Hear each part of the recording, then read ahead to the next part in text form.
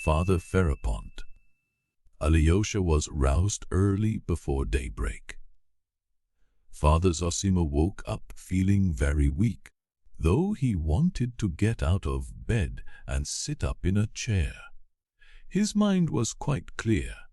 His face looked very tired, yet bright and almost joyful.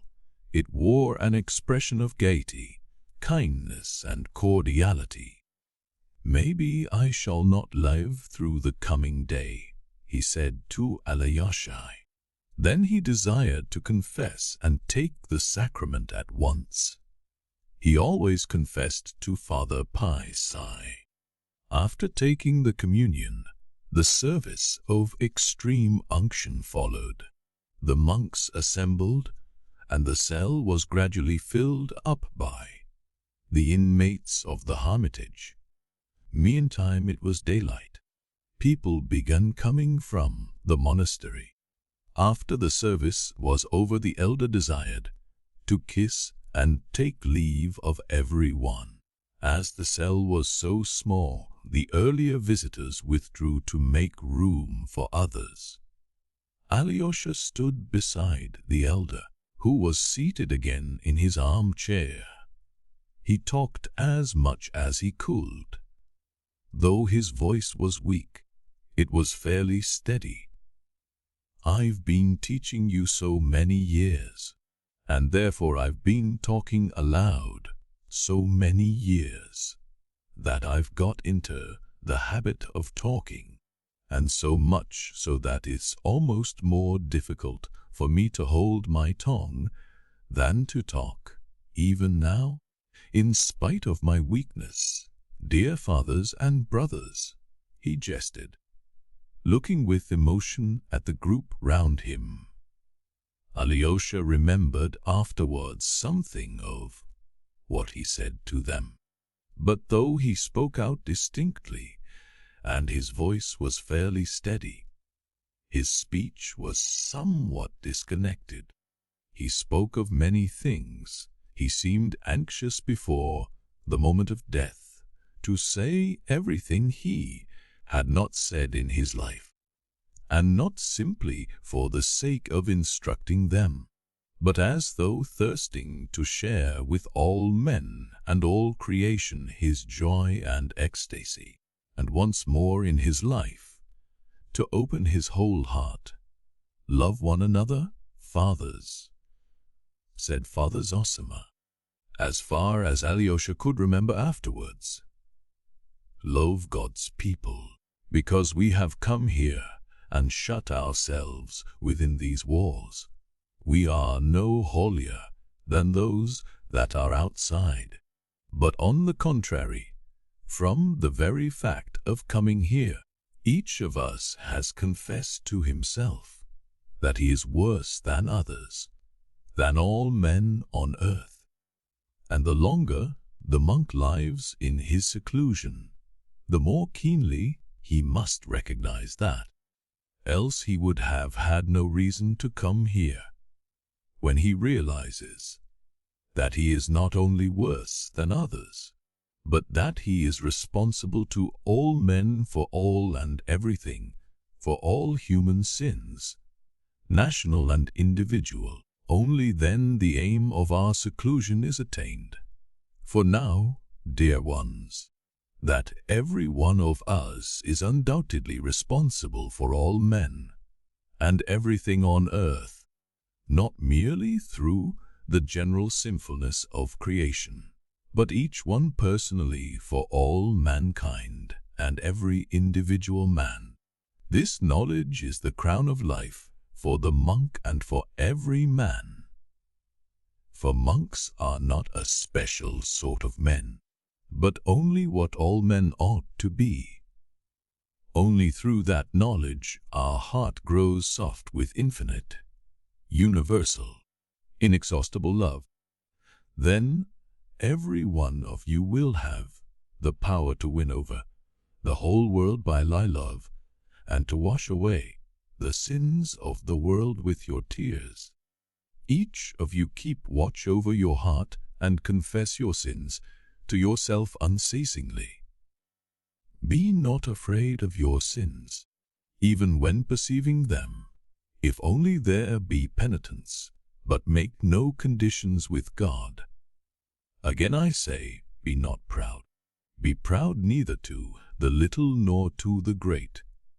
Hate not those who reject you, who insult you, who abuse and slander you. Hate not the atheists, the teachers of evil, the materialists, and I mean not only the good ones, for there are many good ones among them, especially in our day. Hate not even the wicked ones.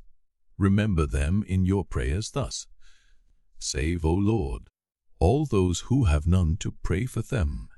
Save too all those who will not pray.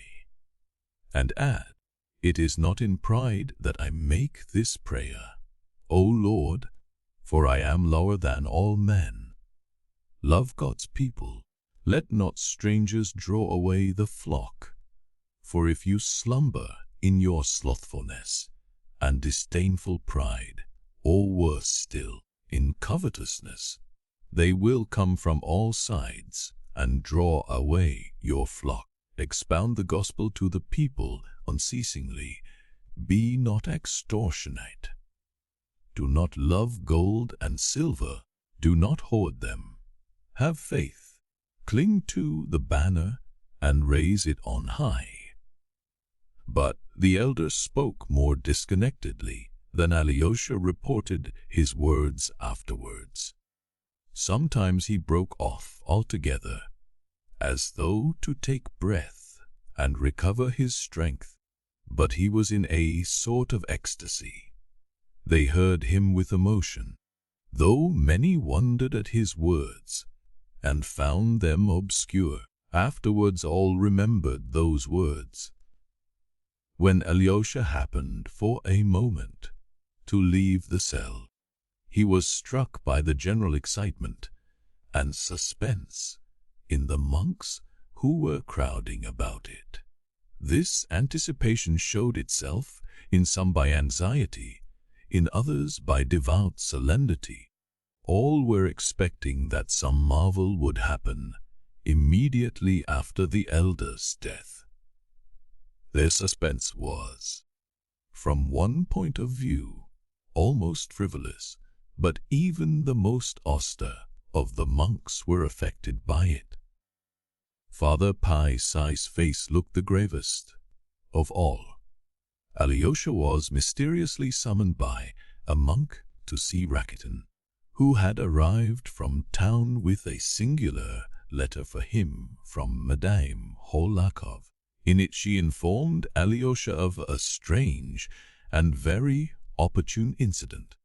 It appeared that among the women who had come on the previous day to receive Father Zossima's blessing, there had been an old woman from the town, a sergeant's widow, called Prohorovna.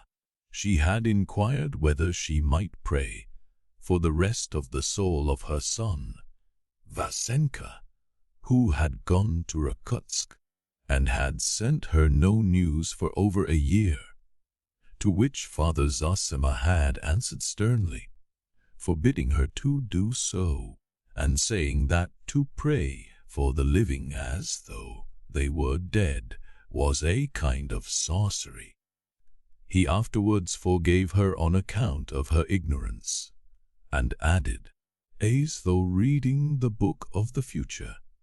This was Madame Hohlakov's expression, words of comfort, that her son Vasya was certainly alive, and he would either come himself very shortly or send a letter, and that she was to go home and expect him. And, would you believe it, exclaimed Madame Hohlakov enthusiastically, the prophecy has been fulfilled literally indeed, and more than that. Scarcely had the old woman reached home when they gave her a letter from Siberia, which had been awaiting her. But that was not all. In the letter written on the road from Ekaterinenburg, Vasya informed his mother that he was returning to Russia with an official, and that 3 weeks after her receiving the letter he hoped to embrace his mother back. Madame Hohlakov warmly entreated Alyosha to report this new miracle, all of the prediction, to the superior brotherhood. All ought to know of it, she concluded. The letter had been written in haste. The excitement of the writer was apparent in every line of it. But Alyosha had no need to tell the monks, for all knew of it already. Rakitin had commissioned the monk who brought his message to inform most respectfully His Reverence Father Pi that he, Rakitin, has a matter to speak of with him of such gravity that he dare not defer it for a moment, and humbly begs forgiveness for his presumption, as the monk had given the message to Father Pi before that to Alyosha. The latter found after reading the letter there was nothing left for him but to hand to Father Pi in confirmation of the story, and even that austere and cautious man, though he frowned as he read the news of the miracle, could not completely restrain some inner emotion. His eyes gleamed, and a grave and solemn smile came into his lips. "We shall see greater things," broke from him. "We shall see greater things yet," the monks around repeated, but Father Pi, frowning again, begged all of them, at least for a time, not to speak of the matter till it be more fully confirmed, seeing there is so much credulity among those of this world, and indeed this might well have chanced naturally, he added, prudently, as it were to satisfy his conscience, though scarcely believing his own disavowal, a fact his listeners very clearly perceived. Within the hour the miracle was of course known to the whole monastery, and many visitors who had come for the Mass. No one seemed more impressed by it than the monk who had come the day before from St. Sylvester, from the little monastery of Obdorsk in the far north. It was he who had been standing near Madame Hohlakov the previous day and had asked Father Zossima earnestly, referring to the healing of the lady's daughter, "How can you presume to do such things?" He was now somewhat puzzled and did not know whom to believe. The evening before he had visited Father Ferapont in his cell apart, behind the apiary, and had been greatly impressed and overawed by the visit. This Father Ferapont was that aged monk so devout in fasting and observing silence, who has been mentioned already as antagonistic to Father Zossima and the whole institution of elders, which regarded it as a pernicious and frivolous innovation. He was a very formidable opponent, although from his practice of silence he scarcely spoke a word to anyone. What made him formidable was that a number of monks fully shared his feeling, and many of the visitors looked upon him as a great saint and ascetic, although they had no doubt that he was crazy. But it was just his craziness attracted them. Father Ferapont never went to see the elder. Though he lived in the hermitage, they did not worry him to keep its regulations, and this too because he behaved as though he were crazy. He was 75 or more, and he lived in a corner beyond the apiary in an old decaying wooden cell, which had been built long ago for another great ascetic, Father Anna, who had lived to be 105, and of whose saintly doings many curious stories were still extant in the monastery and the neighborhood. Father Ferapont had himself in cell insane. Year 7 years old. This succeeded in getting himself years previously. It was simply a peasant's hut, though it looked like a chapel, for it contained an extraordinary number of icons with lamps perpetually burning before them, which men brought to the monastery as offerings to God. Father Ferapont had been appointed to look after them and keep the lamps burning, it was said, and indeed it was true that he ate only 2 pounds bread in 3 days. The beekeeper, who lived close by the apiary, used to bring him the bread every 3 days, and even to this man who waited upon him, Father Ferapont rarely uttered a word.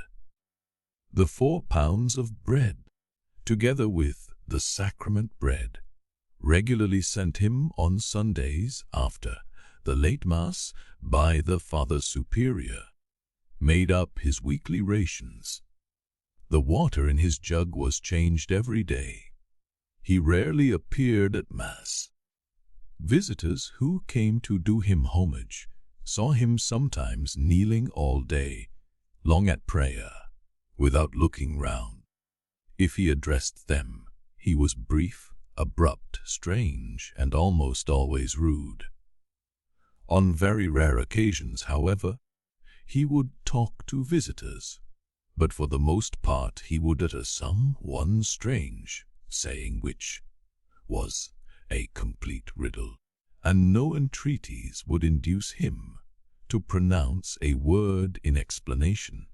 He was not a priest, but a simple monk. There was a strange belief, chiefly however among the most ignorant, that Father Ferapont had communication with heavenly spirits, and would only converse with them, and so was silent with men. The monk from Obdorsk, having been directed to the apiary by the beekeeper, who was also a very silent and surly monk, went to the corner where Father Ferapont's cell stood. Maybe he will speak as you are a stranger, and maybe you'll get nothing out of him. The beekeeper had warned him. The monk, as he related afterwards, approached in the utmost apprehension. It was rather late in the evening. Father Ferapont was sitting at the door of his cell on a law bench. A huge old elm was lightly rustling overhead. There was an evening freshness in the air. The monk from Obdorsk bowed down before the saint and asked his blessing. "Do you want me to bow down to you?" said Father Ferapont. "Get a monk." The monk got up. "Blessing, blessing, be blessed. Sit beside me. Where have you come from?" What most struck the poor monk was the fact that in spite of his strict fasting and great age, Father Ferapont still looked a vigorous old man. He was tall, held himself erect, and had a thin but fresh and healthy face. There was no doubt he still had considerable strength. He was of athletic build. In spite of his great age, he was not even quite grey, and still had very thick hair and a full beard, both of which had once been black. His eyes were grey, large, and luminous, but strikingly prominent.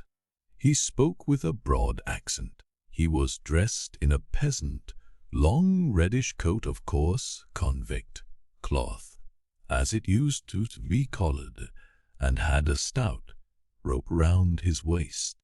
His throat and chest were bare. Beneath his coat, his shirt of the coarsest linen showed almost black with dirt, not having been changed for months. They said that he wore irons.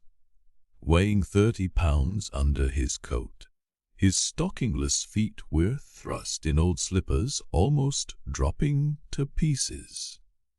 From the little Abdorsk monastery, from St. Sylvester, the monk answered humbly, whilst his keen and inquisitive, but rather frightened little eyes kept watch on the hermit. I have been at your Sylvester's. I used to stay there. Is Sylvester well? The monk hesitated. You are a senseless lot. How do you keep the fasts? 2. Our dietary is according the ancient conventual rules. During Lent, there are no meals provided for Monday, Wednesday, and Friday. For Tuesday and Thursday we have white bread, stewed fruit with honey, wild berries, or salt cabbage and wholemeal stirabout. On Saturday white cabbage soup, noodles with peas, kasha, all with hemp oil. On weekdays we have dried fish and kasha with the cabbage soup, from Monday till Saturday evening. 6 whole days in Holy Week, nothing is cooked, and we have only bread and water, and that sparingly, if possible not taking food every day, just the same as is ordered for first week in Lent. On Good Friday nothing is eaten. In the same way, on the Saturday we have to fast till 3 o'clock, and then take a little bread and water and drink a single cup of wine. On Holy Thursday we drink wine and have something cooked without oil or not cooked at all, inasmuch as the Laodicean Council lays down for Holy Thursday. It is unseemly by remitting the fast on the Holy Thursday to dishonor the whole of Lent. This is how we keep the fast. But what is that compared with you, Holy Father? Added the monk, growing more confident. For all the year round, even at Easter, you take nothing but bread and water, and what we should eat in 2 days lasts you full 7. It's truly marvelous, your great abstinence. And mushrooms? Asked Father Ferapont. Suddenly, mushrooms? Repeated the surprised monk. Yes, I can give up their bread, not needing it at all, and go away into the forest and live there on the mushrooms or the berries. But they can't give up their bread here, wherefore they are in bondage to the devil. Nowadays the unclean deny that there is need of such fasting. Haughty and unclean is their judgment. Och, true, sighed the monk. And have you seen devils among them? Asked Ferapont. Among them? Among whom? Asked the monk timidly. I went to the Father Superior on Trinity Sunday last year. I haven't been since. I saw a devil sitting on one man's chest, hiding under his cassock. Only his horns poked out. Another had one peeping out of his pocket with such sharp eyes, he was afraid of me. Another settled in the unclean belly of one. Another was hanging round a man's neck, and so he was carrying him about without seeing him. You can see spirits? The monk inquired. I tell you I can see. I can see through them. When I was coming out from the superiors, I saw one hiding from me behind the door, and a big one, 1.5 yards or more high, with a thick long grey tail, and the tip of his tail was in the crack of the door, and I was quick and slammed the door, pinching his tail in it. He squealed and began to struggle, and I made the sign of the cross over him 3 times, and he died on the spot like a crushed spider. He must have rotted there in the corner and be stinking. But they don't see, they don't smell it. It's a year since I have been there. I reveal it to you as you are a stranger. Your words are terrible. But, holy and blessed Father, said the monk, growing bolder and bolder, who's it true, as they noise abroad even to distant lands about you, that you are in continual communication with the Holy Ghost? He does fly down at times. How does he fly down? In what form? As a bird. The Holy Ghost in the form of a dove. There's the Holy Ghost and there's the Holy Spirit. The Holy Spirit can appear as other birds, sometimes as a swallow, sometimes a goldfinch, and sometimes as a blue tit. How do you know him from an ordinary tit? He speaks.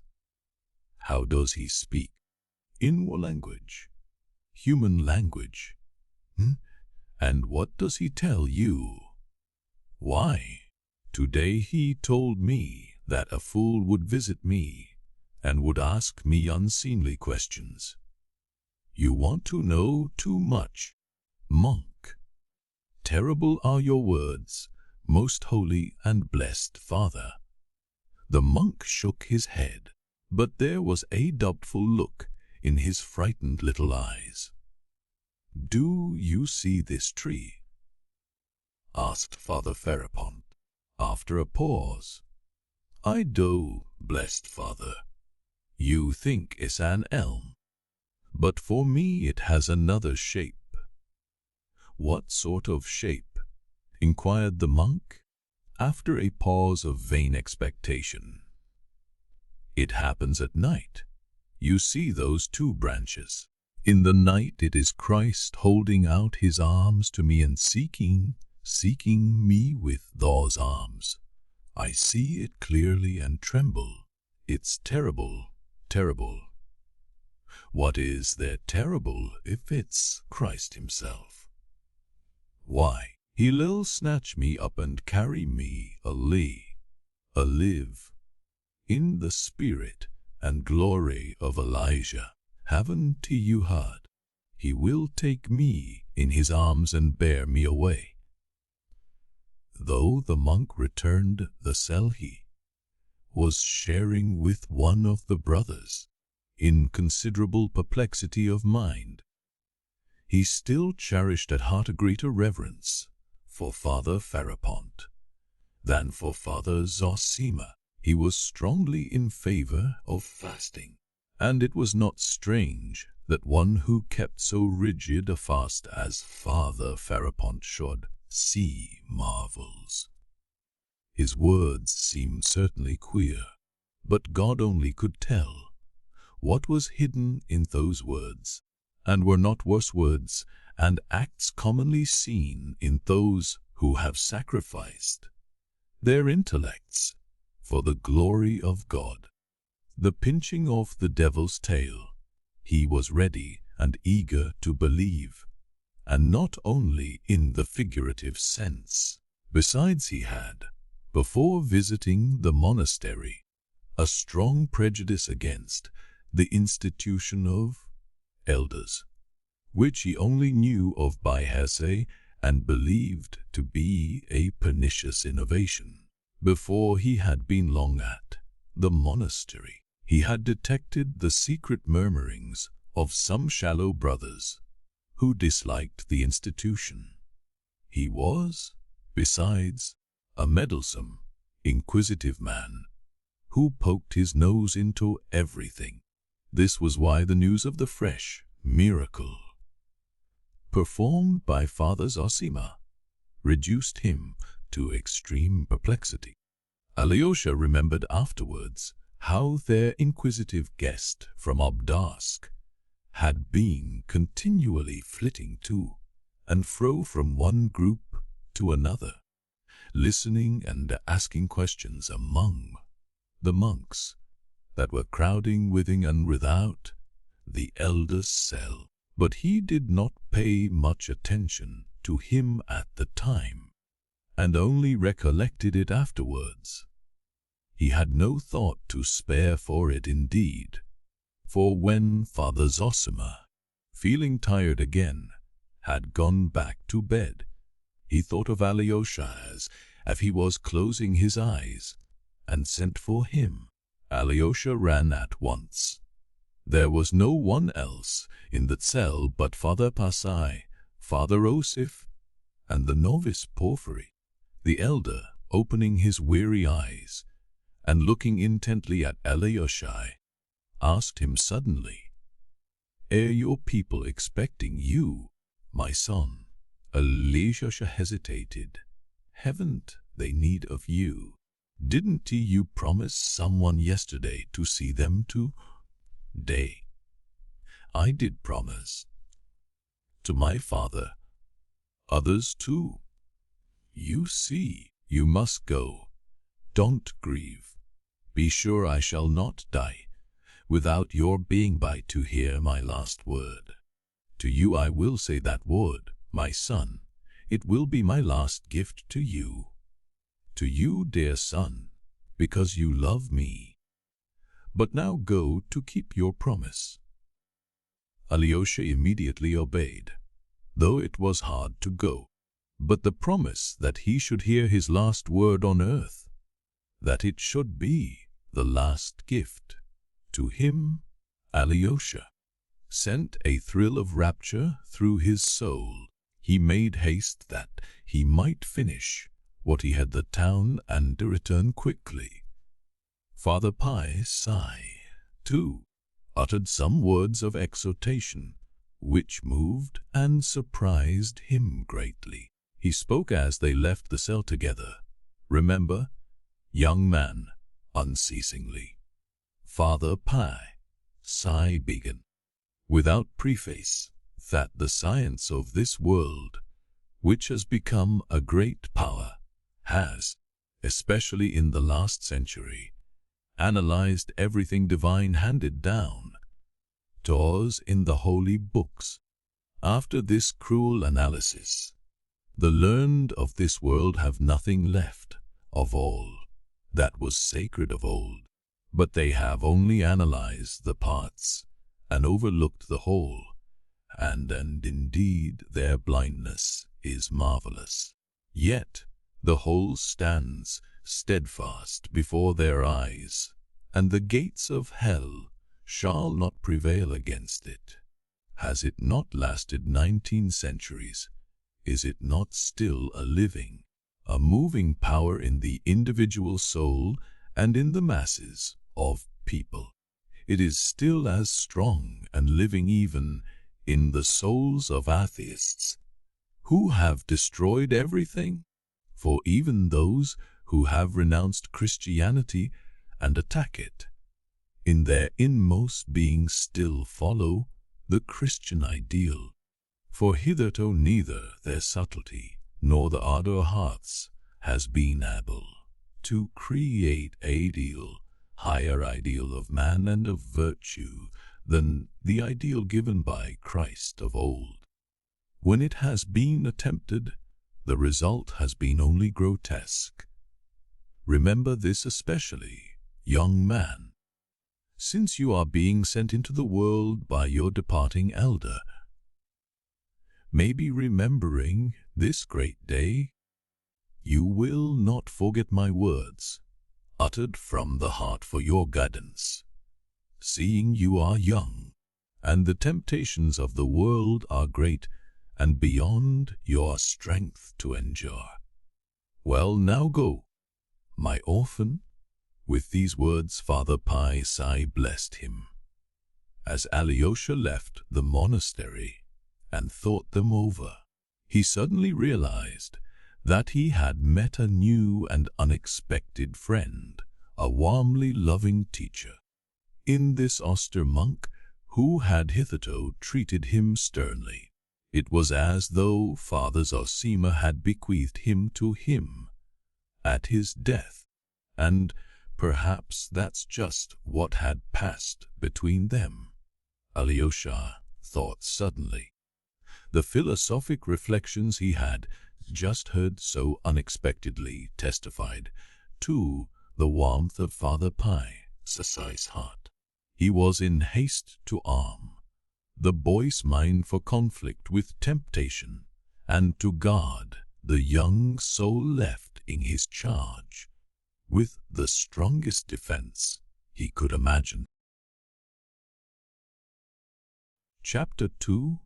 At his father's. First of all, Alyosha went to his father. On the way he remembered that his father had insisted the day before that he should come, without his brother even seeing him. What? So?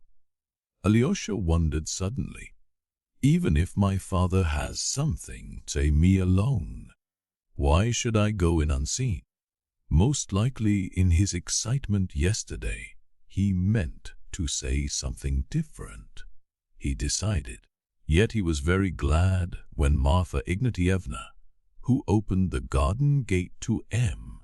Grigory, it appeared, was ill embedded in the lodge, told him in answer to his question that Ivan Fyodorowitch had gone out 2 hours ago. "And my father, he is up, taking his coffee," Marfa answered somewhat dryly. Alyosha went in. The old man was sitting alone at the table wearing slippers and a little old overcoat. He was amusing himself by looking through some accounts. Rather inattentively, however. He was quite alone in the house, for Smerdyakov too had got marketing. Though he had got up early and was trying to put a bold face on it, he looked tired and weak. His forehead, upon which huge purple bruises had come out during the night, was bandaged with a red handkerchief.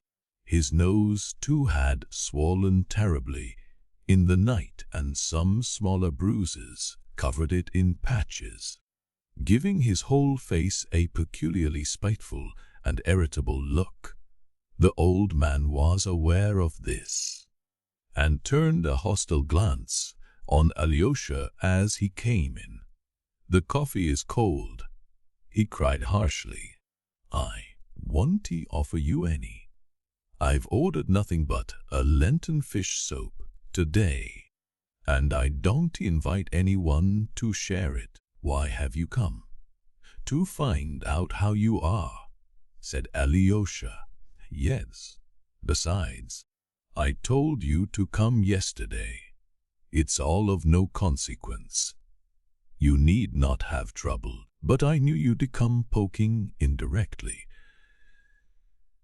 He said this with almost hostile feeling. At the same time he got up and looked anxiously in the looking-glass, perhaps the 40th time that morning, at his nose. He began too, binding his red handkerchief more becomingly on his forehead. "Red's better. It's just like the hospital in a white one," he observed sententiously. "Well, how are things over there? How is your elder?" "He is very bad. He may die today," answered Alyosha. But his father had not listened, and had forgotten his own question at once. "Ivan's gone out," he said suddenly. He is doing his utmost to carry off Mitya's betrothed. That's what he is staying here for," he added maliciously, and, twisting his mouth, looked at. "Surely he did not tell you so?" asked Alyosha. "Wes, he did, long ago. Would you believe it? He told me 3 weeks ago. You don't suppose he too came to murder me, do you? He must have had some object in coming." "What do you mean? Why do you say such things?" said Alyosha, troubled. "He doesn't ask for money, it's true, but yet he want to get a farthing from me. I intend living as long as possible.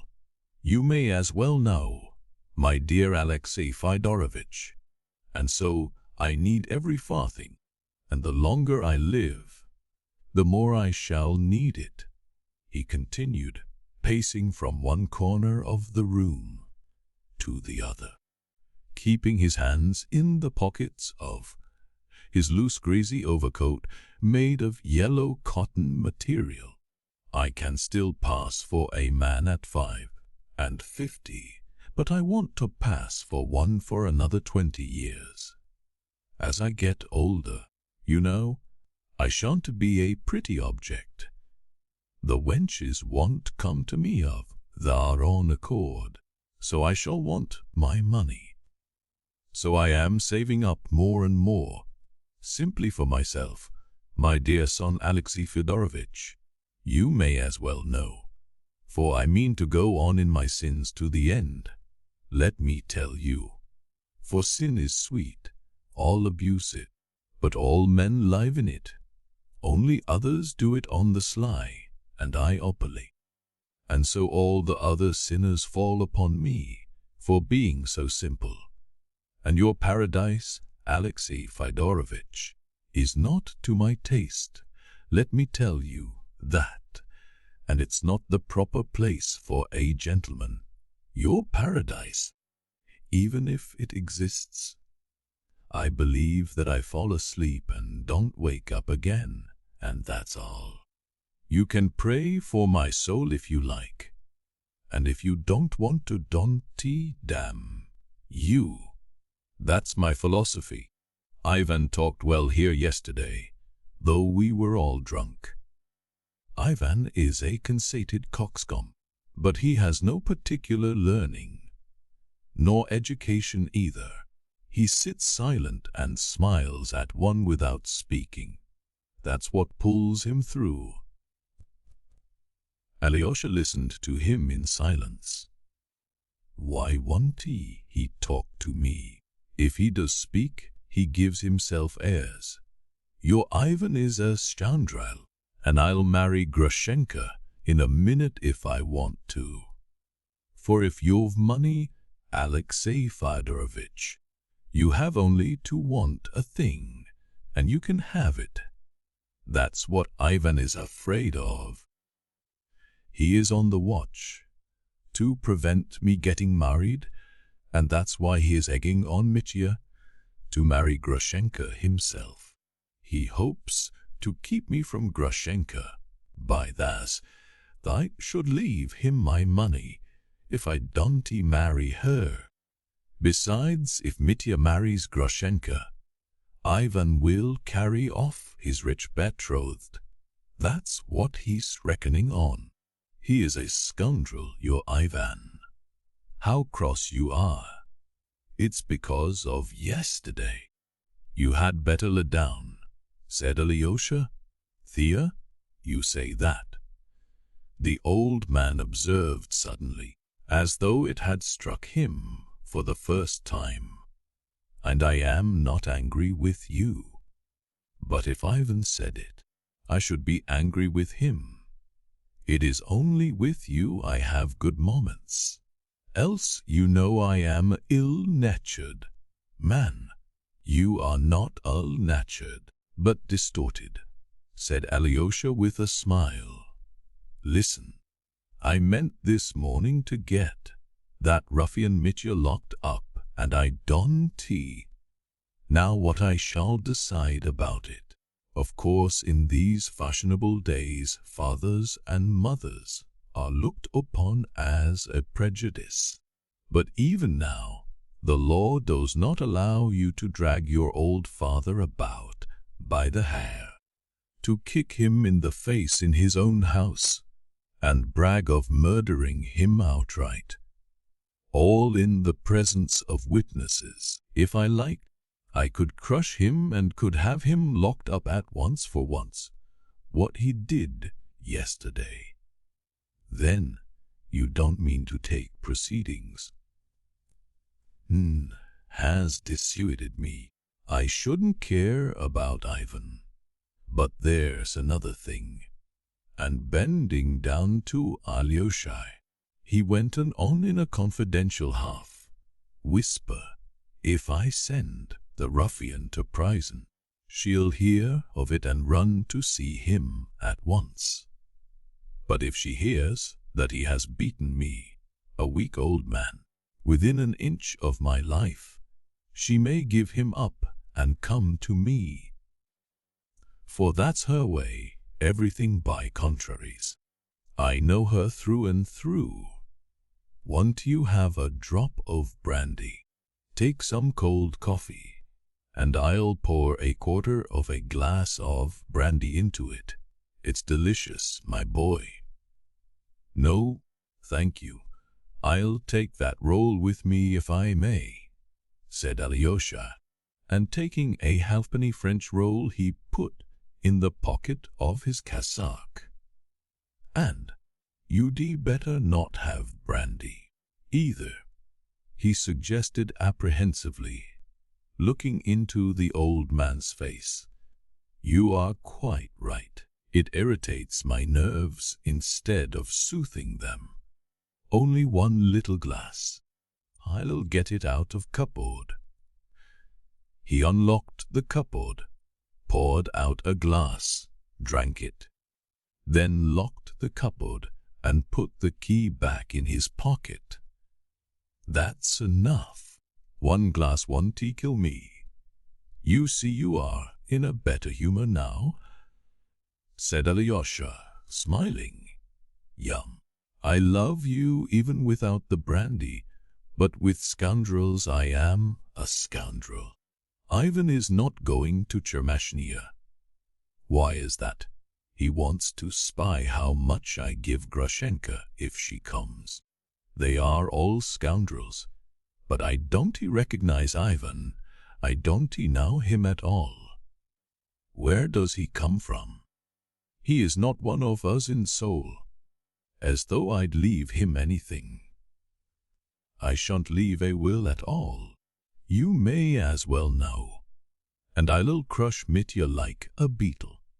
I squash black beetles at night with my slipper. They squelch when you tread on them.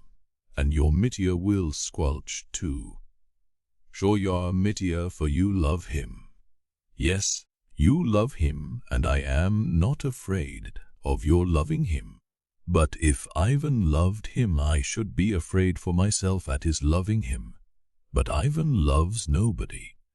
Ivan is not one of us. People like Ivan are not our sort, my boy. They are like a cloud of dust. When the wind blows, the dust will be gone. I had a silly idea in my head when I told you to come today. I wanted to find out from you about Mitya. If I were to hand him over 1,000, or maybe 2 now, would the beggarly wretch agree to take himself off altogether for 5 years, or, better still, 35, and without Grushenka, and give her up once for all, eh? I'll ask him, muttered Alyosha. If you would give him 3,000, perhaps he... That's nonsense. You needn't ask him now. No need.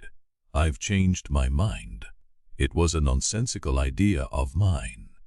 I won't give him anything, not a penny. I want my money myself, cried the old man, waving his hand. "I'll crush him like a beetle without it. Don't ye say anything to him, or else he will begin hoping. There's nothing for you to do here. You needn't stay. Is that betrothed of his, Katerina Ivanovna, whom he has kept so carefully hidden from me all this time, going to marry him or not? You went to see her yesterday, I believe. Nothing will induce her to abandon him. There you say how dearly these fine young ladies love a rake and a scoundrel. They are poor creatures, I tell you, those pale young ladies, very different from. Ah, if I had his youth and the looks I had then, for I was better looking than he at 28, I'd have been a conquering hero, just as he is. He is a low cad, but he shan't have Grushenka anyway. He shan't. I'll crush him." His anger had returned with the last words. "You can go. There's nothing for you to do here today," he snapped harshly. Alyosha went up to say good-bye to him and kissed him on the shoulder. "What that for?" The old man was a little surprised. "We shall see each other again. Or do you think we shan't?" "Not at all. I didn't mean anything." "Nor did I. I did not mean anything," said the old man, looking at him. "Listen, listen," he shouted after him. "Make haste and come again, and I'll have a fish soup for you, a fine one, not like today. Be sure to come. Come tomorrow. Do you hear? Tomorrow." And as soon as Alyosha had gone out of the door, he went to the cupboard again and poured out another half glass. "I won't have more," he muttered, clearing his throat, and again he locked the cupboard and put the key in his pocket. Then he went into his bedroom, lay down on the bed, exhausted, and in 1 minute he was asleep. Chapter 3. A meeting with the schoolboys. "Thank goodness he did not ask me about Grushenka," thought Alyosha, as he left his father's house and turned towards Madame Hohlakovs. "Or I might have to tell him of my meeting with Grushenka yesterday."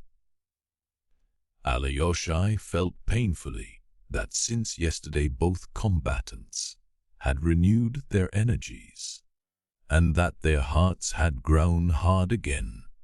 Feather is spiteful and angry. He's made some plan and will stick to it. And what of Dmitri? He too will be harder than yesterday. He too must be spiteful and angry, and he too, no doubt, has made some plan. Oh, I must succeed in finding him today, whatever happens. But Alyosha had not long to meditate. An incident occurred on the road, which, though apparently of little consequence, made a great impression on him. Just after he had crossed the square and turned the corner, coming out into Mikhailovsky Street, which is divided by a small ditch from the high street. Our whole town is intersected by ditches. He saw a group of schoolboys between the ages of 9 and 12 at the bridge. They were going home from school, some with their bags on their shoulders, others with leather satchels slung across them, some in short jackets, others in little overcoats.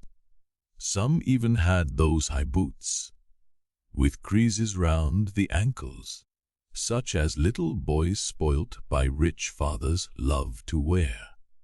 The whole group was talking eagerly about something, apparently holding a council. Alyosha had never from his Moscow days been able to pass children without taking notice of them. And although he was particularly fond of children, or thereabout, he liked schoolboys of 10 and 11 too. And so anxious as he was he wanted at once to turn aside to talk to them.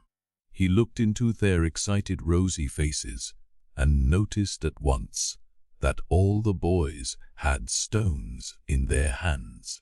Behind the ditch some 30 paces away, there was another schoolboy standing by a fence. He too had a satchel at his side. He was about 10 years old, pale, delicate, looking and with sparkling black eyes.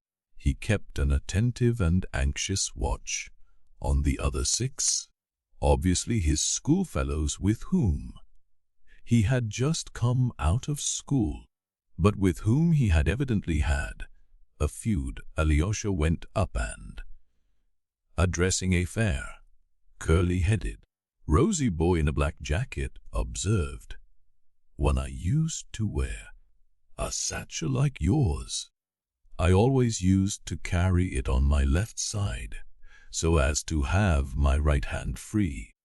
But you've got yours on your right side, so it will be awkward for you to get at it."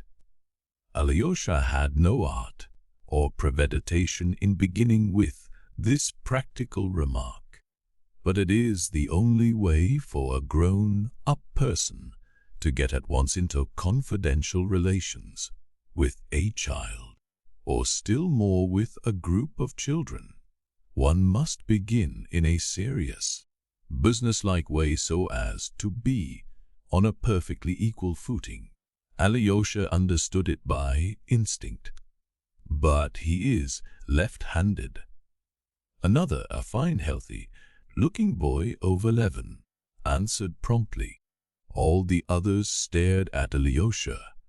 "He even throws stones with his left hand," observed a third.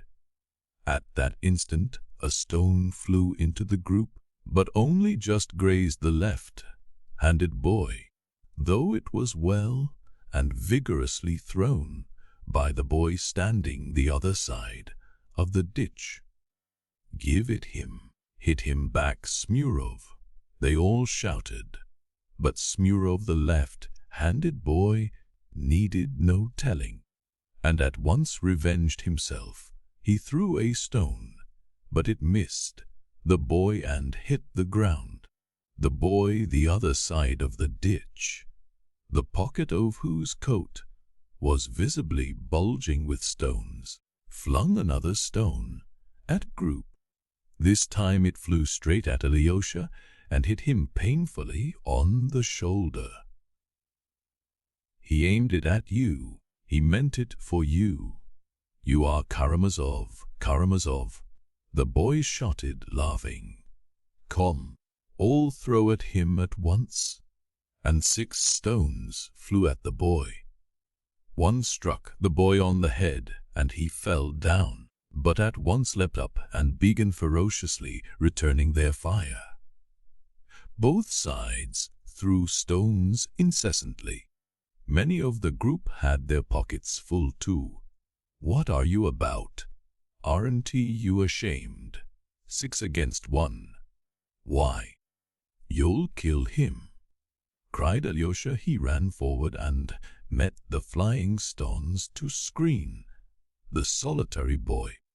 3 or 4 ceased throwing for a minute. "He began first," cried a boy in a red shirt in an angry, childish voice. "He is a beast.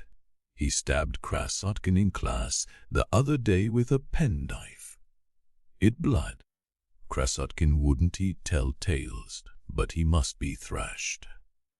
"But what for? I suppose you tease him."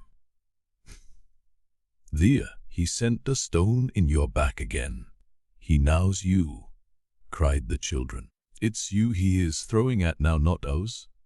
Come all of you. At him again. Don't he miss? And again a fire of stones, and a very vicious one, began. The boy the other side of the ditch was hit in the chest. He screamed, began to cry, and ran away towards Mihailovsky Street. They all shouted, "Aha, he is funking. He is running away, Tau. Wisp of tea, no, you don't know. What a beast he is, Karamazov.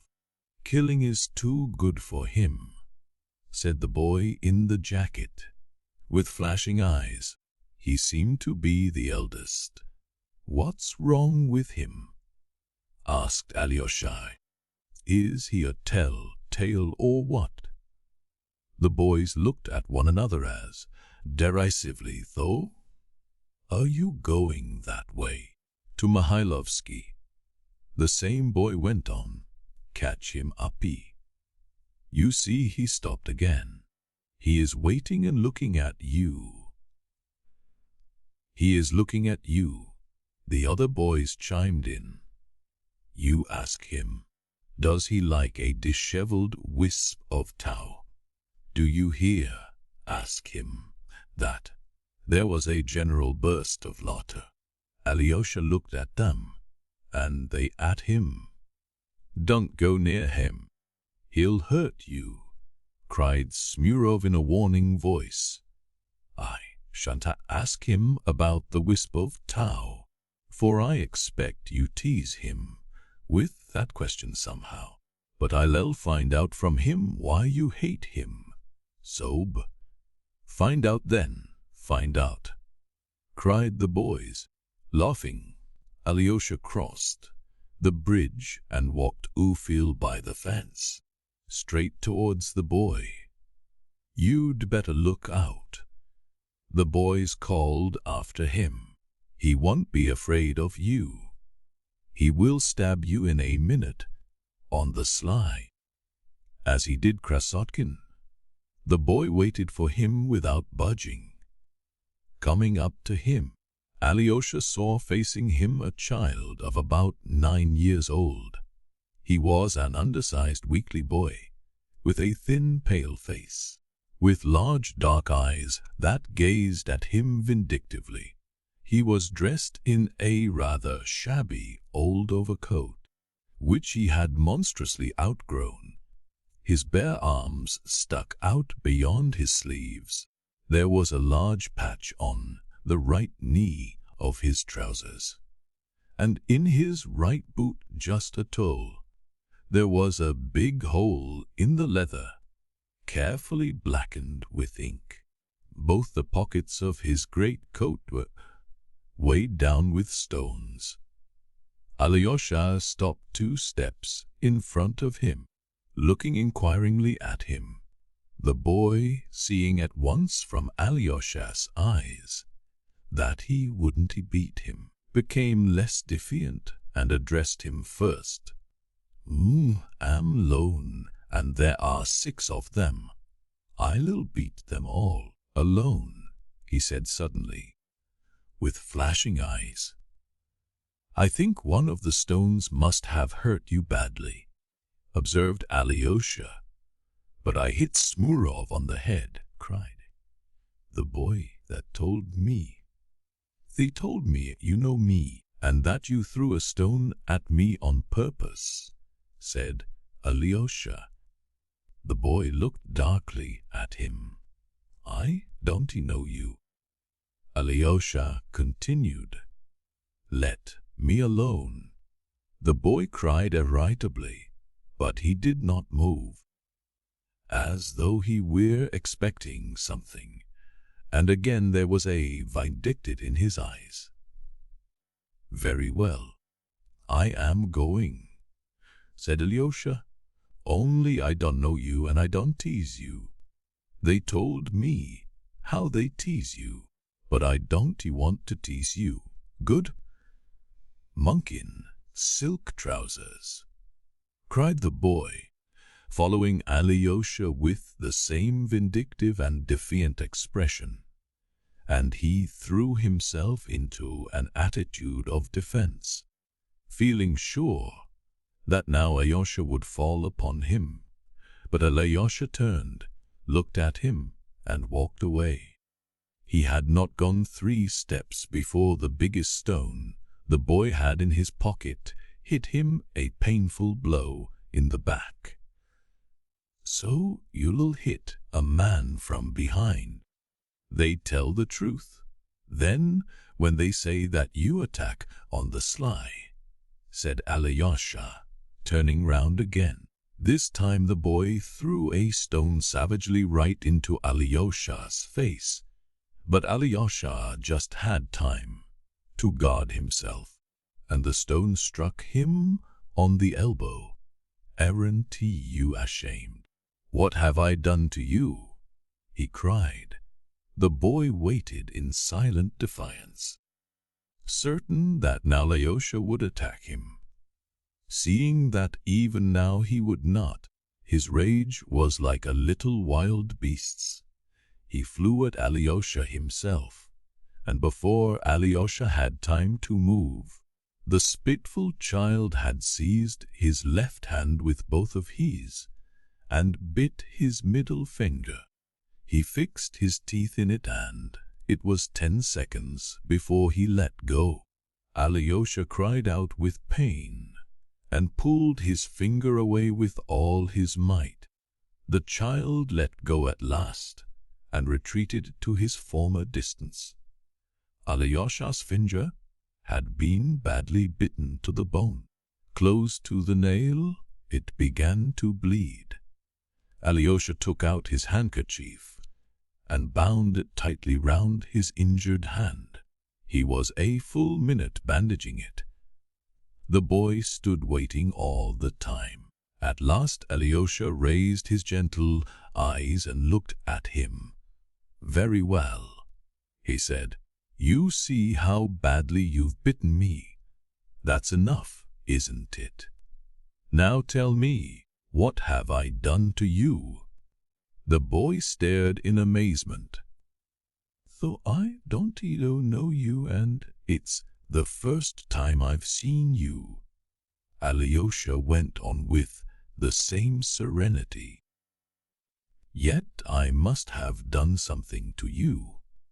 You wouldn't have hurt me like this for nothing. So what have I done? How have I wronged you? Tell me. Instead of answering, boy broke into a loud tearful wail and ran away. Alyosha walked slowly after him towards Mihailovsky Street, and for a long time he saw the child running in the distance as fast as ever, not turning his head, and no doubt still keeping up his tearful wail. He made out his find him out as soon as he had time, and to solve this mystery. Just now he had not the time. Chapter 4. At the Hohlakovs, Alyosha soon reached Madame Hohlakov's house, a handsome stone house of 2 stories, one of the finest in our town. Though Madame Hohlakov spent most of her time in another province, where she had an estate, or in Moscow, where she had a house of her own, yet she had a house in our town too, inherited from her forefathers. The estate in our district was the largest of her 3 estates. Yet she had been very little in our province before this time. She ran out to Alyosha in the hall. Did you get my letter about the new miracle? She spoke rapidly and nervously. Wes, did you show it to everyone? He restored the son to his mother. He is dying today, said Alyosha. I have heard. How I long to talk to you or someone, about all this. No, to you, and how sorry I am I can't see him. The whole town is in excitement. They are all suspense. But now, Do you know Katerina Ivanovna is here now?" "That's lucky," cried Alyosha. "Then I shall see her here. She told me yesterday to be sure to come and see her today." I know all. I've heard exactly what happened yesterday, and the atrocious behavior of that creature. A CS tragic, and if I'd been in her place I don't know what I should have done. And your brother Dmitri Fyodorovich, what do you think of him? My goodness, Alexei Fyodorovich, I am forgetting. Only fancy, your brother is in there with her. Not that dreadful brother who was so shocking yesterday, but the other, Ivan Fyodorovich. He is sitting with her talking. They are having a serious conversation. If you could only imagine what's passing between them now. It's awful. I tell you, it's lacerating. It's like some incredible tale of horror. They are ruining their lives for no reason any one can see. They both recognize it and revel in it. I've been watching for you. I've been thirsting for you. It's too much for me. That's the worst of it. I'll tell you all about it presently. But now I must speak of something else. The most important thing. I had quite forgotten what's most important. Tell me, why has Liz been in hysterics? As soon as she heard you were here, she began to be hysterical. Mammon, it's you who are hysterical now, not I. Liz's voice caroled through a tiny crack of the door at the side. Her voice sounded as though she wanted to laugh, but was doing her utmost to control it. Alyosha at once noticed the crack, and no doubt Liz was peeping through it, but that he could not see. And no wonder, Liz, no wonder.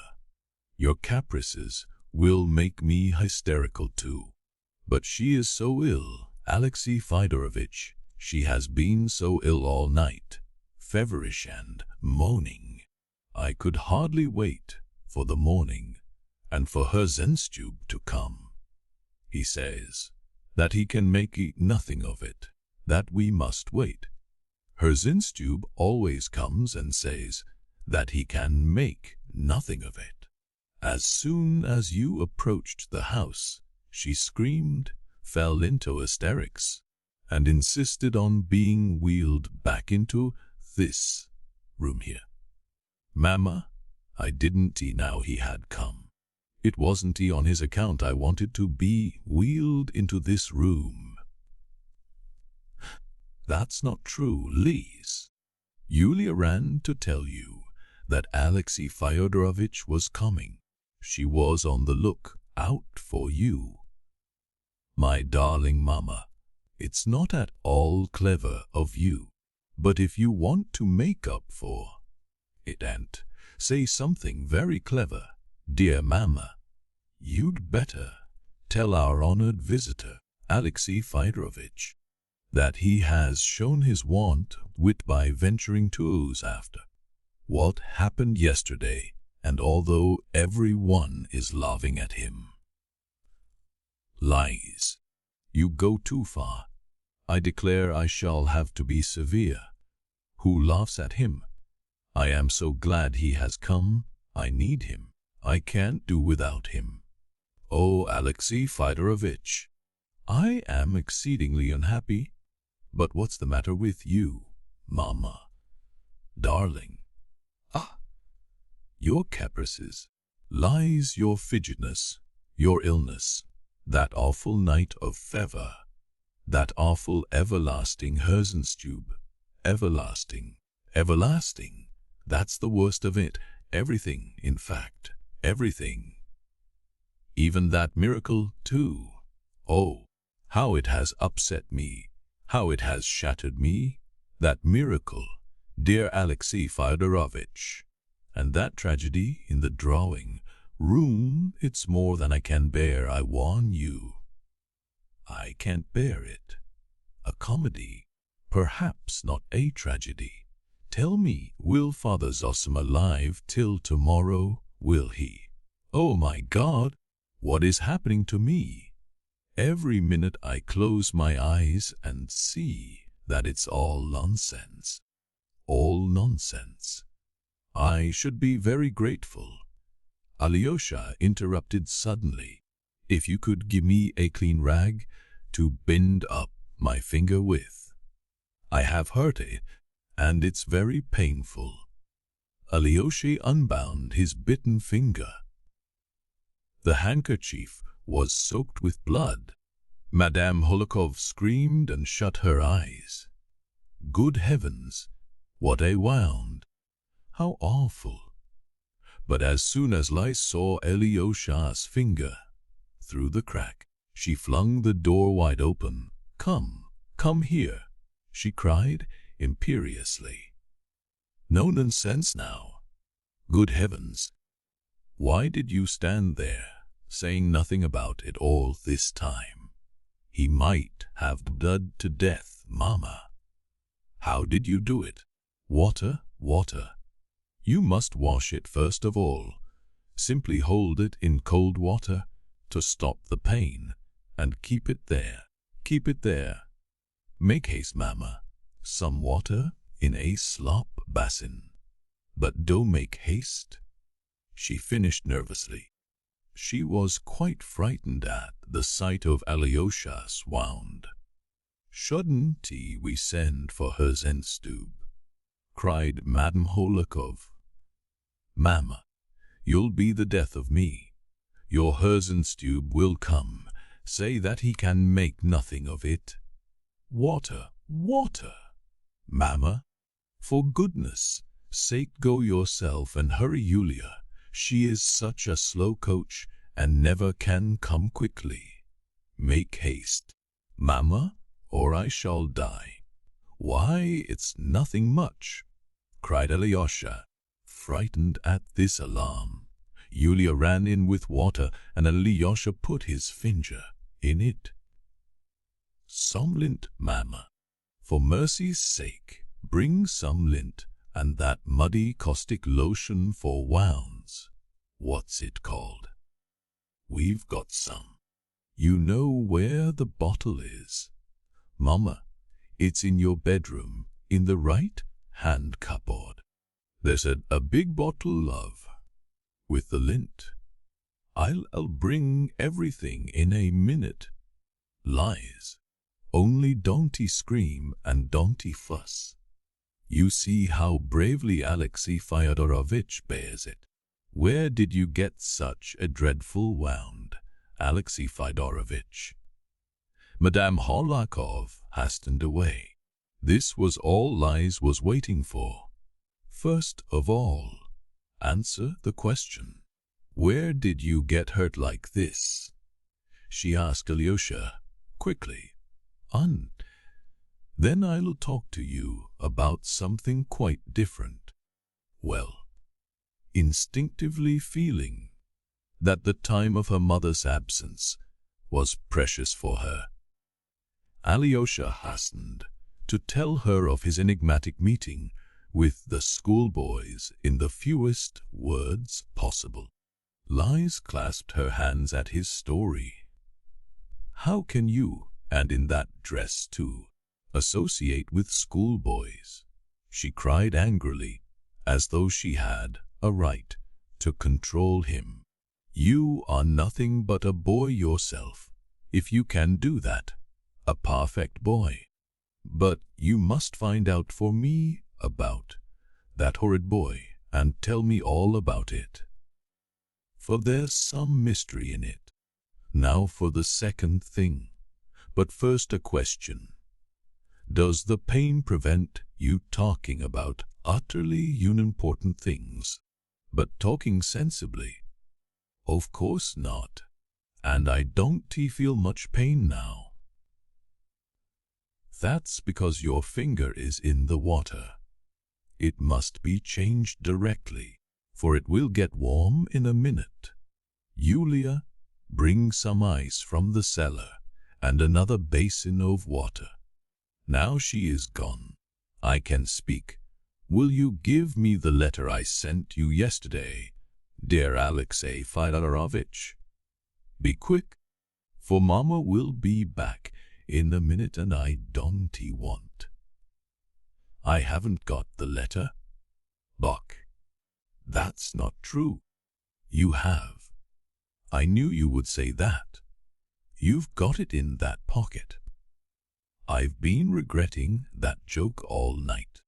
Give me back the letter at once. Give it me. I've left it at home. But you can't consider me as a child, a little girl. After that silly joke, I beg your pardon for that silliness, but you must bring me the letter if you really haven't got it. Bring it today. You must. Ah. Today I can't possibly, for I am going back to the monastery and I shan't come and see you for the next 2 days.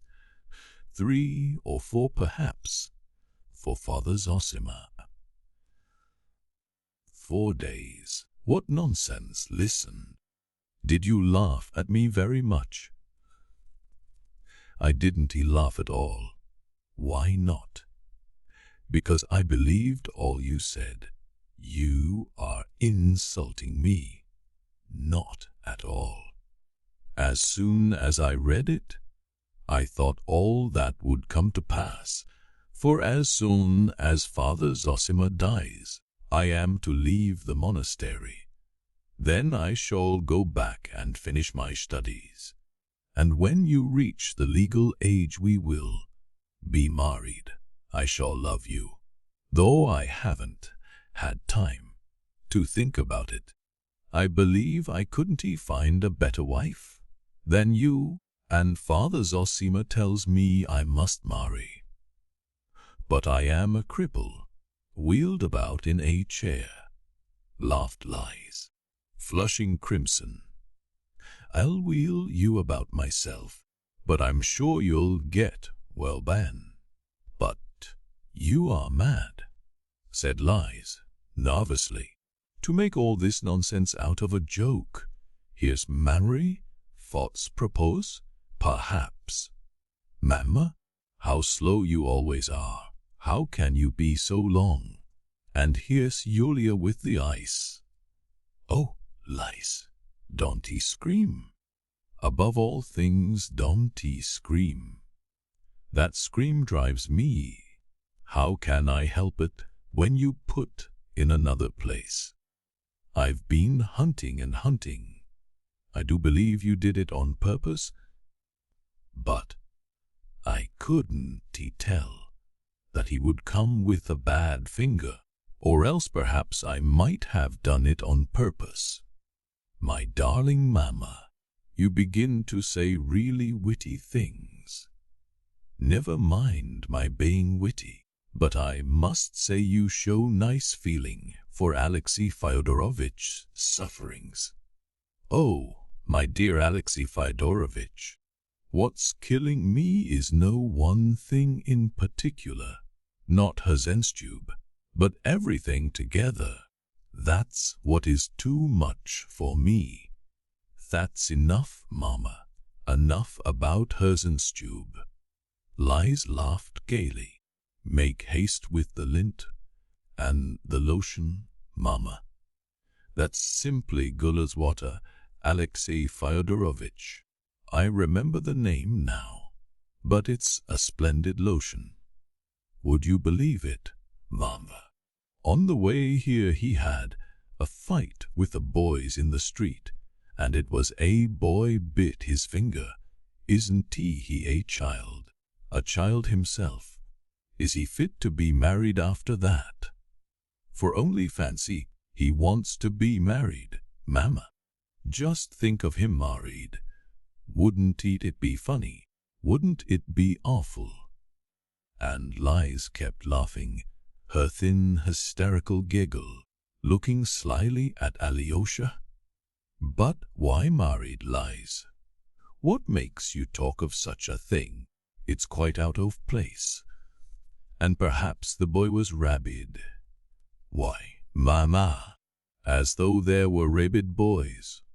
Why not, Lies? As though I had said something stupid. Your boy might have been bitten by a mad dog, and he would become mad by anyone near him. How well she has bandaged it, Alexey Fyodorevich. I couldn't he have done it? Do you still feel the pain? It's nothing much. Now, you don't feel afraid of water?" asked Lies. "Come, that's enough, Lies. Perhaps I really was rather too quick talking of the boy being rabid, and you pounced upon it at once. Katerina Ivanovna has only just heard that you are here, Alexey Fyodorovich. She simply rushed at me. She's dying to see you. Dying. Ach, Mama, go to them yourself. He can't go just now. He is in too much pain." "Not at all. I can go quiet," said Alyosha. "What? You aren't going away? Is that what you say? Well, when I've seen them, I'll come back here, and we can talk as much as you like. But I should like to see Katerina Ivanovna at once, for I am very anxious to be back at the monastery as soon as I can. Mama, take him away quickly. Alexey Fyodorovich, don't trouble to come and see me afterwards, but go straight back to your monastery and a good riddance. I want to sleep. I didn't sleep all night." "Ah, Lies, you are only making fun. But how I wish you would sleep," cried Madame Hohlakov. "I don't know what I've done. I'll stay another 3 minutes, 5 if you like," muttered Alyosha. "Even 5. Do take him away quickly. Mama, he is a monster. Lies, you are crazy. Let us go, Alexey Fyodorovich. She is too capricious today. I am afraid to cross her. Oh, the trouble one has with nervous girls. Perhaps she really will be able to sleep after seeing you. How quickly you have made her sleepy, and how fortunate it is. Mama, how sweetly you talk. I must kiss you for it, and I kiss you too, Lies. Listen, Alexey Fyodorovich," Madame Hohlakov began mysteriously and importantly, speaking in a rapid whisper. "I don't want to suggest anything. I don't want lift the veil. You will see for yourself what's going on. It's appalling. It's the most fantastic farce. She loves your brother, Ivan, and she is doing her utmost to persuade herself she loves your brother, Dmitri. It's appalling. I'll go in with you, and if they don't turn me out, I'll stay to the end." Chapter 5. A Laceration. In the drawing room. But in the drawing room, the conversation was already over. Katerina Ivanovna was greatly excited, though she looked resolute. At the moment Alyosha and Madame Hohlakov entered, Ivan Fyodorovich stood up to take leave. His face was rather pale, and Alyosha looked at him anxiously. For this moment was to solve a doubt, a harassing enigma which had for some time haunted Alyosha. During the preceding month it had been several times suggested to him that his brother Ivan was in love with Katerina Ivanovna, and what was more, that he meant to carry her off from Dmitri. Until quite lately the idea seemed to Alyosha monstrous, though it worried him extremely. He loved both his brothers, and dreaded such revelry between them. Meantime, Dmitri had said outright on the previous day that he was glad that Ivan was his rival, and that it was a great assistance to him. Dmitri, in what way did it assist him to marry Grushenka? But that Alyosha considered the worst thing possible. Besides all this, Alyosha had till the evening before implicitly believed that Katerina Ivanovna had a steadfast and passionate love for Dmitri, but he had only believed it till the evening before. He had fancied, too, that she was incapable of loving a man like Ivan, and that she did love Dmitri, and loved him just as he was, in spite of all the strangeness of such a passion. But during yesterday's scene with Grushenka, another idea had struck him. The word lacerating, which Madame Hohlakovs had just uttered, almost made him start, because half waking up towards daybreak that night he had cried out, "Laceration? Laceration," probably applying it to his dream. He had been dreaming all night of the previous day's scene at Katerina Ivanovna's. Now Alyosha was impressed by Madame Hohlakovs' blunt and persistent assertion that Katerina Ivanovna was in love with Ivan, and only deceived herself through some sort of pose from self-laceration, and tortured herself by her pretended love for Dmitri from some fancied duty of gratitude. Wes, he thought, perhaps the whole truth lies in those words. But in that case, what was Ivan's position? Alyosha felt instinctively that a character like Katerina Ivanovna's must dominate, and she could only dominate someone like Dmitri, and never a man like Ivan. For Dmitri might at last submit to her domination, to his own happiness, so which was what Alyosha would have desired. But Ivan, no, Ivan could not submit to her, and such submission would not give him happiness. Alyosha could not help believing that of Ivan. And now all these doubts and reflections flitted through his mind as he entered the drawing room. Another idea, too, forced itself upon him. What if she loved neither of them, neither Ivan nor Dmitri? It must be noted that Alyosha felt as it were ashamed of his own thoughts, and kept recurring to him during himself when they came the last month. What do I know about love and women, and how can I decide such questions? He thought reproachfully, after such doubts and surmises, and yet it was impossible not to think about it. He felt instinctively that this rivalry was of immense importance in his brothers' lives, and that a great deal depended upon it. One will devour, Ivan had pronounced the day before.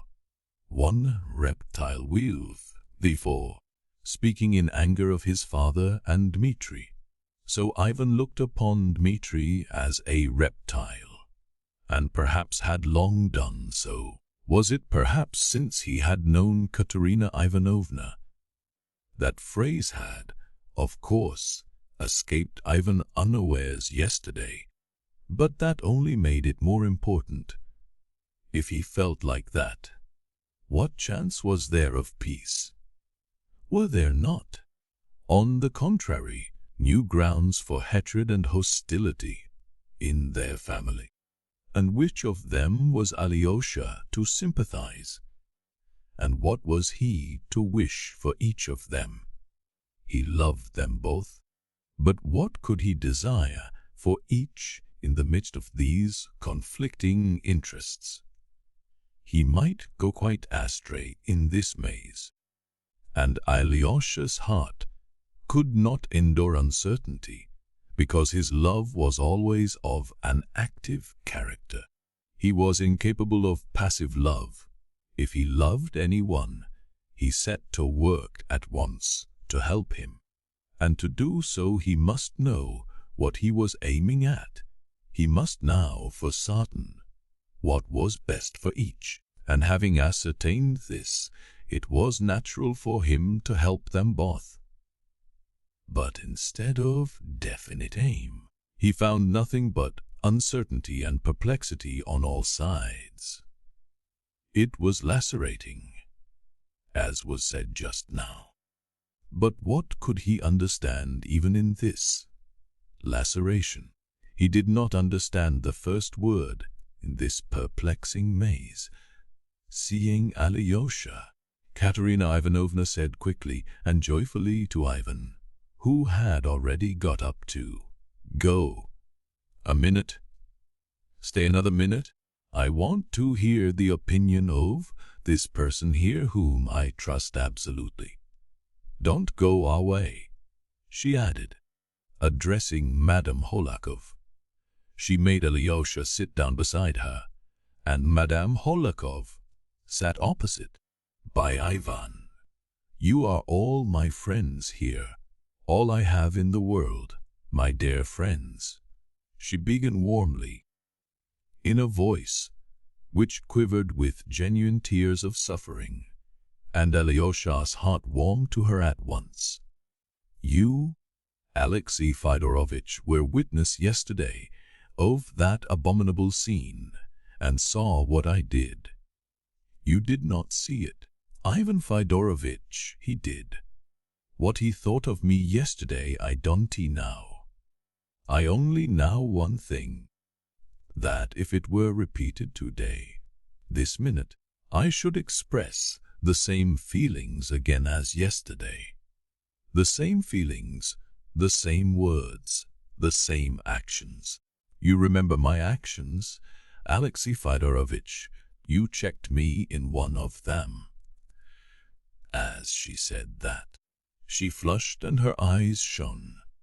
I must tell you that I can't get over it. Listen, Alexey Fyodorovitch, I don't even know whether I still love for him. I feel a pity for him, and that is a poor sign of love. If I loved him, if I still loved him, perhaps shouldn't he be sorry for him now, but should hate him. Her voice quivered, and tears glittered on her eyelashes. Alyosha shuddered inwardly. That girl is truthful and sincere, he thought, and she does not love Dmitri any more. That's true, cried Madame Hohlakov. Wait, dear. I haven't told you the chief, the final decision I came to during the night. I feel that perhaps my decision is a terrible one for me, but I foresee that nothing will induce me to change it. Nothing. It will be so all my life. My dear, kind, ever faithful and generous adviser, the one friend I have in the world, Ivan Fyodorovitch, with his deep insight into the heart, approves and commends my decision. He knows it. Yes, I approve it, Ivan assented, in a subdued but firm voice. But I should like Alyosha to, sir. Alexey Fyodorovitch, forgive my calling you simply Alyosha. I should like Alexey Fyodorovitch, too, to tell me before my two friends whether I am right. I feel instinctively that you, Alyosha, my dear brother, for you are a dear brother to me, she said again ecstatically, taking his cold hand in her hot one. "I foresee that your decision, your approval, will bring me peace, in spite of all my sufferings, for, after your words, I shall be calm and submit. I feel that." "Don't he know what you are asking me?" said Alyosha, flushing. "Only know that I love you and at this moment wish for your happiness more than my own. But I know nothing about such affairs." Something impelled him to add, hurriedly, "In such affairs, Alexey Fyodorovitch, in such affairs, the chief thing is honor and duty, and something higher. Don't he know what? But higher perhaps even than duty. I am conscious of this irresistible feeling in my heart, and it compels me irresistibly. But it may all be put into words. I've already decided, even if he marries that creature," she began solemnly, "whom I never can forgive, or even then I will not abandon him. Henceforward I will never abandon him," she cried, breaking into a sort of pale, hysterical ecstasy. "Not that I would run after him continually, get in his way and worry him. Oh no, I will go away to another town, where you like, but I will watch over him all my life. I will watch over him all my life unceasingly. When he becomes unhappy with that woman, and that is bound to happen quite soon, let him come to me and he will find a friend, a sister. Only a sister, of course, and so forever. But he will learn at least that that sister is really his sister, who loves him and has sacrificed all her life to him. I will gain my point. I will insist on his knowing me and confiding entirely in me, without reserve," she cried, in a sort of frenzy. "I will be a god to whom he can pray. And that, at least, he owes me for his treachery and for what I suffered yesterday through him. And let him see that all my life I will be true to him and the promise I gave him, in spite of his being untrue and betraying me. I will become nothing but a means for his happiness. Or, how shall I say, an instrument, a machine for his happiness, and that for my whole life, and that he may see that all his life. That's my decision. Ivan Fyodorovitch fully approves me." She was breathless. She had perhaps intended to express her idea with more dignity, art, and naturalness, but her speech was too hurried and crude. It was full of youthful impulsiveness. It betrayed that she was still smarting from yesterday's insult, and that her pride craved satisfaction. She felt this herself. Her face suddenly darkened. An unpleasant look came into her eyes. Alyosha at once saw it and felt a pang of sympathy. His brother Ivan made it worse by adding, "I've only expressed my own view," he said. "From any one else, this would have been affected and overstrained. But from you, no. Any other woman would have been wrong. But you are right. I don't know how to explain it, but I see that you are absolutely genuine and, therefore, you are right. But that's only for the moment.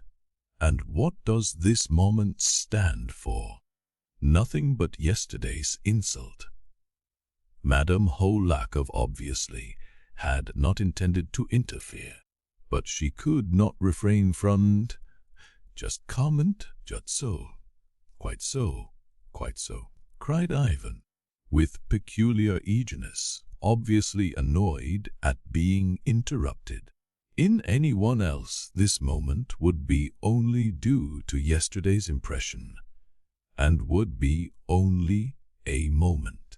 But with Katerina Ivanovna's character, that moment will last all her life. What for anyone else would be only a promise is for her an everlasting, burdensome, grim perhaps, but unflagging duty, and she will be sustained by the feeling of this duty being fulfilled. Your life, Katerina Ivanovna, will henceforth be spent in painful brooding over your own feelings, your own heroism, and your own suffering. But in the end that suffering will be softened, and will pass into sweet contemplation of the fulfillment of a bold and proud design. Yes, proud it certainly is, and desperate in any case, but a triumph for you, and the consciousness of it will at last be a source of complete satisfaction, and will make you resigned to everything else. This was unmistakably said, with intention, some malice, and obvious intention, even perhaps with no desire to conceal that he spoke ironically and with intention. Oh dear, how mistaken it all lies! Madame Hohlakov cried again. Alexey Fyodorovitch, you speak. I want dreadfully to know what you will say, cried Katerina Ivanovna, and burst into tears. Alyosha got up from the sofa. It's nothing, she went on through her tears. I'm upset. I didn't sleep last night, but by the side of two such friends as you and your brother I still feel strong, for you two will never desert me. Luckily I am obliged to return to Moscow a long time, perhaps tomorrow, and to leave you for tomorrow, and to leave you for I know. Unluckily, it's unavoidable, Ivan said suddenly. Tomorrow, to Moscow. Her face was suddenly contorted. But dear me, how fortunate, she cried in a voice suddenly changed. In one instant, there was no trace left of her tears. She underwent an instantaneous transformation, which amazed Alyosha. Instead of a poor, insulted girl, weeping in a sort of laceration, he saw a woman completely self-possessed and even exceedingly pleased, as though something agreeable had just happened. Oh, not fortunate that I am losing you. Of course not. She corrected herself suddenly, with a charming society smile. Such a friend as you are could not suppose that. I am only too unhappy at losing you. She rushed impulsively at Ivan, and seizing both his hands, pressed them warmly. But what is fortunate is that you will be able in Moscow to see Auntie and Agafea, and to tell them all the horror of my present position. You can speak with complete openness to Agafea, but spare dear Auntie. You will now how to do that. You can't think how wretched I was yesterday, and this morning, wondering how I could write them that dreadful letter. For one can never tell such things in a letter. Now it will be easy for me to write, for you will see them and explain everything. Oh, how glad I am! But I am only glad of that, believe me. Of course no one can take your place. I will run at once to write the letter. She finished suddenly, and took a step as though to go out of the room. And what about Alyosha and his opinion? which you were so desperately anxious to hear," cried Madame Hohlakov. There was a sarcastic, angry note in her voice. "I had not forgotten that," cried Katerina Ivanovna, coming to a sudden standstill. "And why are you so antagonistic at such a moment?" she added with warm and bitter reproachfulness. "What I said, I repeat. I must have his opinion. More than that, I must have his decision, as he says. So it shall be. You see how anxious I am for your words, Alexey Fyodorovitch. But what's the matter?" "I couldn't have believed it. I can't understand it," Alyosha cried suddenly in distress. What? He is going to Moscow, and you cry out that you are glad. You said that on purpose, and you begin explaining that you are not glad of that, but sorry to be losing a friend. But that was acting, too. You were playing a part, as in a theater. In a theater. What do you mean?" exclaimed Katerina Ivanovna, profoundly astonished, flushing crimson and frowning. "Though you assure him you are sorry to lose a friend in him, you persist in telling him to his face that it's fortunate he is going," said Alyosha breathlessly. He was standing at the table and did not sit down. "What are you talking about? I don't understand. I don't understand myself. I seemed to see in a flash. I know I am not saying it properly, but I'll say it all the same," Alyosha went on in the same shaking and broken voice. "What I see is that perhaps you don't love Dmitri at all, and never have from the beginning. And Dmitri, too, has never loved you, and only esteems you. I really don't know how I dare to say all this, but somebody must tell the truth, for nobody here will tell the truth." "What truth?" cried Katerina Ivanovna, and there was an hysterical ring in her voice.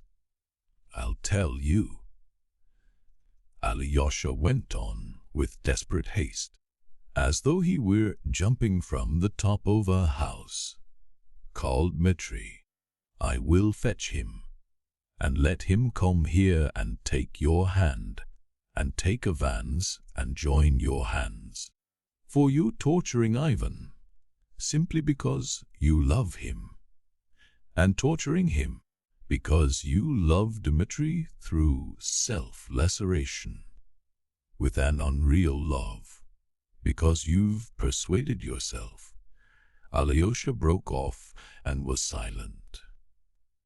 You are a little religious idiot.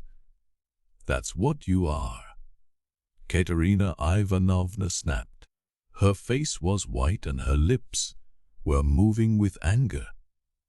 Ivan suddenly laughed and got up. His hat was in his hand.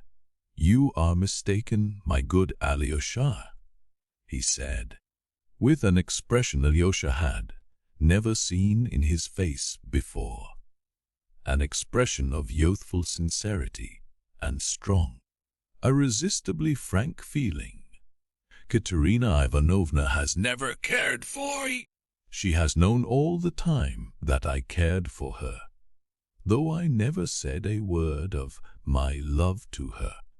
She knew, but she didn't care for me. I have never been her friend either, not for one moment. She is too proud to need my friendship. She kept me at her side as a means of revenge. She revenged with me and on me all the insults which she has been continually receiving from Dmitri ever since their first meeting. for even that first meeting has rankled in her heart as an insult. That's what her heart is like. She has talked to me of nothing but her love for him. I am going now, but believe me, Katerina Ivanovna, you really love him, and the more he insults you, the more you love him. That's your laceration. You love him just as he is. You love him for insulting you. If he reformed, you'd give him up at once and cease to love him. But you need him so as to contemplate continually your heroic fidelity and reproach him for infidelity, and it all comes from your pride.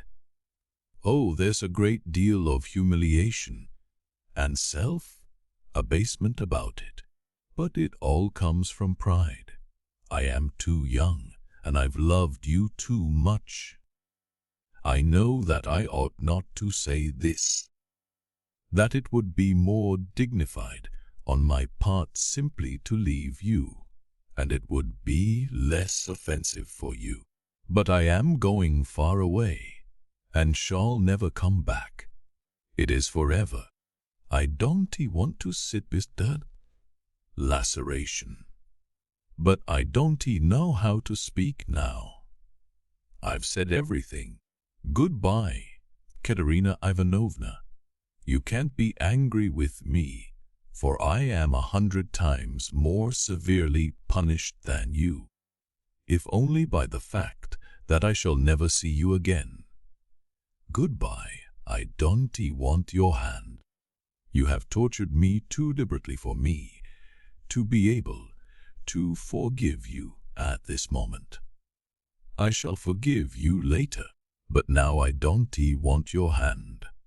Dem dank, dame, beggar ich nicht, he added, with a forced smile, showing, however, that he could read Schiller, and read him till he knew him by heart, which Alyosha would never have believed. He went out of the room without saying good-bye even to his hostess, Madame Hohlakov.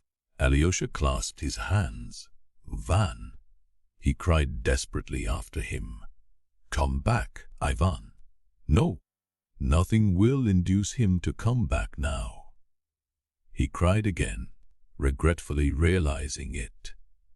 But it's my fault. I beg in it. Ivan spoke angrily, wrongly, unjustly and angrily.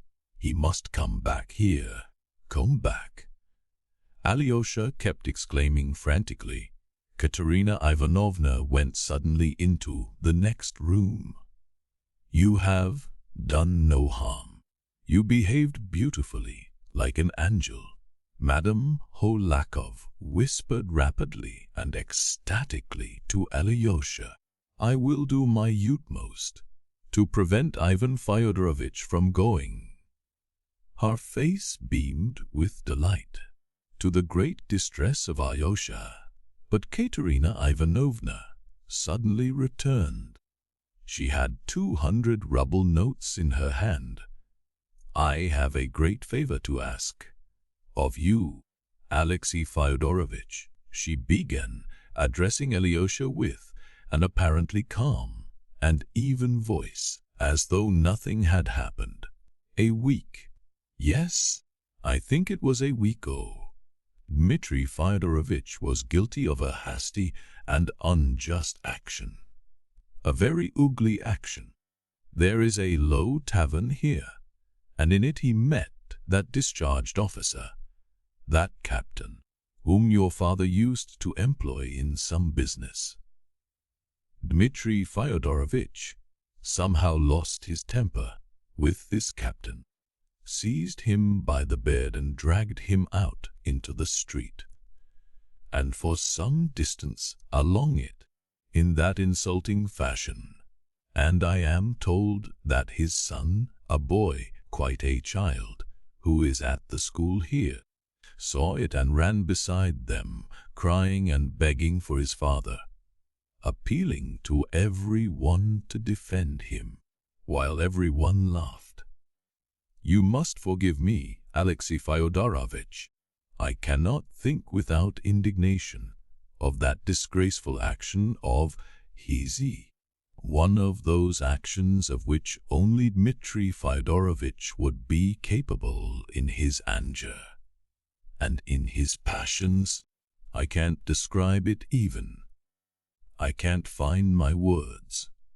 I've made inquiries about his victim, and find he is quite a poor man. His name is Smerdyakov. He did something wrong in the army and was discharged. I can't tell you what, and now he has sunk into terrible destitution, with his family, an unhappy family of sick children, and, I believe, an insane wife. He has been living here a long time. He used to work as a copying clerk, but now he is getting nothing. I thought if you... That is, I thought. I don't now. I am so confused. You see, I wanted to ask you, my dear Alexey Fyodorovich, to go to him, to find some excuse to go to them. I mean to that captain. Oh goodness, how badly I explain it, and delicately, carefully, as only you know how to. Alyosha blushed, managed to give him this assistance, these 200 rubles. He will be sure to take it. I mean, persuade him to take it. Or, rather, what do I mean? You see, it's not by way of compensation, to prevent him from taking proceedings. For I believe he meant to, but simply a token of sympathy, of a desire to assist him, from me, Dmitri Fyodorovich's betrothed, not from himself. But you know. I would go myself, but you all know how to do it ever so much better. He lives in Lake Street, in the house of a woman called Karamazov. For God's sake, Alexey Fyodorovich, do it for me and now. Now I am rather tired. Goodbye. She turned and disappeared behind the portiere so quickly that Alyosha had not time to utter a word, though he wanted to speak. He longed to beg her pardon, to blame himself, to say something, for his heart was full and he could not bear to go out of the room without it. But Madame Hohlakov took him by the hand and drew him along with her. In the hall she stopped him again as before. She is proud. She is struggling with herself, but kind, charming, generous. She exclaimed in a half-whisper, "Oh, how I love her, especially sometimes, and how glad I am again of everything. Dear Alexey Fyodorovich, you didn't now, but I must tell you that we all, both her aunts, I and all of us lies, even, have been hoping and praying for nothing for the last month but that she may give your favorite Dmitri, who takes no notice of her and does not care for her, and may marry Ivan Fyodorovich, such an excellent and cultivated young man, who loves her more than anything in the world. We are in a regular plot to bring it about, and I am even staying on here perhaps on that account. But she has been crying. She has been wounded again," cried Alyosha. Never trust a woman's tears, Alexey Fyodorovich. I am never for the women in such cases. I am always on the side of the men. Mamma, you are spoiling him. Liza's little voice cried from behind the door. No, it was all my fault. I am horribly to blame, Alyosha repeated unconsoled, hiding his face in his hands in an agony of remorse for his indiscretion. Quite the contrary. You behaved like an angel, like an angel. I am ready to say so 1,000 times over. Mamma, how has he behaved like an angel? Liza's voice was heard again. I somehow fancied all at once. Alyosha went on as though he had not heard Liza, that she loved Ivan, and so I said that stupid thing. What will happen now? To whom? To whom? Cried Liza. Mamma, you really want to be the death of me. I ask you and you don't answer. At the moment the maid ran in. Katerina Ivanovna is ill. She is crying. Hysterics. What is the matter? Cried Liza, in a tone of real anxiety. Mamma, I shall be having hysterics and not she. Liza, for mercy's sake, don't scream. Don't persecute me. At your age one can't know everything that grown-up people can now. I'll come and tell you everything you ought to know. Oh, mercy on us. I am coming, I am coming. Hysterics is a good sign, Alexey Fyodorovitch. It's an excellent thing that she is hysterical. That's just as it ought to be. In such cases I am always against the woman, against all these feminine tears and hysterics. Run and say, Yulia, that I'll fly to her. As for Ivan Fyodorovitch's going away like that, it's her own fault. But he won't go away. Liza, for mercy's sake, don't scream. Oh yes, you are not screaming. It's I am screaming. Forgive your mamma. But I am delighted, delighted. Did you notice, Alexey Fyodorovitch, how young Ivan Fyodorovitch was just now when he went out? When he said all that and went out. I thought he was so learned, such a savant, and all of a sudden he behaved so warmly, openly, and youthfully, with such youthful inexperience, and it was all so fine, like you. And the way he repeated that German verse, it was just like you. But I must fly, I must fly. Alexey Fyodorovitch, make haste to carry out her commission, and then make haste back. Liza, do you want anything now? For mercy's sake, don't keep Alexey Fyodorovitch a minute. He will come back to you at once. Madame Hohlakov at last ran off. Before leaving, Alyosha would have opened the door to see Liza. On no account, cried Liza. On no account now. Speak through the door. How have you come to be an angel? That's the only thing I want to know. For an awful piece of stupidity. Liza, goodbye. Don't dare to go away like that. Liza was beginning. Liza, I have a real sorrow. I'll be back directly. But I have a great sorrow. And he ran out of the room. Chapter 6. A laceration in the cottage.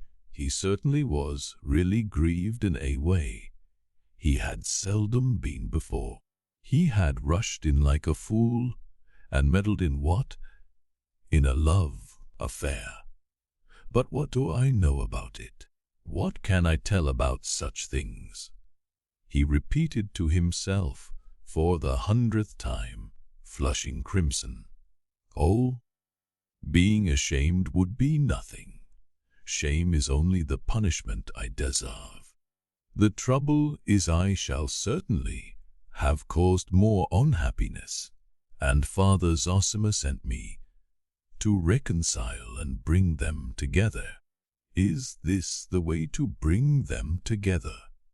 Then he suddenly remembered how he had tried to join their hands, and he felt fearfully ashamed again. Though I acted quite sincerely, I must be more sensible in the future, he concluded suddenly, and did not even smile at his conclusion. Katerina Ivanovna's commission took him to Lake Street, and his brother Dmitri lived close by. In a turning out of Lake Street, Alyosha decided to go to him in any case before going to the captain. Though he had a presentiment that he would not find his brother, he suspected that he would intentionally keep out of his way now. But he must find him anyhow. Time was passing. The thought of his dying elder had left Alyosha for 1 minute from the time he set off to the monastery. There was one point which interested him about Katerina Ivanovna's commission, particularly which interested Ferapont, when she had mentioned the captain's son, the little schoolboy, who had run beside his father crying. The idea had at once struck Alyosha that this must be the schoolboy who had bitten his finger when he, Alyosha, asked him what he had done to hurt him. Now Alyosha felt practically certain of this, though he could not have said why. Thinking of another subject was a relief, and he resolved to think no more about the mischief he had done, and not torture himself with remorse, but to do what he had to do, let come what would. At that thought he was completely comforted. Turning to the street where Dmitri lodged, he felt hungry, and taking out of his pocket the roll he had brought from his father's, he ate it. It made him feel stronger. Dmitri was not at home. The people of the house, an old cabinet maker, his son, and his old wife, looked with positive suspicion at Alyosha. Hasn't he slept here for the last 3 nights? Maybe he has gone away, the old man said in answer to Alyosha's persistent inquiries. Alyosha saw that he was answering in accordance with instructions. When he asked whether he were not at Grushenka's or in hiding at Foma's, Alyosha spoke so freely on purpose. All 3 looked at him in alarm. They are fond of him. They are doing their best for him, thought Alyosha. That's good. At last he found the house in Lake Street. It was a decrepit little house, sunk on one side, with 3 windows looking into the street, and with a muddy yard in the middle, which stood a solitary cow. He crossed the yard and found the door opening into the passage. On the left of the passage lived the old woman of the house with her old daughter. Both seemed to be deaf. In answer to his repeated inquiry for the captain, one of them at last understood that he was asking for their lodgers, and pointed to a door across the passage. The captain's lodging turned out to be a simple cottage room.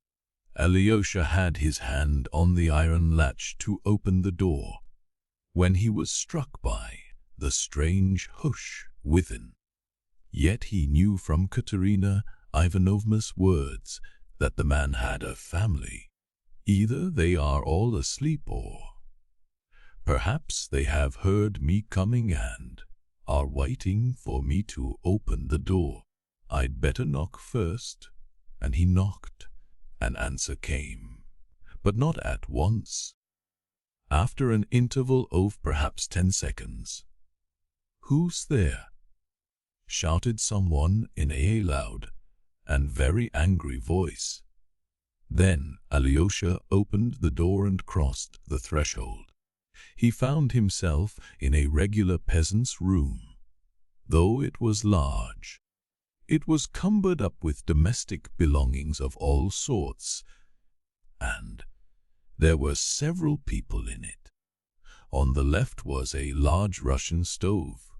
From the stove to the window on the left was a string running across the room, and on it there were rags hanging. There was a bedstead against the wall on each side, right and left, covered with knitted quilts. On the one on the left was a pyramid of far print, covered pillows, each smaller than the one beneath.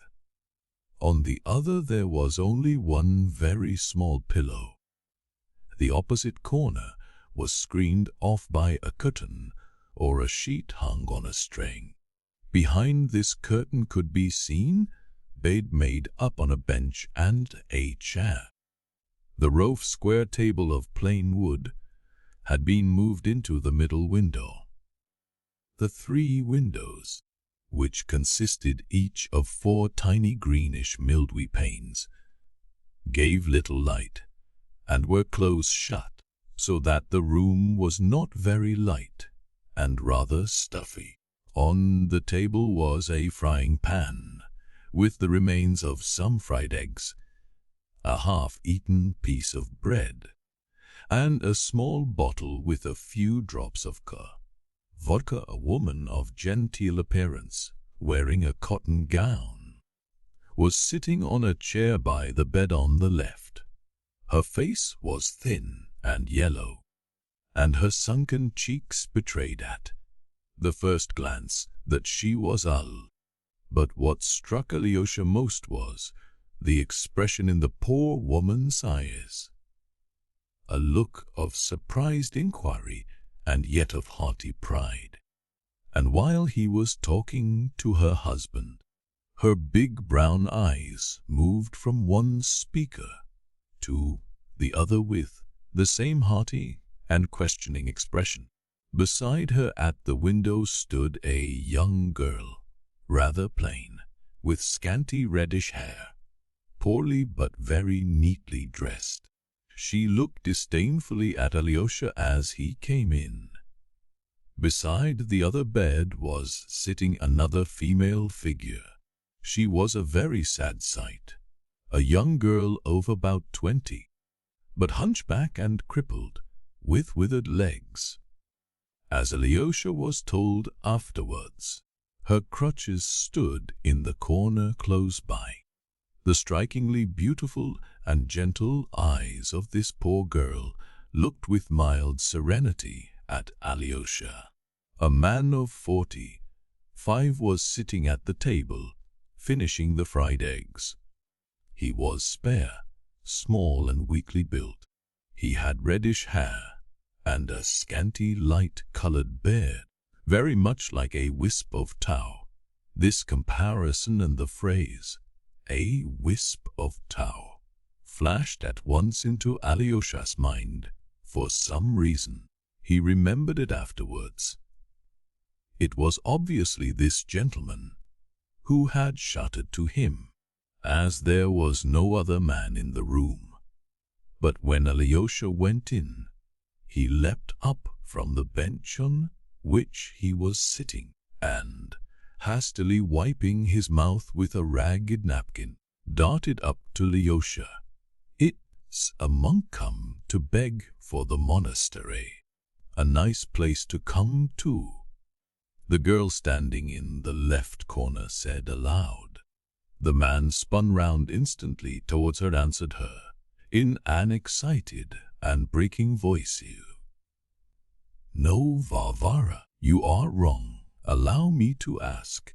He turned again to Alyosha. "What has brought you to our retreat?" Alyosha looked attentively at him. It was the first time he had seen him. There was something angular, flurried and irritable about him. Though he had obviously just been drinking, he was not drunk. There was extraordinary impudence in his expression, and yet, strange to say, at the same time there was fear. He looked like a man who had long been kept in subjection and had submitted to it, and now had suddenly turned and was trying to assert himself. Or, better still, like a man who wants dreadfully to hit you but is horribly afraid you will hit him. In his words and in the intonation of his shrill voice, there was a sort of crazy humor, at times spiteful and at times cringing, and continually shifting from one tone to another. The question about our retreat he had asked as it were quivering all over, rolling his eyes, and skipping up so close to Alyosha that he instinctively drew back a step. He was dressed in a very shabby dark cotton coat, patched and spotted. He wore check trousers of an extremely light color, long out of fashion, and of very thin material. They were so crumpled and so short that he looked as though he had grown out of them, like a boy. "I am Alexei Karamazov," Alyosha began in reply. "I quite understand that, sir." The gentleman snapped out at once to assure him that he knew who he was already. "I am Captain Smerdyakov, sir, but I am still desirous to know precisely what has led you." "Oh, I've come for nothing special. I wanted to have a word with you, if only you allow me. In that case, here is a chair, sir. Kindly be seated." That's what they used to say in the old comedies. Kindly be seated. And with a rapid gesture, he seized an empty chair. It was a rough wooden chair, not upholstered, and set it for him almost in the middle of the room. Then, taking another similar chair for himself, he sat down facing Alyosha, so close to him that their knees almost touched.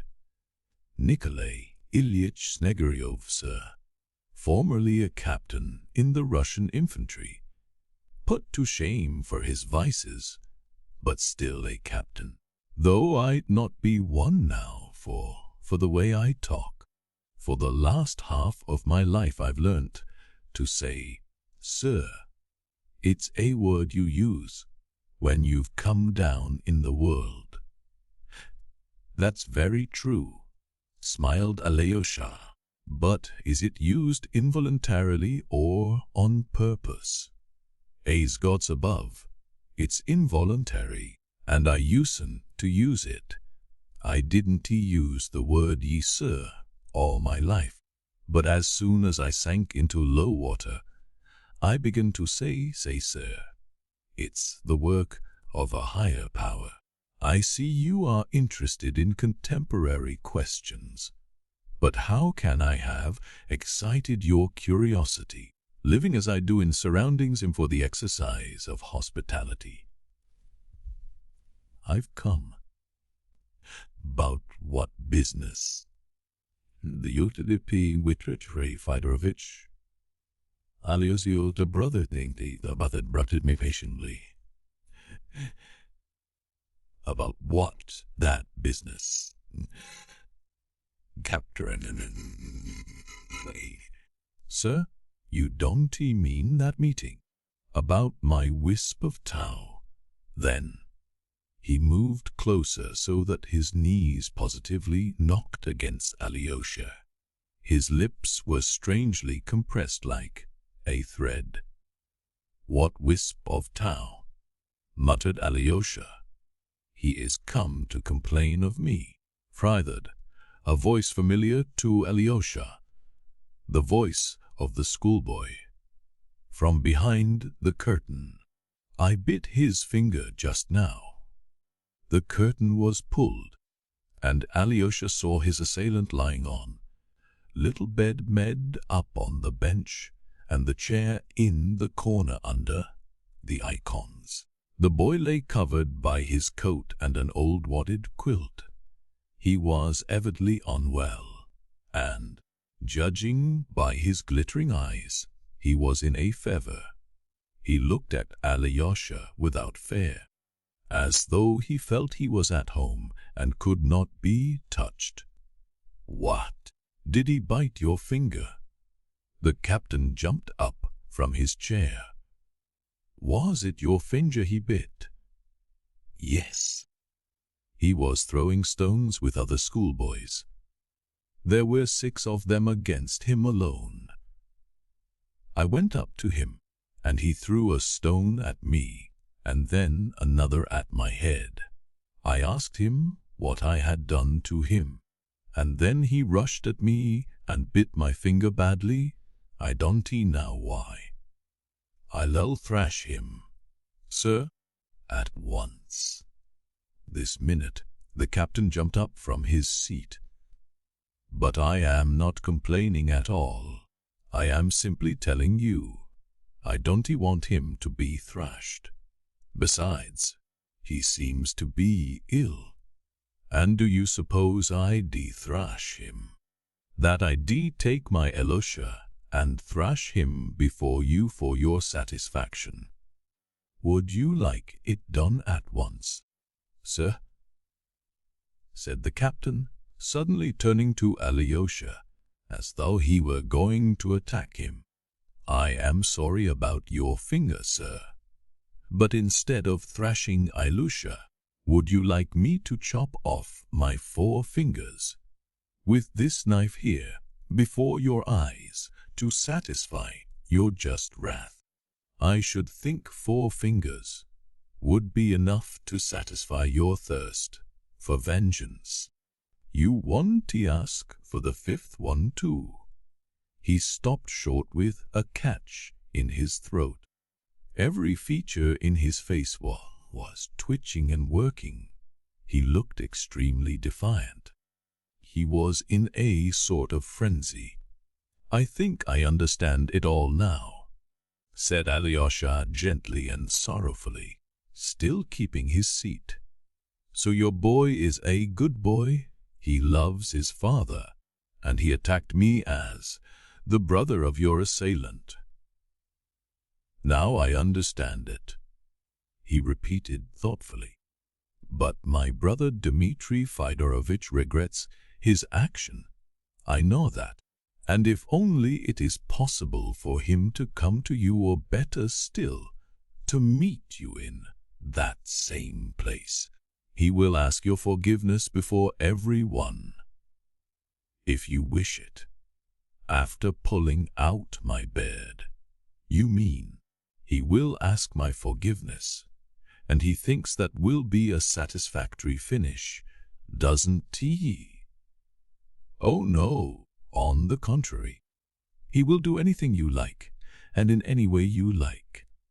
So, if I were to ask His Highness to go down on his knees before me in that very tavern, it's called, or in the marketplace, the metropolis, its place, he would do it. Yes, he would even go down on his knees. You've pierced me the heart, sir, touched me to tears, and pierced me to the heart.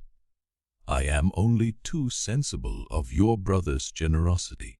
Allow me to introduce my family, my 2 daughters and my son, my litter. If I die, who will care for them? And while I live, who but they will care for a wretch like me? That's a great thing the Lord has ordained for every man of my sort, sir. For there must be someone able to love even man like me." "Bah, that's perfectly true," exclaimed Alyosha. "Oh, do leave off playing the fool.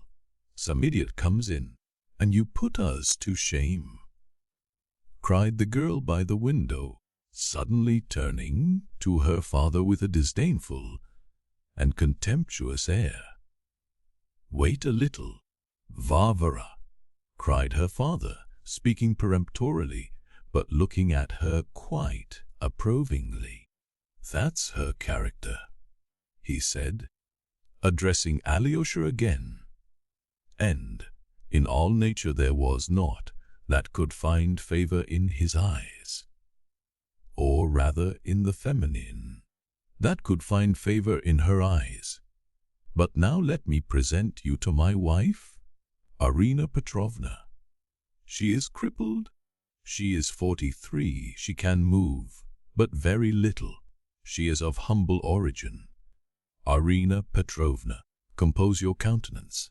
This is Alexey Fyodorovich Karamazov. Get up." Alexey Fyodorovich. He took him by the hand, and with unexpected force pulled him up. "You must stand up to be introduced to a lady." "It's not Karamazov, Mama, who... etc." But his brother, radiant with modest virtues. "Come, Arina Petrovna, come, Mama. First your hand to be kissed." And he kissed his wife's hand, respectfully and even tenderly. The girl at the window turned her back indignantly on the sane. An expression of extraordinary cordiality came over the heartily inquiring face of the woman. "Good morning. Sit down, Mr. Chernomazov," she said. "Karamazov, Mama, Karamazov. We are of humble origin," he whispered again. "Well, Karamazov, or whatever it is, but I always think of Chernomazov. Sit down. Why has he pulled you up? He calls me crippled, but I am not. Only my legs are swollen like barrels, and I am shriveled up myself. Once I used to be so fat, but now it's as though I had swallowed a needle. We are of humble origin," the captain muttered again. "Oh, father, father," the hunchback girl, who had till been silent then on her chair, said suddenly, and she hid her eyes in her handkerchief. "Buffoon," blurted out the girl at the window. "Have you heard our news?" said the mother, pointing at her daughters.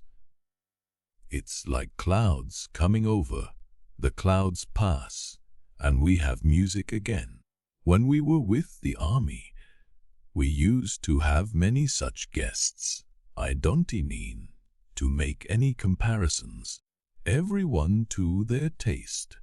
The deacon's wife used to come then and say, 'Alexander Alexandrovich is a man of the noblest heart, but Nastasia Petrovna,' she would say, 'is of the brood of hell.' Well, I said, 'That's a matter of taste. But you are a little spitfire, and you want keeping in your place,' says she. 'You black sword,' said I, 'who asked you to teach me?'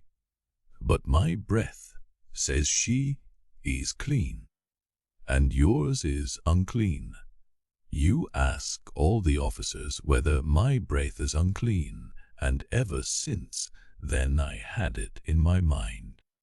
Not long ago I was sitting here, as I am now, when I saw that very general come in who came here for Easter, and I asked him, 'Your Excellency,' said I, 'can a lady's breath be unpleasant?' 'Yes,' he answered, 'you ought to open a window pane or open the door, for the air is not fresh here.' And they all go on like that. And what is my breath to them? The dead smell worse still. 'You want to spoil the air,' said I. 'I'll order some slippers and go away.' My darlings, don't blame your own mother, Nikolaevich. How is it I can't please you? There's only Alyosha, who comes home from school and loves me. Yesterday he brought me an apple. Forgive your own mother. Forgive a poor lonely creature. Why has my breath become unpleasant to you?" And the poor, mad woman broke into sobs, and tears streamed down her cheeks. The captain rushed up to Hama. "Mama? My dear, give over. You are not lonely. Everyone loves you. Everyone adores you." He began kissing both her hands again, and tenderly stroking her face. Taking the dinner napkin, he began wiping away her tears. Alyosha fancied that he too had tears in his eyes. "Thea, you see, you hear." He turned with a sort of fury to Alyosha, pointing to the poor imbecile. "I see and hear," muttered Alyosha. "Father, father, how with him?" "Let him alone," cried the boy, sitting up in his bed and gazing at his father with glowing eyes. "Do give over fooling, showing off your silly antics, which never lead to anything," shouted Varvara, stamping her foot with passion. "Your anger is quite just this time, Varvara, and I'll make haste to satisfy you.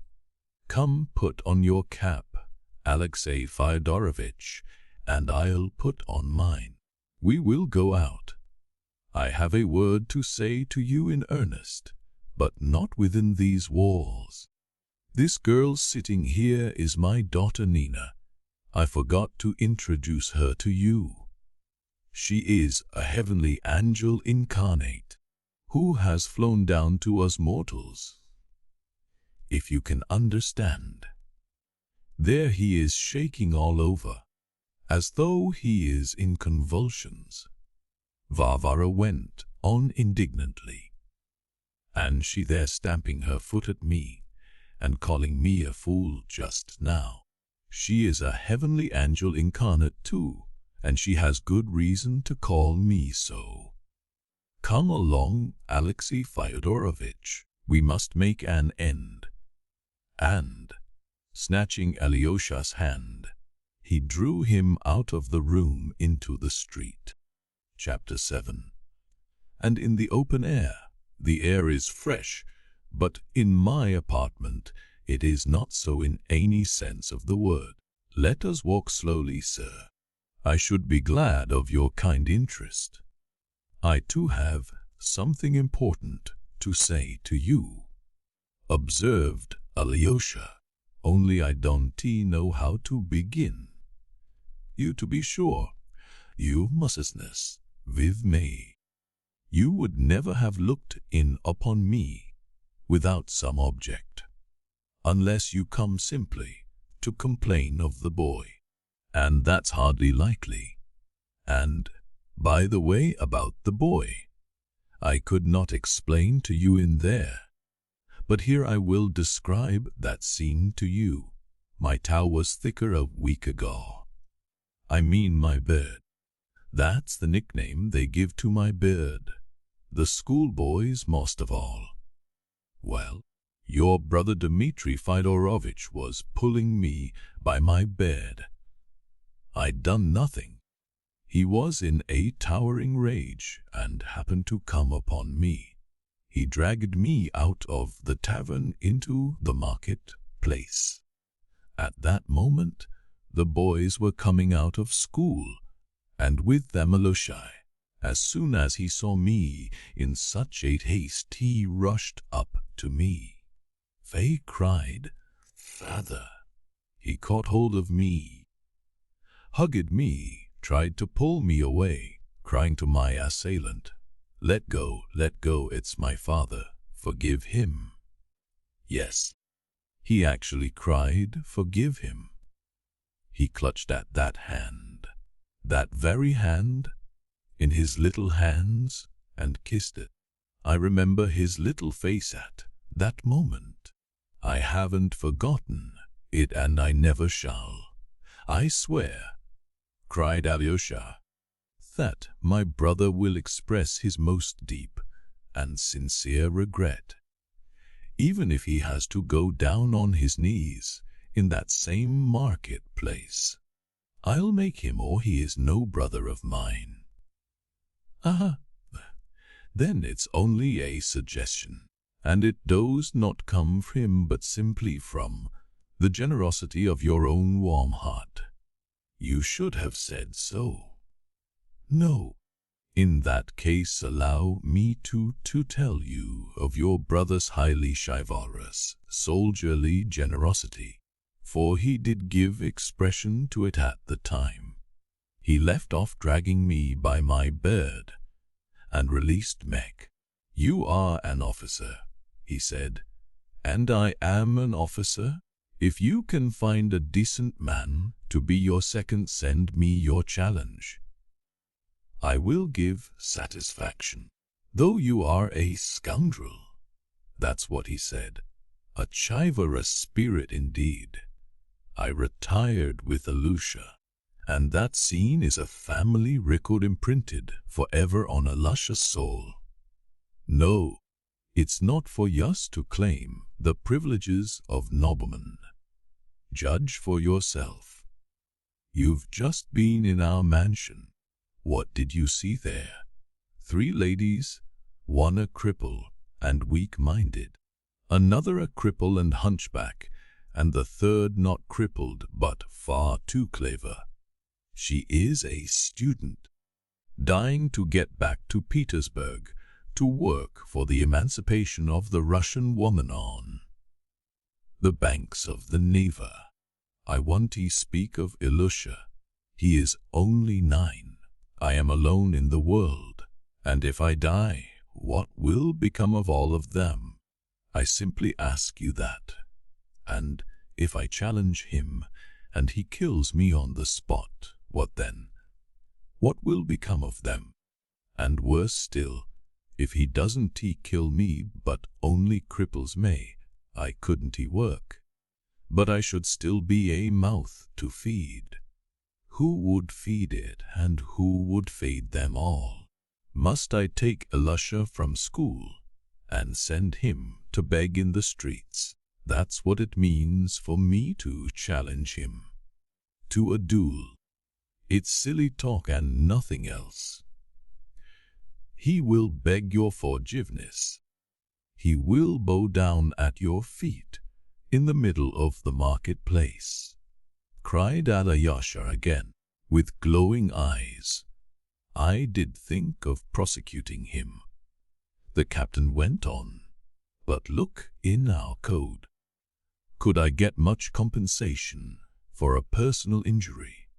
And then Agrafena Alexandrovna sent for me and shouted at men, "Don't to dare dream of it. If you proceed against him, I'll publish it to all the world, that he beat you for your dishonesty, and then you will be prosecuted. I call God to witness, whose was the dishonesty, and by whose commands I acted. Wasn't it by her own and Fyodor Pavlovich's? And what's more," she went on, "I'll dismiss you for good, and you'll never earn another penny from me. I'll speak to my merchant too. That's what she calls her old man, and he will dismiss you. And if he dismisses me, what can I earn then from anyone? Those 2 are all I have to look to, for your Fyodor Pavlovich has not only given over employing me for another reason, but he means to make use of papers I've signed to go to law against me. And so I kept quiet, and you have seen our retreat. But now let me ask you, did Alyosha hurt your finger much? I didn't like to go into it in our mansion before him." "Yes, very much, and he was in a great fury. He was avenging you on me as a Karamazov, I see that now. But if only you had seen how he was throwing stones at his school fellows. It's very dangerous. They might kill him. They are children and stupid. A stone may be thrown and break somebody's head. That's just what has happened. He has been bruised by a stone today. Not on the head, but on the chest, just above the heart. He came home crying and groaning, and now he is ill. And you know he attacks them first. He is bitter against them on your account. They say he stabbed a boy called Krasotkin with a penknife not long ago. I've heard about that too. It is dangerous. Krasotkin is an official here. We may hear more about it. I would advise you, Alyosha went on warmly, not to send him to school at all for time till he is calmer, and his anger is past. Anger, the captain repeated. That's just what it is. He is a little creature, but it's a mighty anger. You don't know all, sir. Let me tell you more. Since that incident, all the boys have been teasing him about the wisp of Tao. Schoolboys are a merciless race. Individually, they are angels, but together, especially in schools, they are often merciless. Their teasing has stirred up a gallant spirit in Alyosha. An ordinary boy, a weak son, would have submitted, have felt ashamed of his father, sir. But he stood up for his father against them all, for his father and for truth and justice, for what he suffered when he kissed your brother's hand and cried to him, "Forgive, father, forgive him." That only God knows, and I, his father, for our children, not your children, but ours, the children of the poor gentleman looked down upon by every one. Now what justice means, sir, even at 9 years old, how should the rich know? They don't explore such depths once in their lives. But at that moment in the square, when he kissed his hand, at that moment my Alyosha had grasped all that justice means. That truth entered into him and crushed him forever. Sir, the captain said hotly again, with a sort of frenzy, and he struck his right fist against his left palm, as though he wanted to show how the truth crushed Alyosha. That very day, sir, he fell ill with fever and was delirious all night. All that day he hardly said a word to me, but I noticed he kept watching me from the corner, though he turned to the window and pretended to be learning his lessons. But I could see his mind was not on his lessons. Next day I got drunk to forget my troubles, sinful man as I am, and I don't remember much. Mama began crying too. I am very fond of Mama. Well, I spent my last penny drowning my troubles. Don't despise me for that, sir. In Russia men who drink are the best men amongst us, the greatest drunkards.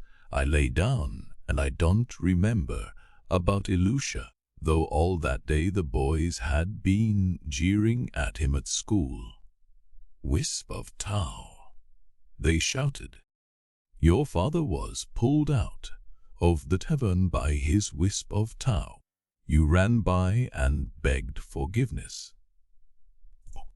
On the third day, when he came back from school, I saw he looked pale and wretched.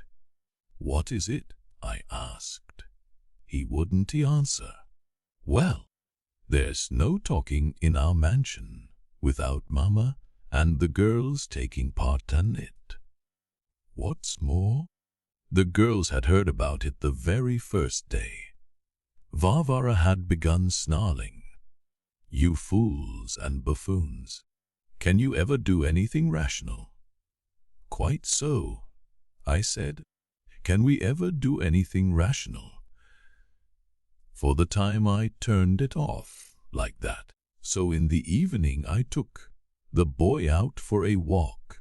For you must know we go for a walk every evening, always the same way, along which we are going now. From our gate Great Stone, which lies alone in the road under the hurdle, which marks the beginning of the town pasture.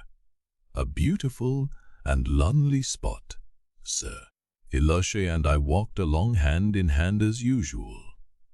He has a little hand. His fingers are thin and cold. He suffers with his chest, you know. Father, said he. Father, well, said I. I saw his eyes flashing. Father, how he treated you then. It can't be helped, Alyosha, I said. Don't he forgive him? Father, don't he forgive him? At school they say that he has paid you 10 rubles for it. No, Alyosha, said I. I would not take from him for anything. Then he began trembling all over, took my hand in both his and kissed it again. Father, he said, Father, challenge him to a duel. At school they say you are a coward and won't challenge him, and that you'll accept 10 rubles from him. I can't challenge him to a duel, Alyosha, I answered. And I told briefly what I've just told you. He listened. Father, he said, anyway don't he forgive it. When I grow up I'll call him out myself and kill him. His eyes shone and glowed. And of course I am his father, and I had to put in a word. It's a sin to kill, I said, even in a duel. Father, he said, when I grow up, I'll knock him down, knock the sword out of his hand. I'll fall on him, wave my sword over him and say, I could kill you, but I forgive you. So there. You see what the workings of his little mind have been during these 2 days. He must have been planning that vengeance all day and raving about it at night. But he began to come home from school badly beaten. I found out about it the day before yesterday, and you are right. I won't send him to that school any more. I heard that he was standing up against all the class alone and defying all. That his heart was full of resentment, of bitterness. I was alarmed about him. We went for another walk. Father, he asked, are the rich people stronger than anyone else on earth? Yes, Alyosha, I said. There are no people on earth stronger than the rich. Father, he said, I will get rich. I will become an officer and conquer everybody. The Tsar will reward me. I will come back here and then no one will dare. Then he was silent and his lips still kept trembling. Father, he said, what a horrid town this is. Yes, Alyosha, I said, it isn't a very nice town. Father, let us move into another town. A nice one, he said. We people don't know about yous. We will move, we will. Alyosha, said I. Only I must save up for it. I was glad to be able to turn his mind from painful thoughts. and we began to dream of how we'd move to another town, how we would buy a horse and cart. We will put Mama and your sisters inside. We will cover them up and we'll walk. You shall have a lift now and then, and I'll walk beside, for we must take care of our horse. We can't all ride. That's how we'll go." He was enchanted at that, most of all at the thought of having a horse and driving him, for of course a Russian boy is born among horses. We chatted a long while. Thank God, I thought, I have diverted his mind and comforted him. That was the day before yesterday, in the evening. But last night everything was changed. He had gone to school in the morning. He came back depressed, terribly depressed.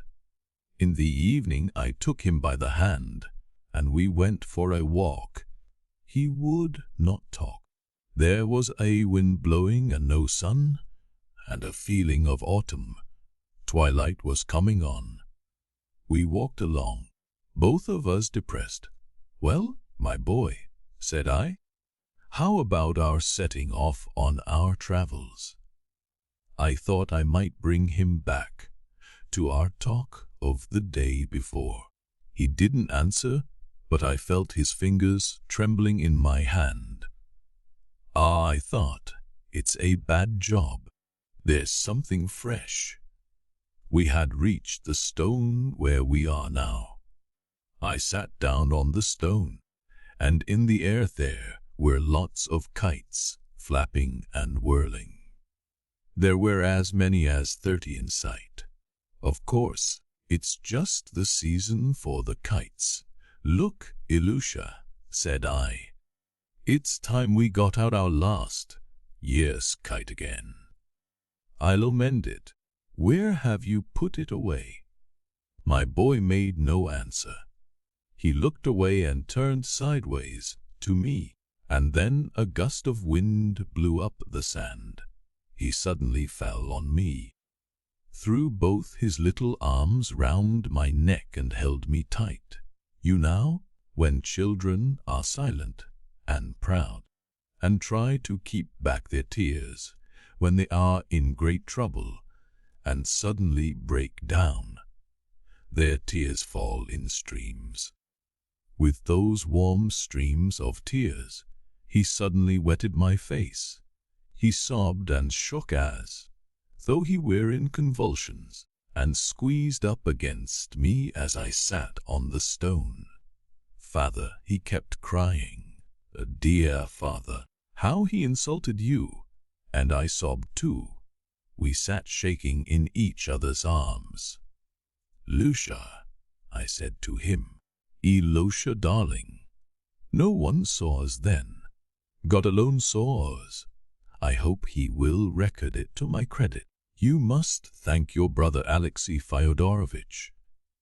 "No, sir, I want to thrash my boy for your satisfaction." He had gone back to his original tone of resentful buffoonery. Alyosha felt, though, that he trusted him, and that if there had been someone else in his, Alyosha's place, the man would not have spoken so openly and would not told what he had just told. This encouraged Alyosha, whose heart was trembling on the verge of tears. "How I would like to make friends with your boy," he cried. "If you could arrange it." "Certainly, sir," muttered the captain. "But now listen to something quite different." Alyosha went on. "I have a message for you. That same brother of mine, Dmitri, has insulted his betrothed, too, a noble-hearted girl of whom you have probably heard. I have a right to tell you of her wrong. I ought to do so, in fact, for hearing of the insult done to you and learning all about your unfortunate position.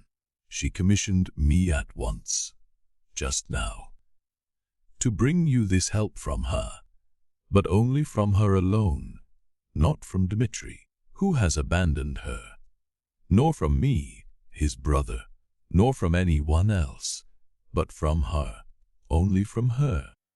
She entreats you to accept her help. You have both been insulted by the same man. She thought of you only when she had just received a similar insult from him.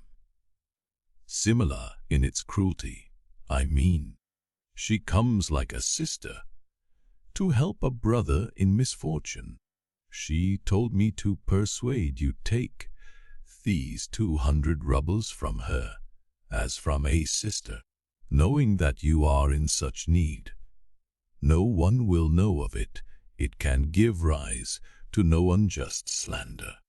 There are the 200 rubles, and I swear you must take them, unless all men are to be enemies on earth. But there are brothers even on earth. You have a generous heart.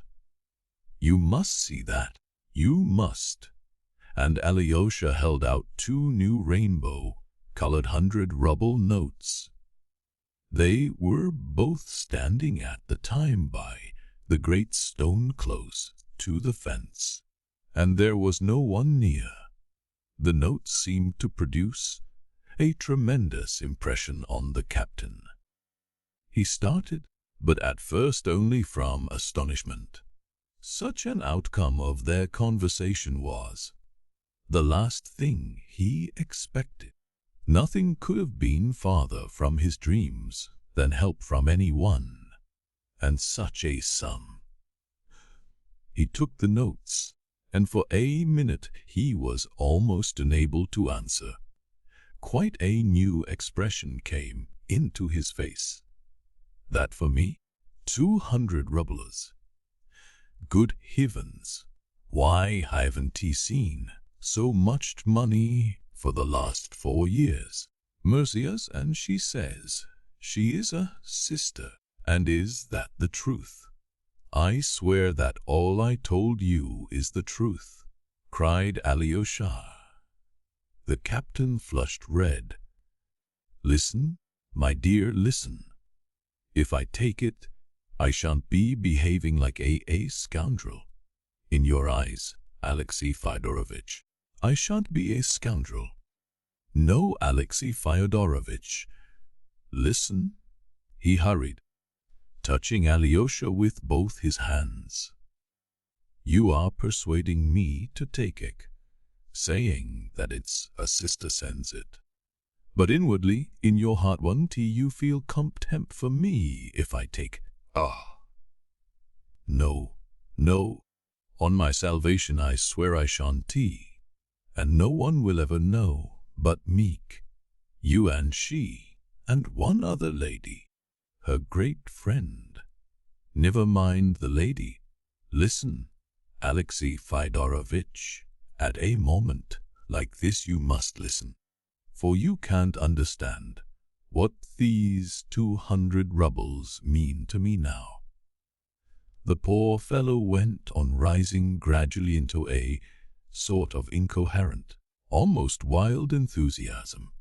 He was thrown off his balance and talked extremely fast, as though afraid he would not be allowed to say all he had to say. Besides, it's being honestly acquired from a sister, so highly respected and revered. Do you know that now I can look after Mama and Nina, my hunchback angel daughter? Dr. Herzenstube came to me in the kindness of his heart and was examining them both for a whole hour. I can make nothing of it, said he, but he prescribed a mineral water which is kept at a chemist's here.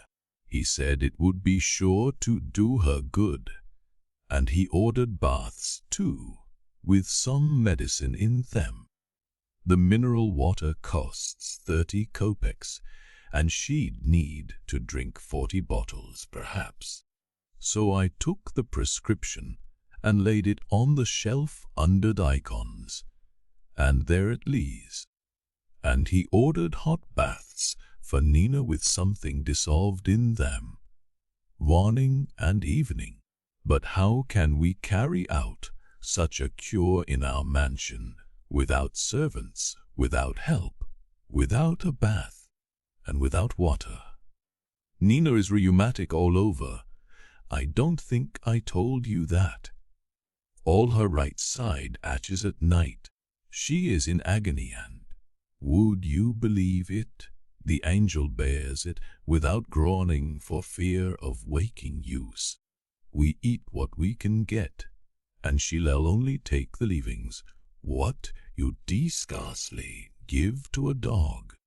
I am not worth it. I am taking it from you. I am a burden on you. That's what her angel eyes try to express. We wait on her, but she doesn't like it.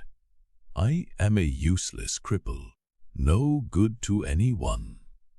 As though she were not worth it, when she is the saving of all of us, with her angelic sweetness.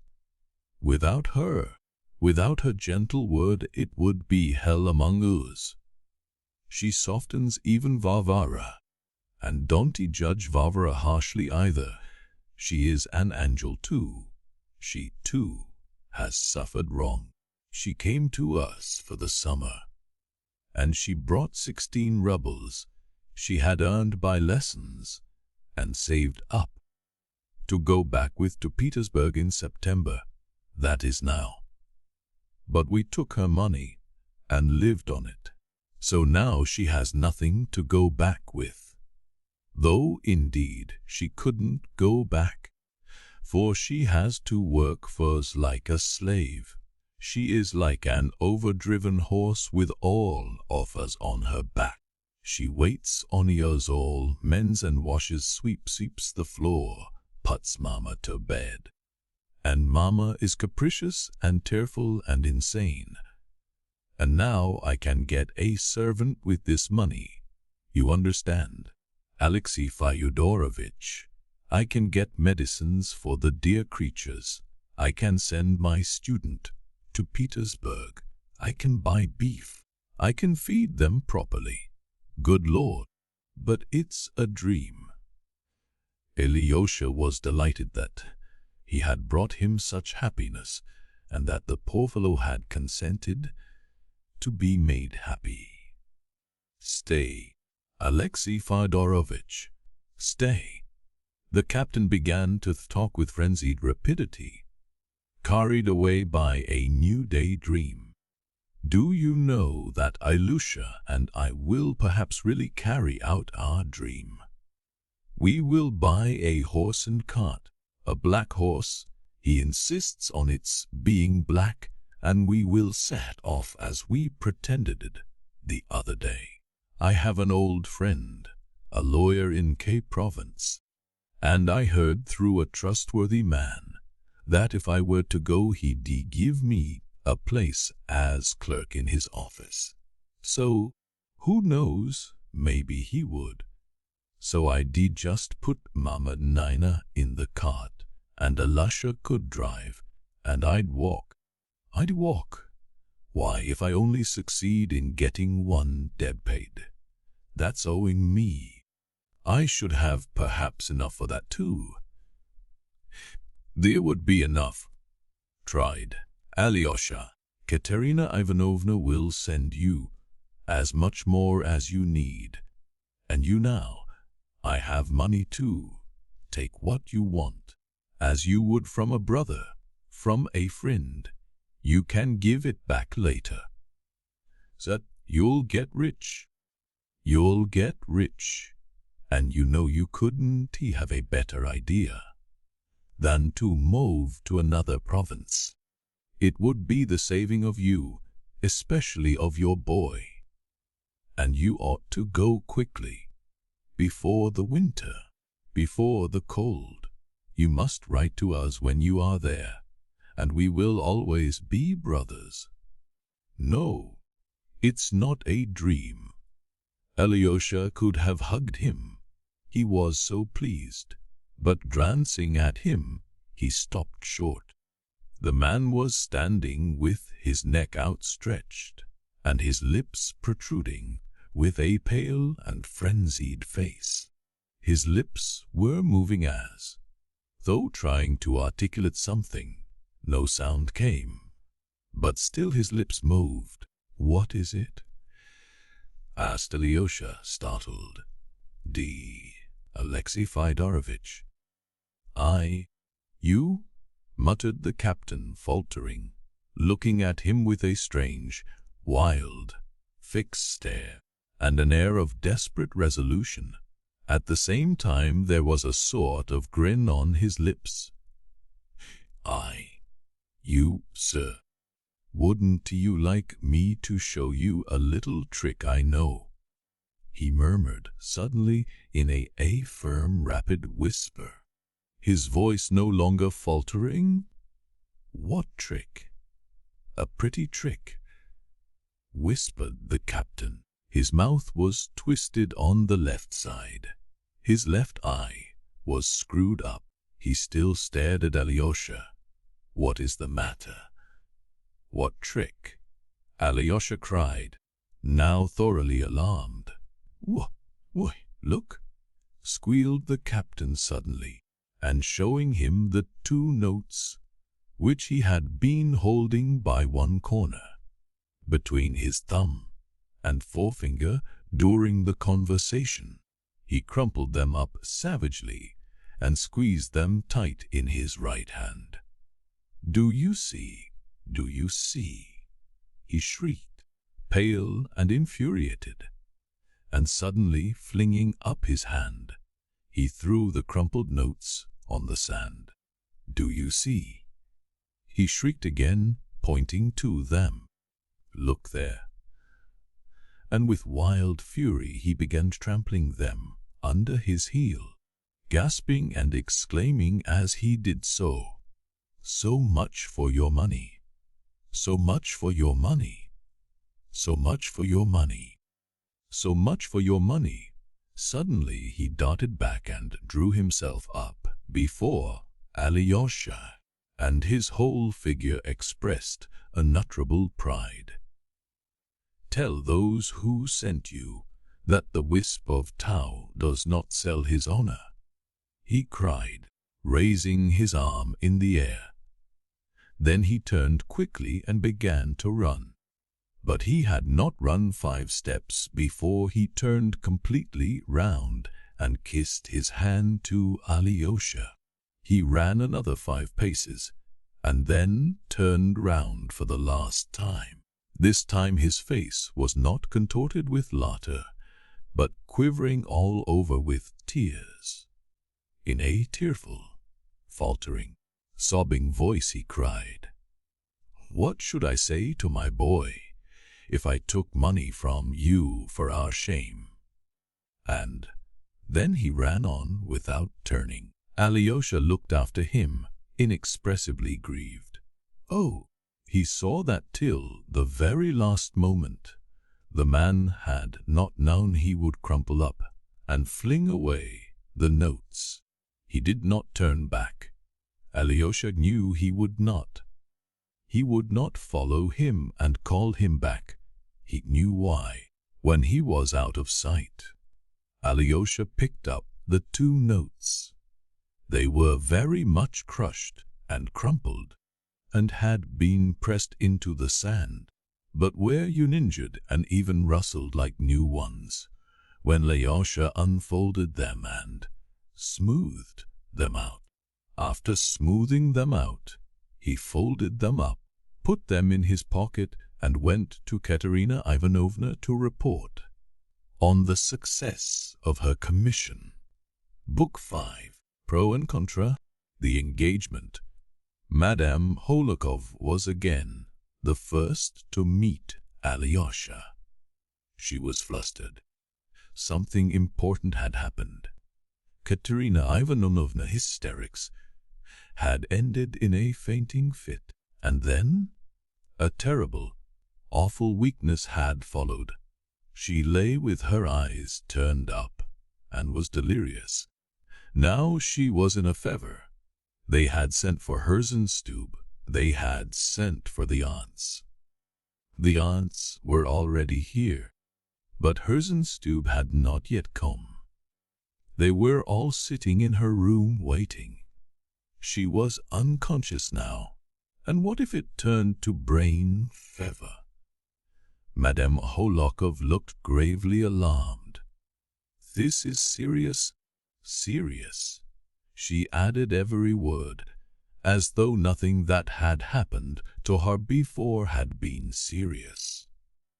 Alyosha listened with distress, and was beginning to describe his adventures, but she interrupted him at the first words. She had not time to listen. She begged him to sit with Lice and wait for her there. "Lice," she whispered almost in his ear. "Lice has greatly surprised me just now, dar Alexey Fyodorovitch. She touched me, too, and so my heart forgives her everything.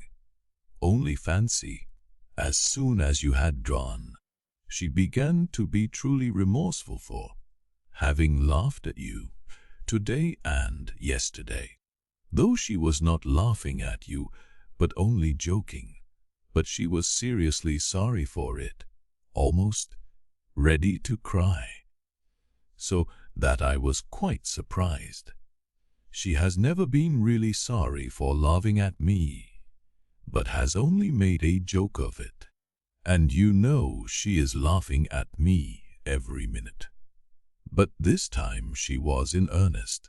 She thinks a great deal of your opinion, Alexey Fyodorovitch, and don't take offense or be wounded by her if you can help it. I am never hard upon her, for she's such a clever little thing. Would you believe it? She said just now that you were a friend of her childhood. The greatest friend of her childhood. Just think of that. Greatest friend. And what about me? She has very strong feelings and memories.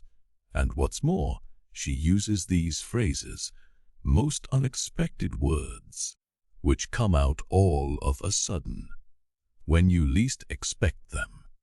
She spoke lately about a pine tree, for instance. There used to be a pine tree standing in our garden in her early childhood. Very likely it's standing there still, so there's no need to speak in the past tense. Pine trees are not like people, Alexey Fyodorovitch. They don't change quickly. "Mama," she said, "I remember this pine tree, as in a dream." Only she said something so original about it that I can't repeat it. Besides, I've forgotten it. Well, goodbye. I am so worried I feel I shall go out of my mind. Ah, Alexey Fyodorovitch, I've been out of my mind twice in my life. Go to Lice, cheer her up, as you always can so charmingly. Lice, she cried, going to her door. Here I've brought you Alexey Fyodorovitch, whom you insulted so. He is not at all angry, I assure you. On the contrary, he is surprised that you could suppose so. Mercy, maman. Come in, Alexey Fyodorovitch. Alyosha went in. Lice looked rather embarrassed, and at once flushed crimson.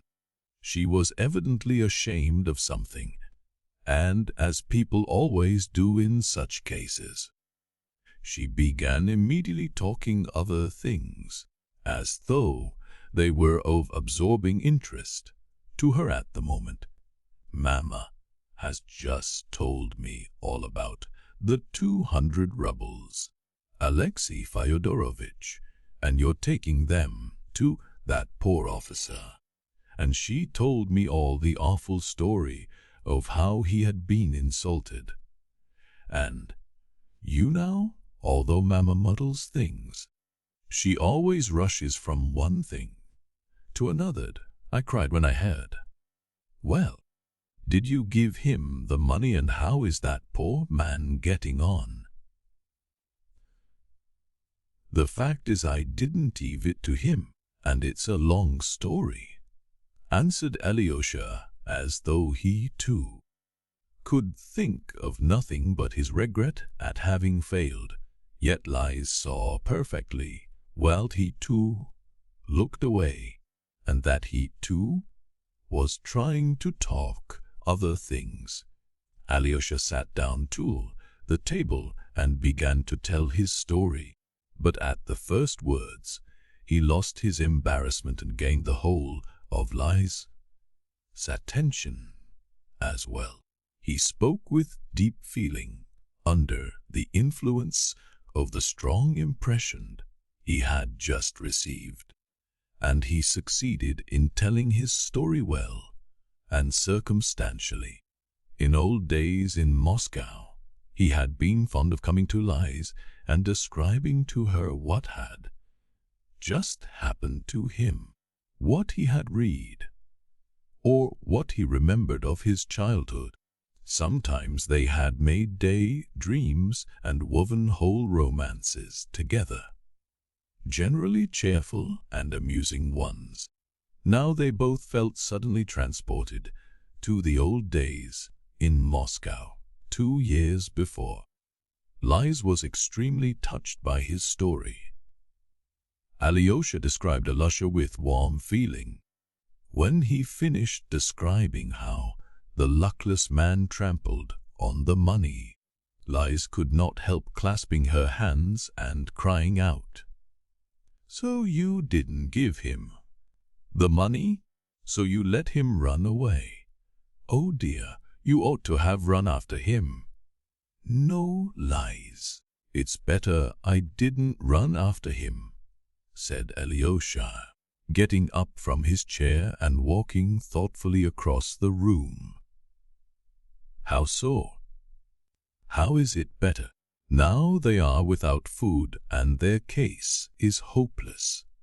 Not hopeless, for the 200 rubles will still come to them. He'll take the money tomorrow. Tomorrow he will be sure to take it," said Alyosha, pacing up and down, pondering. "You see, Lise," he went on, stopping suddenly before her, "I made one blunder, but that, even that, is all for the best." What blunder? And why is it for the best?" "I'll tell you. He is a man of weak and timorous character. He has suffered so much and is very good-natured. I keep wondering why he took offense so suddenly, for I assure you, up to the last minute, he did not know that he was going to trample on the notes. And I think now that there was a great deal to offend him, and it could not have been otherwise in his position.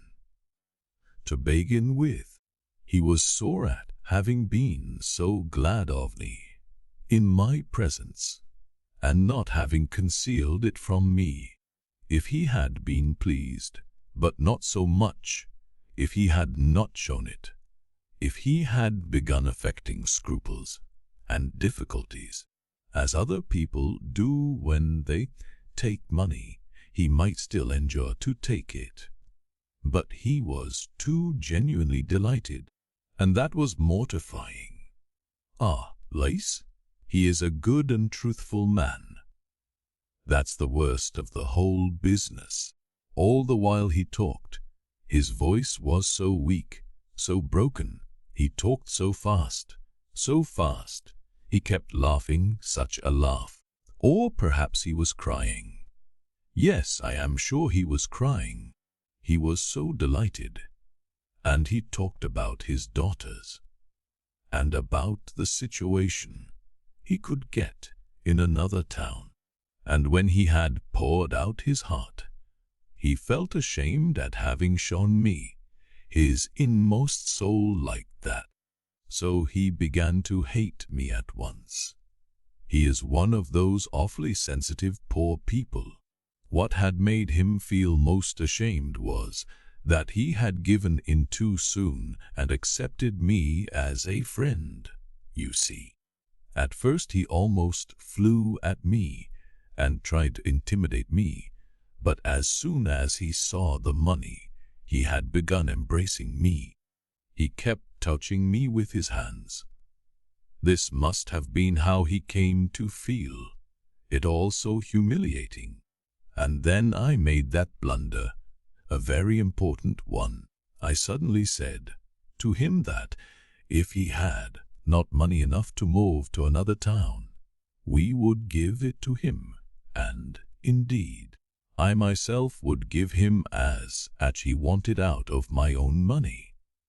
That struck him all at once. Why, he thought, did I put myself forward to help him? You know, Lise, it's awfully hard for a man who has been injured when other people look at him as though they were his benefactors. I've heard that. Father Zossima told me so. I don't know how to put it, but I have often seen it myself, and I feel like that myself, too. And the worst of it was that though he did not know, up to the very last minute, that he would trample on the notes, he had a kind of presentiment of it. I am sure of that. That's just what made him so ecstatic, that he had that presentiment. And though it's so dreadful, it's all for the best. In fact, I believe nothing better could have happened. Why could nothing better have happened? Cried Lise, looking with great surprise at Alyosha. Because if he had taken the money in an hour after getting home, he would be crying with mortification. That's just what would have happened, and most likely he would have come to me early tomorrow, and perhaps have flung the notes at me and trampled upon them, as he did just now. But now he has gone home awfully proud and triumphant, though he knows he has ruined himself. So now nothing could be easier than to make him accept the 200 rubles by tomorrow, for he has already vindicated his honor, tossed away the money, and trampled it underfoot. He couldn't know when he did it that I should bring it to him again tomorrow, and yet he is in terrible need of that money, though he is proud of himself now. Yet even today he'll be thinking what a help he has lost. He will think of it more than ever at night, will dream of it, and by tomorrow morning he may be ready to run to me to ask forgiveness. It's just then that I'll appear. Here you are a proud man, I shall say. You have shown it. But now take the money and forgive us, and then he will take it. Alyosha was carried away with joy as he uttered his last words. Then he will take it. Lise clapped her hands. Ah, that's true. I understand that perfectly now. Ah, Alyosha, how do you know all this? So young, and yet he knows what's in the heart. I should never have worked it out. The great thing now is to persuade him that he is on an equal footing with Ooze, in spite of his taking money from Ooze. Alyosha went on in his excitement, and not only on an equal, but even on a higher footing.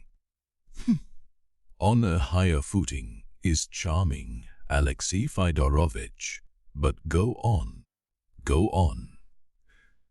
You mean there isn't such an expression as on a higher footing? But that doesn't matter, because... Oh, no, of course it doesn't matter. Forgive me, Alyosha dear. You know, I scarcely respected you till now. That is, I respected you but on an equal footing. But now I shall begin to respect you on a higher footing. Don't be angry, dear, at my joking, she put in at once, with strong feeling.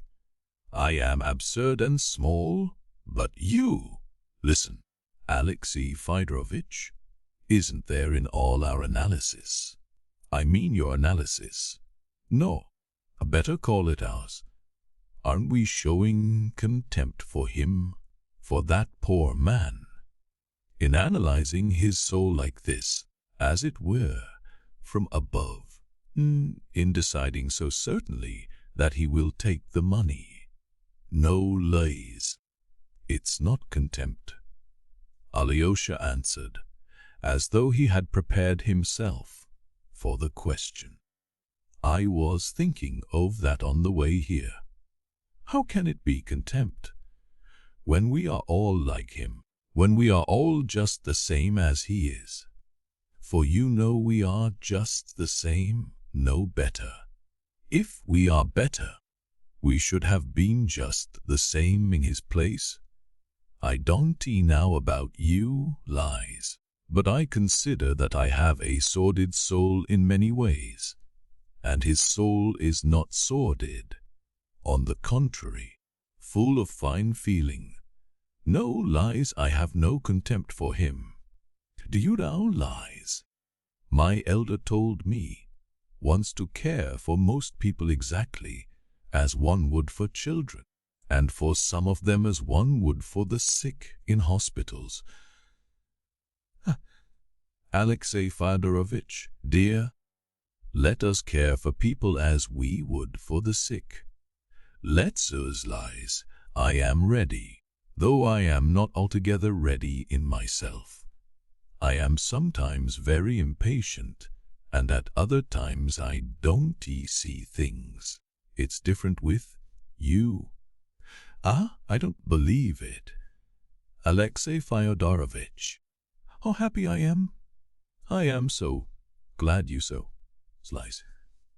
Alexey Fyodorovitch, you are wonderfully good, but you are sometimes sort of formal, and yet you are not a bit formal really. Go to the door, open it gently, and see whether Mamma is listening, said Lies, in a nervous, hurried whisper. Alyosha went, opened the door, and reported that no one was listening. Come here, Alexey Fyodorovitch. Lies went on, flushing redder and redder. Give me your hand. That's right. I have to make a great confession. I didn't write to you yesterday in joke, but in earnest. And she hid her eyes with her hand. It was evident that she was greatly ashamed of the confession. Suddenly she snatched his hand and impulsively kissed it 3 times. Ah, Liz, what a good thing, cried Alyosha joyfully. You now. I was perfectly sure you were in earnest. Sure. Upon my word. She put aside his hand, but did not leave go of it, blushing hotly and laughing a little happy laugh. I kiss his hand, and he says, what a good thing. But her reproach was undeserved. Alyosha, too, was greatly overcome. I should like to please you always, Lies, but I don't know how to do it, he muttered, blushing too. Alyosha, dear, you are cold and rude. Do you see? He has chosen me as his wife, and is quite settled about it. He is sure I was in earnest. What a thing to say! Why, That's impertinence. That's what it is. Why? Was it wrong of me to feel sure? Alyosha asked, laughing suddenly. Ah, Alyosha, on the contrary, it was delightfully right, cried Lies, looking tenderly and happily at him. Alyosha stood still, holding her hand in his. Suddenly he stooped down and kissed her on her lips. "Oh, what are you doing?" cried Lies. Alyosha was terribly abashed. "Oh, forgive me if I shouldn't. Perhaps I'm awfully stupid. You said I was cold, so I kissed you. But I see it was stupid." Lies laughed and hid her face in her hands. "And in that dress," she ejaculated in the midst of her mirth. But she suddenly ceased laughing and became serious, almost stern. "Alyosha, we must put off kissing. We are not ready for that yet, and we shall have a long time to wait," she ended suddenly. "Tell me rather why you, who are so clever, so intellectual, so observant, choose a little idiot, an invalid like me. Ah, Alyosha, I am awfully happy, for I don't deserve you a bit. You do, Lise. I shall be leaving the monastery altogether in a few days. If I go into the world, I must marry. I know that. He told me to marry too. Whom could I marry better than you? And who would have me except you? I have been thinking it over. In the first place, you've known me from a child, and you've a great many qualities I haven't. You are more light-hearted than I am. Above all, you are more innocent than I am. I have been brought into contact with many, many things already. Ah, you don't now, but I too am a Karamazov. What does it matter if you do laugh and make jokes, and at me too? Go on laughing. I am so glad you do. You laugh like a little child, but you think like a martyr, Botte? Like a martyr. How? Yes, Lies. Your question just now, whether we weren't showing contempt for that poor man by dissecting his soul. That was the question of a sufferer. You see, I don't know how to express it, but any one who thinks of such questions is capable of suffering. Sitting in your invalid chair, you must thought over many things already. Alyosha, give me your hand. Why are you taking it away? Murmured Lies in a failing voice, weak with happiness. Listen, Alyosha, what will you wear when you come out of the monastery? What sort of suit? Don't laugh, don't be angry. It's very, very important to me. I haven't thought about the suit, Lies, but I'll wear whatever you like. I should like you to have a dark blue velvet coat, a white picky waistcoat, and a soft grey felt hat. Tell me, did you believe that I didn't care for you when I said I didn't what I wrote? No, I didn't believe it. Oh, you insupportable person, you are incorrigible. You see, I knew that you seemed to care for me, but I pretended to believe that didn't care for me to make it easier for you. That makes it worse and better than all. Alyosha, I am awfully fond of you. Just before you came this morning, I tried my fortune. I decided I would ask you for my letter, and if you brought it out calmly and gave it to me, as might have been expected from you, it would mean that you did not love me at all, that you felt nothing and were simply a stupid boy, good for nothing, and that I am ruined. But you left the letter at home, and that cheered me. You left it behind on purpose, so as not to give it back, because you knew I would ask for it. That was it, wasn't it? Lies. It was not so a bit. The letter is with me now, and it was this morning, in this pocket. Here it is. Alyosha pulled the letter out laughing, and showed it her at a distance. But I am not going to give it to you. Look at it from here. Why? Then you told a lie. You, a monk, told a lie. I told a lie, if you like. Alyosha laughed too. I told a lie so as not to give you back the letter. Very precious to me, he added suddenly, with strong feeling, and again he flushed. It always will be, and I won't give it up to anyone. Liz looked at him joyfully. Alyosha, she murmured again. Look at the door. Isn't he, Mama, listening? Very well, Liz, I'll look. But wouldn't it be better not to look? Why suspect your mother of such menace? What menace? As for her spying on her daughter, it's her right, it's not meanness, cried Liz, firing up.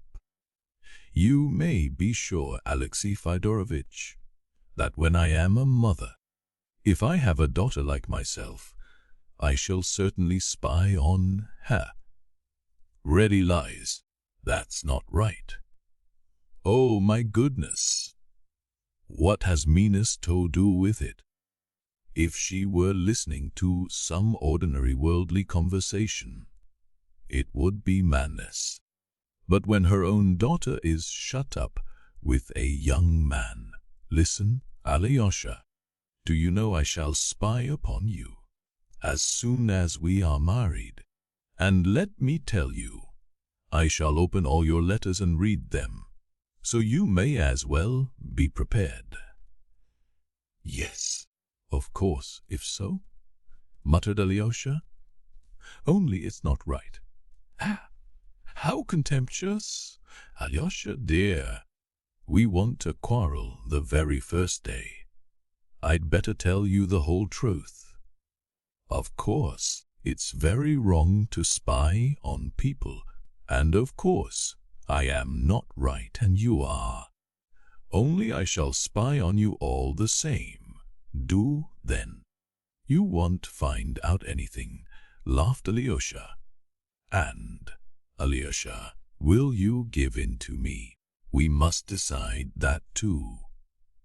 I shall be delighted to Liz, and certain too, only not in the most important things.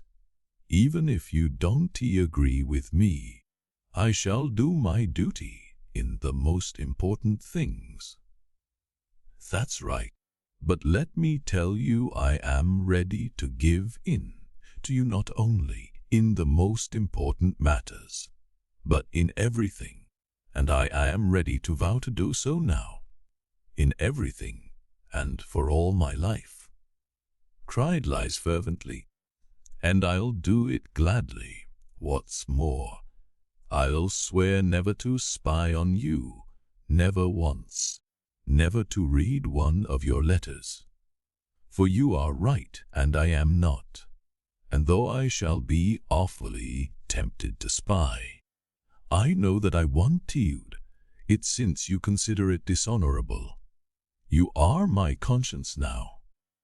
Listen, Alexey Fyodorovitch, why have you been so sad lately? Both yesterday and today. I know you have a lot anxiety and trouble, but I see you have some special grief besides, some secret one.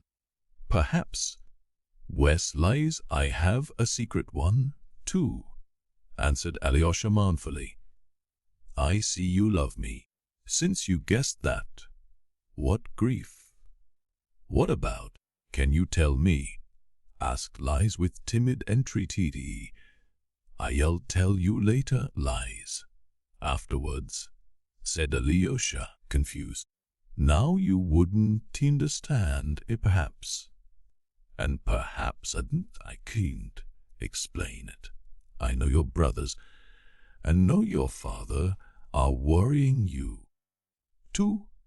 Yes, my brothers too, murmured Alyosha, pondering. I'd like your brother, Ivan. Alyosha, said Lies suddenly. He noticed this remark with some surprise, but did not answer it. My brothers are destroying themselves, he went on. My father too. And they are destroying others with them. It's the primitive force of the Karamazovs, as Father Pasai said the other day. A crude, unbridled, earthly force. Does the Spirit of God move above that force? Even that I don't know. I only know that I, too, am a Karamazov. A monk. Am I a monk, Lise? You said just now that I was. Yes, I did. And perhaps I don't even believe in God. You don't believe? What is the matter? Said Lies, quietly and gently. But Alyosha did not answer. There was something too mysterious, too subjective in these last words of his, perhaps obscure to himself, but yet torturing him. And now on the top of it all, my friend, the best man in the world, is leaving the earth. If you knew, Lies, how bound up in soul I am with him. And then I shall be left alone. I shall come to you, Lise. For the future we will be together. Yes, together. Together. Henceforward we shall be always together. All our lives. Listen, kiss me. Alyosha kissed her. Come, now go. Christ be with you. And she made the sign of the cross over him. Make haste back to him, while he is alive. I see I've kept you cruelly. I'll pray today for him and you. Alyosha, we shall be happy. Shall we be happy? I believe we shall. Lise?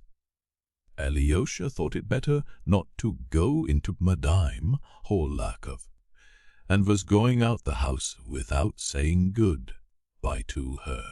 But no sooner had he opened the door than he found Madame Hohlakovs standing before him. From the first word Alyosha guessed that she had waiting on purpose to meet him. Alexey Fyodorovitch, this is awful. This is all childish nonsense and ridiculous.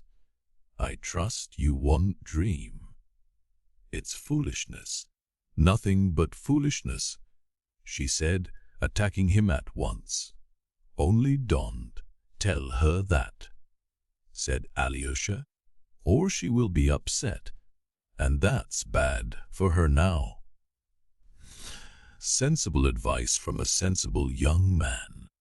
Am I to understand that you only agreed with her from compassion for her invalid state, because you didn't want to irritate her by contradiction? Oh, no, not at all. I was quite serious in what I said, Alyosha declared stoutly. To be serious about it is impossible, unthinkable. And in the first place I shall never be at home to you again. And I shall take her away, you may be sure of that. But why? Asked Alyosha. That's all so far off. We may have to wait another year and a half. Bah! Alexey Fyodorovich, that's true, of course. And you'll have time to quarrel and sow separate 1,000 times in a year and a half. But I am so unhappy. Though it's such nonsense, it's a great blow to me. I feel like the last scene of Sorrow from Wit. You are Chatsky and she is Sophia, and only fancy I've run down to meet you on the stairs. And in the play the fatal scene takes place on the staircase. I heard it all, I almost dropped. So this is the explanation of her dreadful night, and her hysterics of late. It means love to the daughter but death to the mother. I might as well be in my grave at once. And a more serious matter still, what is this letter she has written? Show it me at once. No, there's no need. Tell me, how is Katerina Ivanovna now? I must now. She still lies in delirium. She has not regained consciousness. Her aunts are here, but they do nothing but sigh and give themselves airs. Herzenstube came, and he was so alarmed that I didn't know what to do for him. I nearly sent for a doctor to look after him. He was driven home in my carriage, and on the top of it all, you and this letter. It's true nothing can happen for a year and a half. In the name of all that's holy, in the name of your dying elder, show me that letter, Alexey Fyodorovich. I'm her mother. Hold it in your hand, if you like, and I will read it sob. No, I want to show it to you. Even if she sanctioned it, I wouldn't. I am coming tomorrow, and if you like, we can talk over many things. But now goodbye. And Alyosha ran downstairs and into the street. Chapter 2. Smerdyakov with a guitar. He had known to lose indeed. Even while he was saying goodbye to lies, the thought had struck him that he must have some stratagem to find his brother Dmitri, who was evidently keeping out of his way. It was getting late, nearly 3 o'clock. Alyosha's whole soul turned to the monastery, to his dying saint. But the necessity of seeing Dmitri outweighed everything. The conviction that a great inevitable catastrophe was about to happen grew stronger in Alyosha's mind with every hour. What that catastrophe was, and what he would say at that moment to his brother, he could perhaps not have said definitely. Even if my benefactor must die without me, anyway, I won't have to reproach myself all my life with thought that I might have saved something, and did not, but passed by and hastened home. If I do as I intend, I shall be following his great precept. His plan was to catch his brother Dmitri unawares, to climb over the fence, as he had the day before, get into the garden, and sit in the summer house. If Dmitri were not there, thought Alyosha, he would not announce himself to Foma or the women of the house, but would remain hidden in the summer house, even if he had to wait there till evening. If, as before, Dmitri were lying in wait for Grushenka to come, he would be very likely to come to the summer house. Alyosha did not, however, give much thought to the details of his plan, but resolved to act upon it, even if it meant not getting back to the monastery that day. Everything happened without hindrance. He climbed over the hurdle almost in the same spot as the day before and stole into the summer house unseen. He did not want to be noticed. The woman of the house and Foma too, if he were here, might be loyal to his brother and obey his instructions, and so refuse to let Alyosha come into the garden, or might warn Dmitri that he was being sought and inquired for. There was no one in the summer house.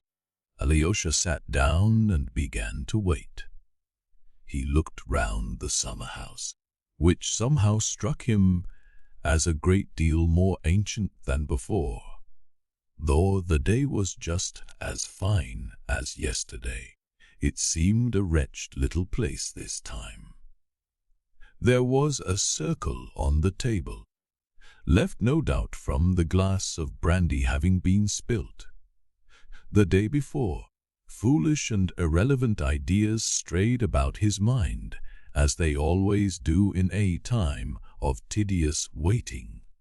He wondered, for instance, why he had sat down precisely in the same place as before. Why not in the other sheet? At last he felt very depressed by suspense and uncertainty. But he had not sat there more than a quarter of an hour, when he suddenly heard the thrum of a guitar somewhere quite close. People were sitting, or had only just sat down, somewhere in the bushes not more than 20 paces away. Alyosha suddenly recollected that on coming out of the summer house the day before, he had caught a glimpse of an old green low garden seat among the bushes on the left, by the fence. The people must be sitting on it now. Who were they? A man's voice suddenly began singing in a sugary falsetto, accompanying himself on the guitar. With invincible force I am bound to my dear. O Lord, have mercy on her and on me, on her and on me. The voice ceased. It was a lackey's tenor and a lackey's song. Another voice, a woman's, suddenly asked insinuatingly and bashfully, though with mincing affectation, "Why haven't you been to see us for so long, Pavel Fyodorovitch? Why do you always look down upon youths?" "Not at all," answered a man's voice politely, but with emphatic dignity.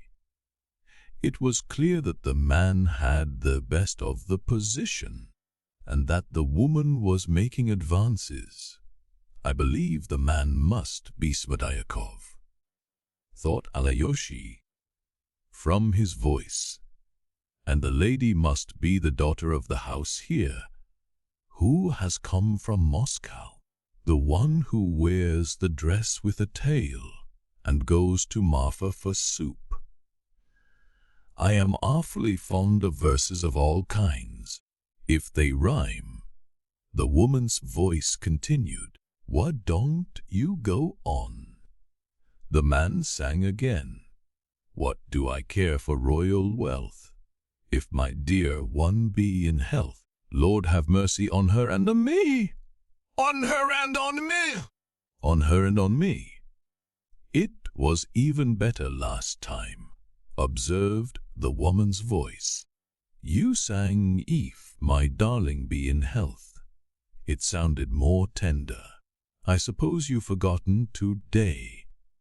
"Poetry is rubbish," said Smerdyakov curtly. "Oh no, I am very fond of poetry. So far as it's poetry, it's essential rubbish. Consider yourself. Whoever talks in rhyme? And if we were all to talk in rhyme, even though it were decreed by government, we shouldn't say much, should we? Poetry is no good, Maria Kondratyevna." How clever you are! "How is it you've gone so deep into everything. The woman's voice was more and more insinuating. I could have done better than that. I could have known more than that, if it had not been for my destiny from my childhood up. I would have shot a man in a duel if he called me names, because I am descended from a filthy beggar and have no father, and they used to throw it in my teeth in Moscow. It had reached them from here, thanks to Grigory Vassilievich. Grigory Vassilievich blames me for rebelling against my birth, but I would have sanctioned their killing me before I was born, that I might not have come into the world at all.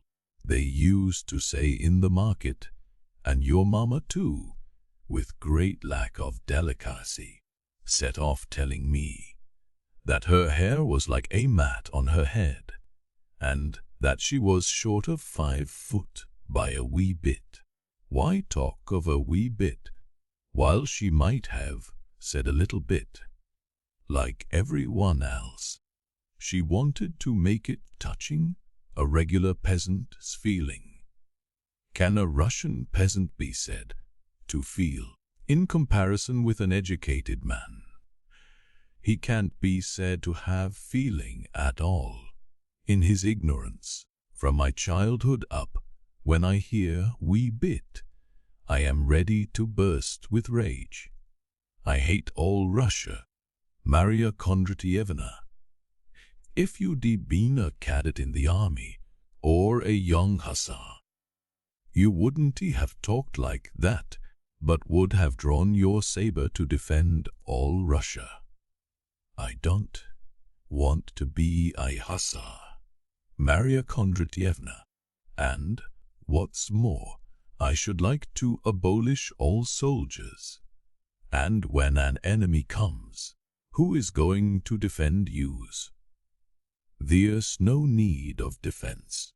In 1812, there was a great invasion of Russia by Napoleon, first Emperor of the French, father of the present one, and it would have been a good thing if they had conquered yous.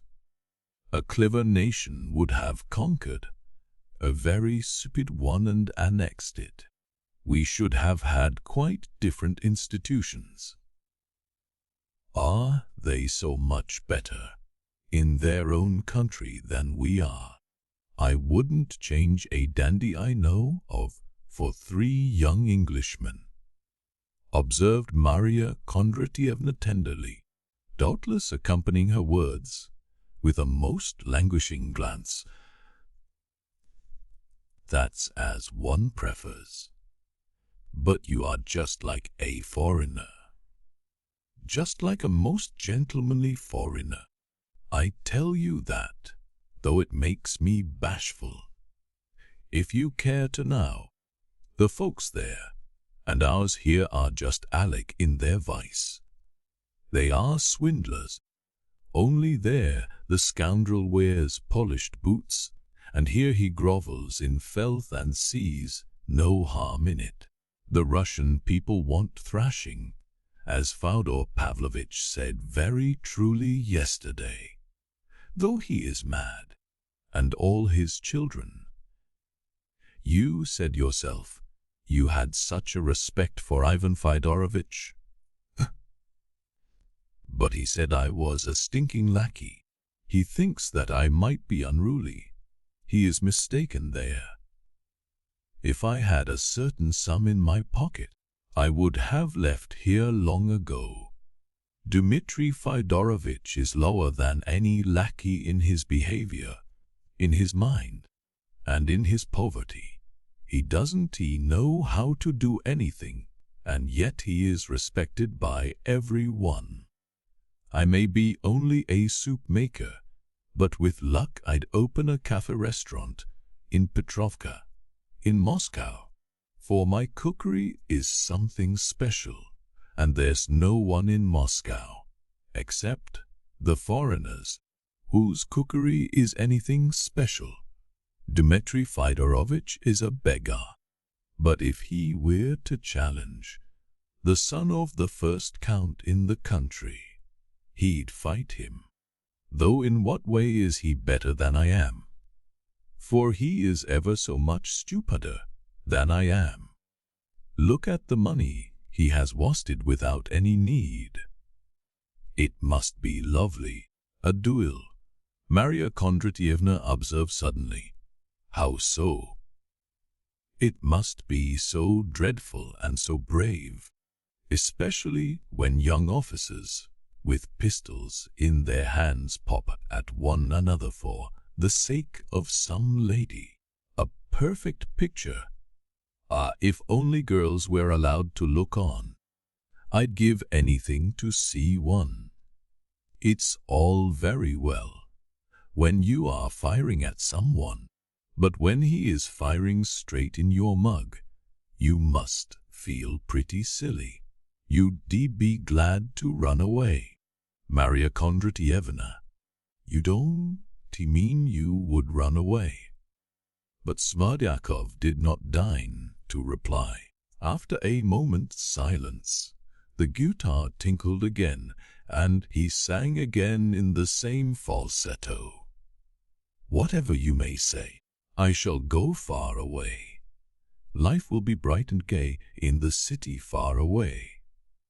I shall not grieve. I shall not grieve at all.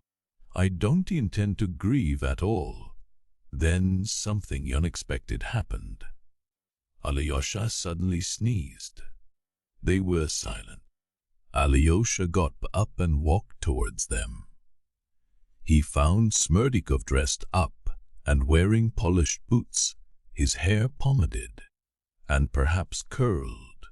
The guitar lay on the garden seat. His companion was the daughter of the house, wearing a light blue dress with a train 2 yards long. She was young and would not have been bad-looking, but that her face was so round and terribly freckled. "Will my brother Dmitri soon be back?" asked Alyosha with as much composure as he could. Smerdyakov got up slowly. Maria Kondratyevna rose too. "How am I to know about Dmitri Fyodorovich? It's not as if I were his keeper," answered Smerdyakov quietly, distinctly, and superciliously. "I simply whether you do now," Alyosha explained. "I know nothing of his whereabouts and don't want to. But my brother Tom know all the house, and you let me go to house by do, and promise to let him know when Agrafena Alexandrovna comes."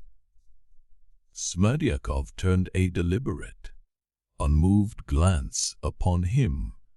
"And how did you get in this time, since the gate was bolted an hour ago?" he asked, looking at Alyosha. "I came in from the back alley, over the fence, and went straight to the summer house. I hope you'll forgive me," he added, addressing Maria Kondratyevna. "I was in a hurry to find my brother. As though we could take it amiss in you," drawled Maria Kondratyevna, flattered by Alyosha's apology. "For Dmitri Fyodorovich often goes to the summer house in that way. We don't know he is here, and he is sitting in the summer house. I am very anxious to find him, or to learn from you where he is now. Believe me, it's on business of great importance to him. He never tells us," lisped Maria Kondratyevna. "Though I used to come here as a friend." Smerdyakov began again. "Dmitri Fyodorovich has pestered me in a merciless way, even here, by his incessant questions about the master. What news? he'll ask. What's going on in there now? Who's coming and going? And can't I tell him something more? Twice already he's threatened me with death. With death? Alyosha exclaimed in surprise. Do you suppose he'd think much of that? With his temper, which you had a chance of observing yourself yesterday. He says if I leg Grafena Alexandrovna in, and she passes the night there, I'll be the first to suffer for it. I am terribly afraid of him, and if I were not even more afraid of doing so, I ought to let the police know. God only knows what he might not do. His Honor said to him the other day, I'll pound you in a mortar, added Maria Kondratievna. Oh, if it's pounding in a mortar, it may be only talk, observed Alyosha. If I could meet him, I might speak to him about that too. Well, the only thing I can tell you is this, said Smerdyakov, as though thinking better of it. I am here as an old friend and neighbor, and it would be odd if I didn't come.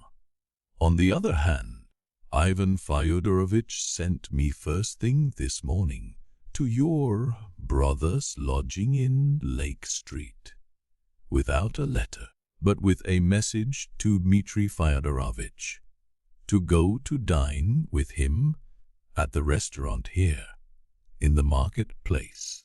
I went, but didn't find Dmitri Fyodorovitch at home, though it was 8 o'clock.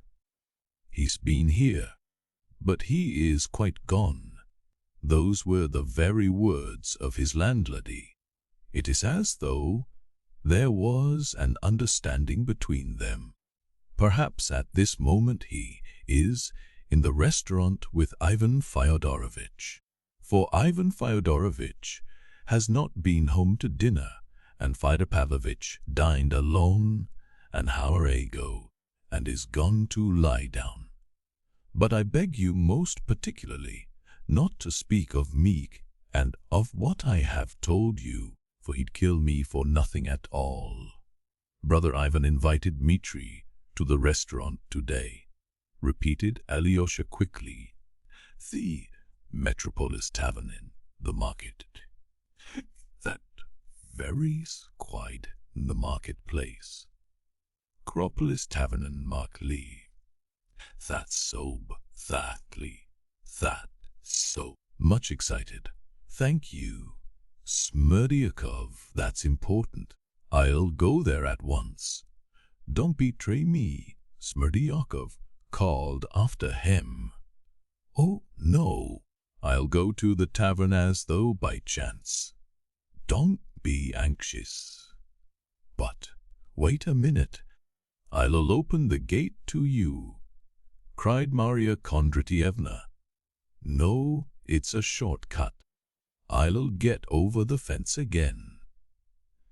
What he had heard threw Alyosha into great agitation. He ran to the tavern. It was impossible for him to go into the tavern in his monastic dress, but he could inquire at the entrance for his brothers and call them down. But just as he reached the tavern, a window was flung open, and his brother Ivan called to him from it. Alyosha, can't you come up here to me? I shall be awfully grateful, da. To be sure I can, only I don't quite know whether in this dress. But I am in a room apart. Come up the steps. I'll run down to meet you. A minute later Alyosha was sitting beside his brother. Ivan was alone dining. Chapter 3. The brothers make friends. Ivan was not, however, in a separate room, but only in a place shut off by a screen, so that it was unseen by other people in the room. It was the first room from the entrance with a buffet along the wall. Waiters were continually darting to and fro in it. The only customer in the room was an old retired military man drinking tea in a corner. But there was the usual bustle going on in the other rooms of the tavern. There were shouts for the waiters, the sound of popping corks, the click of billiard balls, the drone of the organ. Alyosha knew that Ivan did not usually visit this tavern and disliked taverns in general. So he must have come here, he reflected, simply to meet Dmitri by arrangement. Yet Dmitri was not there. "Shall I order you fish, soup or anything? You don't leave on tea alone, I suppose," cried Ivan, apparently delighted at having gotten hold of Alyosha. He had finished dinner and was drinking tea. "Let me have soup and tea afterwards. I am hungry," said Alyosha gaily, "and cherry jam. They have it here. You remember how you used to love cherry jam when you were little? You remember that? Let me have jam too. I like it still." Ivan rang for the waiter and ordered soap, jam and tea. "I remember everything, Alyosha. I remember you till you were 11. I was nearly 15. There's such a difference between 15 and 11 that brothers are never companions at those ages. I don't know whether I was fond of you even when I went away to Moscow. For the first few years I never thought of you at all. Then, when you came to Moscow yourself, we only met once somewhere, I believe, and now I've been here more than 3 months, and so far we have scarcely said a word to each other. Tomorrow I am going away, and I was just thinking as I sat here how I could see you to say good-bye, and just then you passed.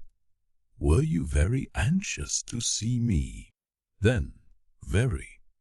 I want to get to know you once for all, and I want you to know me, and then to say good-bye. I believe it's always best to get to know people just before leaving them. I've noticed how you've been looking at me these 3 months. There has been a continual look of expectation in your eyes, and I can't endure that. That's how it is I've kept away from you. But in the end I have learned to respect you." The little man stands firm, I thought. "Though I am laughing, I am serious. You do stand firm, don't you? I like people who are firm like that, whatever it is they stand by, even if they are such little fellows as you. Your expectant eyes ceased to annoy me.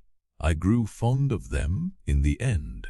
Those expectant eyes. You seem to love me for some reason, Alyosha."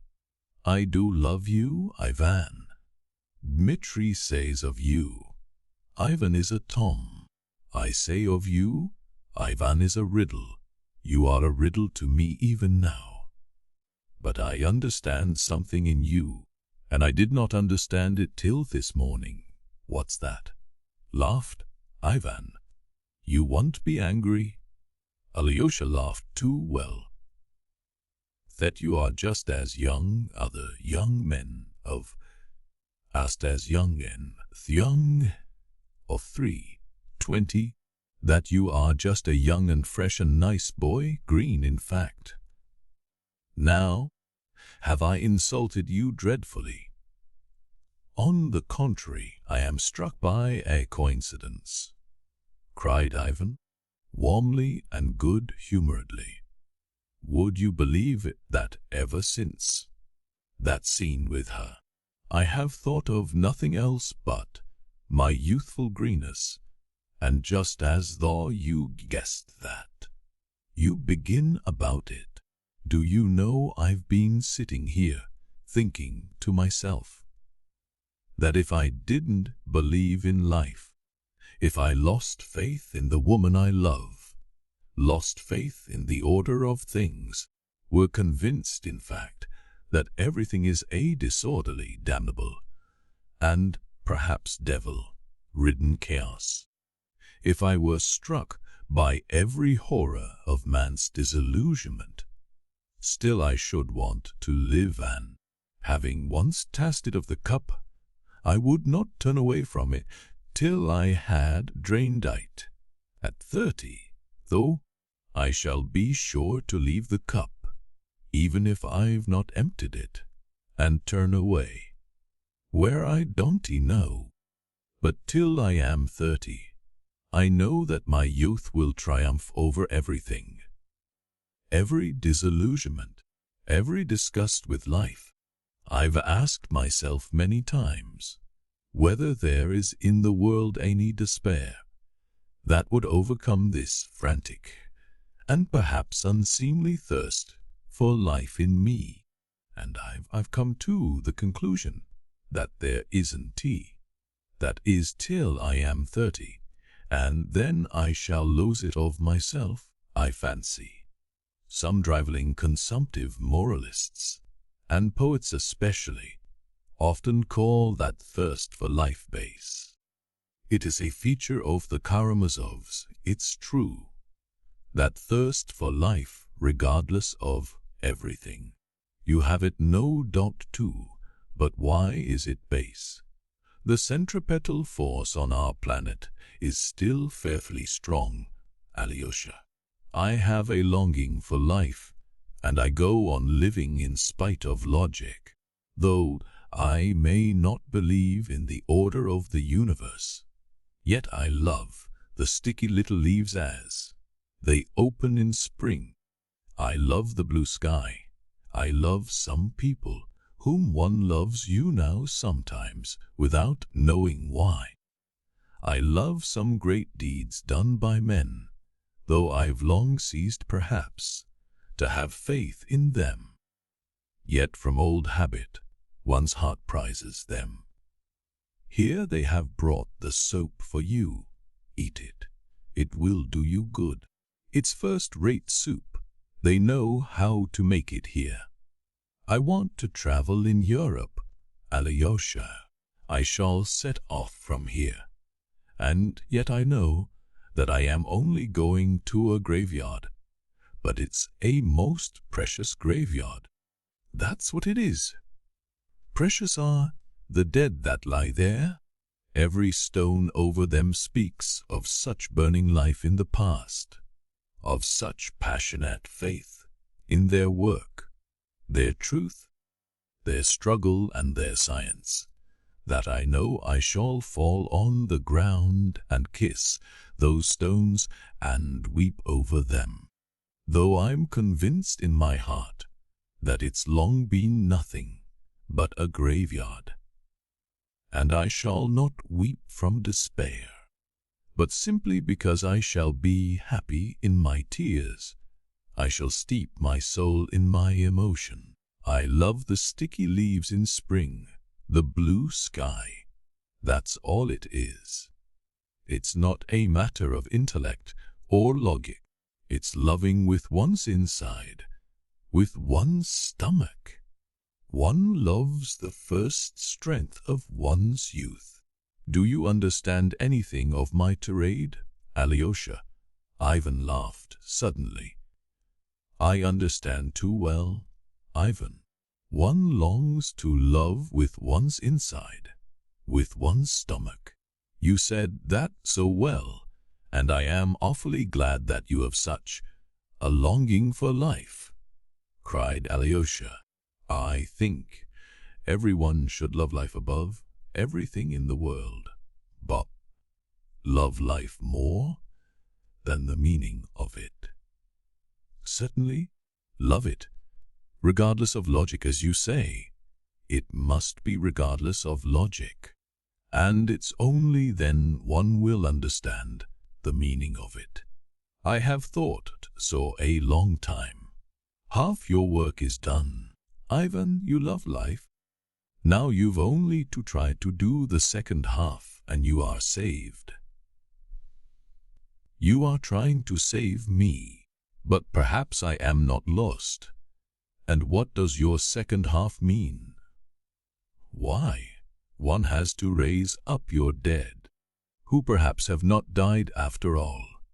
Come, let me have tea. I am so glad of our talk. Ivan, I see you are feeling inspired. I am awfully fond of such a professions de foi, from such novices. You are a steadfast person, Alexei. Is it true that you mean to leave the monastery? Yes, my elder sends me out into the world. We shall see each other then in the world. We shall meet before I am 30, when I shall begin to turn aside from the cup. Father, doesn't he want to turn aside from his cup till he is 70? He dreams of hanging on to 80, in fact. So he says.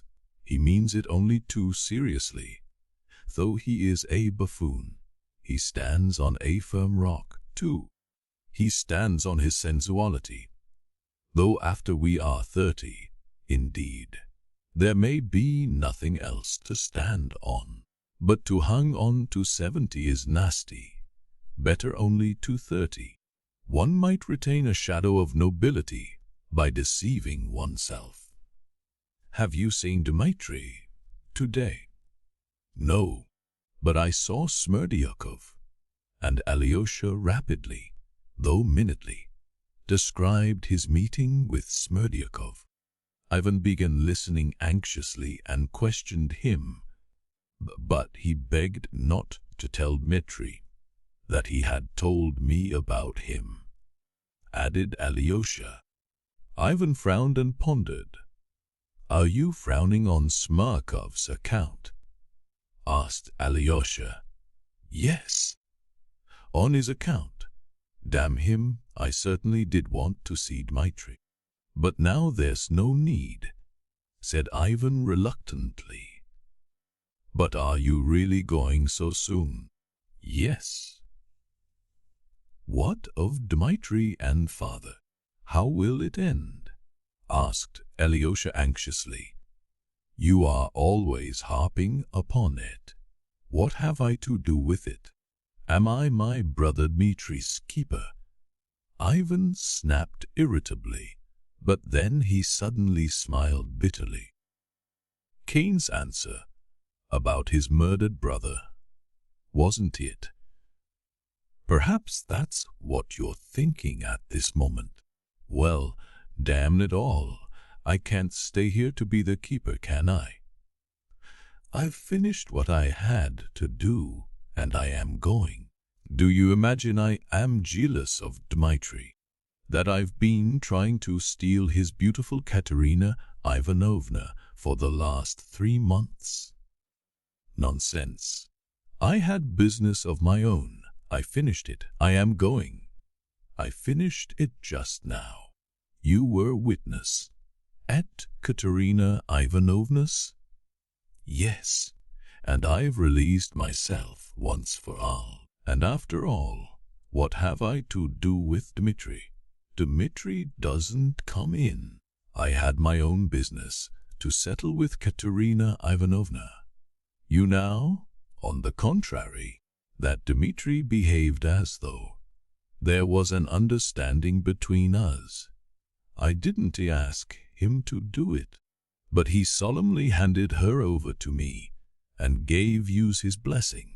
It's all too funny. Alyosha, if you only knew how light my heart is now, would you believe it? I sat here eating my dinner and was nearly ordering champagne to celebrate my first hour of freedom. 2. It's been going on nearly 6 months, and all at once I've thrown it off. I could never have guessed even yesterday how easy it would be to put an end to it, if I wanted. You are speaking of your love, Ivan. Of my love, if you like. I fell in love with the young lady. I worried myself over her, and she worried me. I sat watching over her, and all at once it collapsed. I spoke this morning with inspiration, but I went away and roared with laughter. Would you believe it? Yes, it's the literal truth. You seem very merry about it now, observed Alyosha, looking into his face, which had suddenly grown brighter. But how could I tell that I didn't care for her a bit? Ha! It appears after all I didn't. And yet how she attracted me. How attractive she was just now when I made my speech. And do you know she attracts me awfully even now. Yet how easy it is to leave her. Do you think I am boasting? No, only perhaps it wasn't love. Alyosha, laughed Ivan. Don't make reflections about love. It's unseemly for you. How you rushed into the discussion this morning. I've forgotten to kiss you for it. But how she tormented me. It certainly was sitting by a laceration. Ah, she knew how I loved her. She loved me and not Dmitri, Ivan insisted gaily. Her feeling for Dmitri was simply a self-laceration. All I told her just now was perfectly true, but the worst of it is, it may take her 15 or 20 years to find out that she doesn't care for Dmitri and loves me whom she torments. And perhaps she may never find it out at all, in spite of her lesson today. Well, it's better so. I can simply go away for good. By the way, how is she now? What happened after I departed? Alyosha told him she had been hysterical, and that she was now, he heard, unconscious and delirious. Isn't Madame Hohlakov laying it on? I think not. I must find out. Nobody dies of hysterics, though. They don't matter. God gave woman hysterics as a relief. I won't go to her at all. Why push myself forward again? But you told her that she had never cared for you. I did that on purpose. Alyosha, shall I call for some champagne? Let us drink to my freedom. Ah, if only you knew how glad I am. No, brother, we had better not drink, said Alyosha suddenly. Besides, I feel somehow depressed. Wes, you've been depressed a long time. I've noticed it. Have you settled to go tomorrow morning, then? Morning? I didn't say I should go in the morning. But perhaps it may be the morning. Would you believe it? I dined here today only to avoid dining with the old man. I loathe him so. I should have left long ago, so far as he is concerned. But why are you so worried about my going away? We've plenty of time before I go, an eternity. If you are going away tomorrow, what do you mean by an eternity? But what does it matter to us? Last Ivan, we've time enough for our talk, for what brought you here? Why do you look so surprised? Answer. Why have we met here? To talk of my love for Katerina Ivanovna, of the old man and Dmitri, of foreign travel, of the fatal position of Russia, of the Emperor Napoleon. Is that it? No. Then, you know what for. It's different for other people, but we in our green youth have to settle the eternal questions first of all. That's what we care about. Young Russia is talking about nothing but the eternal questions now. Just when the old folks are all taken up with practical questions. Why have you been looking at me in expectation for the last 3 months? To ask me, what do you believe? Or don't you believe at all? That's what your eyes have been meaning for these 3 months, haven't they? Perhaps so, smiled Alyosha. You are not laughing at me now? Laughing. I don't want to wound my little brother, who has been watching me with such expectation for 3 months. Alyosha, look straight at me. Of course I am just such a little boy as you are, only honored, not a novice. And what have Russian boys been doing up till now? Some of them, I mean. In this stinking tavern, for instance. Here, they meet and sit down in a corner. They've never met in their lives before, and when they go out of the tavern, they won't meet again for 40 years. And what do they talk about in that momentary halt in the tavern?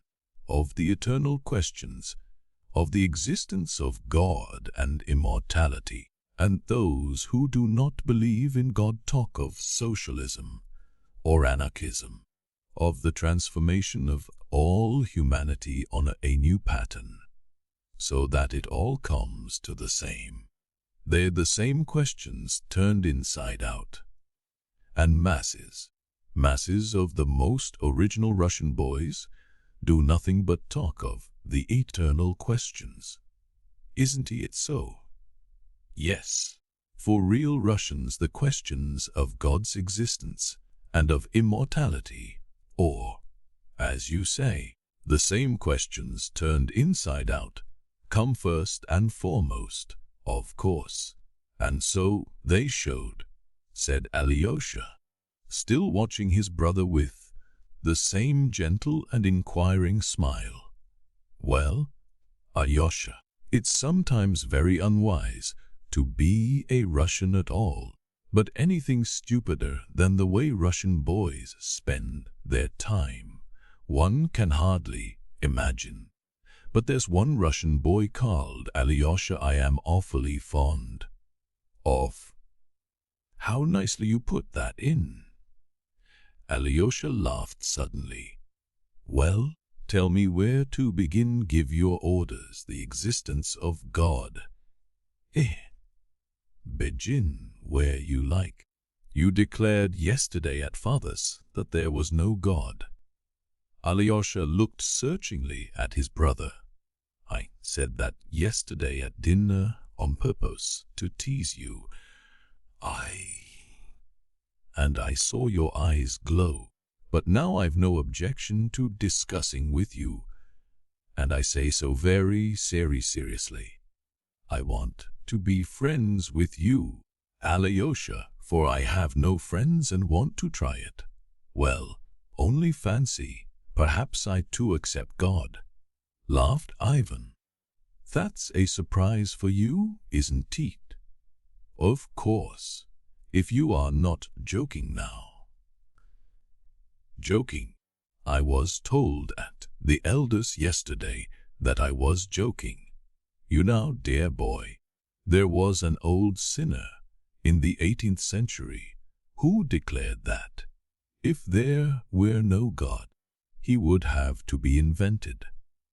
S'il n'existait pas Dieu, il faudrait inventor. And man has actually invented God. And what's strange, what would be marvelous, is not that God should really exist. The marvel is that such an idea, the idea of the necessity of God, could enter the head of such a savage, vicious beast as man. So holy it is, so touching, so wise and so great a credit it does to man. As for me, I've long resolved not to think whether man created God or God man, and I won't go through all the axioms laid down by Russian boys on that subject, all derived from European hypotheses. For what's a hypothesis there is an axiom with the Russian boy, and not only with the boys, but with their teachers too. For our Russian professors are often just the same boys themselves. And so I am at all the hypothesis. For what are we aiming at now? I am trying to explain as quickly as possible my essential nature. That is, what manner of man I am, what I believe in, and for what I hope. That's it, isn't it? And therefore I tell you that I accept God simply. But you must note this: if God exists, and if he really did create the world, then, as we all know, he created it according to the geometry of Euclid and the human mind, the conception of only 3 dimensions in space. Yet there have been, and still are, geometricians and philosophers, and even some of the most distinguished, who doubt whether the whole universe, or to speak more widely, the whole of being, was only created in Euclid's geometry. They even dare to dream that 2 parallel lines, which according to Euclid can never meet on earth, may meet somewhere in infinity. I have come to the conclusion that, since I understand even that, I can't expect to understand about God. I acknowledge humbly that I have no faculty for settling such questions. I have a Euclidean earthly mind, and how could I solve problems that are not of this world? And I advise you never to think about it either, my dear Alyosha, especially about God, whether he exists or not. All such questions are utterly inappropriate for a mind created with an idea of only 3 dimensions. And so I accept God and am glad too, and what's more, I accept his wisdom, his purpose, which are utterly beyond our ken. I believe in the underlying order and the meaning of life. I believe in the eternal harmony in which they say we shall one day be blended. I believe in the word to which the universe is striving, and which itself was with God, and which itself is God, and so on, to infinity. There are all sorts of phrases for it. I seem to be on the right path, don't I? Yet would you believe it? In the final result, I don't accept this world of God's, and, although I know it exists, I don't accept it at all. It's not that I don't accept God. You must understand, it's the world created by him I don't and cannot accept. Let me make it plain. I believe like a child that suffering will be healed and made up for, that all the humiliating absurdity of human contradictions will vanish like a pitiful mirage, like the despicable fabrication of the impotent and infinitely small Euclidean mind of man, that in the world's finale, at the moment of eternal harmony, something so precious will come to pass that it will suffice for all hearts, for the comforting of all resentments, for the atonement of all the crimes of humanity, of all the blood they've shed, that it will make it not only possible to forgive, but to justify all that has happened with men. But though all that may come to pass, I don't accept it. I won't accept it. Even if parallel lines don't meet, and I see it myself, I shall see it and say that they've met, but still I won't accept it. That's what's at the root of me. Alyosha, that's my creed. I am in earnest in what I say. I began our talk as stupidly as I could on purpose, but I've led up to my confession, for that's all you want. You didn't want to hear about God, but only to know what the brother you love lives by. And so I've told you. Ivan concluded his long tirade with marked and unexpected feeling. And why did you begin as stupidly as you could? Asked Alyosha, looking dreamily at him. To begin with, for the sake of being Russian. Russian conversations on such subjects are always carried on inconceivably stupidly. And secondly, the stupider one is, the closer one is to reality. The stupider one is, the clearer one is. Stupidity is brief and artless, while intelligence wriggles and hides itself. Intelligence is a knave, but stupidity is honest and straightforward. I've led the conversation to my despair, and the more stupidly I have presented it, the better for you will explain why you don't accept the world, said Alyosha too. Be sure I will. It's not a secret. That's what I've been leading up to. Dear little brother, I don't want to corrupt you or to turn you from your stronghold. Perhaps I want to be healed by you. Ivan smiled suddenly, quite like a little gentle child. Alyosha had never seen such a smile on his face before. Chapter 4, Rebellion. I must make you one confession, Ivan began. I could never understand how one can love one's neighbors. It's just one's neighbors. To my mind, that one can't love, though one might love those at a distance. I once read somewhere of John the Merciful, a saint, that when a hungry, frozen beggar came to him, he took him into his bed, held him in his arms, and began breathing into his mouth, which was putrid and loathsome from some awful disease. I am convinced that he did that from self-laceration, from the self-laceration of falsity, for the sake of the charity imposed by duty, as a penance laid on him. For anyone to love a man, he must be hidden, for as soon as he shows his face, love is gone.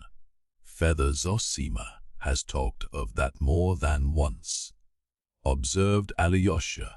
He, too, said that the face of a man often hinders many people not practiced in love from loving him. But yet there's a great deal of love in mankind, and almost Christ-like love. I know that myself, Ivan.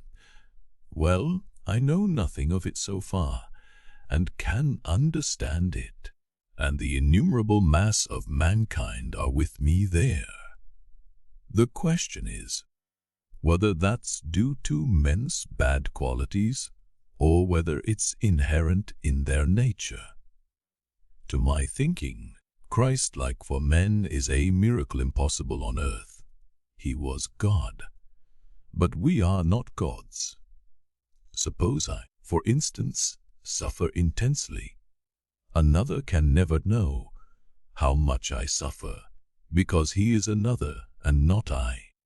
And what's more, a man is rarely ready to admit another's suffering, as though it were a distinction. Why won't he admit it, do you think? Because I smell unpleasant. Because I have a stupid face. Because I once trod on his foot.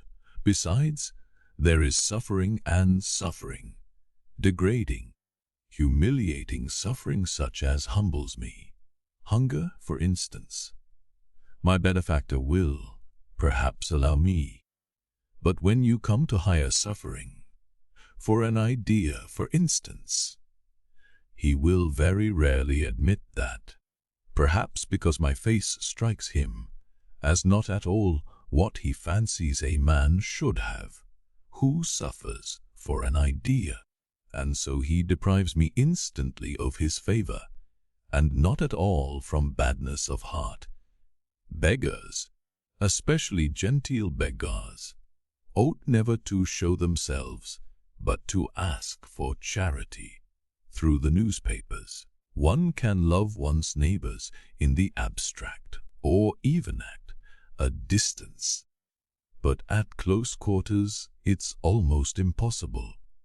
If it were as on the stage, in the ballet, where if beggars come in, they wear silken rags and tattered lace and beg for alms, dancing gracefully, then one might, looking at them.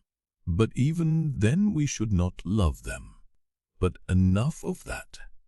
I simply wanted to show you my point of view. I meant to speak of the suffering of mankind generally, but we had better confine ourselves to the sufferings of the children. That reduces the scope of my argument to a tenth of what it would be. Still, we'd better keep to the children, though it does weaken my case.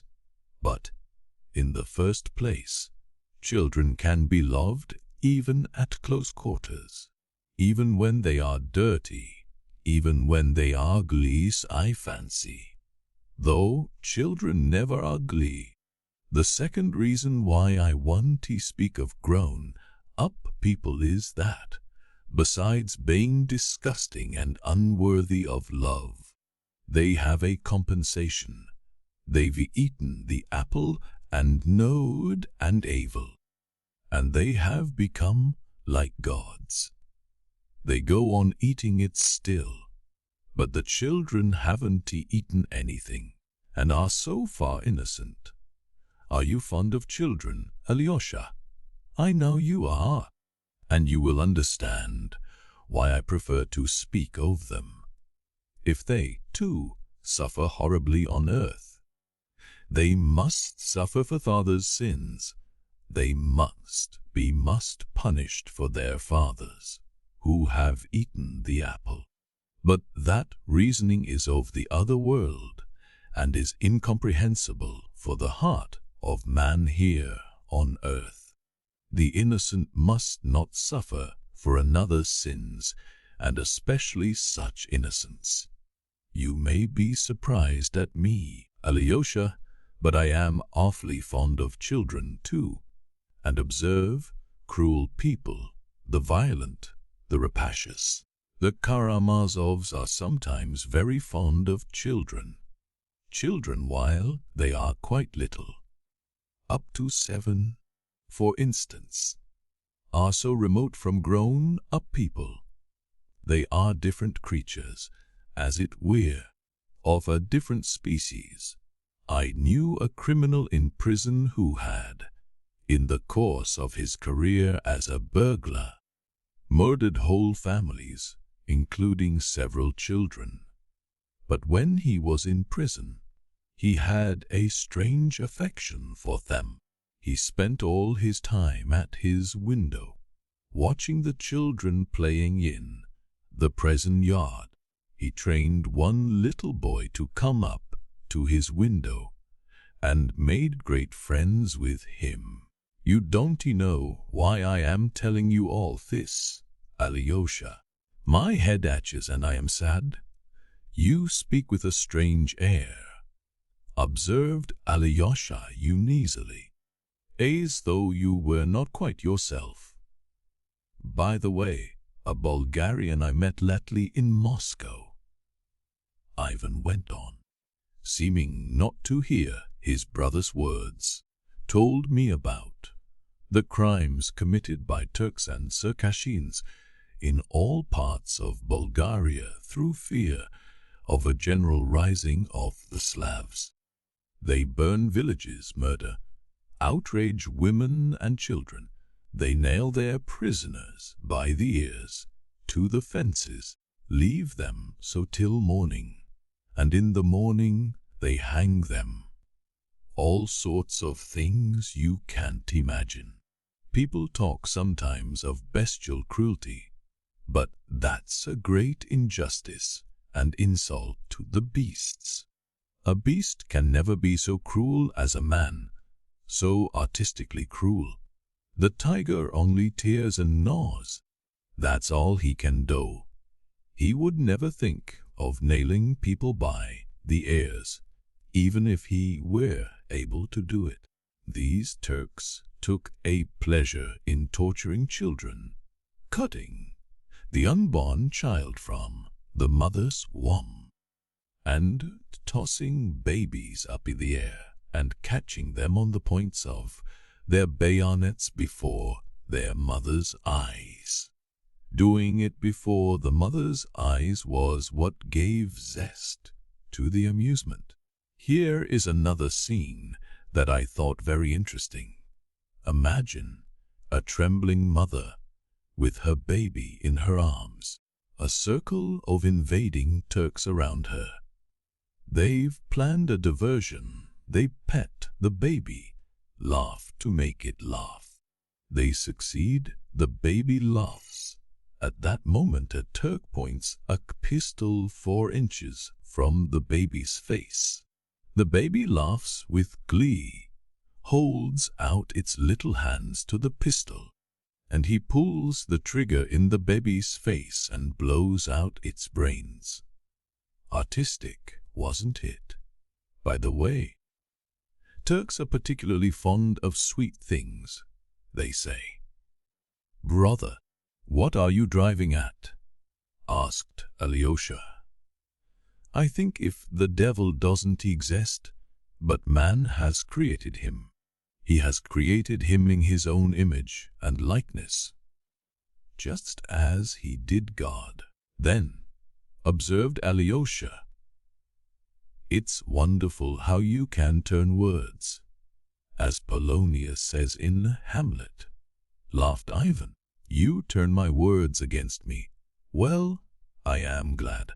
Yours must be a fine God, if man created him in his image and likeness. You asked just now what I was driving at.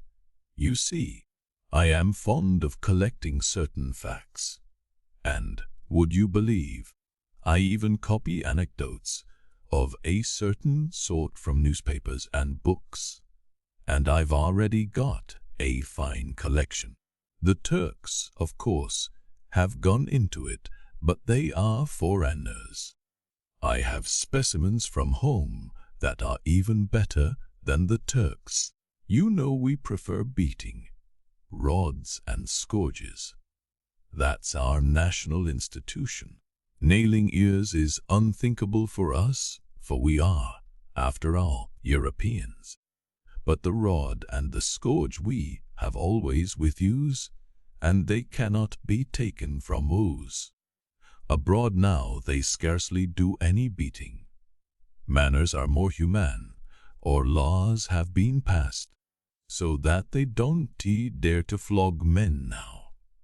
But they make up for it in another way just as national as ours, and so national that it would be practically impossible among us, though I believe we are being inoculated with it. Since the religious movement began in our aristocracy, I have a charming pamphlet, translated from the French, describing how, quite recently, 5 years ago, a murderer Richard was executed. A young man, I believe, of 23, who repented and was converted to the Christian faith at the very scaffold. This Richard was an illegitimate child, who was given as a child of 6 by his parents to some shepherds on the Swiss mountains. They brought him up to work for them.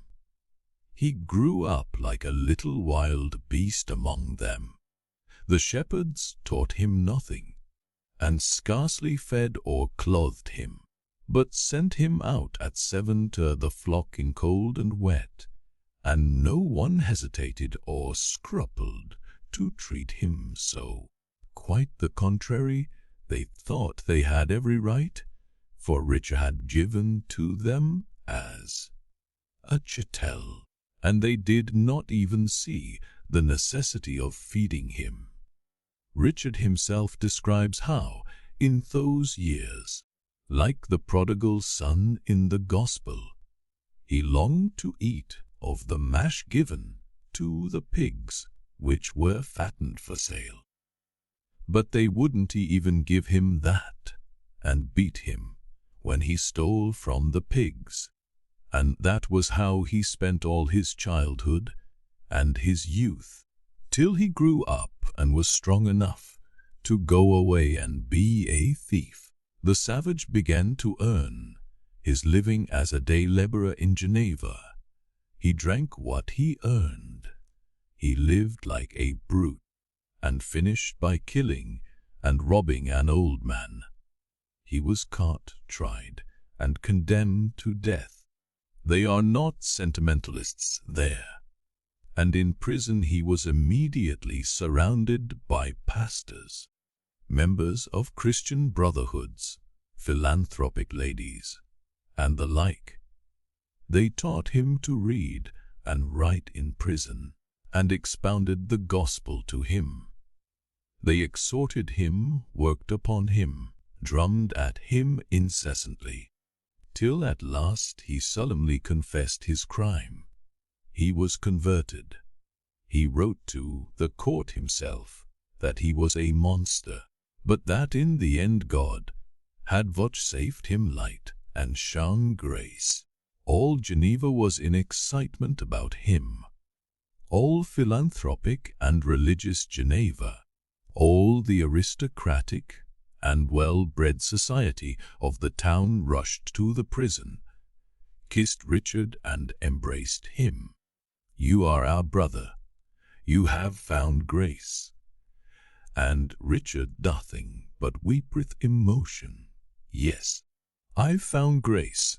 All my youth and childhood I was glad of pig's food. But now even I have found grace. I am dying in the Lord." "Yes, Richard, die in the Lord.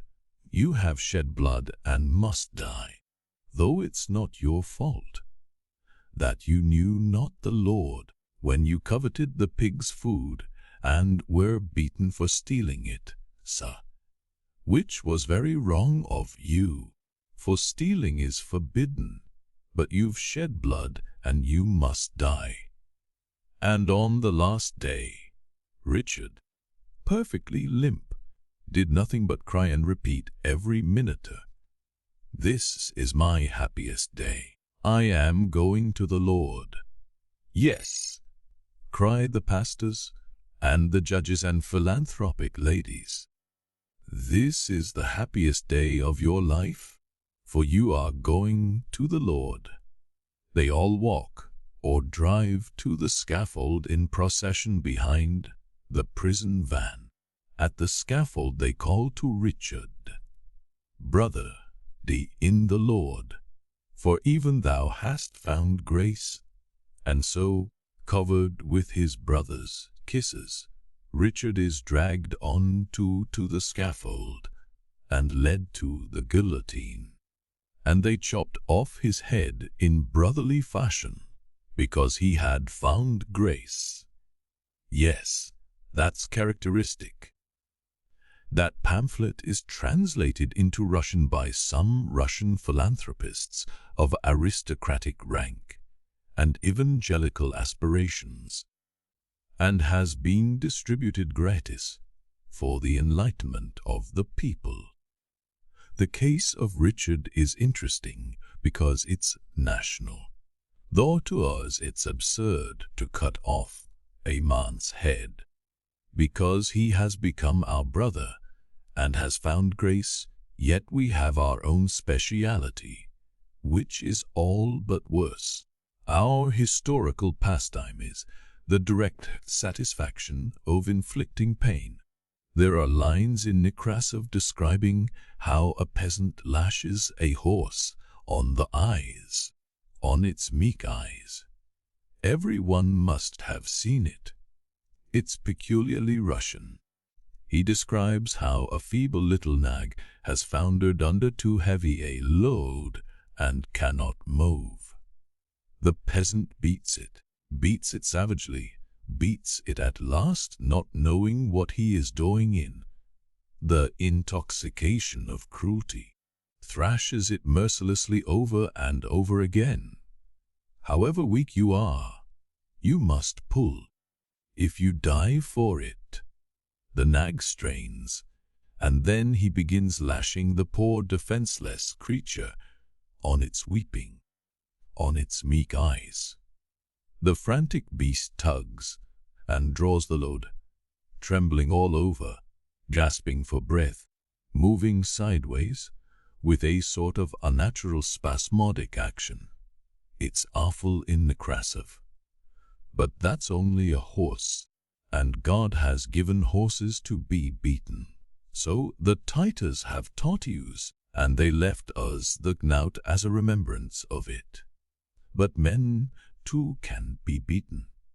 A well-educated, cultured gentleman and his wife beat their own child with a birch rod, a girl of 7.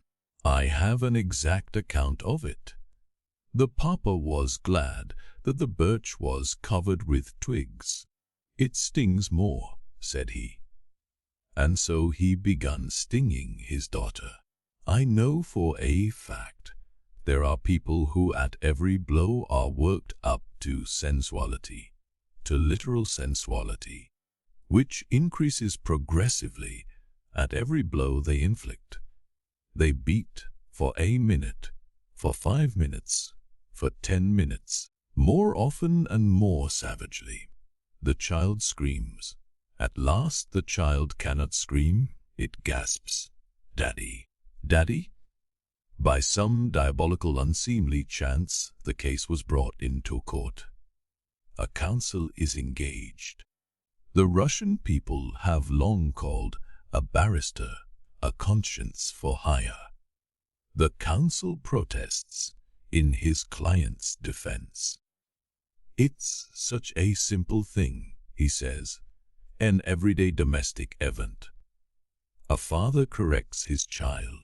To our shame be it said, it is brought into court. The jury, convinced by him, give a favorable verdict. The public roars with delight that the torturer is acquitted. Ah, pity I wasn't there. I would have proposed to raise a subscription in his honor. Charming pictures. But I've still better things about children. I've collected a great deal about Russian children, Alyosha. There was a little girl of 5 who was hated by her father and mother, most worthy and respectable people, of good education and breeding. You see, I must repeat again, it is a peculiar characteristic of many people, this love of torturing children, and children only. To all other types of humanity, these torturers behave mildly and benevolently, like cultivated and human Europeans. But they are very fond of tormenting children, even fond of children themselves, in that sense.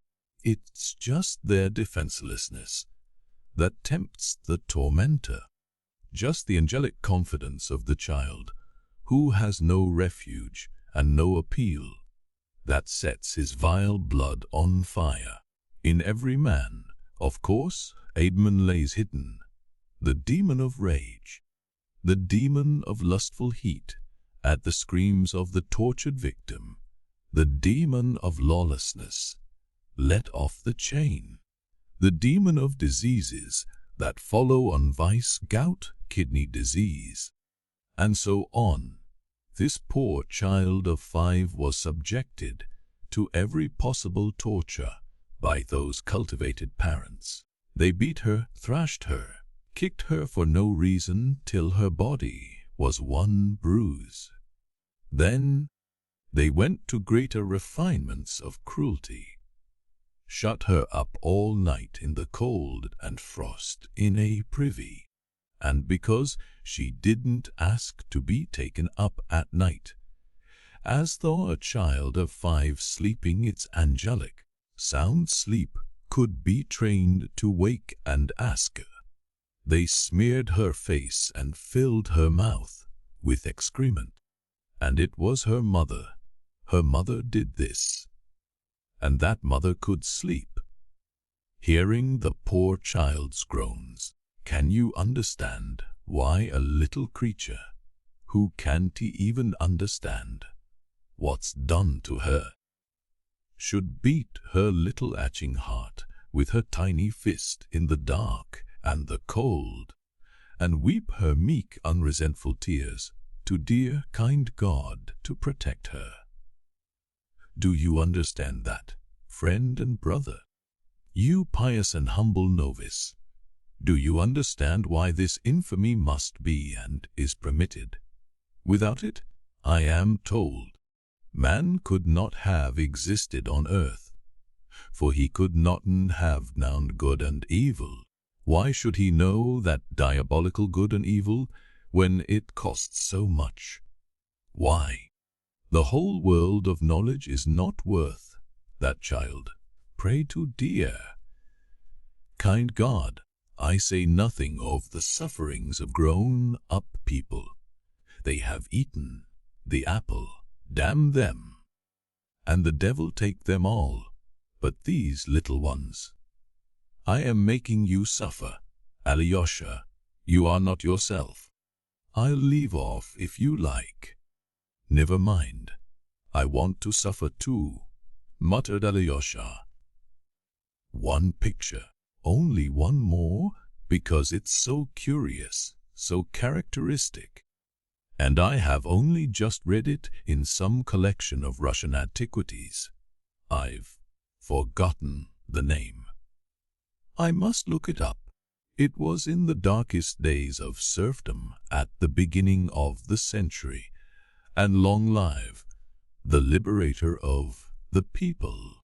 There was in those days a general of aristocratic connections, the owner of great estates, one of those men, somewhat exceptional I believe, even then, who, retiring from the service into a life of leisure, are convinced that they've earned absolute power over the lives of their subjects. There were such men then. So our general settled on his property of 2,000 souls, lives in pomp, and domineers over his poor neighbors, as though they were dependents and buffoons. He has kennels of hundreds of hounds and nearly 100 dog boys, all mounted and in uniform. One day a serf boy, a little child of 8, threw a stone in play and hurt the paw of the general's favorite hound. Why is my favorite dog lame? He is told that the boy threw a stone that hurt the dog's paw. So you did it. The general looked the child up and down. Take him. He was taken from his mother and kept shut up all night. Early that morning the general comes out on horseback, with the hounds, his dependents, dog boys, and huntsmen, all mounted around him in full hunting parade. The servants are summoned for their edification, and in front of them all stands the mother of the child. The child is brought from the lock up. It's a gloomy, cold, foggy autumn day, a capital day for hunting. The general orders the child to be undressed. The child is stripped naked.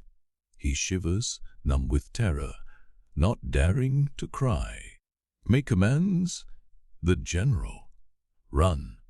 Shout. The dog boys. The boy runs. At him. Yells the general, and he sets the whole pack of hounds on the child. The hounds catch him and tear him to pieces before his mother's eyes. I believe the general was afterwards declared incapable of administering his estates. Well, what did he deserve? To be shot. To be shot for the satisfaction of our moral feelings. Speak, Alyosha. To be shot, murmured Alyosha, lifting his eyes to Ivan with a pale, twisted smile. Bravo, cried Ivan, delighted, if even you say so. You're a pretty monk? So there is a little devil sitting in your heart, Alyosha Karamazov. What I said was absurd, but, that's just the point. That, cried Ivan. Let me tell you, novice, that the absurd is only too necessary on earth. The world stands on absurdities, and perhaps nothing would have come to pass in it without them. We know what we know. What do you know? I understand nothing. Ivan went on, as though in delirium. Don't you want to understand anything now? I want to stick to the fact. I made up my mind long ago not to understand. If I try to understand anything, I shall be false to the fact, and I have determined to stick to the fact. What are you trying, May? Alyosha cried, with sudden distress. Will you say what you mean at last? Of course, I will. That's what I've been leading up to. You are dear to me. I don't want to let you go, and I won't give you up to your Zossima. Ivan for a minute was silent. His face became all at once very sad. Listen, I took the case of children only to make my case clearer, of the other tears of humanity with which the earth is soaked from its crust to its center. I will say nothing. I have narrowed my subject on purpose. I am a bug, and I recognize in all humility that I cannot understand why the world is arranged as it is. Men are themselves to blame. I suppose they were given paradise. They wanted freedom and stole fire from heaven, though they knew they would become unhappy. So there is no need to pity them. With my pitiful, earthly, Euclidean understanding, all I know is that there is suffering, and that there are none guilty. That cause follows effect simply and directly. That everything flows and finds its level. But that's only Euclidean nonsense. I know that, and I can't consent to live by it. What comfort is it to me that there are none guilty and that cause follows effect simply and directly, and that I know it? I must have justice, or I will destroy myself.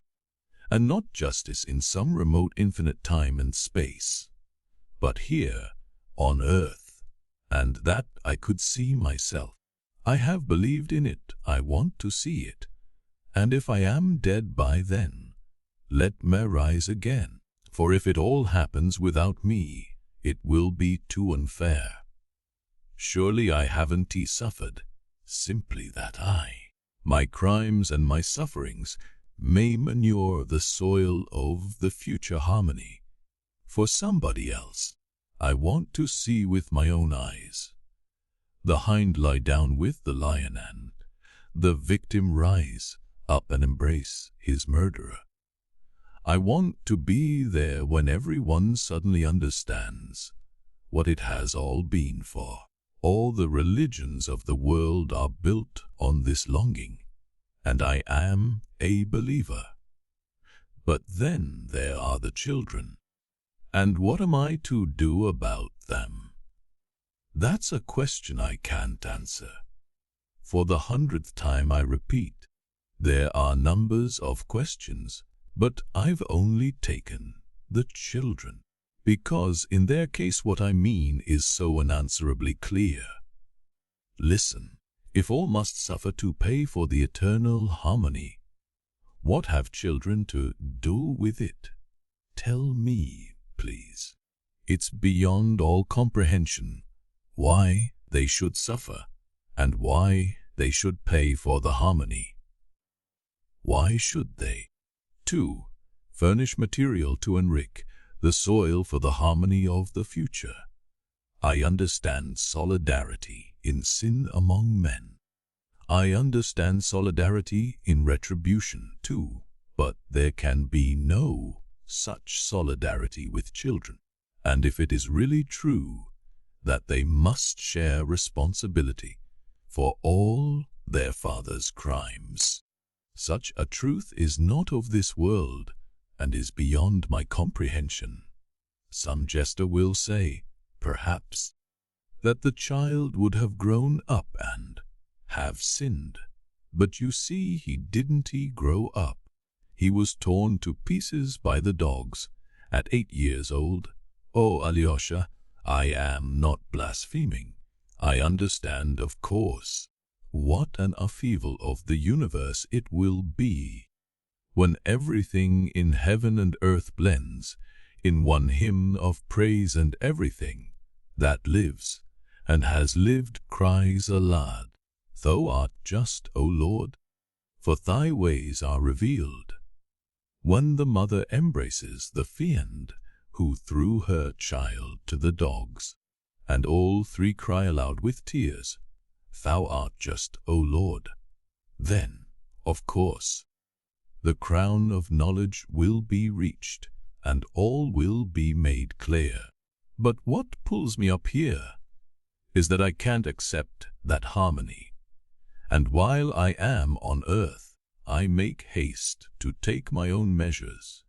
You see, Alyosha, perhaps it really may happen that if I live to that moment, or rise again to see it, I too, perhaps, may cry aloud with the rest, looking at the mother embracing the child's torturer, Thou art just, O Lord.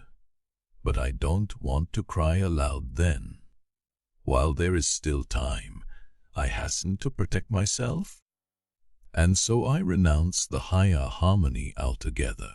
It's not worth the tears of that one tortured child who beat itself on the breast with its little fist and prayed in its stinking outhouse with its unexpiated tears to dear, kind God.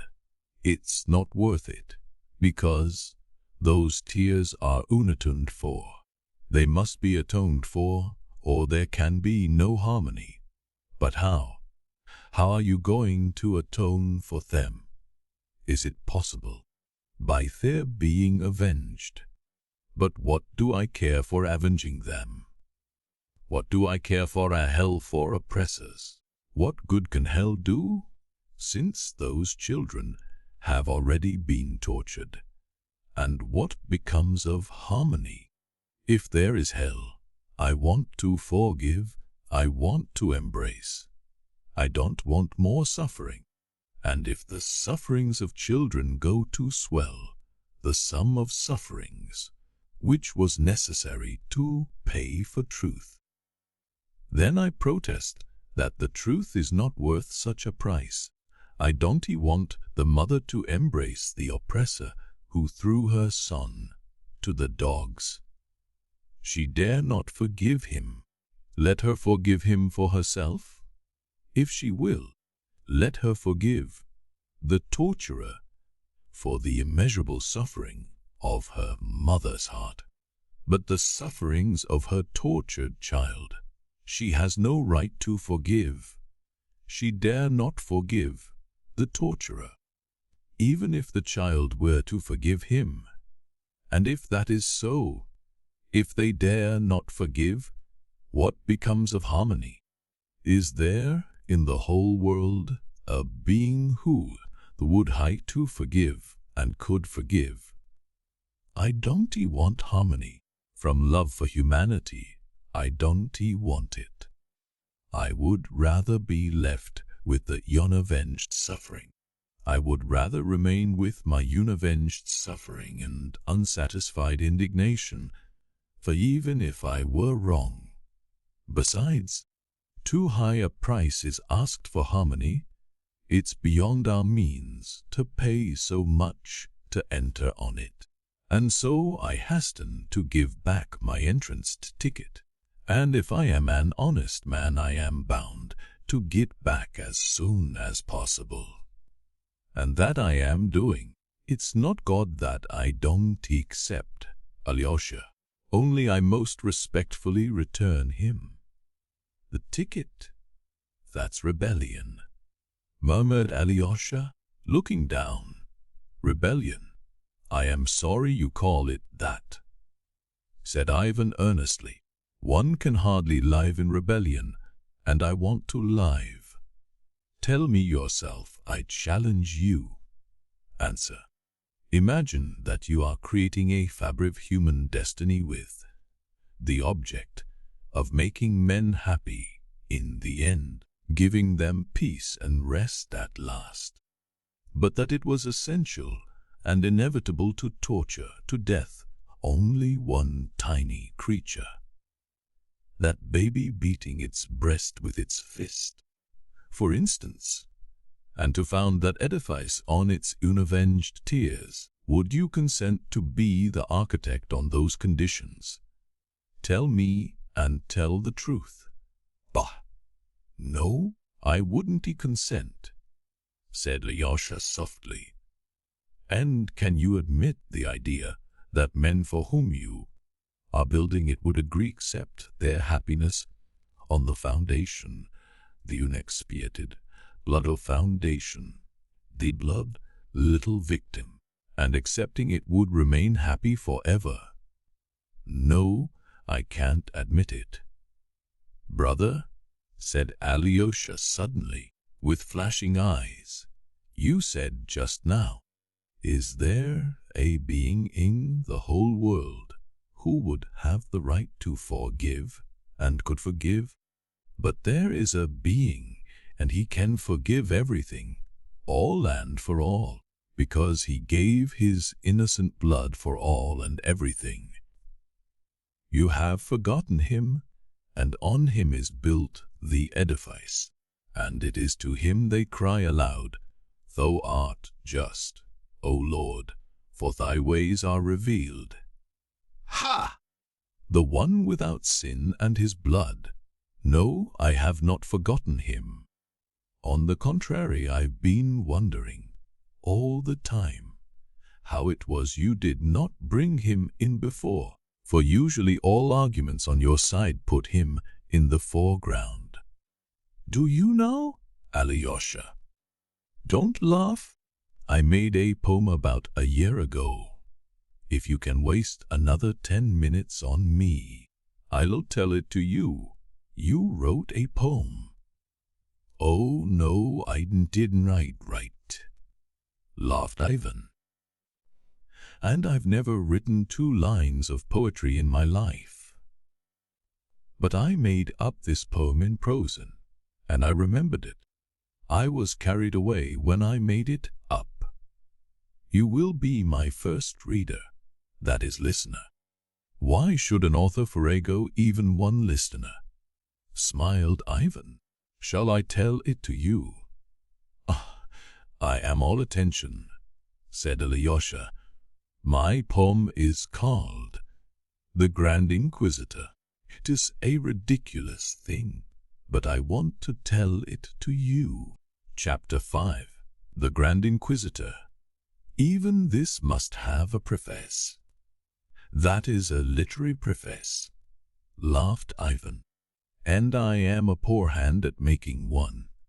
You see, my action takes place in the 16th century, and at that time, as you probably learnt at school, it was customary in poetry to bring down heavenly powers on earth, not to speak of Dante in France, as well as the monks in the monasteries used to give regular performances in which Madonna, the saints, the angels, Christ, and God himself were brought on the stage. In those days it was done in all simplicity. In Victor Hugo's Notre Dame de Paris, an edifying and gratuitous spectacle was provided for the people in the Hôtel de Ville of Paris, in the reign of Louis C. In honor of the birth of the Dauphin. It was called Le Bon Jugement de la Treize, Sainte et Gracieuse Vierge Maria, and she appears herself on the stage and pronounces her bon judgment. Similar plays, chiefly from the Old Testament, were occasionally performed in Moscow too, up to the times of Peter the Great. But besides plays, there were all sorts of legends and ballads scattered about the world, in which the saints and angels and all the powers of heaven took part, when required. In our monasteries the monks busy themselves in translating, copying, and even composing such poems, and even under the Tatars there is, for instance, one such poem, of course, from the Greek, of the wanderings of Our Lady through hell, with descriptions as bold as Dante's. Our Lady visits hell, and the Archangel Michael leads her through the torments. She sees the sinners and their punishment. There she sees, among others, one noteworthy set of sinners in a burning lake. Some of them sink to the bottom of the lake so that they can't swim out, and these God forgets, an expression of extraordinary depth and force. And so Our Lady, shocked and weeping, falls before the throne of God and begs for mercy for all in hell, for all she has seen there indiscriminately. Her conversation with God is immensely interesting. She beseeches him, she will not desist, and when God points to the hands and feet of her Son, nailed to the cross, and asks, "How can I forgive his tormentors?" she bids all the saints, all the martyrs, all the angels and archangels, to fall down with her and pray for mercy on all without distinction. It ends by her winning from God a respite of suffering every year from Good Friday till Trinity Day, and the sinners at once raise a cry of thankfulness from hell, chanting, "Thou art just, O Lord, in this judgment." Well, my poem would have been kind if it had appeared at that time. He comes on the scene in my poem, but he says nothing, only appears and passes on. 15 centuries have passed since he promised to come in his glory. 15 centuries since his prophet wrote, "Behold, I come quickly. Of that day and that hour knoweth no man, neither the Son, but the Father, as he himself predicted on earth. But humanity awaits him with the same faith and with the same love. Oh, with greater faith, for it is 15 centuries since man has ceased to see signs from heaven. No signs from heaven come to day add to what the heart doth say. There was nothing left but faith in what that I'll say. It is true there were many miracles in those days. There were saints who performed miraculous cures. Some holy people, according to their biographies, were visited by the Queen of Heaven herself. But the devil did not slumber, and doubts were already arising among men of the truth of these miracles. And just then there appeared in the north of Germany a terrible new heresy. A huge star like to a torch, that is, to a church, fell on the sources of the waters, and they became bittered. These heretics began blasphemously denying miracles, but those who remained faithful were all the more ardent in their faith. The tears of humanity rose up to him as before, awaited his coming, loved him, hoped for him, yearned to suffer and die for him as before. And so many ages mankind had prayed with faith and fervor, O Lord our God, hasten thy coming. So many ages called upon him, that in his infinite mercy he deigned to come down to his servants. Before that day he had come down. He had visited some holy men, martyrs and hermits, as is written in their lives. Among yours, Titchev, with absolute faith in the truth of his words, bore witness that, bearing the cross, in slavish dress, weary and worn, the heavenly king our mother, Russia, came to bless, and through our land went wandering, and that certainly was so, I assure you. And behold, he deigned to appear for a moment to the people, to the tortured, suffering people, sunk in iniquity, but loving him like children. My story is laid in Spain, in Seville, in the most terrible time of the Inquisition, when fires were lighted every day to the glory of God, and in the splendid Auto da Fe, the wicked heretics were burnt. Oh, of course, this was not the coming in which he will appear according his promise at the end of time, in all his heavenly glory, and which will be sudden as lightning flashing from east to west. No, he visited his children only for a moment, and there where the flames were crackling round the heretics, in his infinite mercy he came once more among men in that human shape, in which he walked among men for 3 years, 15 centuries ago. He came down to the hot pavements of the southern town, in which on the day before almost 100 heretics had, ad majorem gloriam Dei, been burnt by the Cardinal, the Grand Inquisitor, in a magnificent auto da fe, in the presence of the king, the court, the knights, the cardinals, the most charming ladies of the court, and the whole population of Seville. He came softly, unobserved, and yet, strange to say, every one recognized him.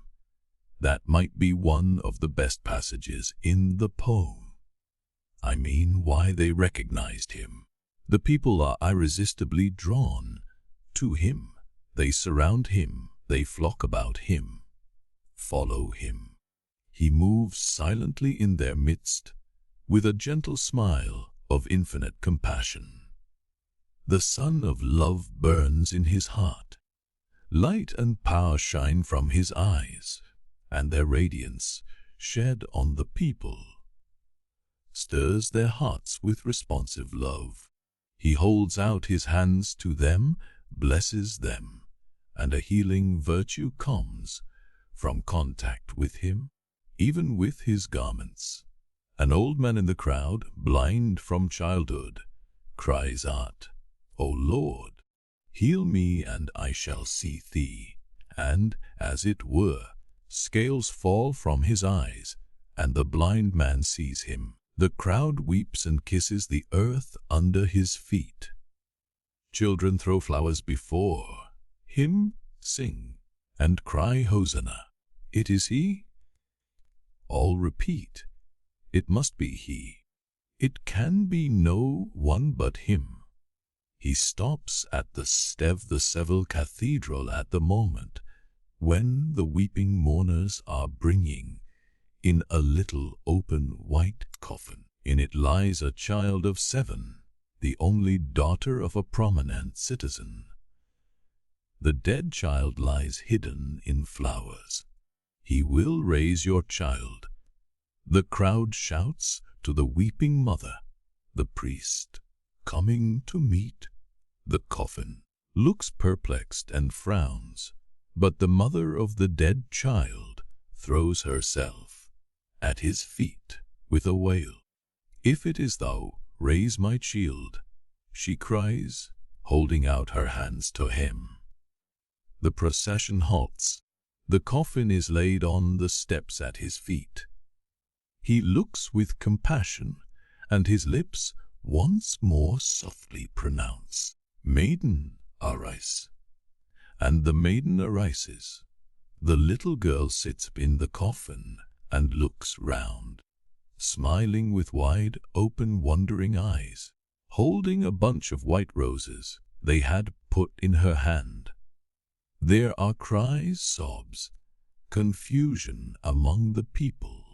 And at that moment the cardinal himself, the Grand Inquisitor, passes by the cathedral. He is an old man, almost 90, tall and erect, with a withered face and sunken eyes, in which there is still a gleam of light. He is not dressed in his gorgeous cardinal's robes, as he was the day before, when he was burning the enemies of the Roman Church. At this moment he is wearing his coarse, old monk's cassock. At a distance behind him come his gloomy assistants and slaves, and the holy guard. He stops at the sight of the crowd and watches it from a distance. He sees everything.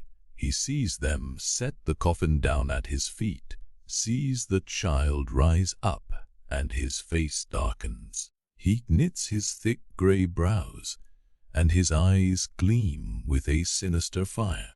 He holds out his finger and bids the guards take him.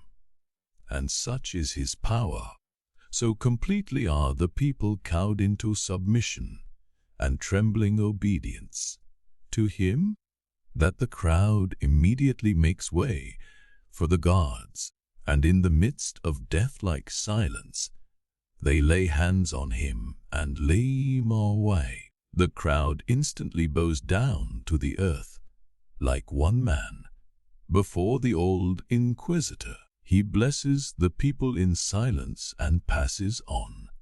The guards laid their prisoner to the close, gloomy vaulted prison in the ancient palace of the Holy Inquisition, and shut him in it.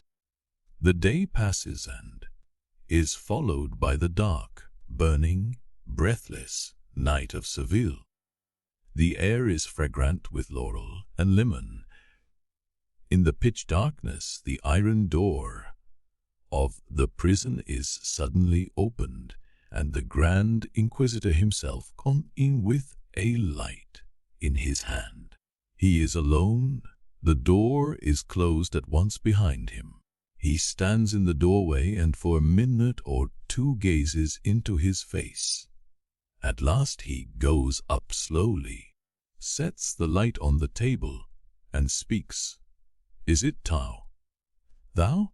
But receiving no answer, he adds at once, "Don't answer, be silent. What canst thou say, indeed? I know too well what thou wouldst say." and thou hast no right to add anything to what thou hadst said of old. Why then art thou come to hinder use? For thou hast come to hinder us, and thou knowest that. But dost thou know what will be tomorrow? I know not who thou art, and care not to know whether it is thou or only a semblance of him. But tomorrow I shall condemn thee and burn thee at the stake as the worst of heretics. And the very people who have today kissed thy feet, tomorrow at the faintest sign from me will rush to heap up the embers of thy fire. Knowest thou that? Yes, maybe thou knowest it, he added with thoughtful penetration, never for a moment taking his eyes off the prisoner. I don't quite understand, Ivan. What does it mean? Alyo, who had been listening in silence, said with a smile, Is it simply a wild fantasy, or a mistake on the part of the old man? Some impossible quiproquo? Take as the last, said Ivan, laughing. If you are so corrupted by modern realism and can't stand anything fantastic, if you like it to be a case of mistaken identity, let it be so. It is true, he went on, laughing. The old man was 90, and he might well be crazy over his set idea. He might have been struck by the appearance of the prisoner. It might, in fact, be simply his ravings, the delusion of an old man of 90, over-excited by the auto da feto of 100 heretics the day before. But does it matter to us after all, whether it was a mistake of identity or a wild fantasy? All that matters is that the old man should speak out, should speak openly of what he has thought in silence for 90 years. And the prisoner too is silent. Does he look at him and not say a word? That's inevitable in any case. Ivan laughed again. The old man has told him he hasn't the right to add anything to what he has said of old.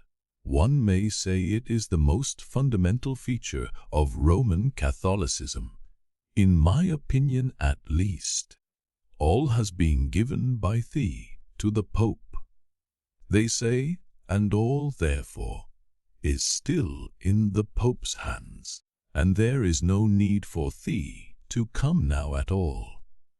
Thou must not meddle for the time, at least. That's how they speak and write too, the Jesuits, at any rate. I have read it myself in the works of their theologians.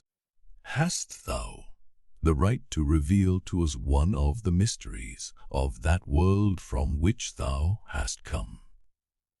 My old man asks him, and answers the question for him.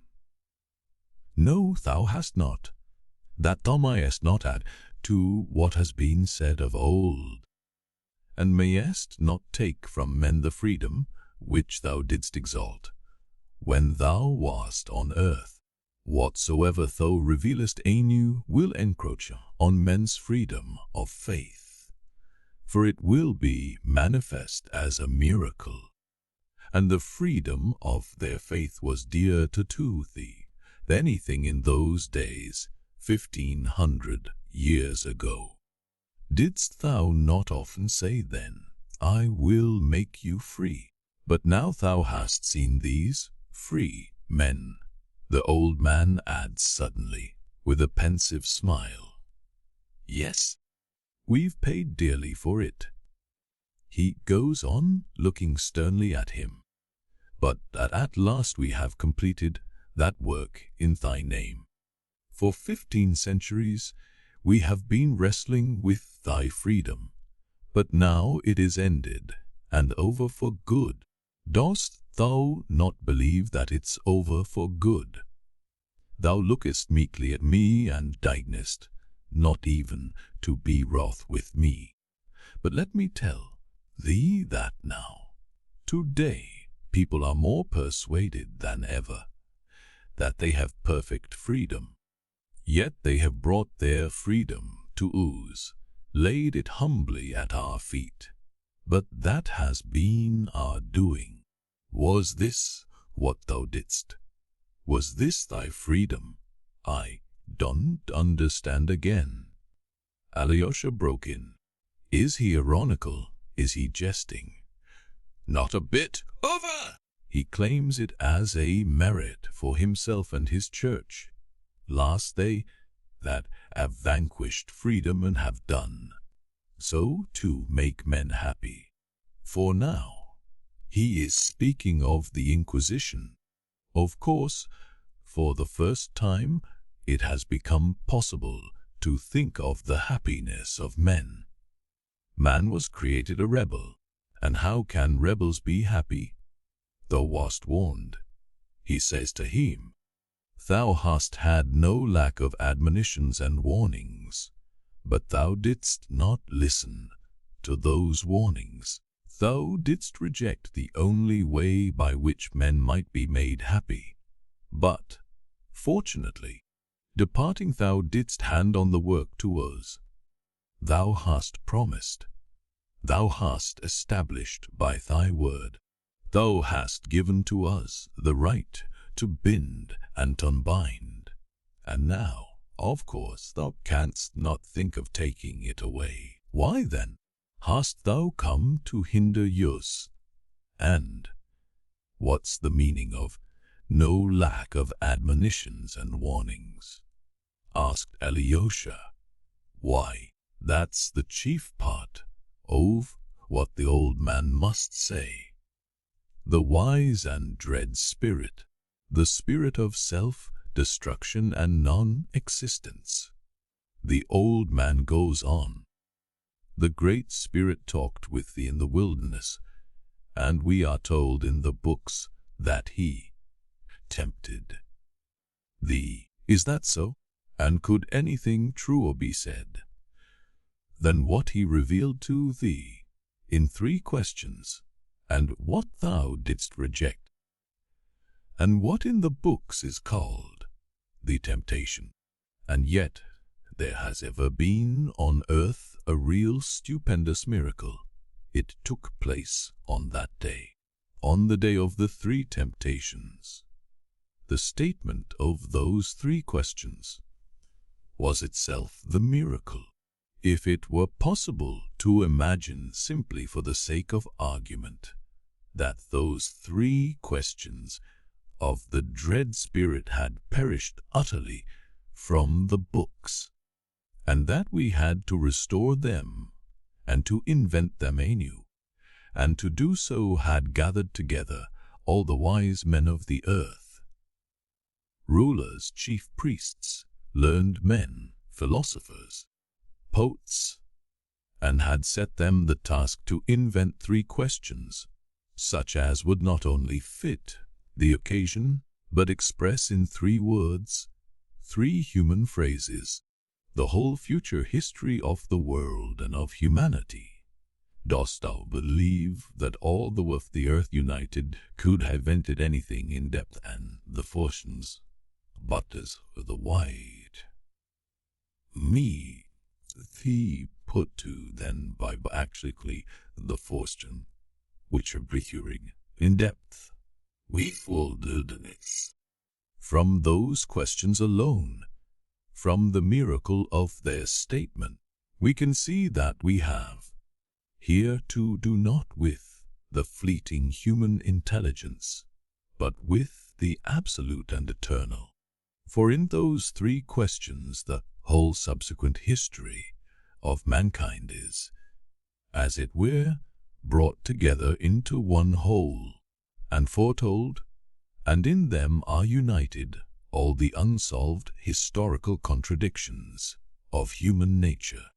At the time it could not be so clear, since the future was unknown, But now that 1500 years have passed, we see that everything in those three questions was so justly divined and foretold, and has been so truly fulfilled, that nothing can be added to them or taken from them.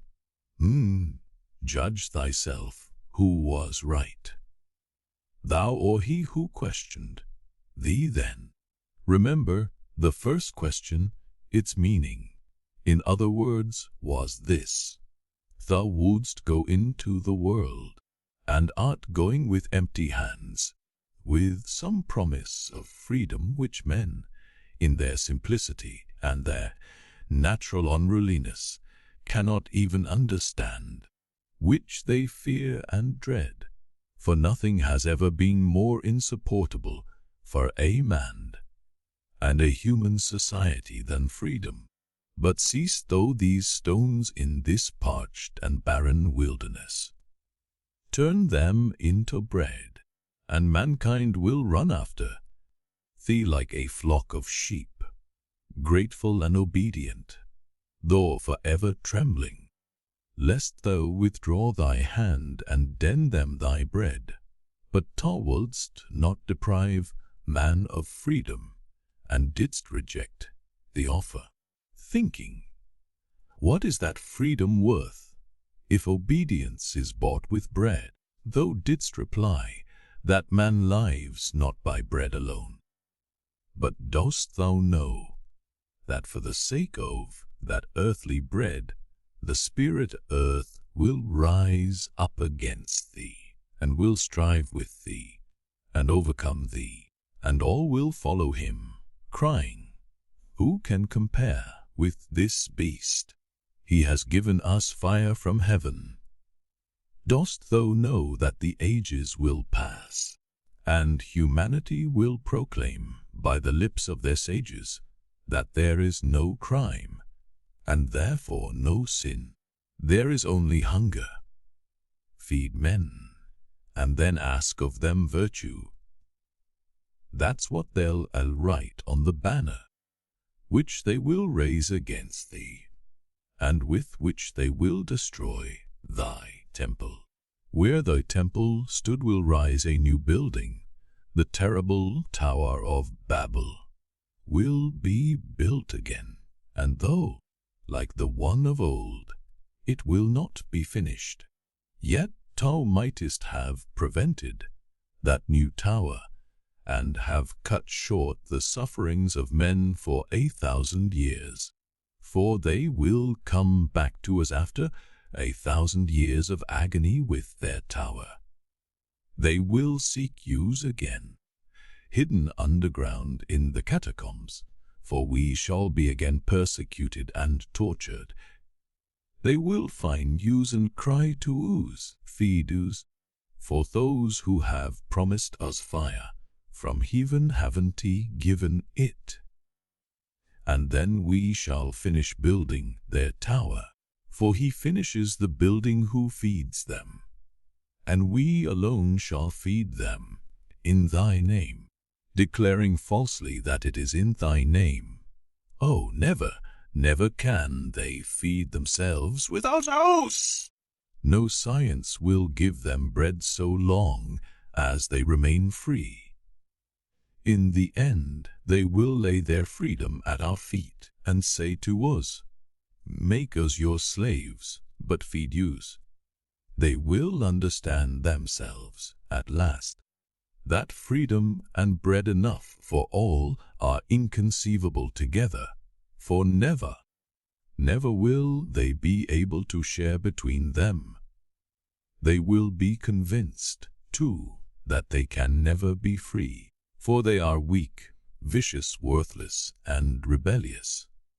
Thou didst promise them the bread of heaven, but, I repeat again, can it compare with earthly bread in the eyes of the weak, ever sinful, and ignoble race of man?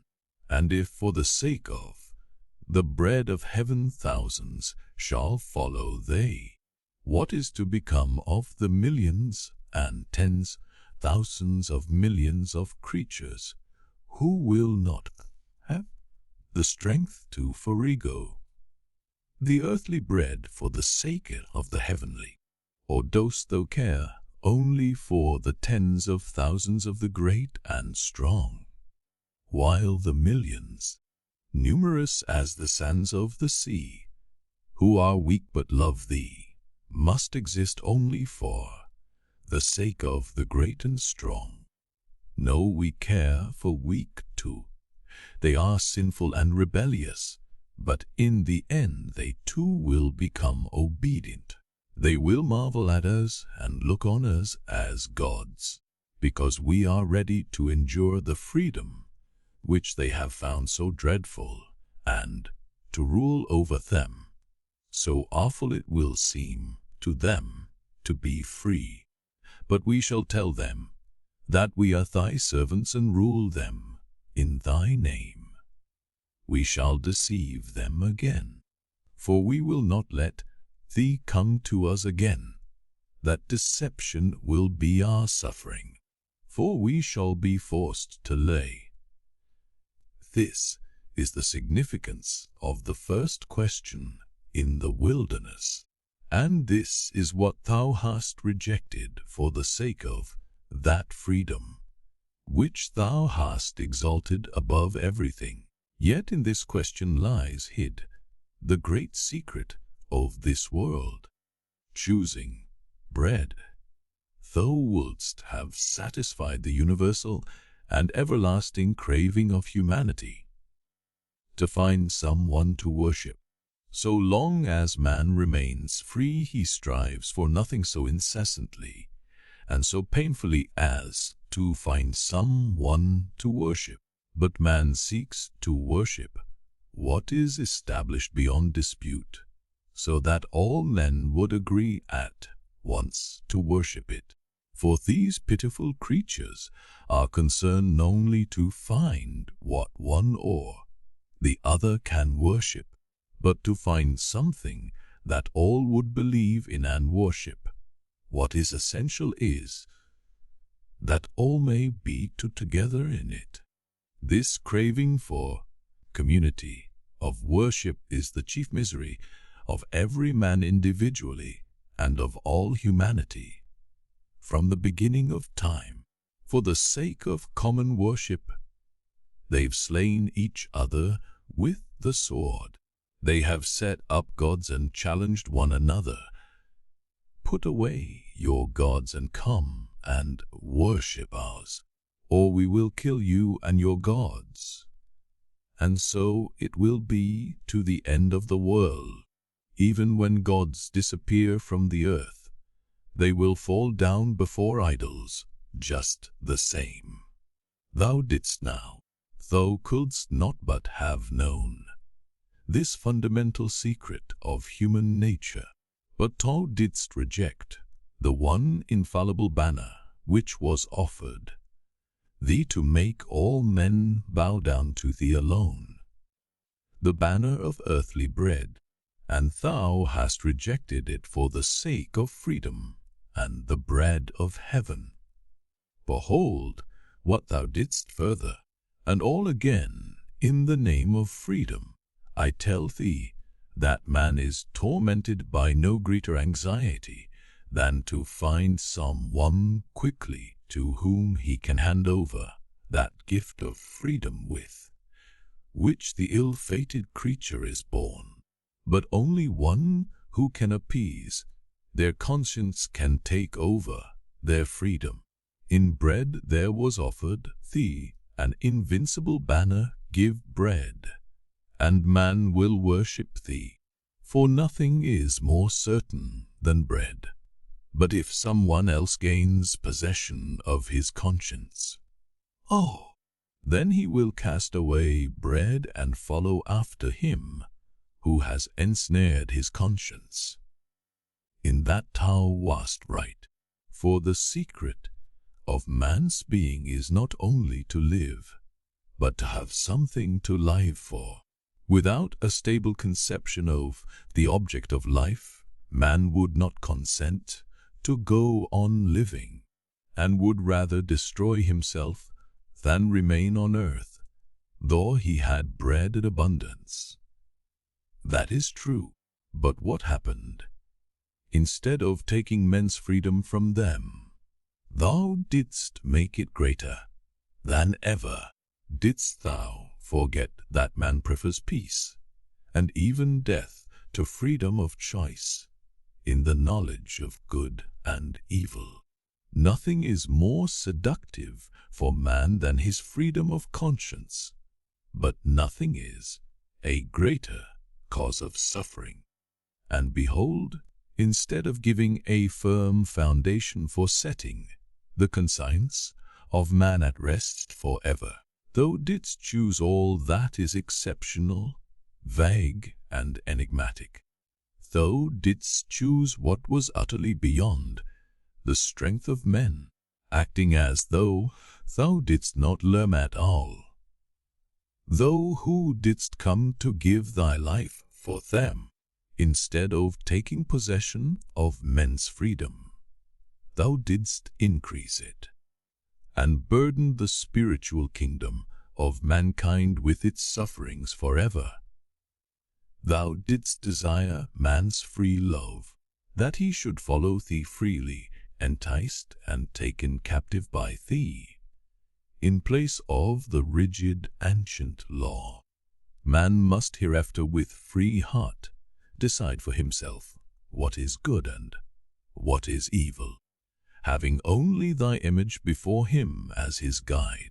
But didst thou not know that he would at last reject even the image and thy truth, if he is weighed down with the fearful burden of free choice?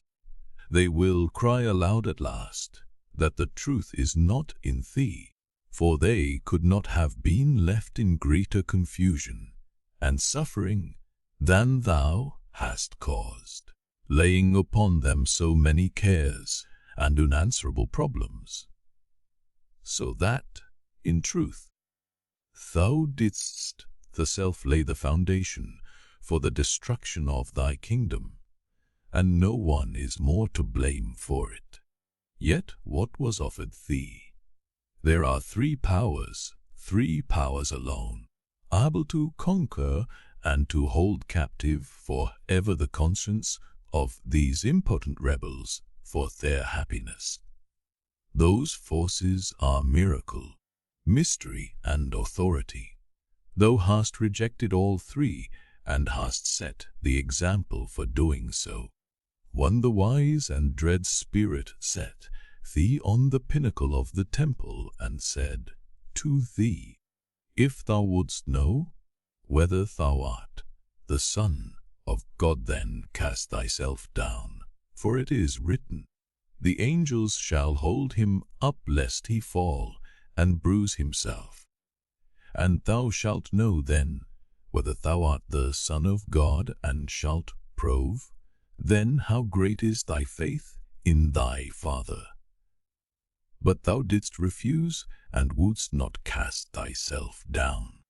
Oh, of course, thou didst proudly and well, like God, but the weak, unruly race of men, are they gods? Oh, thou didst know then that in taking one step, in making one movement to cast thyself down, thou wouldst be tempting God, and have lost all thy faith in him, and wouldst have been dashed to pieces against that earth, which thou didst come to save.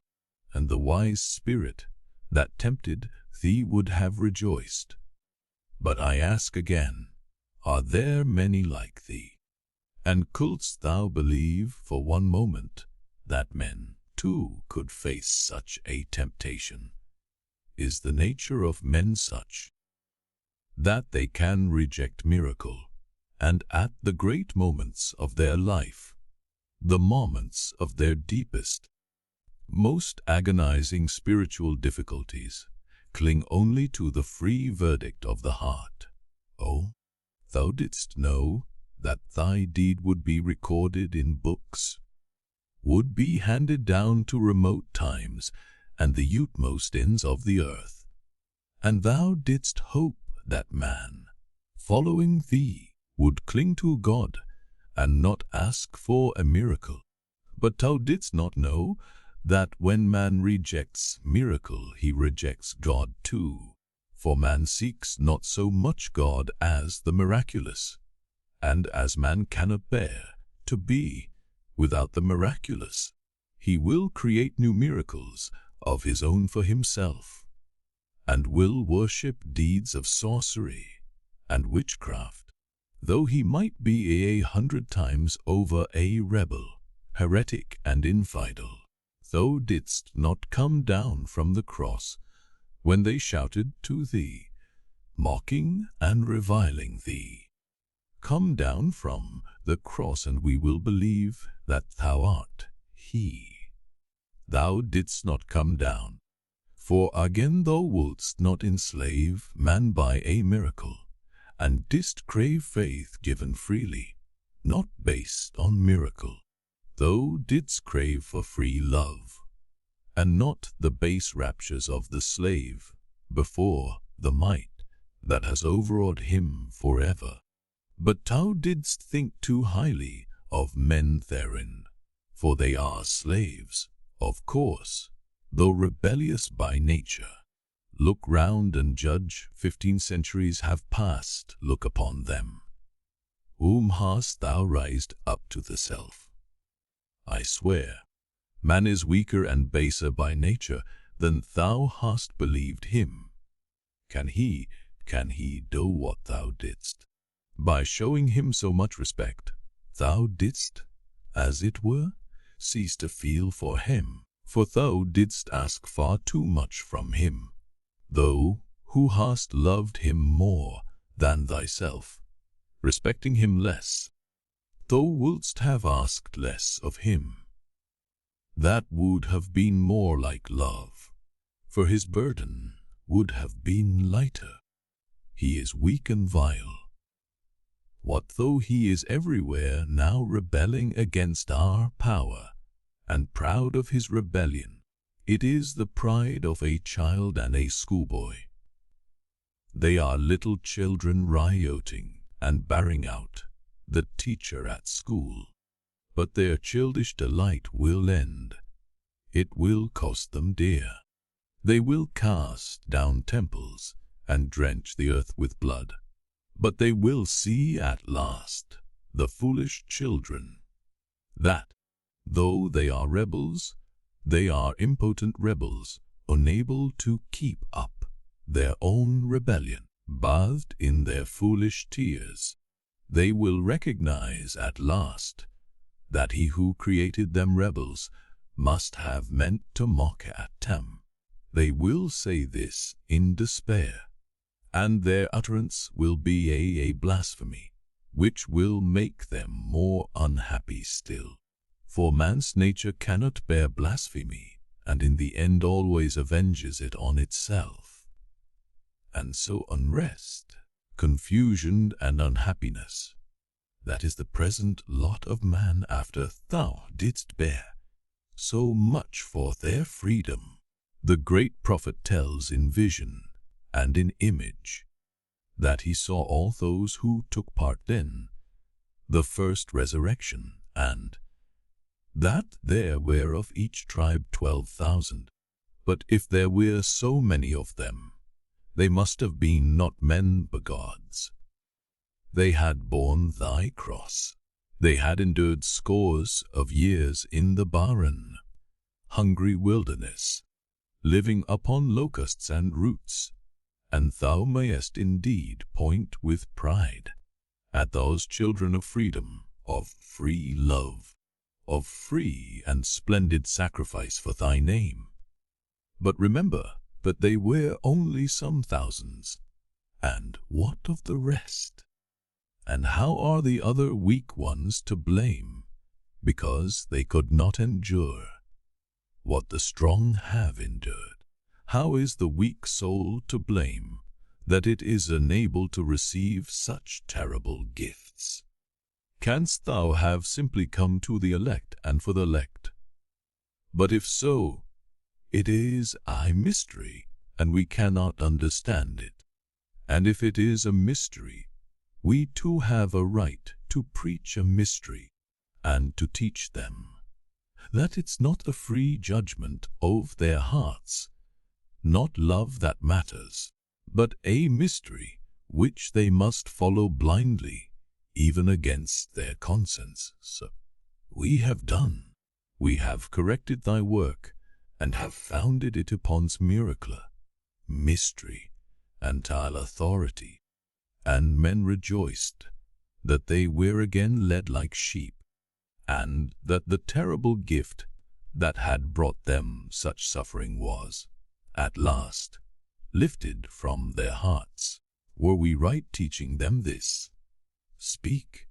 Did we not love mankind, so meekly acknowledging their feebleness, lovingly lightening their burden, and permitting their weak nature, even sin with our sanction? Why hast thou come now to hinder us? And why dost thou look and searchingly at me with thy mild eyes? Be angry. I don't want thy love, for I love thee not. And what use is it for me to hide anything from thee? Don't I know to whom I am speaking? All that I can say is known to, they are ready. And is it for me to conceal from thee our mystery? Perhaps it is thy will to hear it from my lips. Listen, then. We are not working with thee, but with him. That is our mystery. It's long, 8 centuries, since we have been on his side and not on thine. Just 8 centuries ago, we took from him what thou didst reject with scorn, that last gift he offered thee, showing thee all the kingdoms of the earth. We took from him Rome and the sword of Sigisar, and proclaimed ourselves sole rulers of the earth, though hither we have not been able to complete our work. But whose fault is that? Oh, the work is only beginning, but it has begun. It has long to await completion, and the earth has yet much to suffer, but we shall triumph, and shall be Sigisars, and then we shall plan the universal happiness of man. But thou mightest have taken even then the sword of Sigisar. Why didst thou reject that last gift? Hadst thou accepted that last counsel of the mighty spirit, thou wouldst have accomplished all that man seeks on earth. That is, someone to worship, someone to keep his conscience, and some means of uniting all in one unanimous and harmonious ant heap. For the craving for universal unity is the third and last anguish of men. Mankind as a whole has always striven to organize a universal state. There have been many great nations with great histories, but the more highly they were developed, the more unhappy they were, for they felt more acutely than other people the craving for worldwide union. The great conquerors, Timurs and Genghis Khans, whirled like hurricanes over the face of the earth, striving to subdue its people, and they too were but the unconscious expression of the same craving for universal unity. Hadst thou taken the world and Sigisar's purple, thou wouldst have founded the universal state and have given universal peace. For who can rule men if not he who holds their conscience and their bread in his hands? We have taken the sword of Sigisar, and in taking it, of course, have rejected thee and followed by him. Oh, ages are yet to come of the confusion of free thought, of their science and cannibalism. For having begun to build their Tower of Babel with ours, they will end, of course, with cannibalism. But then the beast will crawl to ooze, and lick our feet and spatter them with tears of blood. And we shall sit upon the beast and raise the cup, and on it will be written mystery. But then, and only then, the reign of peace and happiness will come for men. Thou art proud of thine elect, but thou hast only the elect, while we give rest to all. And besides, how many of those elect, those mighty ones who could become elect, have grown weary waiting for thee, and have transferred and will transfer the powers of their spirit and the warmth their heart to the other camp, and end by raising there a free banner against thee. Thou didst thyself lift up that banner, but with use all will be happy, and no more rebel nor destroy one another as under thy freedom. Oh, we shall persuade them that they will only become free when they renounce their freedom to use and submit to us. And shall we be right or shall we be lying? They will be convinced that we are right, for they will remember the horrors of slavery and confusion to which thy freedom brought them. Freedom, free thought and science will lead them into such straits, and will bring them face to face with such marvels and insoluble mysteries, that some of them, the fierce and rebellious, will destroy themselves, others, rebellious but weak, will destroy one another, while the rest, weak and unhappy, will crawl fawning to our feet and whine to us, Wes, you were right, you alone possess his mystery, and we come back to you. Save us from ourselves. Receiving bread from yous, they will see clearly that we take the bread made by hands from them to give it to them without any miracle. They will see that we do not change the stones to bread, but in truth they will be more thankful for taking it from our hands than for the bread itself.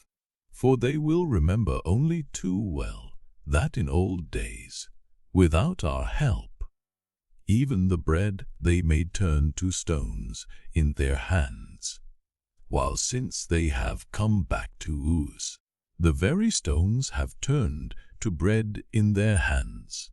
Too well were they know the value of complete submission, and until men know that, they will be unhappy.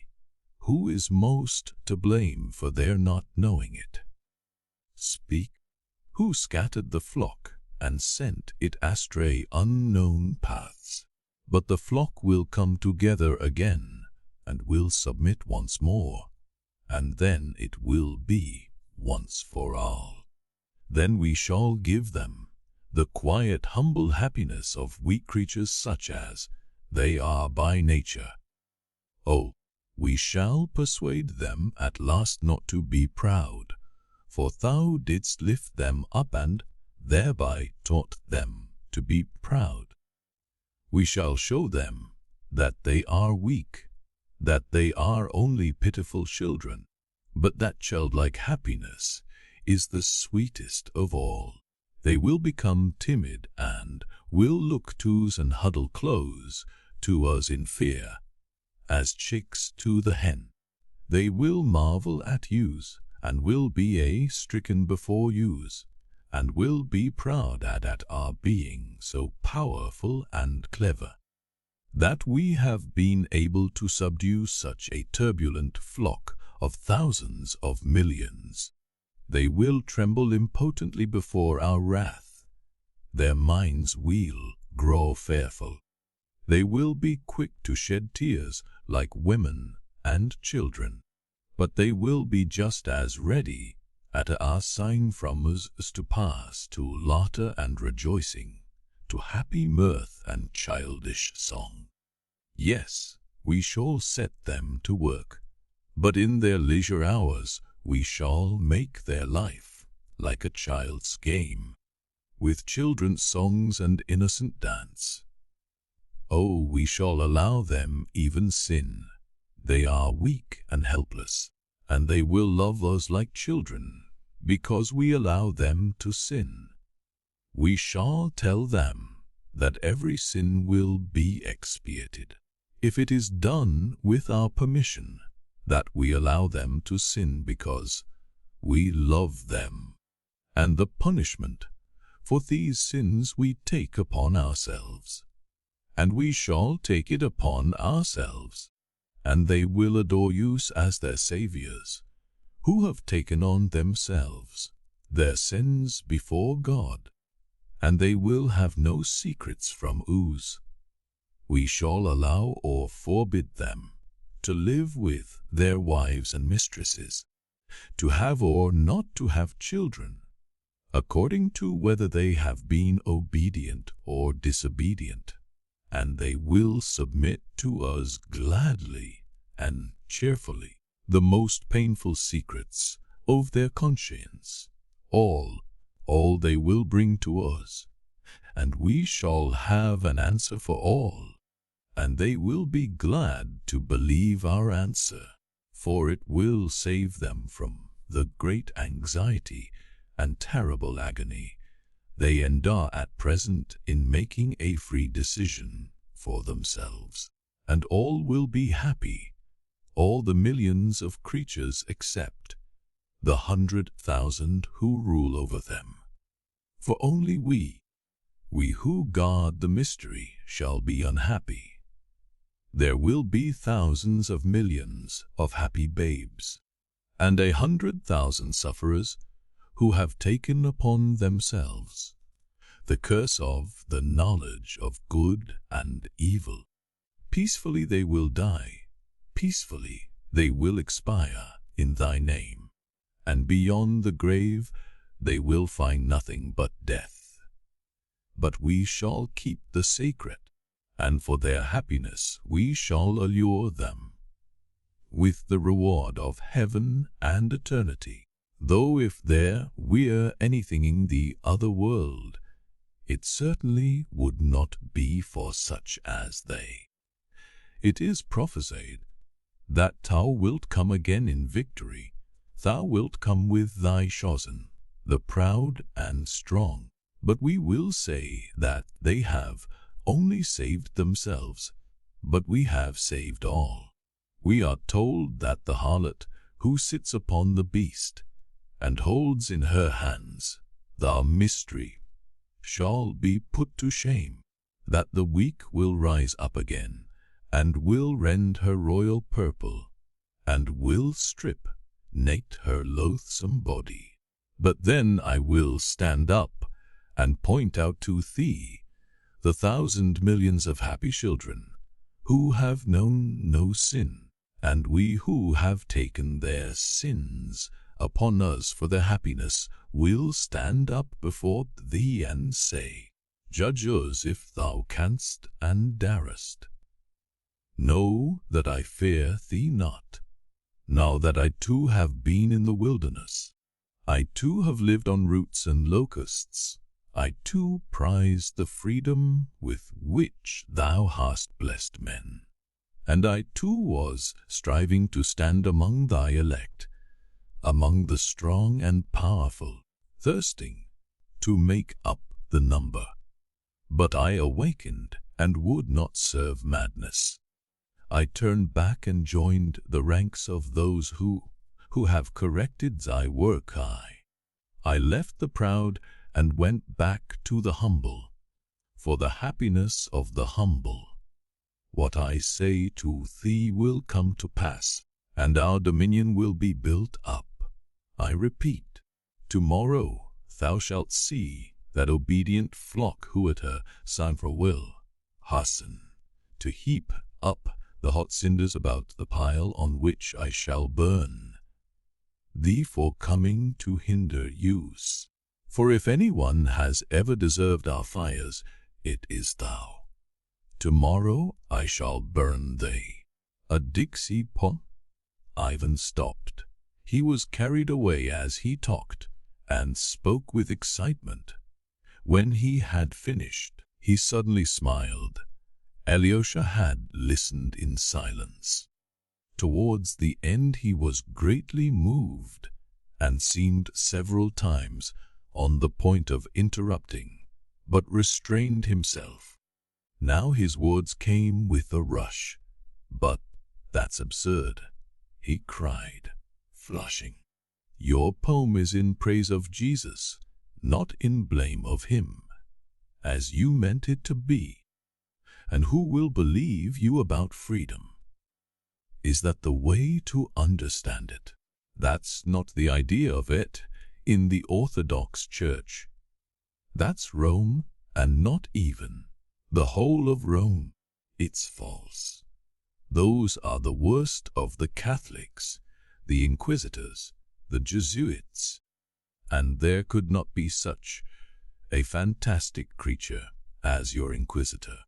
What are these sins of mankind they take on themselves?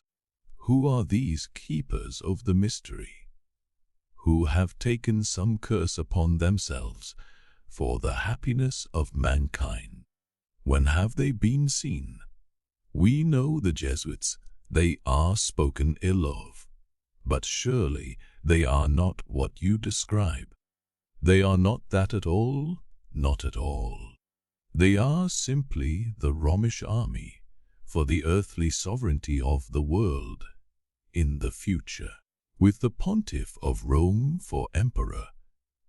That's their ideal, but there's no sort of mystery or lofty melancholy about. It's simple lust of power, of filthy earthly gain, of domination, something like a universal serfdom with them as masters. That's all they stand for. They don't even believe in God, perhaps. Your suffering Inquisitor is a mere fantasy." "Oh, stay, stay," laughed Ivan. "How hot you are! A fantasy, you say?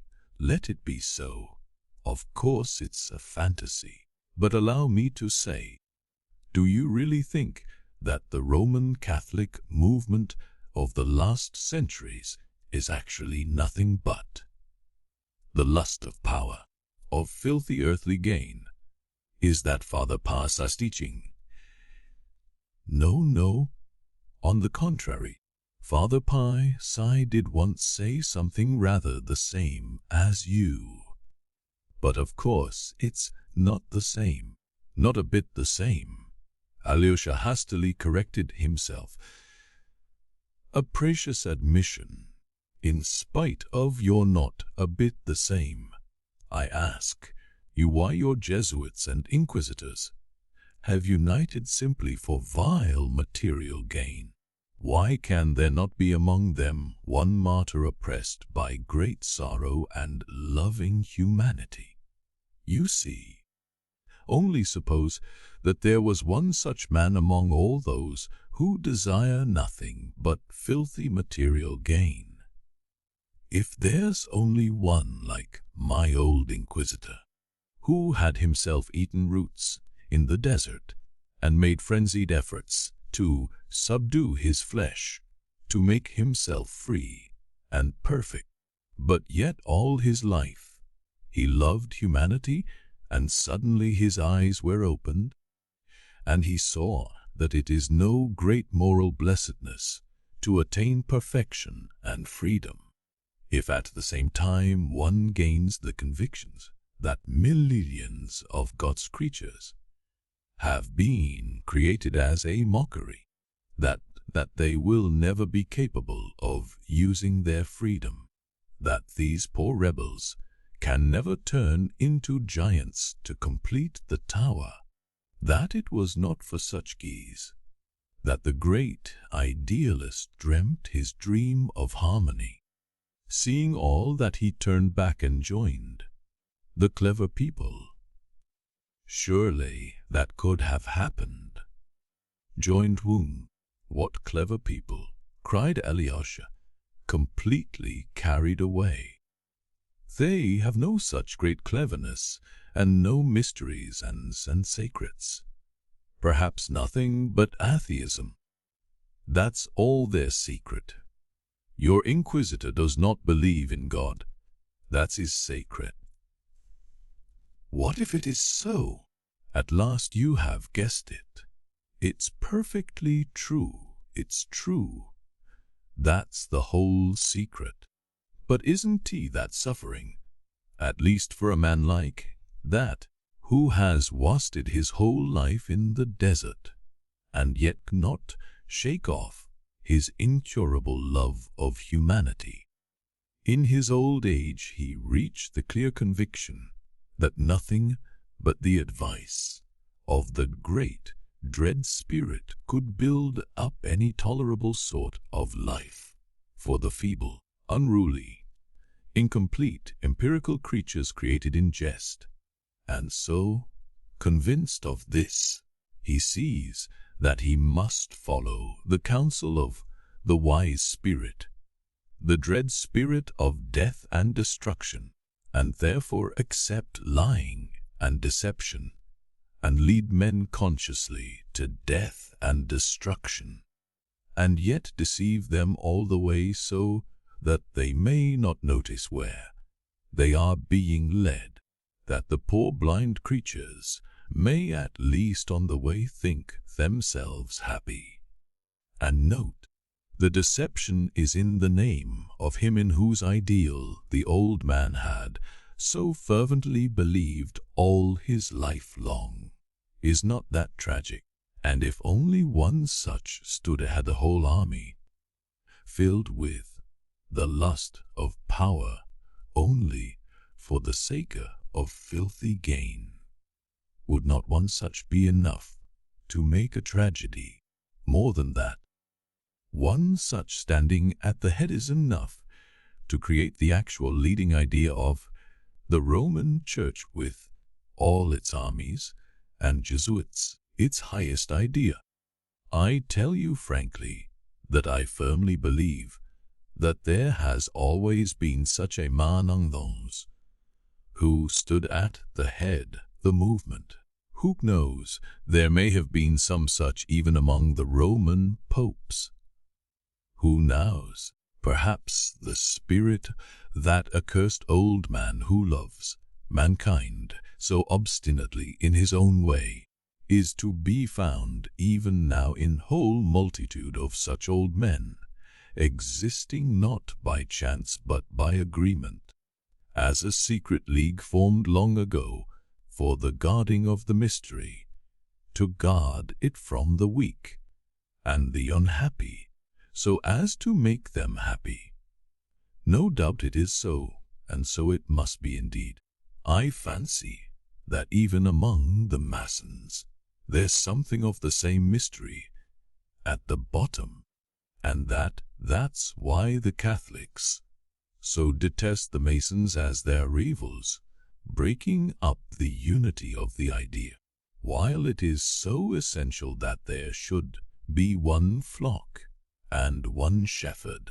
But from the way I defend my idea, I might be an author impatient of your criticism. Enough of it. You are perhaps a Mason yourself, broke suddenly from Alyosha. You don't believe in God, he added, speaking this time very sorrowfully. He fancied besides that his brother was looking at him ironically. How does your poem end? He asked, suddenly looking down. Or was it the end? I meant to end it like this. When the Inquisitor ceased speaking, he waited some time for his prisoner to answer him. His silence weighed down upon him. He saw that the prisoner had listened intently all the time, looking gently in his face, and evidently not wishing to reply. The old man longed for him to say something, however bitter and terrible, but he suddenly approached the old man in silence, and softly kissed him on his bloodless, aged lips. That was all his answer. The old man shuddered. His lips moved. He went to the door, opened it, and said to him, "Go, and come no more. Come not at all, never, never." And he let him out into the dark alleys of the town. The prisoner went away, and the old man. The kiss glows in his heart, but the old man adheres to his idea. You with him, you too," cried Alyosha. Mournfully, Ivan laughed. "Why, it's all nonsense, Alyosha.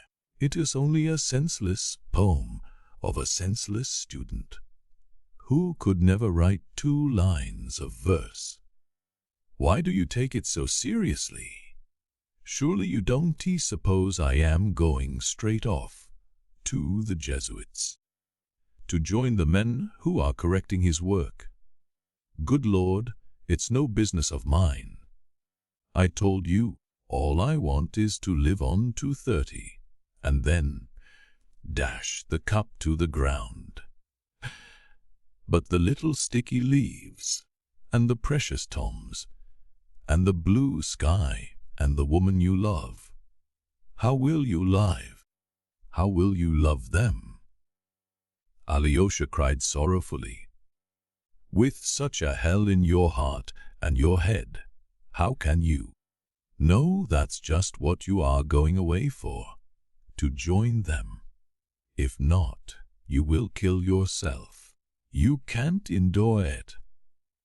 "There is a strength to endure everything," Ivan said with a cold smile. "What strength?" "The strength of the Karamazovs. To sink in the bars of the base, the candor of baseness, the strength." "What strength?" "To stifle your soul with corruption, yes. Possibly even that. Only perhaps till I am 30, I shall escape it. And then, how will you escape it? By what will you escape it? That's impossible with your ideas." "In the Karamazov way, again." "Everything is lawful. You mean everything is lawful, is that it?" Ivan scowled, and all at once turned strangely pale. "Huh! You've caught up yesterday's phrase, which so offended Miusov, and which Dmitri pounced upon, so novelly and paraphrased." He smiled queerly. "Yes, if you like. Everything is lawful, since the word has been said. I won't deny it, and Mitya's version isn't bad." Alyosha looked at him in silence. "I thought that going away from here I have, you at least," Ivan said suddenly, with unexpected feeling. "But now I see that there is no place for me even in your heart, my dear hermit. The formula, all is lawful, I won't renounce. Will you renounce me for that? Yes." Alyosha got up, went to him, and softly kissed him on the lips. "That's plagiarism," cried Ivan, highly delighted. "You stole that from my poem." "Thank you, Thub. Alyosha, it's time we were going. Both of yous." They went out, but stopped when they reached the entrance of the restaurant. "Listen," Alya began in a resolute voice. "If I am really able to care for the sticky little leaves, I shall only love them. Remembering you, it's enough for me that you are somewhere here, and I shan't lose my desire for life yet. Is that enough for you? Take it as a declaration of love if you like.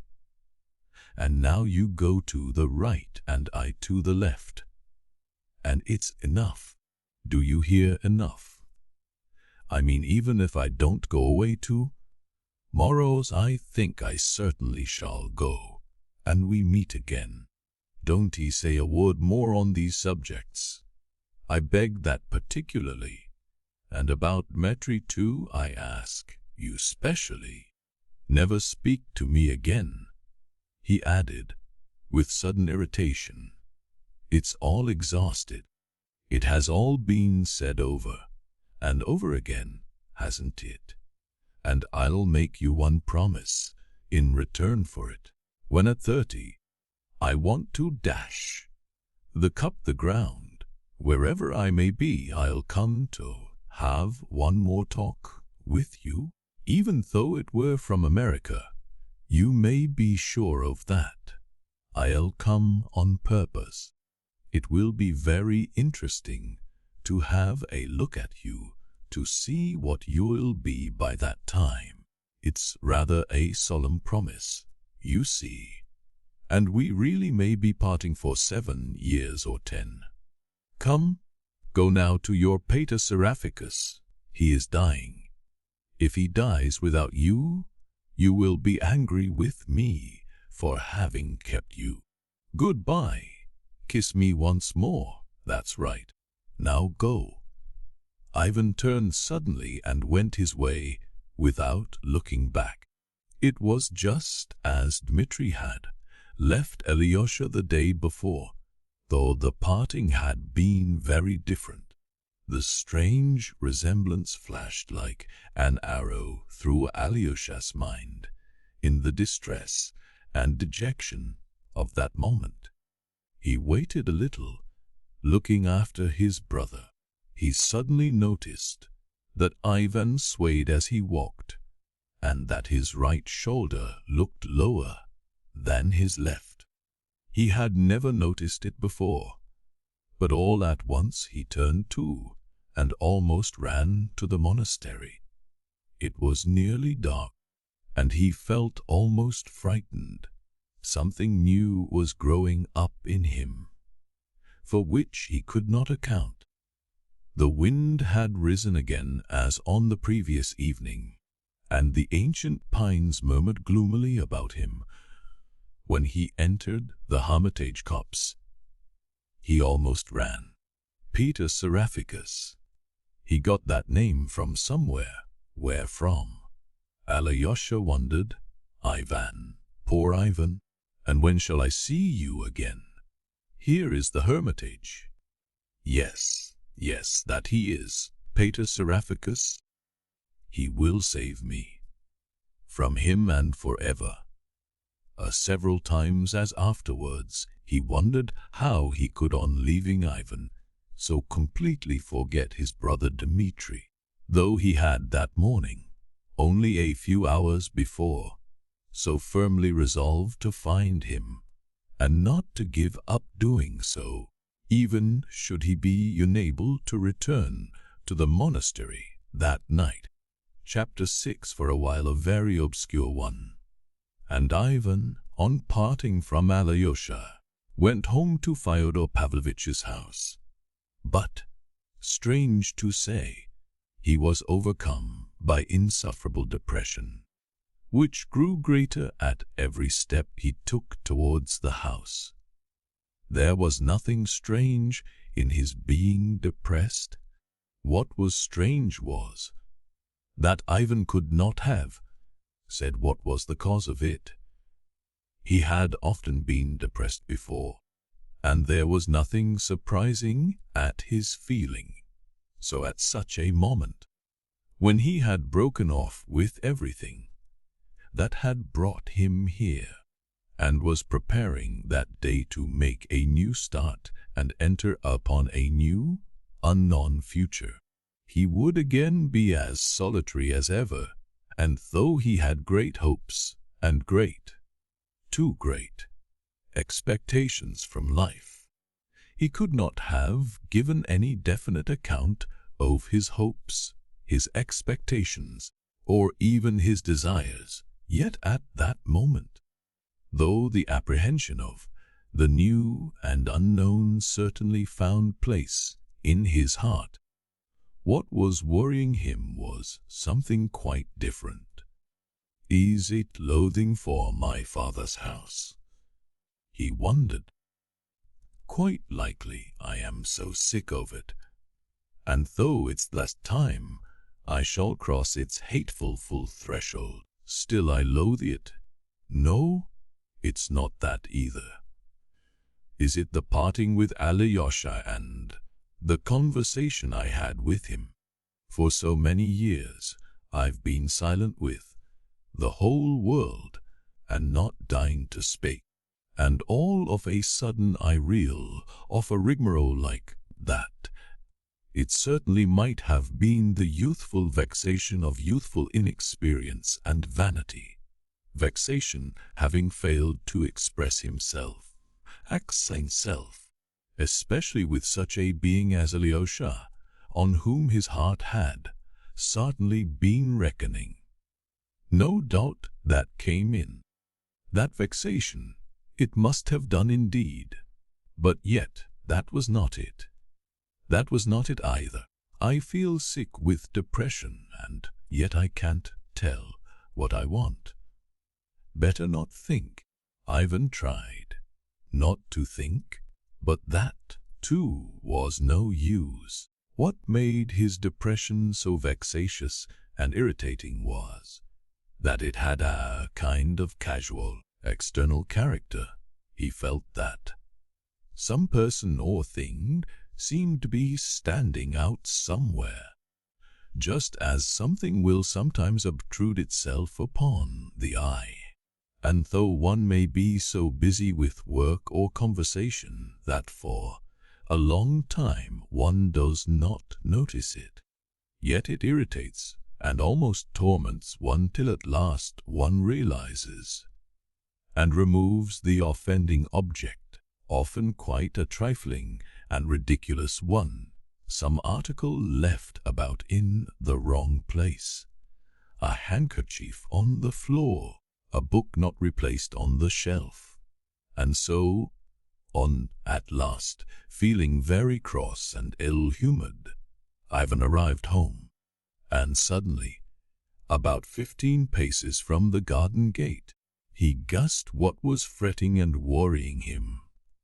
On a bench in the gateway, the valet Smerdyakov was sitting enjoying the coolness of the evening, and at the first glance at him Ivan knew that the valet Smerdyakov was on his mind, and that it was this man that his soul loathed.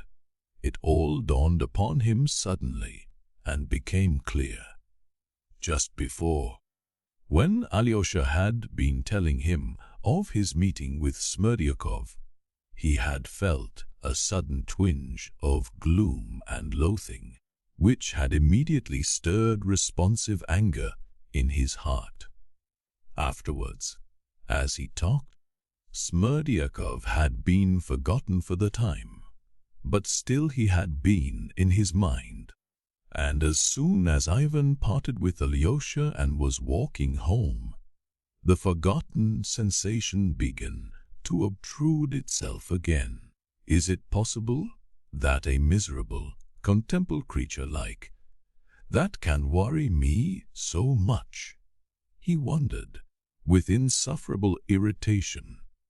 It was true that Ivan had come of late to feel an intense dislike for the man, especially during the last few days. He had even begun to notice in himself a growing feeling that was almost of hatred for the creature. Perhaps this hatred was accentuated by the fact that when Ivan first came to the neighborhood, he had felt quite differently. Then he had taken a marked interest in Smerdyakov, and had even thought him very original. He had encouraged him to talk to him, although he had always wondered at a certain incoherence, or rather restlessness, in his mind, and could not understand what it was that so continually and insistently worked out upon the brain of the contemplative. They discussed philosophical questions, and even have light. When the Firstians, Dean Hohlakovs Dave, the sun, moon, and stars were only created on the fourth day, and how that was to be understood. But Ivan soon saw that, though the sun, moon, and stars might be an interesting subject, yet that it was quite secondary to Smerdyakov, and that he was looking for something altogether different. In one way and another, he began to betray a boundless vanity, and a wounded vanity too, and that Ivan disliked. It had first given rise to his aversion. Later on, there had been trouble in the house. Grushenka had come on the scene, and there had been the scandals with his brother Dmitri. They discussed that too, but though Smerdyakov always talked of that with great excitement, it was impossible to discover what he desired to come of it. There was, in fact, something surprising in the illogicality and incoherence of some of his desires, accidentally betrayed and always vaguely expressed. Smerdyakov was always inquiring, putting certain indirect but obviously premeditated questions. But what his object was he did not explain, and usually at the most important moment he would break off and relapse into silence, or pass to another subject. But what finally irritated Ivan most and confirmed his dislike for him was the peculiar, revolting familiarity which Smerdyakov began to show more and more markedly. Not that he forgot himself and was rude. On the contrary, he always spoke very respectfully, yet he had obviously begun to consider, goodness knows why, that there was some sort of understanding between him and Ivan Fyodorovitch. He always spoke in a tone that suggested that those two had some kind of compact, some secret between them, that had at some time been expressed on both sides, only known to them and beyond the comprehension of those around them. But for a long while Ivan did not recognize the real of his growing dislike, and he had only lately realized what was at the root of disgust and topeshinking at the gate or looking at speaking.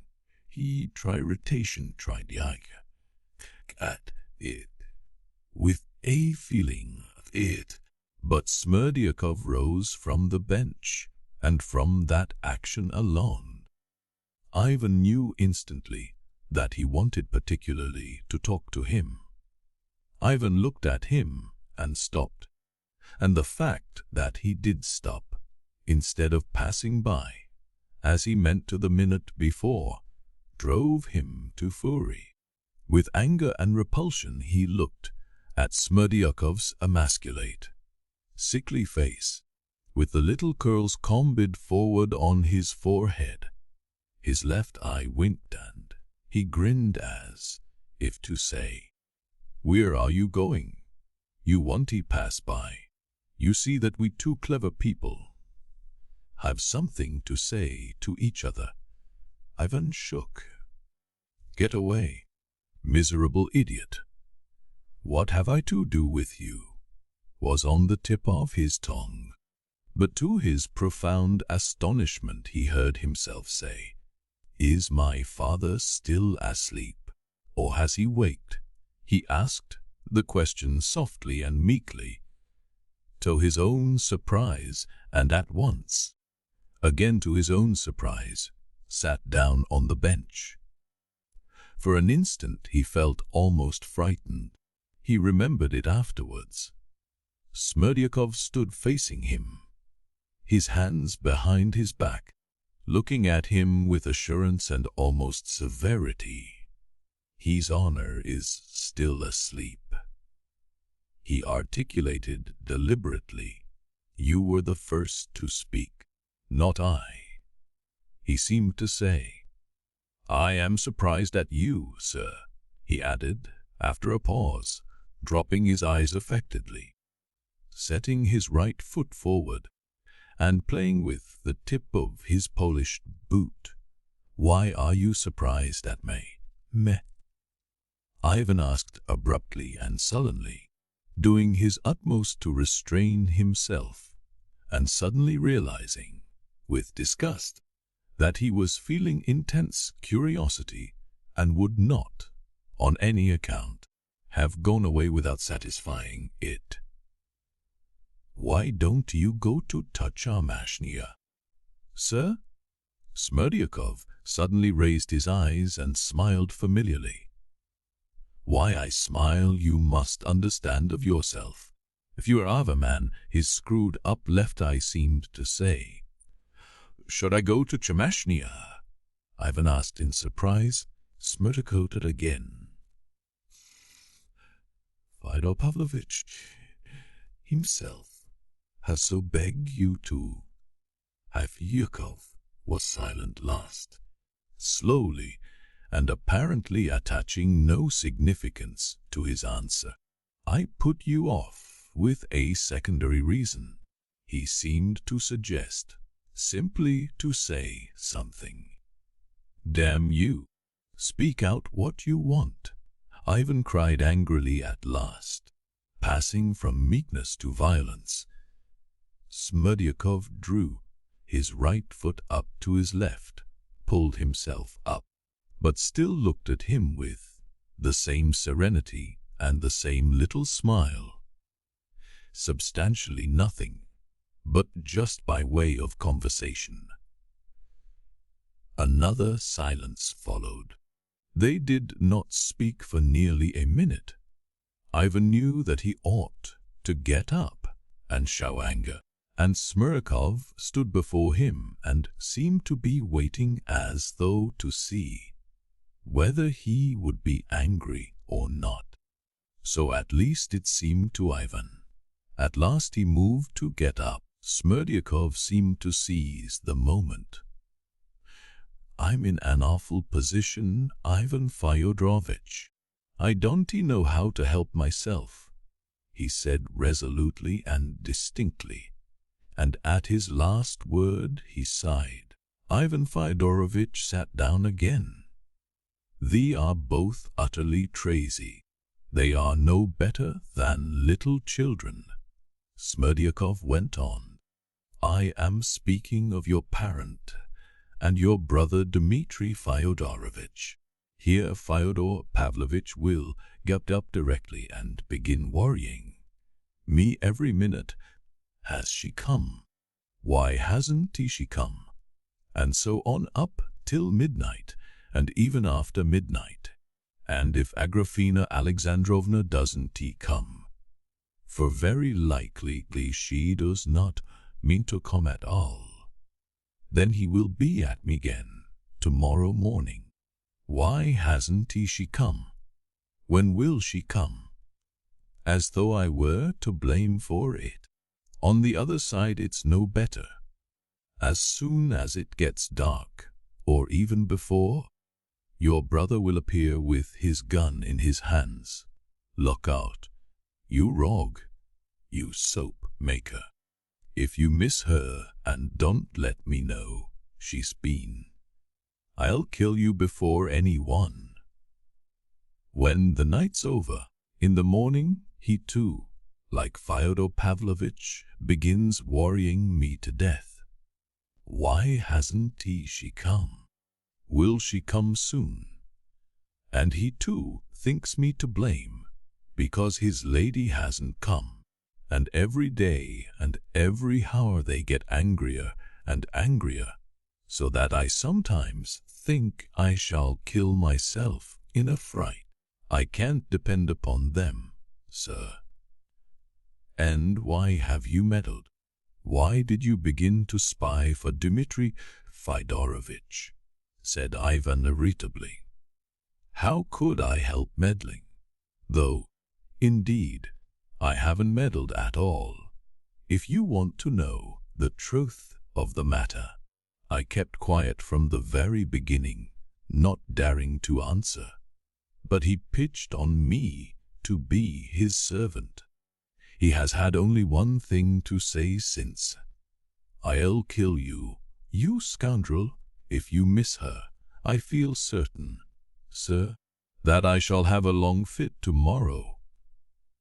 What do you mean by long fit? A long fit, lasting a long time, several hours, or perhaps a day or two. Once it went on for 3 days. I fell from the garret the time. The struggling ceased and then began again. And for 3 days I couldn't come back to my senses. Fyodor Pavlovitch sent for her Zenstube, the doctor here. He put ice on my head and tried another remedy. 2.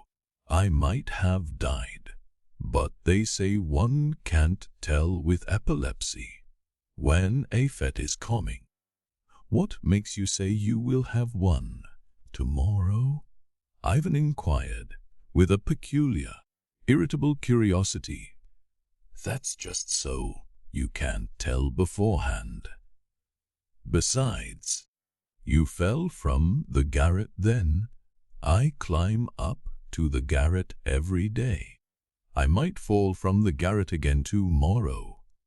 And, if not, I might fall down the cellar steps. I have to go into the cellar every day too. Ivan took a long look at him.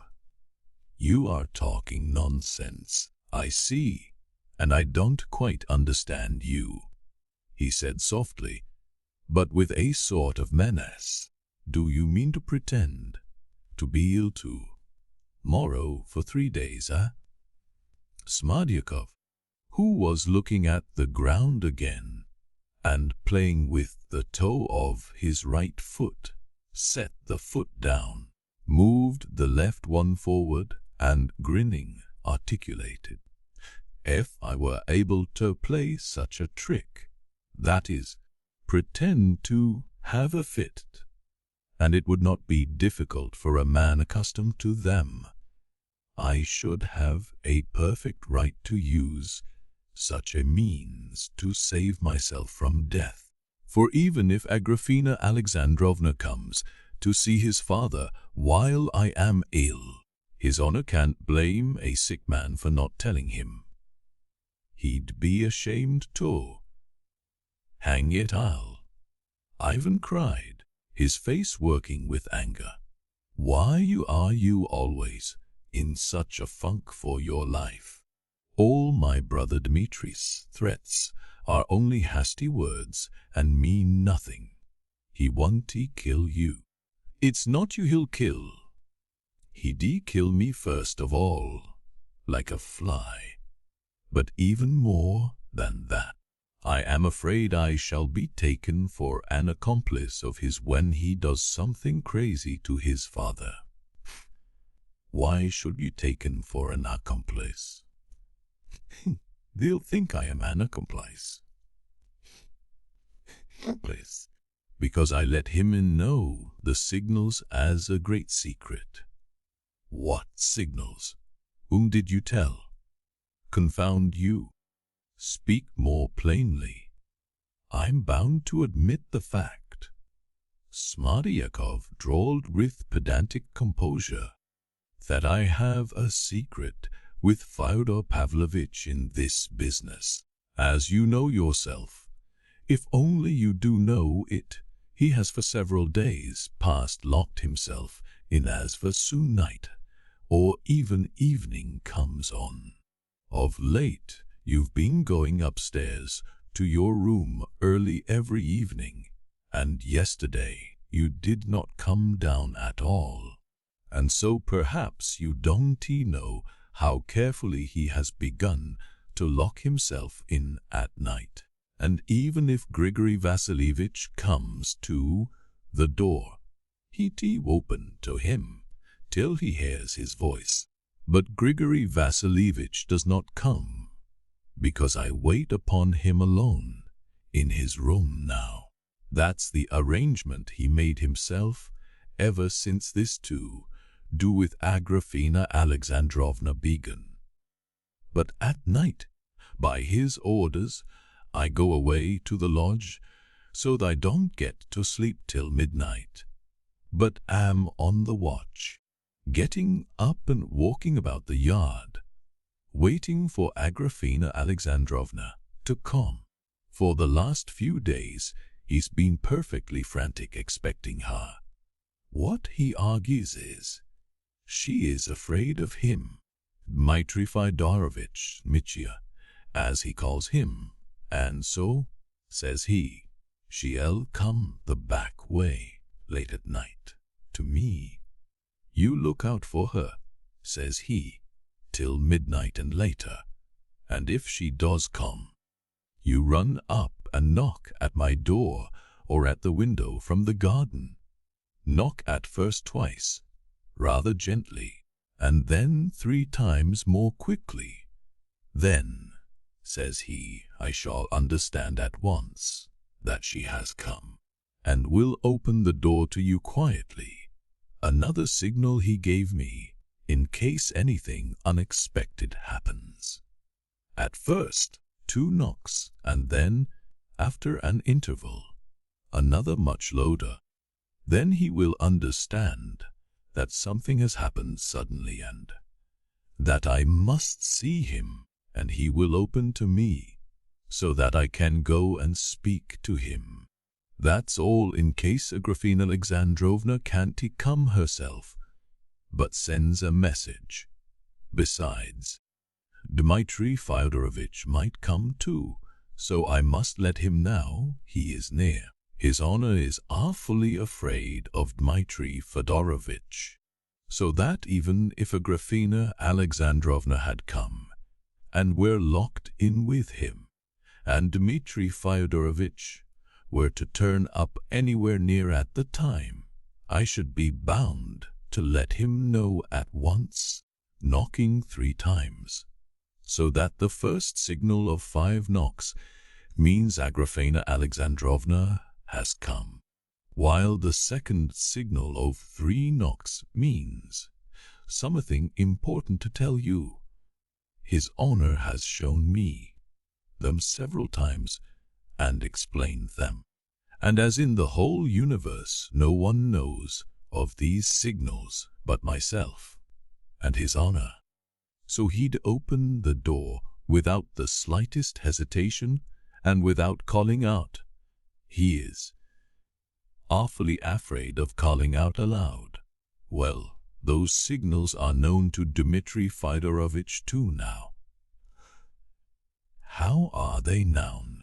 Did you tell him? How dared you tell him? It was through fright I did it. How could I dare to keep it back from him? Dmitri Fyodorovich kept persisting every day. You are deceiving me. You are hiding something from me. I'll break both your legs for you. So I told him those secret signals, that he might see my slavish devotion, and might be satisfied that I was not deceiving him, but was telling him all I could.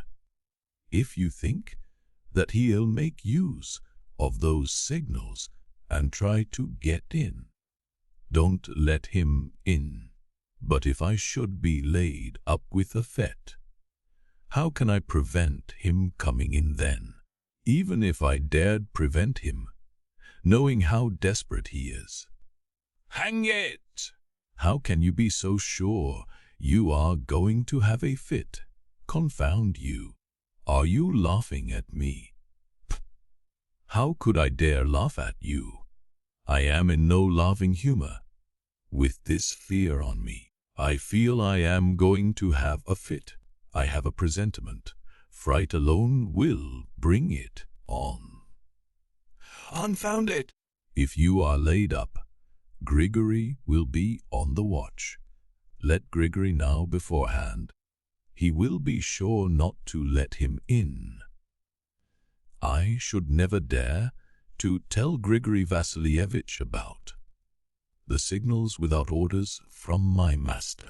And as for Grigory Vassilievich hearing him and not admitting him, he has been ill ever since yesterday, and Marfa Ignatievna intends to give him medicine tomorrow.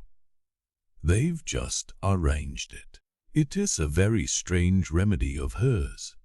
Marfa Ignatievna knows of a preparation and always keeps it. It's a strong thing made from some herb.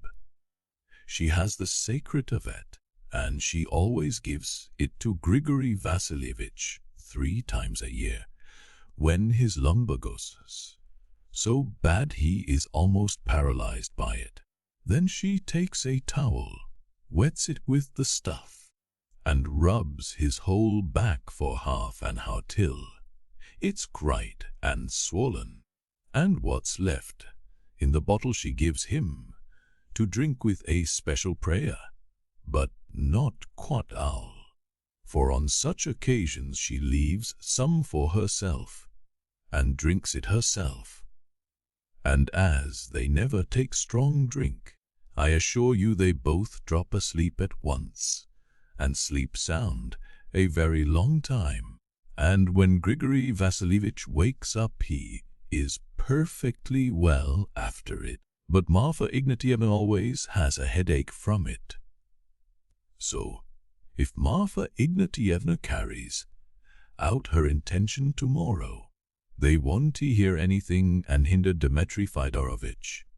They'll be asleep. Bah! What a rigmarole! And it all seems to happen at once, as though it were planned. You'll have a fit, and they'll both be unconscious, cried Ivan. But aren't you trying to arrange it so? Broke from him suddenly, and he frowned threateningly. How could I? And why should I, when it all depends on Dmitri Fyodorovich and his plans? If he means to do anything, he'll do it, but if not, I shan't be thrusting him upon his father. And why should he go to father, especially on the sly, if, as you say yourself, Agrafena Alexandrovna won't come at all? Ivan went on, turning white with anger. You say that yourself, and all the while I've been here, I've felt sure it was all the old man's fancy, and the creature won't come to him. Why should Dmitri break in on him if she doesn't come? Speak. I want to know what you are thinking. You know yourself why he'll come. What's the use of what I think?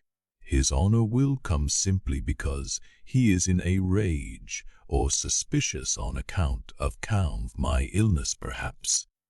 And he'll dash in, as he did yesterday, through impatience to search the rooms, to see whether she hasn't escaped him on the sly. He is perfectly well aware, too, that Fyodor Pavlovich has a big envelope with 3,000 rubles in it, tied up with ribbon and sealed with 3 seals. On it is written in his own hand, "To my angel Grushenka, if she will come," to which he added 3 days later, "For my little chicken." There's no knowing what that might do. Nonsense, cried Ivan, almost beside himself. Dmitri won't steal money and kill my father to do it. He might have killed him yesterday on account of Grushenka, like the frantic, savage fool he is, but he won't steal. He is in very great need of money now. The greatest need, Ivan Fyodorovich. You don't know in what need he is, Smerdyakov explained, with perfect composure and remarkable distinctness. He looks on that 3,000 as his own, too. He said so to me himself. My father still owes me just 3,000, he said. And besides that, consider, Ivan Fyodorich, there is something else perfectly true. It's as good as certain. So to say that Agrafena Alexandrovna will force him, if only she cares to marry her. The master himself, I mean, Fyodor Pavlovich, if only she cares too, and of course she may care too. All I've said is that she won't come, but maybe she's looking for more than that. I mean to be mistress here. I know myself that Samsonov, her merchant, was laughing with her about it, telling her openly that it would not be at all a stupid thing to do, and she's got plenty of sense. She wouldn't marry a beggar like Dmitri Fyodorovich.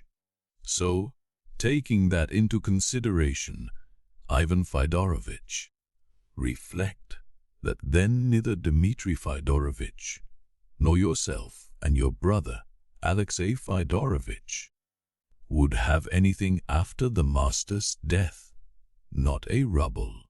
For Agrafena Alexandrovna would marry him, simply to get hold of the whole, all the money there is.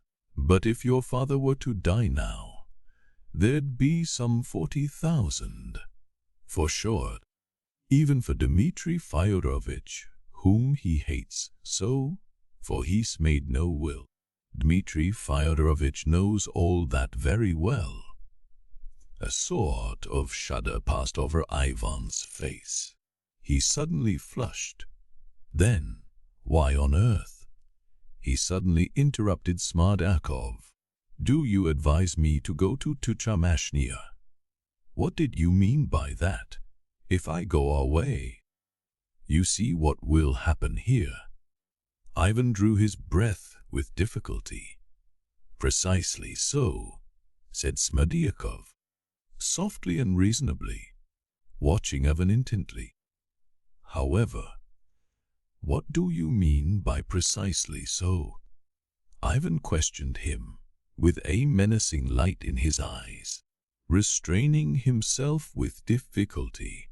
I spoke because I felt sorry for you. If I were in your place, I should simply throw it all up rather than stay on in such a position, answered Smerdyakov, with the most candid air, looking at Ivan's flashing eyes. They were both silent. You seem to be a perfect idiot, and what's more, an awful scoundrel, too. Ivan rose suddenly from the bench. He was about to pass straight through the gate, but he stopped short and turned to Smerdyakov. Something strange followed. Ivan, in a sudden paroxysm, bit his lip, clenched his fists, and, in another minute, would have flung himself on Smerdyakov. The latter, anyway, noticed it at the same moment, started and shrank back. But the moment passed without mischief to Smerdyakov, and Ivan turned in silence, as it seemed in perplexity, to the gate. I am going away to Moscow tomorrow, if you care to know, early tomorrow morning. That's all, he suddenly said aloud angrily, and wondered himself afterwards what need there was to say this then to Smerdyakov. That's the best thing you can do, he responded, as though he had expected to hear it. Except that you can always be telegraphed for from Moscow, if anything should happen here. Ivan stopped again, and again turned quickly to Smerdyakov. But a change had passed over him, too. All his familiarity and carelessness had completely disappeared. His face expressed attention and expectation, intent but timid and cringing. "Haven't you something more to say? Something to add?" could be read in the intent gaze he fixed on Ivan. "Ein Kund I be sent from teacher Meshnia. 2. In case anything happened," Ivan shouted suddenly, for some unknown reason raising his voice. "From teacher Meshnia. 2.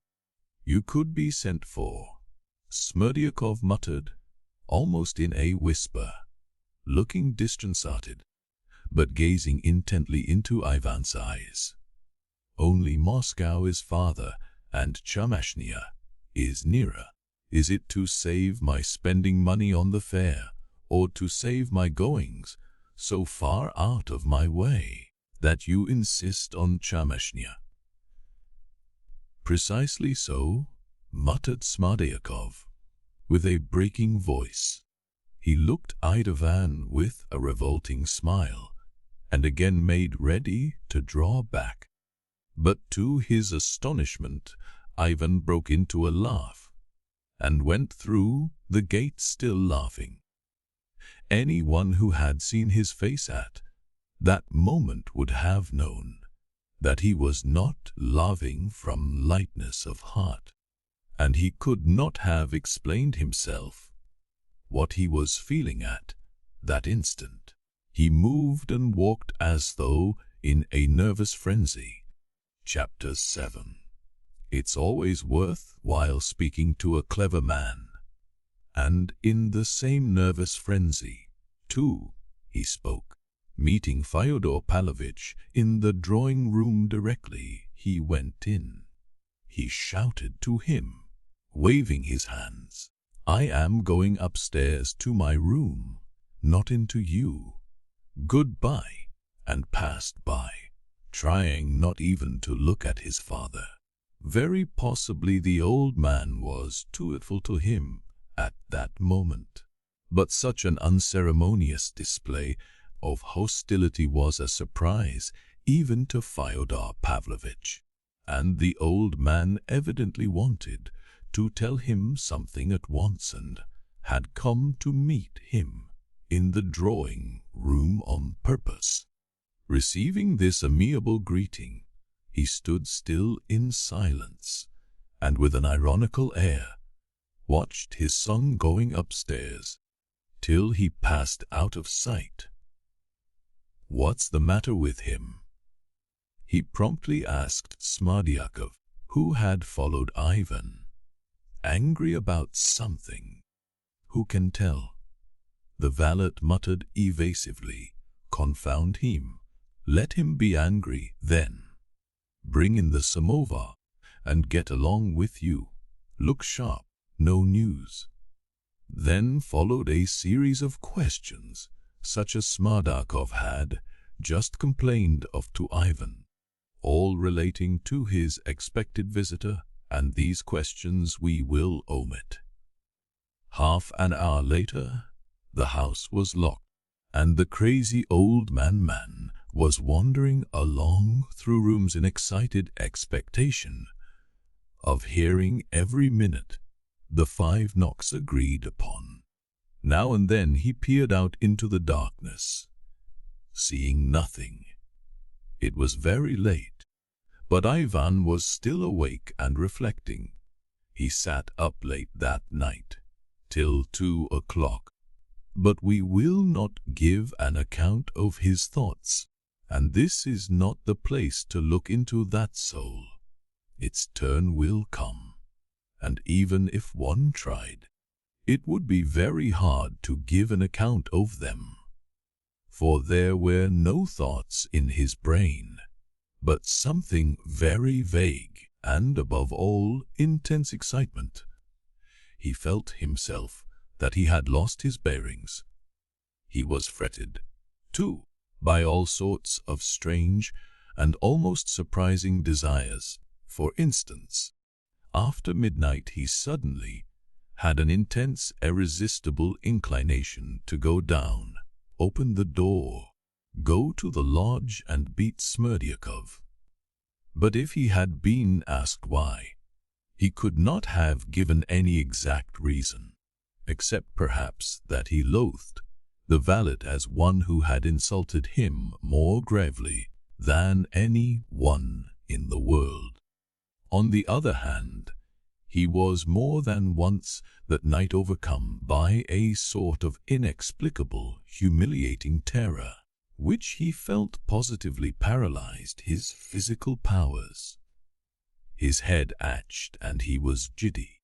A feeling of hatred was rankling in his heart, as though he meant to avenge himself on someone.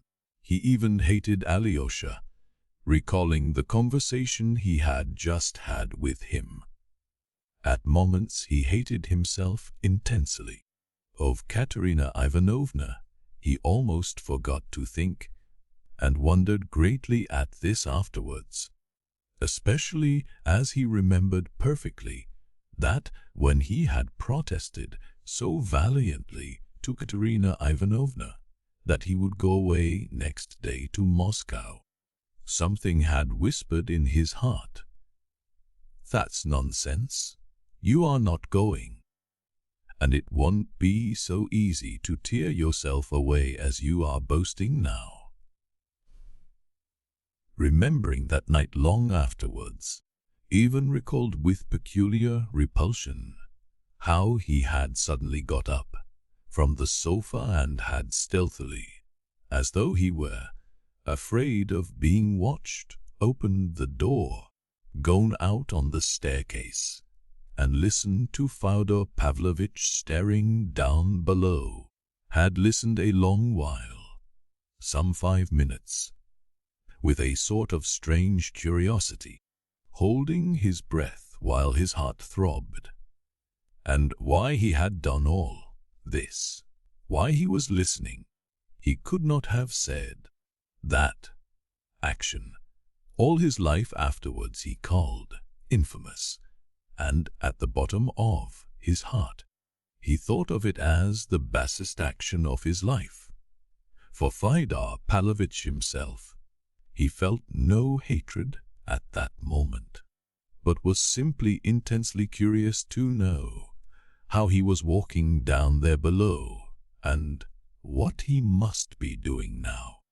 He wondered and imagined how he must be peeping out of the dark windows and stopping in the middle of the room, listening for someone to knock.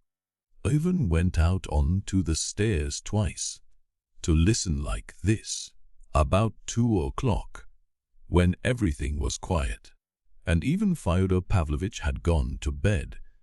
Ivan had got into bed, firmly resolved to fall asleep at once, as he felt fearfully exhausted. And he did fall asleep at once, and slept soundly without dreams, but waked early, at 7 o'clock, when it was broad daylight. Opening his eyes, he was surprised to feel himself extraordinarily vigorous. He jumped at once and dressed quickly, then dragged out his trunk and began packing immediately. His linen had come back from the laundress the previous morning. Ivan positively smiled at the thought that everything was helping his sudden departure. And his departure certainly was sudden, though Ivan had said the day before to Katerina Ivanovna, Alyosha, and Smerdyakov that he was leaving next day. Yet he remembered that he had no thought of departure when to bed, or, at least, had not dreamed that his first act in the morning would be to pack his trunk. At last his trunk and bag were ready. It was about 9 o'clock when Marfa Ignatievna came with her usual inquiry. "Where will your honor take your tea? In your own room or downstairs?" He looked almost cheerful, but there was about him about his words and gestures. Something hurried and scattered, greeting his father affably, and even inquiring specially after his health, though he did not wait to hear his answer to the end. He announced that he was starting off in an how to return to Moscow for good, and begged him to send for the horses. His father heard this announcement with no sign of surprise, and forgot in an unmannerly way to show regret at losing him. Instead of doing so, he flew into a great flutter at the recollection of some important business of his own. "What a fellow you are, not to tell me yesterday. Never mind, we'll manage it all the same.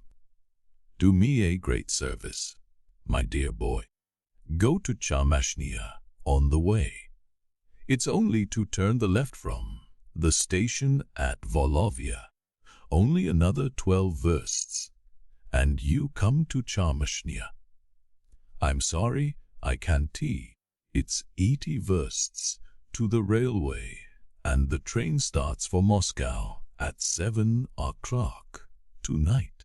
I can only just catch it. You'll catch it tomorrow or the day after, but today turn off to Charmashnia. It won't put you out much to humor your father. If I hadn't had something to keep me here, I would have run over myself long ago, for I've some business there in a hurry. But it's not the time for me to go now. You see, I've 2 pieces of copse land there, the Maslovs, an old merchant, and his son.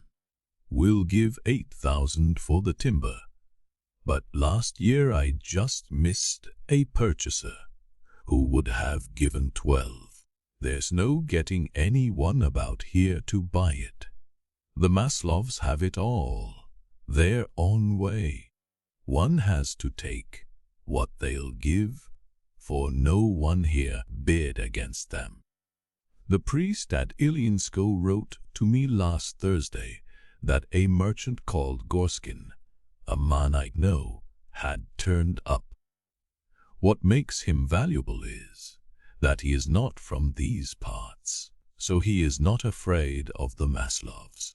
He says he will give me 11,000 for the copse. Do you hear?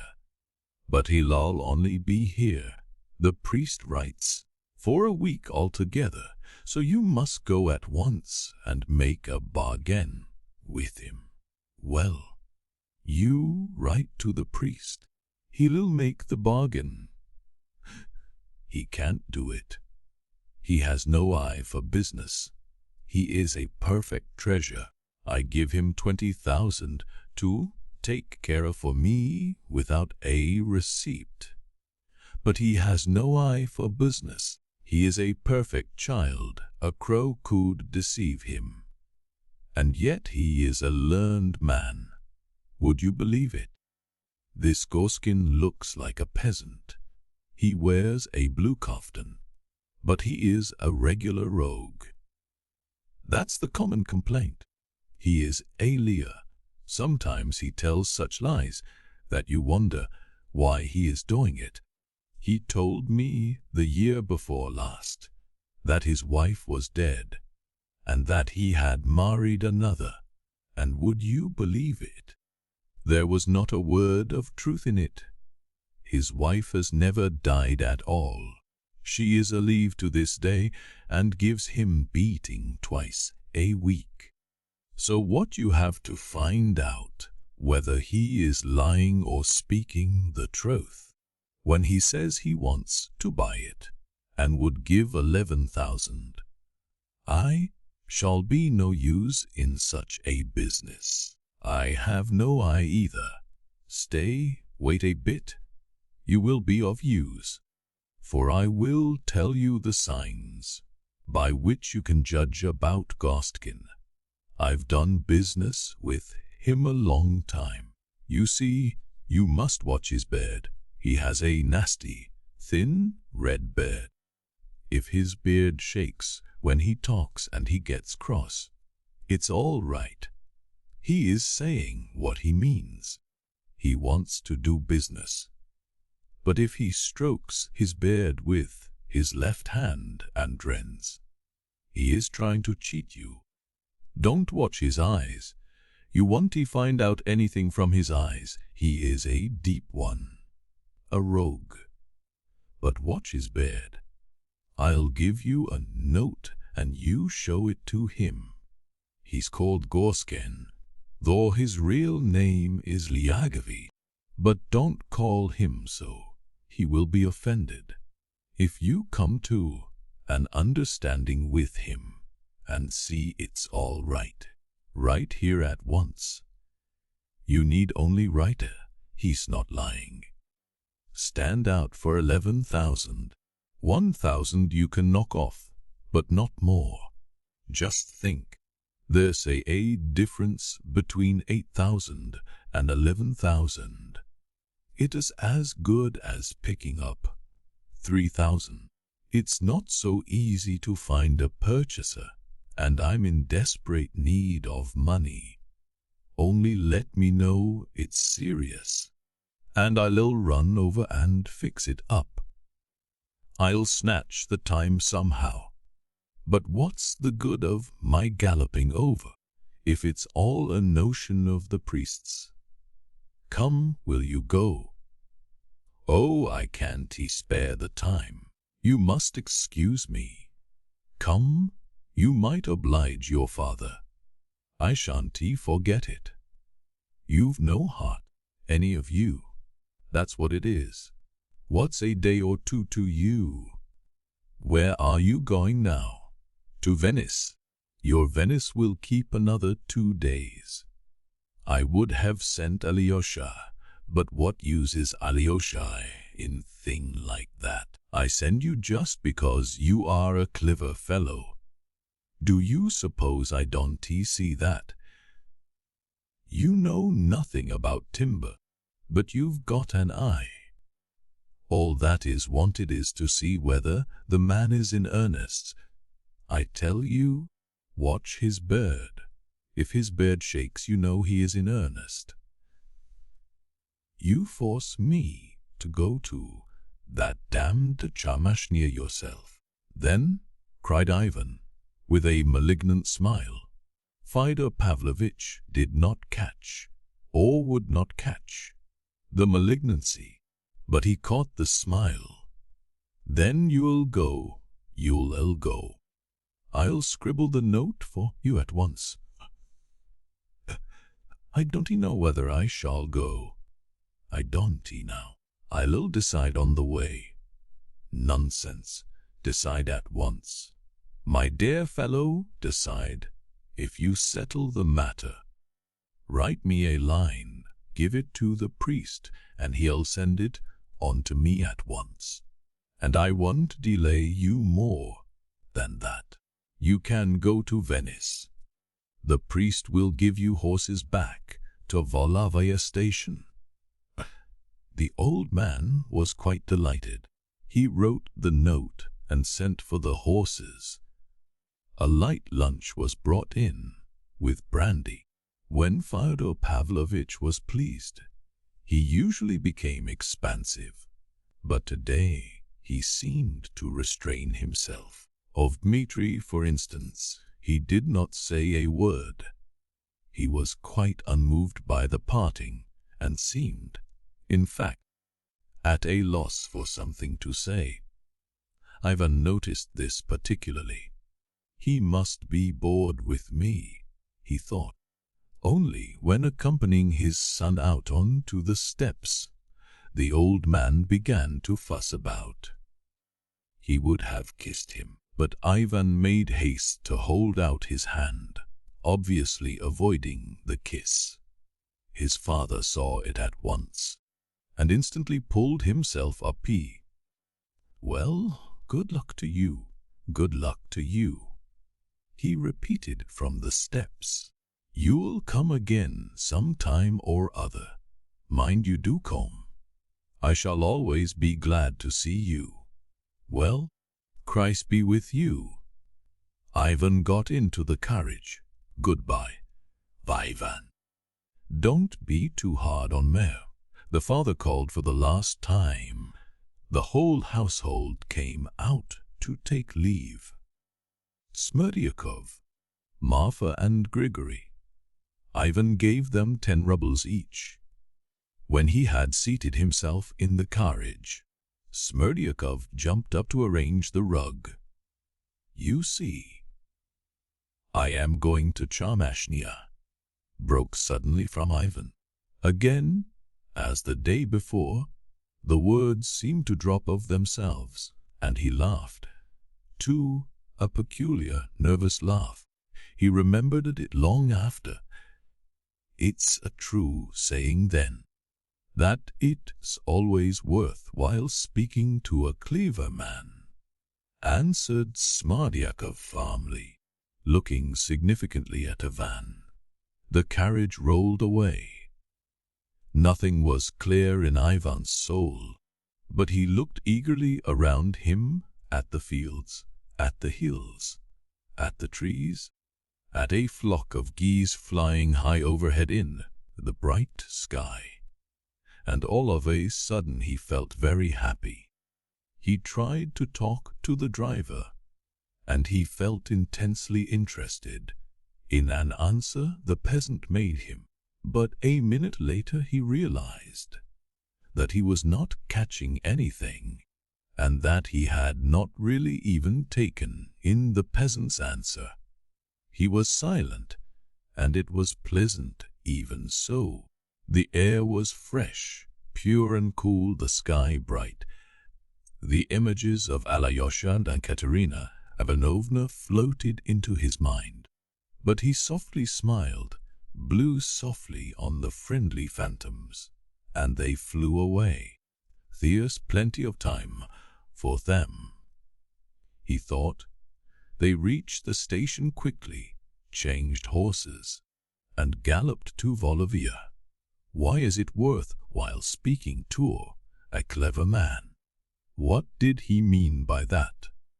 The thought seemed suddenly to clutch at his breathing.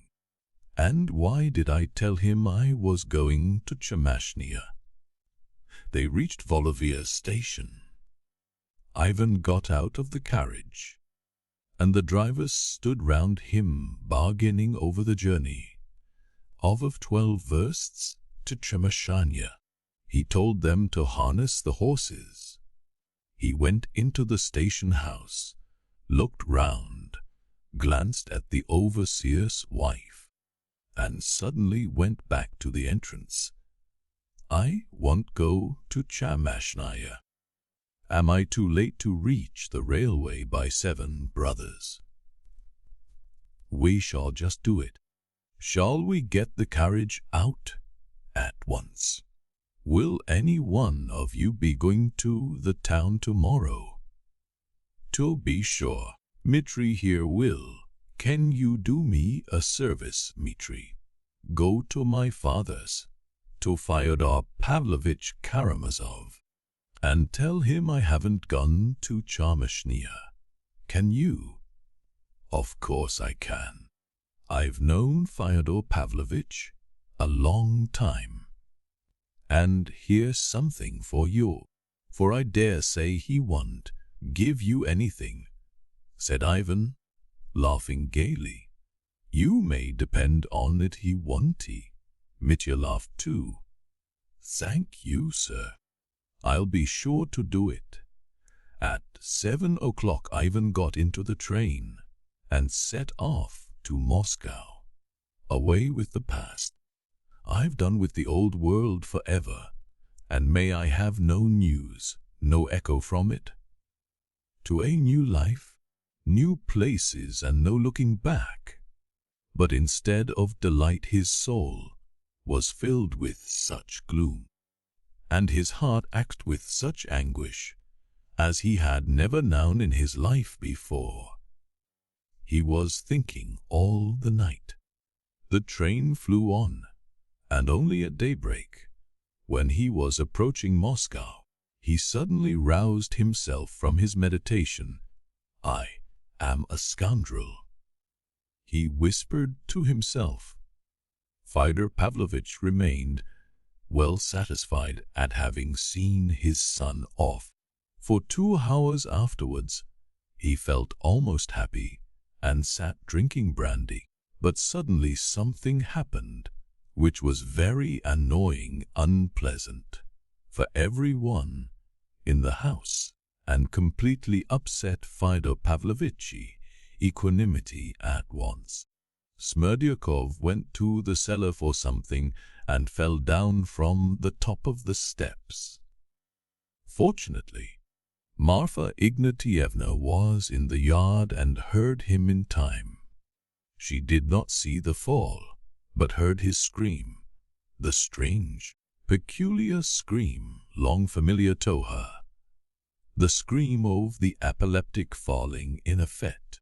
They could not tell whether the fit had come on him at the moment he was descending the steps, so that he must have fallen unconscious, or whether it was the fall and the shock that had caused the fit in Smerdyakov, who was known to be liable to them. They found him at the bottom of the cellar steps, writhing in convulsions and foaming at the mouth. It was thought at first that he must have broken something, an arm or a leg, and hurt himself, but God had preserved him. As Marfa Ignatievna expressed it, nothing of the kind had happened. But it was difficult to get him out of the cellar. They asked the neighbors to help and managed it somehow. Fyodor Pavlovitch himself was present at the whole ceremony. He helped, evidently alarmed and upset. The sick man did not regain consciousness. The convulsions ceased for a time, but then began again, and everyone concluded that the same thing would happen as had happened a year before, when he accidentally fell from the garret. They remembered that ice had been put on his head then. There was still ice in the cellar, and Marfa Ignatievna had some brought up. In the evening, Fyodor Pavlovitch sent for Dr. Herzenstube, who arrived at once. He was a most estimable old man, and the most careful and conscientious doctor in the province. After careful examination, he concluded that the fit was a very violent one, might have serious consequences, that meanwhile he, Herzenstube, did not fully understand it, but that by tomorrow morning, if the present remedies were unavailing, he would venture to try something else. The invalid was taken to the lodge, to a room next to Grigory's and Marfa Ignatievna's. Then Fyodor Pavlovitch had one misfortune after another to put up with that day. Marfa Ignatievna cooked the dinner, and the soup, compared with Smerdyakov's, was no better than dishwater, and the fowl was so dried up that it was impossible to masticate it. To her master's bitter, though deserved, reproaches, Marfa Ignatievna replied that the fowl was a very old one to begin with, and that she had never been trained as a cook. In the evening, there was another trouble in store for Fyodor Pavlovitch. He was informed that Grigory, who had not been well for the last 3 days, was completely laid up by his lumbago. Fyodor Pavlovitch finished his tea as early as possible and locked himself up alone in the house. He was in terrible excitement and suspense. That evening he reckoned on Grushenka's coming almost as a certainty. He had received from Smerdyakov that morning an assurance that she had promised to come without fail. The incorrigible old man's heart throbbed with excitement. He paced up and down his empty rooms, listening. He had to be on the alert. Dmitri might be on the watch for her somewhere. And when she knocked on the window, a Smerdyakov had informed him 2 days before that he had told her where and how to knock. The door must be opened at once. She must not be a second in the passage for fear, which God forbid, that she should be frightened and run away. Fyodor Pavlovitch had much to think of, but never had he been steeped in such voluptuous hopes. This time he could say almost certainly that she would come. Book 5. The Russian Monk, Chapter 1. Father Zossima and his visitors. When with an anxious and aching heart, Alyosha went into his elder cell, he stood still, almost astonished. Instead of a sick man at his last gasp, perhaps unconscious, as he had feared to find him, he saw him sitting up in his chair and, though weak and exhausted, his face was bright and cheerful. He was surrounded by visitors and engaged in a quiet and joyful conversation. But he had only got up from his bed a quarter of an hour before Alyosha's arrival. His visitors had gathered together in his cell earlier, waiting for him to wake. Having received a most confident assurance from Father Psi that the teacher would get up, and as he had himself promised in the morning, converse once more with those dear to his heart. This promise, and indeed every word of the dying elder Father Psi, put implicit trust in. If he had seen him unconscious, if he had seen him breathe his last, and yet had his promise that he would rise up and say good-bye to him, he would not have believed, perhaps even in death, but would still have expected the dead man to recover and fulfill his promise. In the morning, as he lay down to sleep, Father Zossima had told him positively, "I shall not die with delight of another conversation with you, beloved of my heart. I shall look once more on your dear face and pour out my heart to you once again."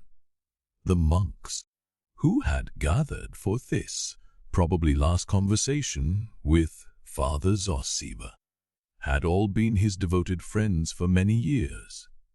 There were 4 of them, Father Osip and Father Psi. Father Mihail, the warden of the hermitage, a man not very old and far from being learned.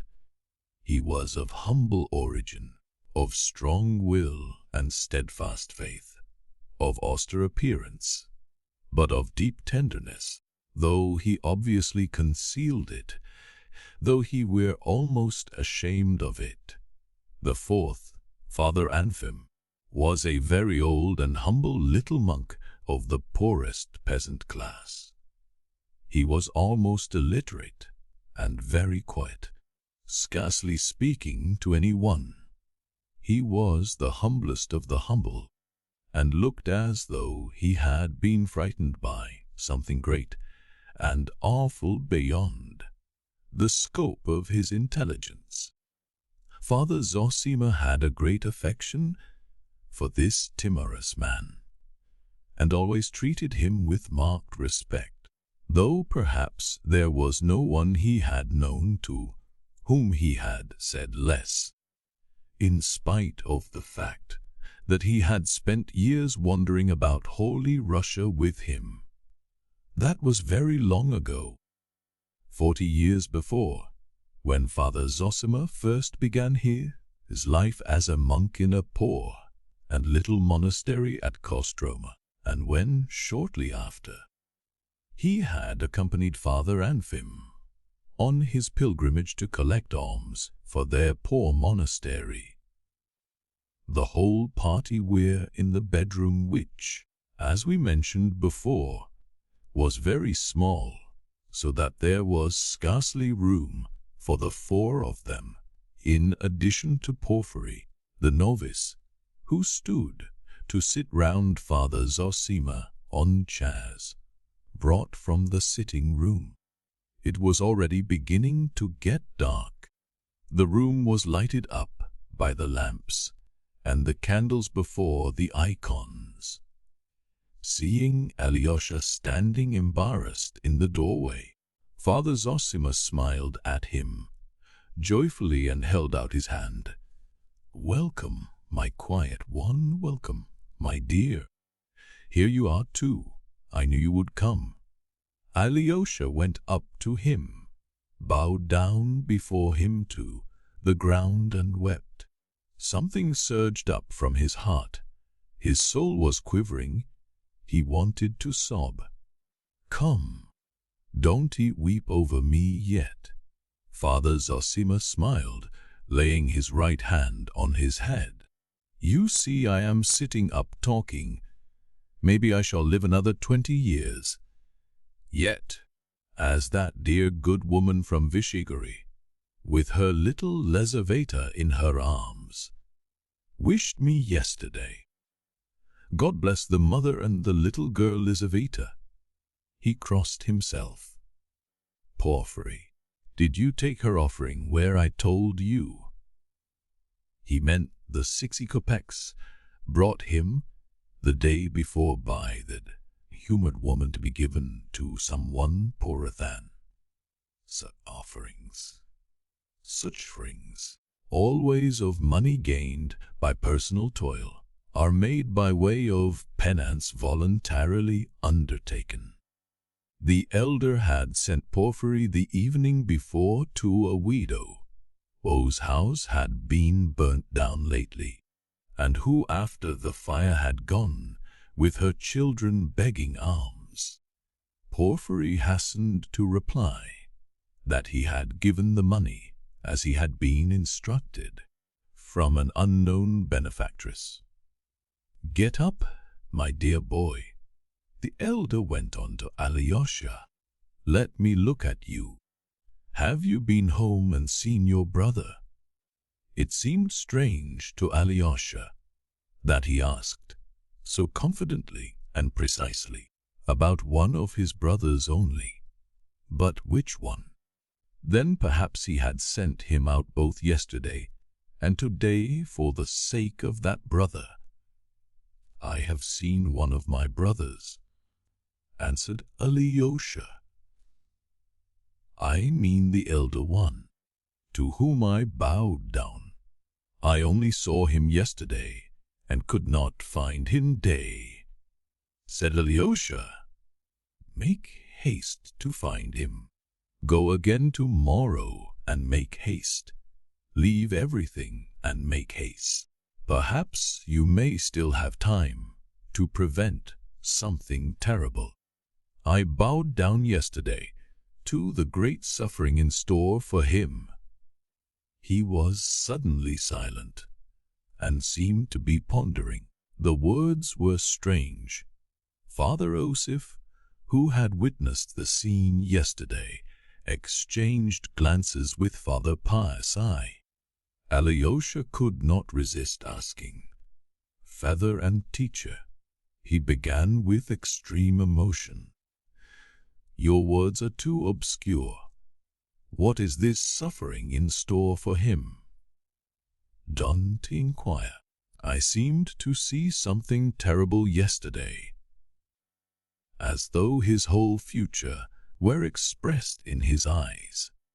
A look came into his eyes, so that I was instantly horror-stricken at what that man is preparing for himself. Once or twice in my life I've seen such a look in a man's face, reflecting as it were his future fate. And that fate, Alice, came to pass. I sent you to him, Alexei, for I thought your brotherly face would help him.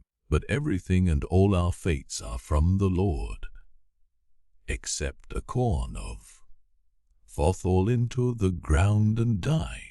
It abideth alone, but if it die, it bringeth forth much fruit. Remember that. You, Alexei, I've many times silently blessed for your face. Know that, added the elder with a gentle smile. This is what I think of you. You will go forth from these walls, but will live like a monk in the world. You will have many enemies, but even your foes will love you. Life will bring you many misfortunes, but you will find your happiness in them, and will bless life, and will make others bless it, which is what matters most. Well, that is your character. Fathers and teachers, he addressed his friends with a tender smile. I have never till to day told him why the face of this youth is so dear to me. Now I will tell you. His face has been, as it were, a remembrance and a prophecy for me.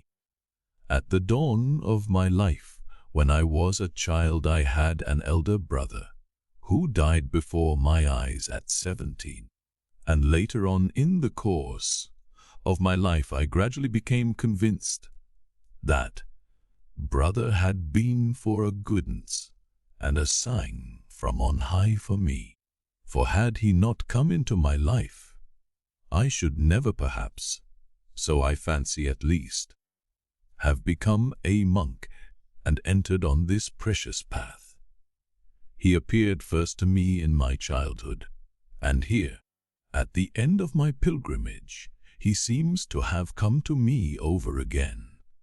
It is marvelous, fathers and teachers, that Alexei, who has some, though not a great, resemblance in face, seems to me so like him spiritually, that many times I have taken him for that young man, my brother, mysteriously come back to me at the end of my pilgrimage, as a reminder and an inspiration, so that I positively wondered at so strange a dream in myself. Do you hear this, Porphyry? He turned to the novice who waited on him. Many times I've seen in your face. It were a look of mortification that I love Alexei more than you.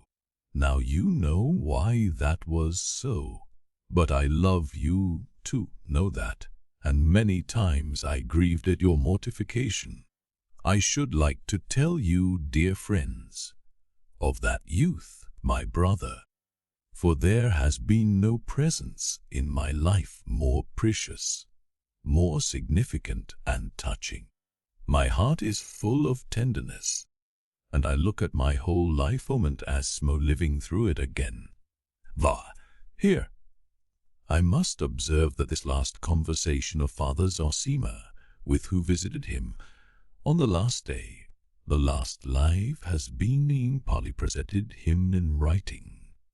The friend, the thines, Alexei Fyodorovich Karamazov, wrote it down from memory some time after his elder's death. But whether this was only the conversation that took place then, or whether he added to it his notes of parts of former conversations with his teacher, I cannot determine.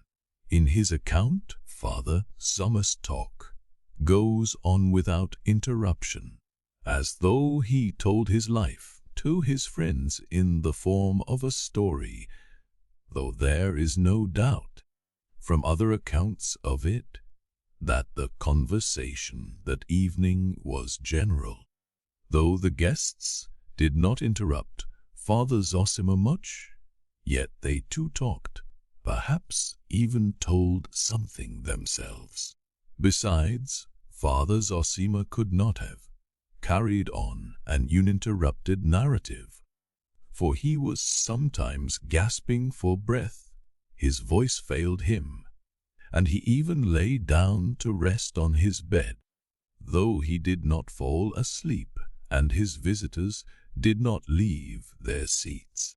Once or twice the conversation was interrupted by Father Sighs reading the Gospel. It is worthy of note, too, that no one of them supposed that he would die that night, for on that evening of his life after his deep sleep in the day, he seemed suddenly to have found new strength, which kept him up through this long conversation. It was like a last effort of love, which gave him marvelous energy.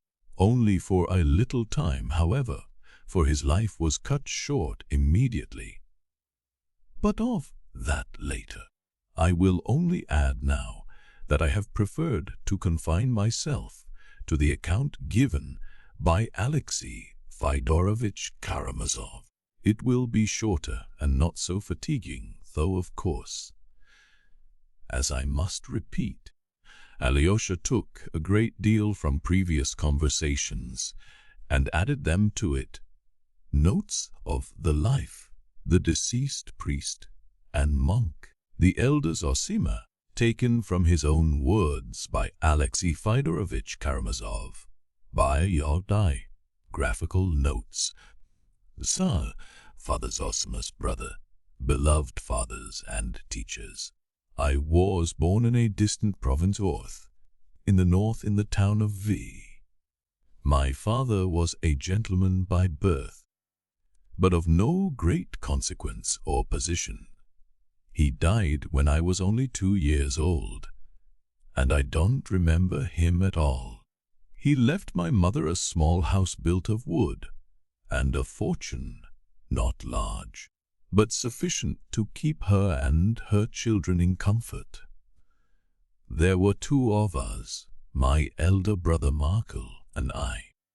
He was 8 years older than I was, of hasty, irritable temperament, but kind-hearted and never ironical.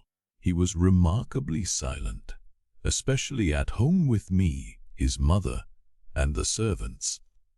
He did well at school, but did not get on with his schoolfellows, though he never quarreled. At least so my mother has told me.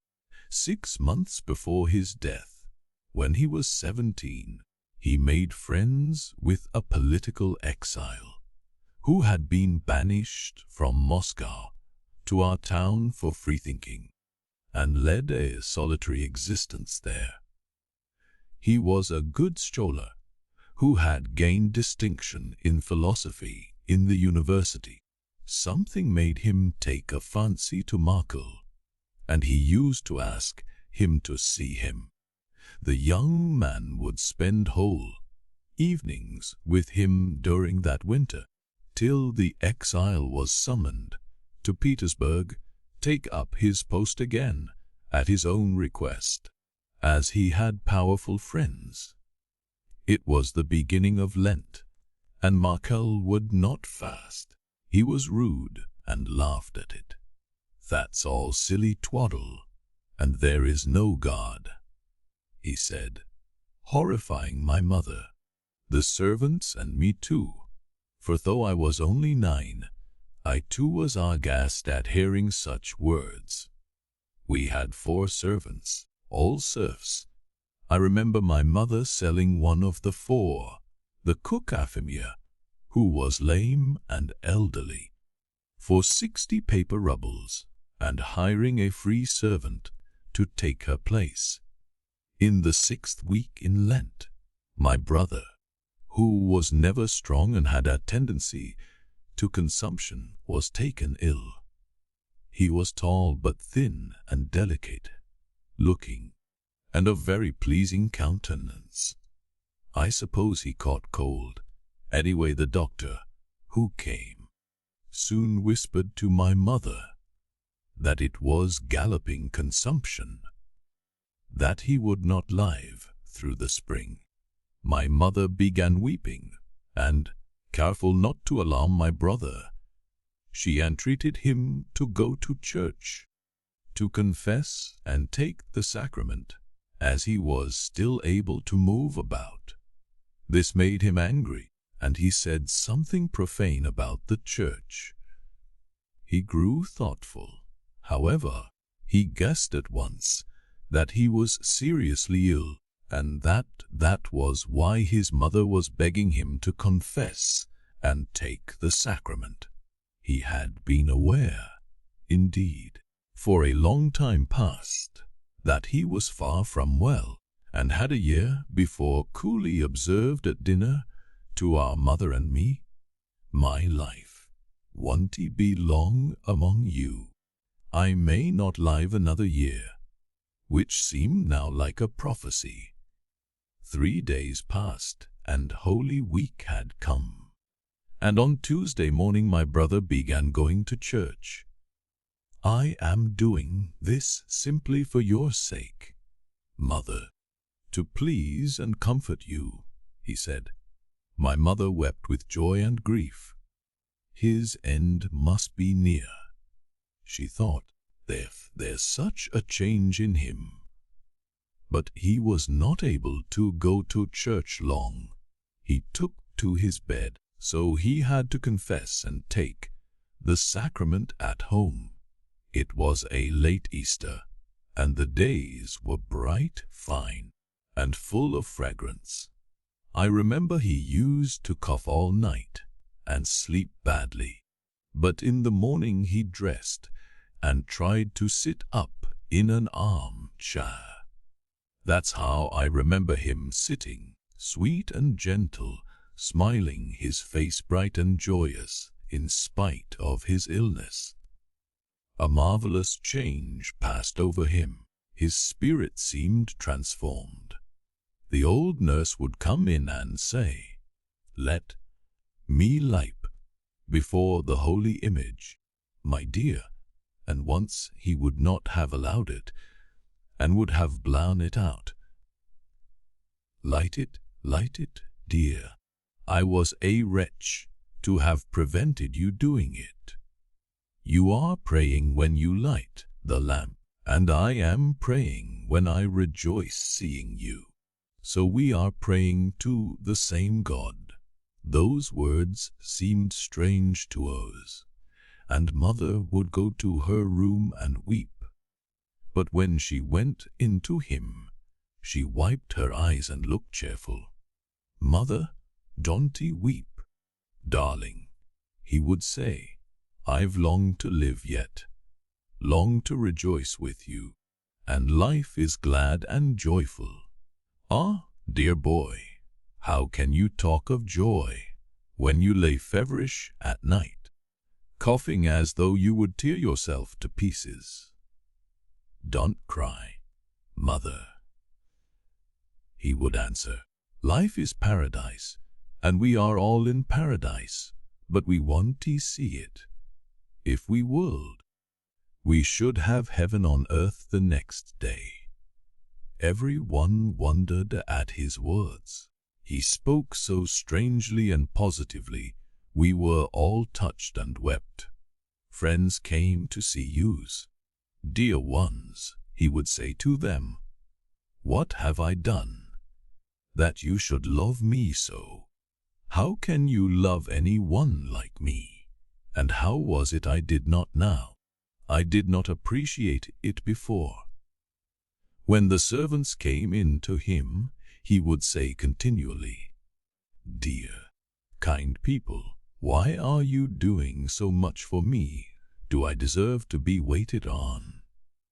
If it were God's will for me to live, I would wait on you, for all men should wait on one another." Mother shook her head as she listened. "My darling, it's your illness makes you talk like that." "Mother, darling," he would say, there must be servants and masters. But if so, I will be the servant of my servants, the same as they are to me. And another thing, Mother, every one of us has sinned against all men, and I more than any. Mother positively smiled at that, smiled through her tears. Why? How could you have sinned against all men more than all? Robbers and murderers have done that. But what sin have you committed yet, that you hold yourself more guilty than all? Mother, little heart of mine, he said. He had begun using such stressing words at that time. Little heart of mine, my joy, believe me, everyone is really responsible to all men for all men and for everything. I don't know how to explain it to you, but I feel it is so, painfully even. And how is it we went on then living, getting angry and not knowing? So he would get up every day, more and more sweet and joyous and full of love, when the doctor, an old German called Eisenschmidt, came. Well, doctor, have I another day in this world? He would ask, joking. You'll live many days yet, the doctor would answer. And months and years too. Months and years, he would exclaim. Why reckon the days? One day is enough for a man to know all happiness. My dear ones, why do we quarrel, try to outshine each other, and keep grudges against each other? Let's go straight into the garden, walk and play there, love, appreciate, and kiss each other, and glorify life. Your son cannot last long, the doctor told my mother as she accompanied him to the door. The disease affecting his brain. The windows of his room looked out into the garden, and our garden was a shady one, with old trees in it which were coming into bud. The first birds of spring were flitting in the branches, chirruping and singing at the windows. And looking at them and admiring them, he began suddenly begging their forgiveness too. Birds of heaven, happy birds, forgive me, for I have sinned against you too. None of us could understand that at the time, but he shed tears of joy. Yes, he said, there was such a glory of God all about birds, trees, meadows. Only I lived in shame and dishonored it all, and did not notice the beauty and glory. You take too many sins on yourself. Mother used to say, weeping mother, darling, it is for joy, not for grief, I am crying. Though I can't explain it to you, I like to humble myself before them, for I don't know how to love them enough. If I have sinned against every one, yet all forgive me too, and that's heaven. Am I not in heaven now? And there was a great deal more I don't remember. I remember I went once into his room, when there was no one else there. It was a bright evening. The sun was setting, and the whole room was lighted up. He beckoned me, and I went up to him. He put his hands on my shoulders, and looked into my face tenderly, lovingly. He said nothing for a minute, only looked at me like that. Well, he said, run and play now. Enjoy life for me too. I went out then and ran to play. And many times in my life afterwards I remembered, even with tears, how he told me to enjoy life. For him too. There were many other marvelous and beautiful sayings of his, though we did not understand them at the time. He died the 3rd week after Easter. He was fully conscious, though he could not talk. Up to his last hour he did not change.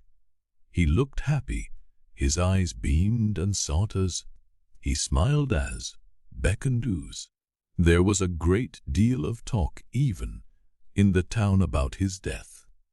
I was impressed by all this at the time, but not too much so, though I cried a good deal at his funeral.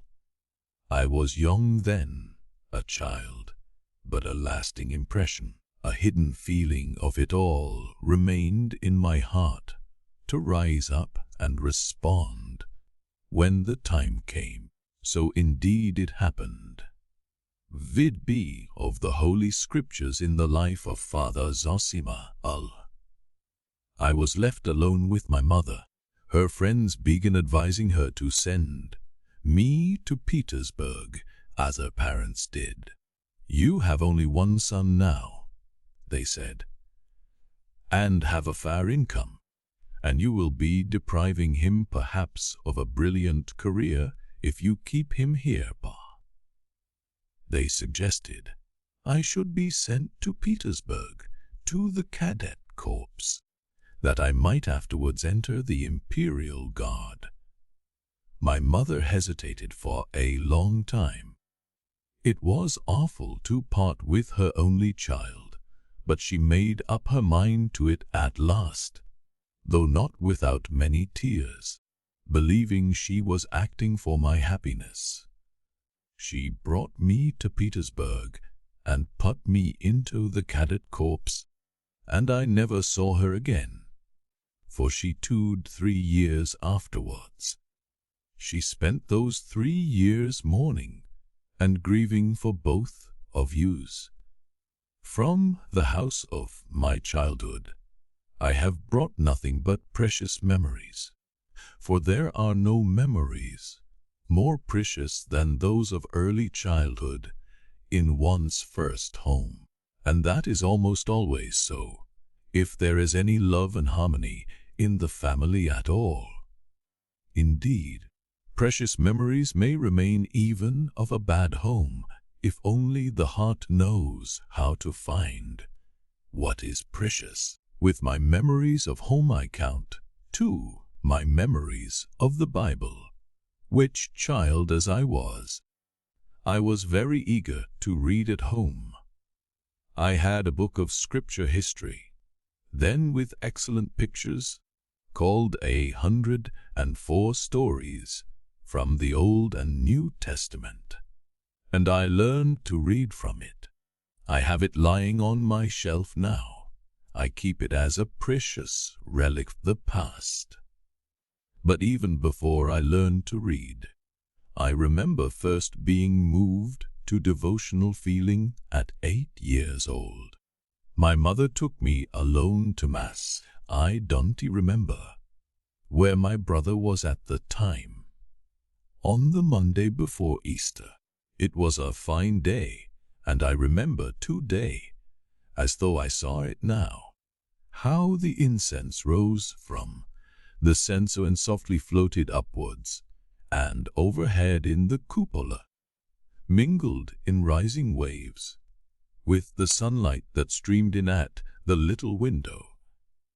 I was stirred by the sight, and for the first time in my life I consciously received of God's word in my heart. A youth came out into the middle of the church carrying a big book, so large that at the time I fancied he could scarcely carry it. He laid it on the reading desk, opened it, and began reading, and suddenly, for the first time, I understood something. Read, in the church of God, in the land of Uz, there lived a man, righteous and God-fearing, and he had great wealth, so many camels, so many sheep and asses, and his children feasted, and he loved them very much and prayed for them. It may be that my sons have sinned in their feasting. Now the devil came before the Lord together with the sons of God, and said to the Lord, that he had gone up and down the earth and under the earth. And hast thou considered my servant Job? God asked of him. And God boasted to the devil, pointing to his great and holy servant. And the devil laughed at God's words. Give him over to me, and thou wilt see that thy servant will murmur against thee, and curse thy name.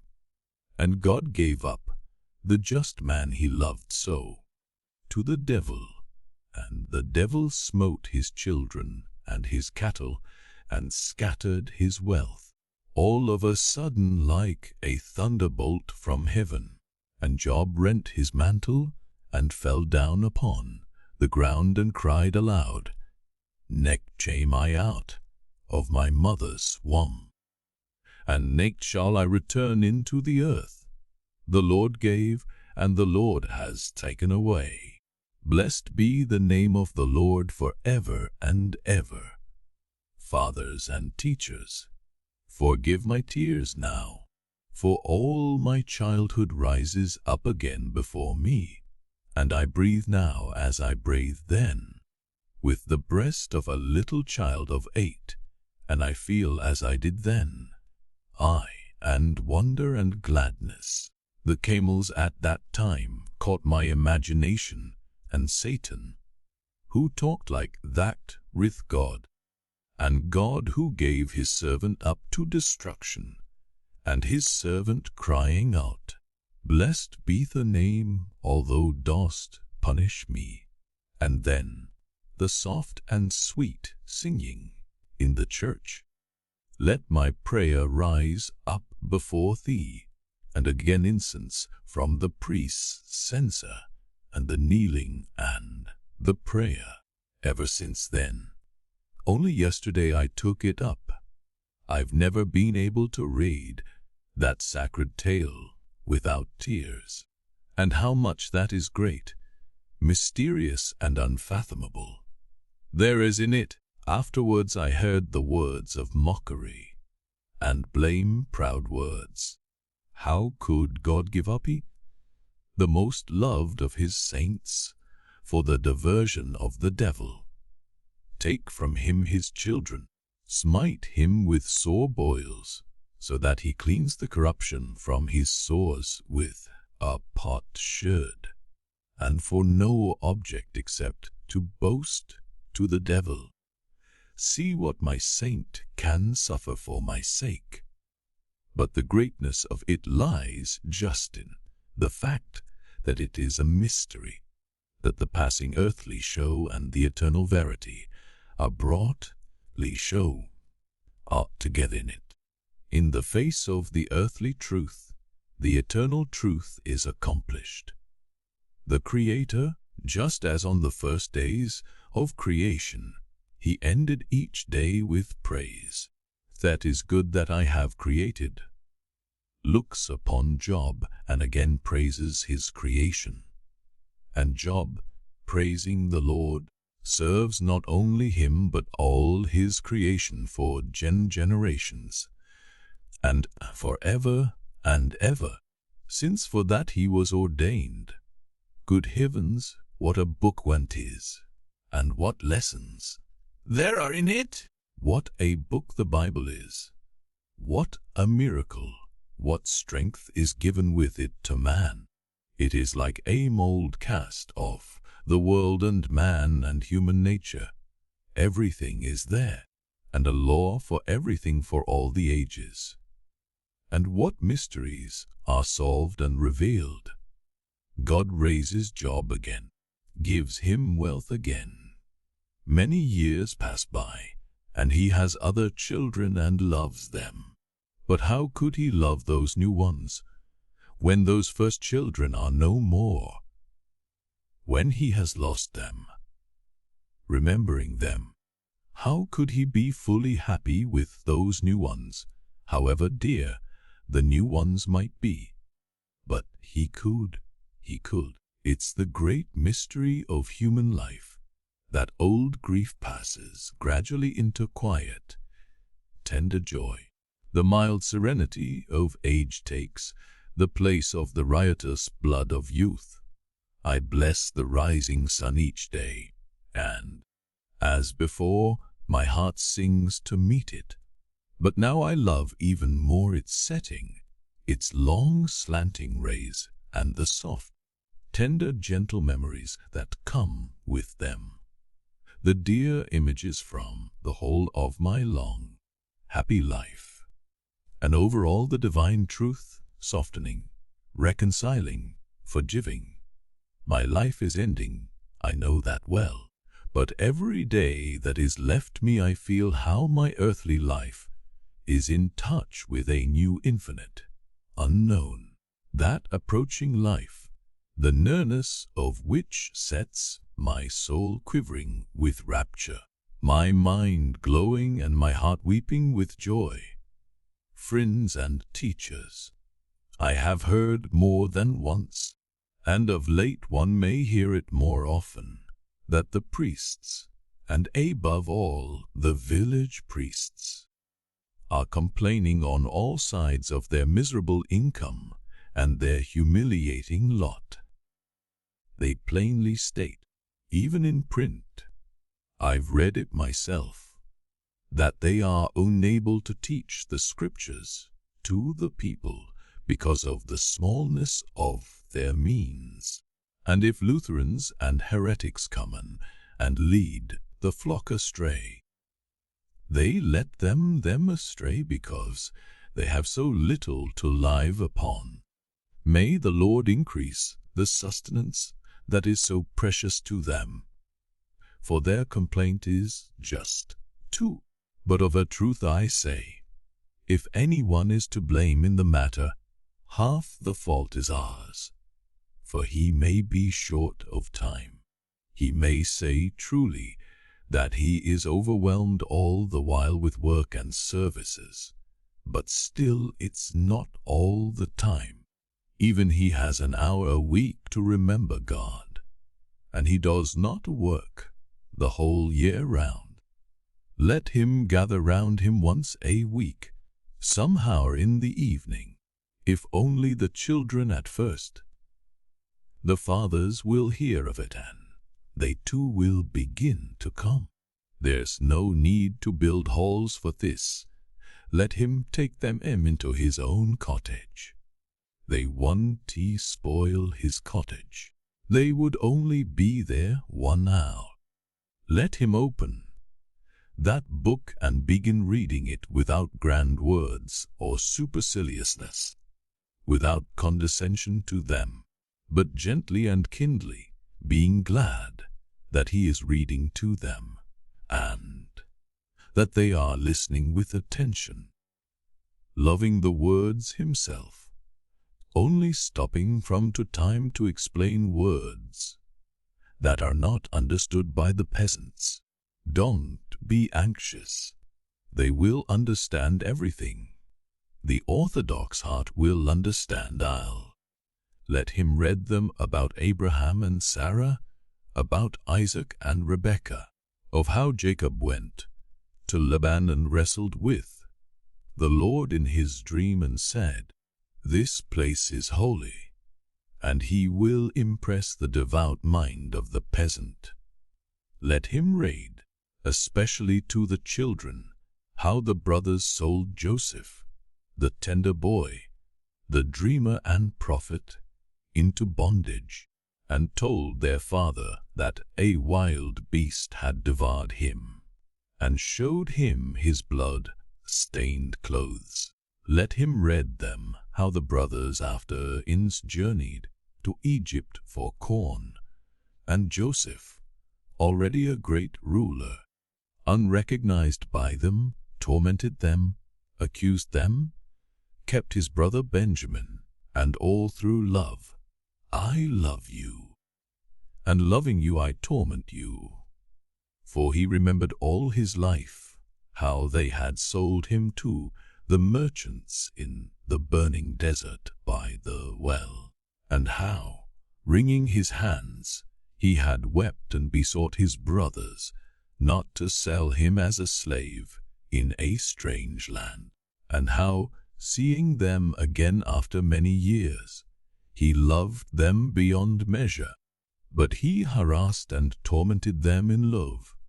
He left them at last, not able to bear the suffering of his heart, flung himself on his bed and wept. Then, wiping his tears away, he went out them joyful and told them, "Brothers, I am your brother Joseph." Let him read them further. Happy old Jacob was on learning that his darling boy was still alive, and how he went to Egypt leaving his own country, and died in a foreign land, bequeathing his great prophecy that had lain mysteriously hidden in his meek and timid heart all his life, that from his offspring, from Judah, will come the great hope of the world, the Messianic Savior. Fathers and teachers, forgive me and don't be angry, that like a little child I've been babbling of what you know long ago, and can teach me 100 times more skillfully. I only speak from rapture, and forgive my tears, for I love the Bible. Let him too weep, the priest of God, and be sure that the hearts of his listeners will throb in response. Only a little tiny seed is needed. Drop it into the heart of the peasant and it won't TD. It will live in his soul all his life. It will be hidden in the midst of his darkness and sin, like a bright spot, like a great reminder.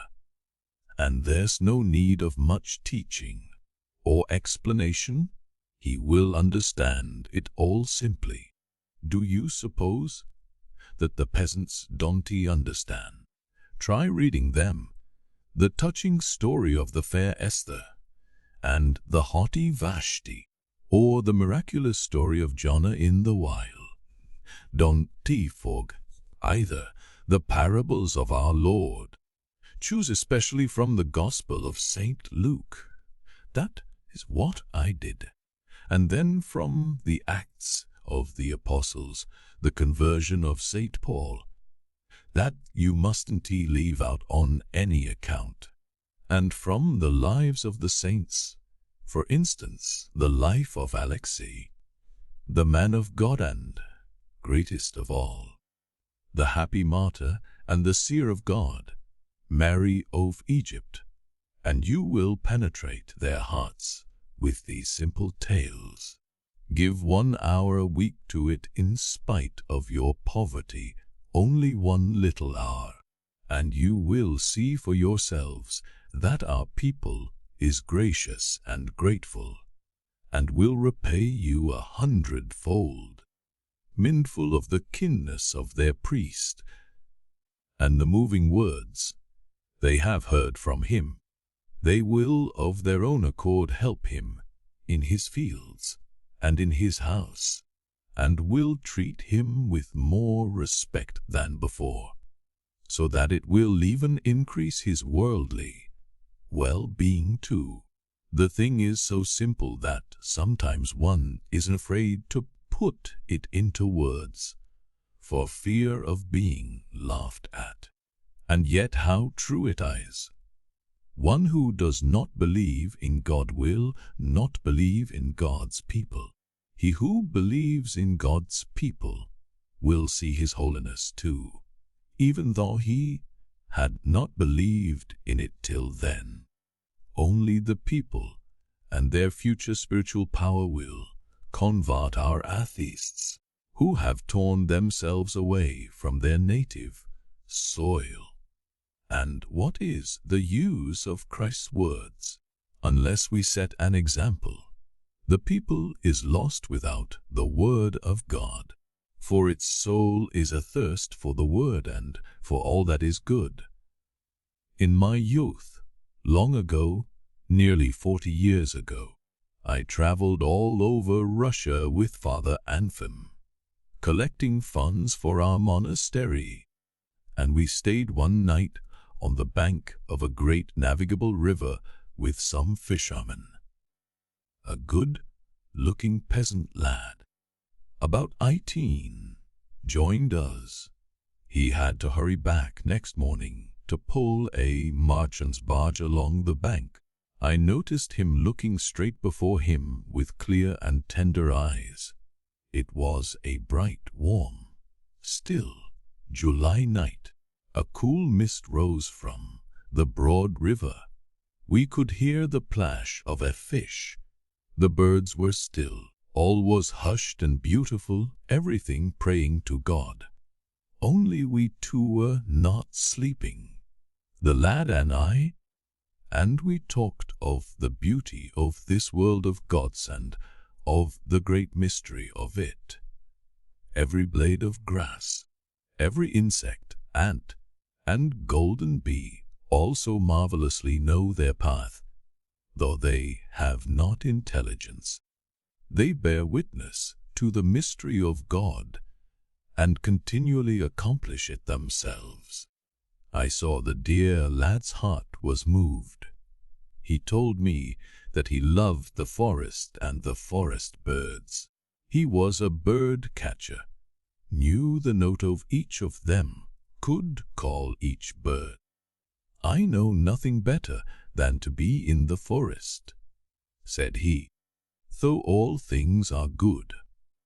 Truly, I answered him, all things are good and fair, because all is truth. Look, said at the horse, that great beast, that is so near to man, or the lowly, pensive ox, which feeds him and works for him. Look at their faces. What meekness, what devotion to man, who often beats them mercilessly. What gentleness, what confidence, and what beauty.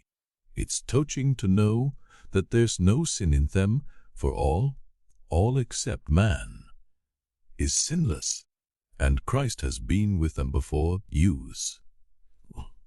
Why, asked the boy, is Christ with them too? It cannot but be so, said I, since the word is for all creation and all creatures. Every leaf is striving to the word, singing glory to God, weeping to Christ, unconsciously accomplishing this by the mystery of their sinless life. Yonder, said I, in the forest wanders the dreadful bear, fierce and menacing, and yet innocent in it. And I told him how once a bear came to a great saint who had taken refuge in a tiny cell in the wood. And the great saint pitied him, went up to him without fear, and gave him a piece of bread. Go along, said he, Christ be with you. And the savage beast walked away meekly and obediently, doing no harm. And the lad was delighted that the bear had walked away without hurting the saint, and that Christ was with him too. Said he, how good that is! How good and beautiful is all God's work! He sat musing softly and sweetly. I saw he understood, and he slept beside me a light and sinless sleep. May God bless Yoth. And I prayed for him as I went to sleep. Lord, send peace and light to thy people. Chapter 2. The Duel, a sea recollections of Father Zossima. Before he became a monk. The Duel. I spent a long time, almost 8 years, in the military cadet school at Petersburg, and in the novelty of my surroundings there, many of my childish impressions grew dimmer. Though I forgot nothing, I picked up so many new habits and opinions that I was transformed into a cruel, absurd, almost savage creature, a surface polish of courtesy and society manners I did acquire together with the French language. But we all, myself included, looked upon the soldiers in our service as cattle. I was perhaps worse than the rest in that respect, for I was so much more impressionable than my companions. By the time we left the school as officers, we were ready to lay down our lives for the honor of the regiment, but no one of us had any knowledge of the real meaning of honor, and if any one had known it, he would have been the first to ridicule it. Drunkenness, debauchery, and devilry were what we almost prided ourselves on. I don't say that we were bad by nature. All these young men were good fellows, but they behaved badly, and worst of all, what made it worse for me was that I had come into my own money, and so I flung myself into a life of pleasure, and plunged headlong into all the recklessness of youth. I was fond of reading, yet strange to say, the Bible was the one book one never opened at that time, though I always carried it about with me, and I was never separated from it. In very truth I was keeping that book, the day and the hour, for the month and the year, though I knew it not.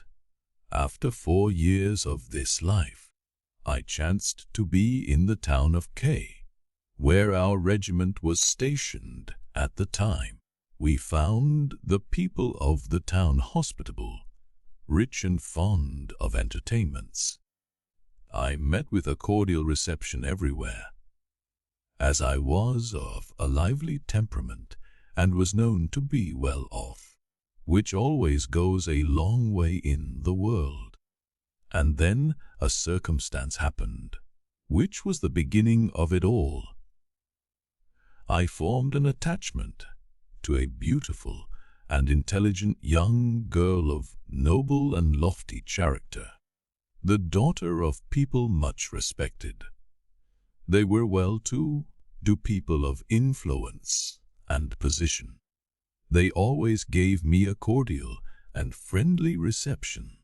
I fancied that the young lady looked on me with favor, and my heart was aflame at such an idea.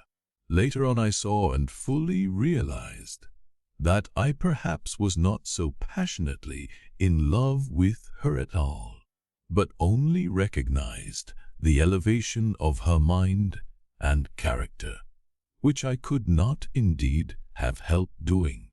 I was prevented, however, from making her an offer at the time by my selfishness. I was loath to part with the allurements of my free and licentious bachelor life in the heyday of my youth, and with my pockets full of money. I did drop some hint as to my feelings, however, though I put off taking any decisive step for a time. Then, all of a sudden, we were ordered off for 2 months to another district. On my return 2 months later, I found the young lady already married to a rich neighboring landowner, a very amiable man, still young though older than I was, connected with the best Petersburg society, which I was not, and of excellent education, which I also was not. I was so overwhelmed at this unexpected circumstance that my mind was positively clouded. The worst of it all was that, as I learned then, the young lander had been a long while betrothed to her, and I had met him indeed many times in her house, but blinded by my conceit, I had noticed nothing. And this particularly mortified me. Almost everybody had known all about it, while I knew nothing. I was filled with sudden irrepressible fury. With flushed face I began recalling how often I had been on the point of declaring my love to her, and as she had not attempted to stop me or to warn me, she must, I concluded, have been laughing at me all the time. Later on, of course, I reflected and remembered that she had been very far from laughing at me.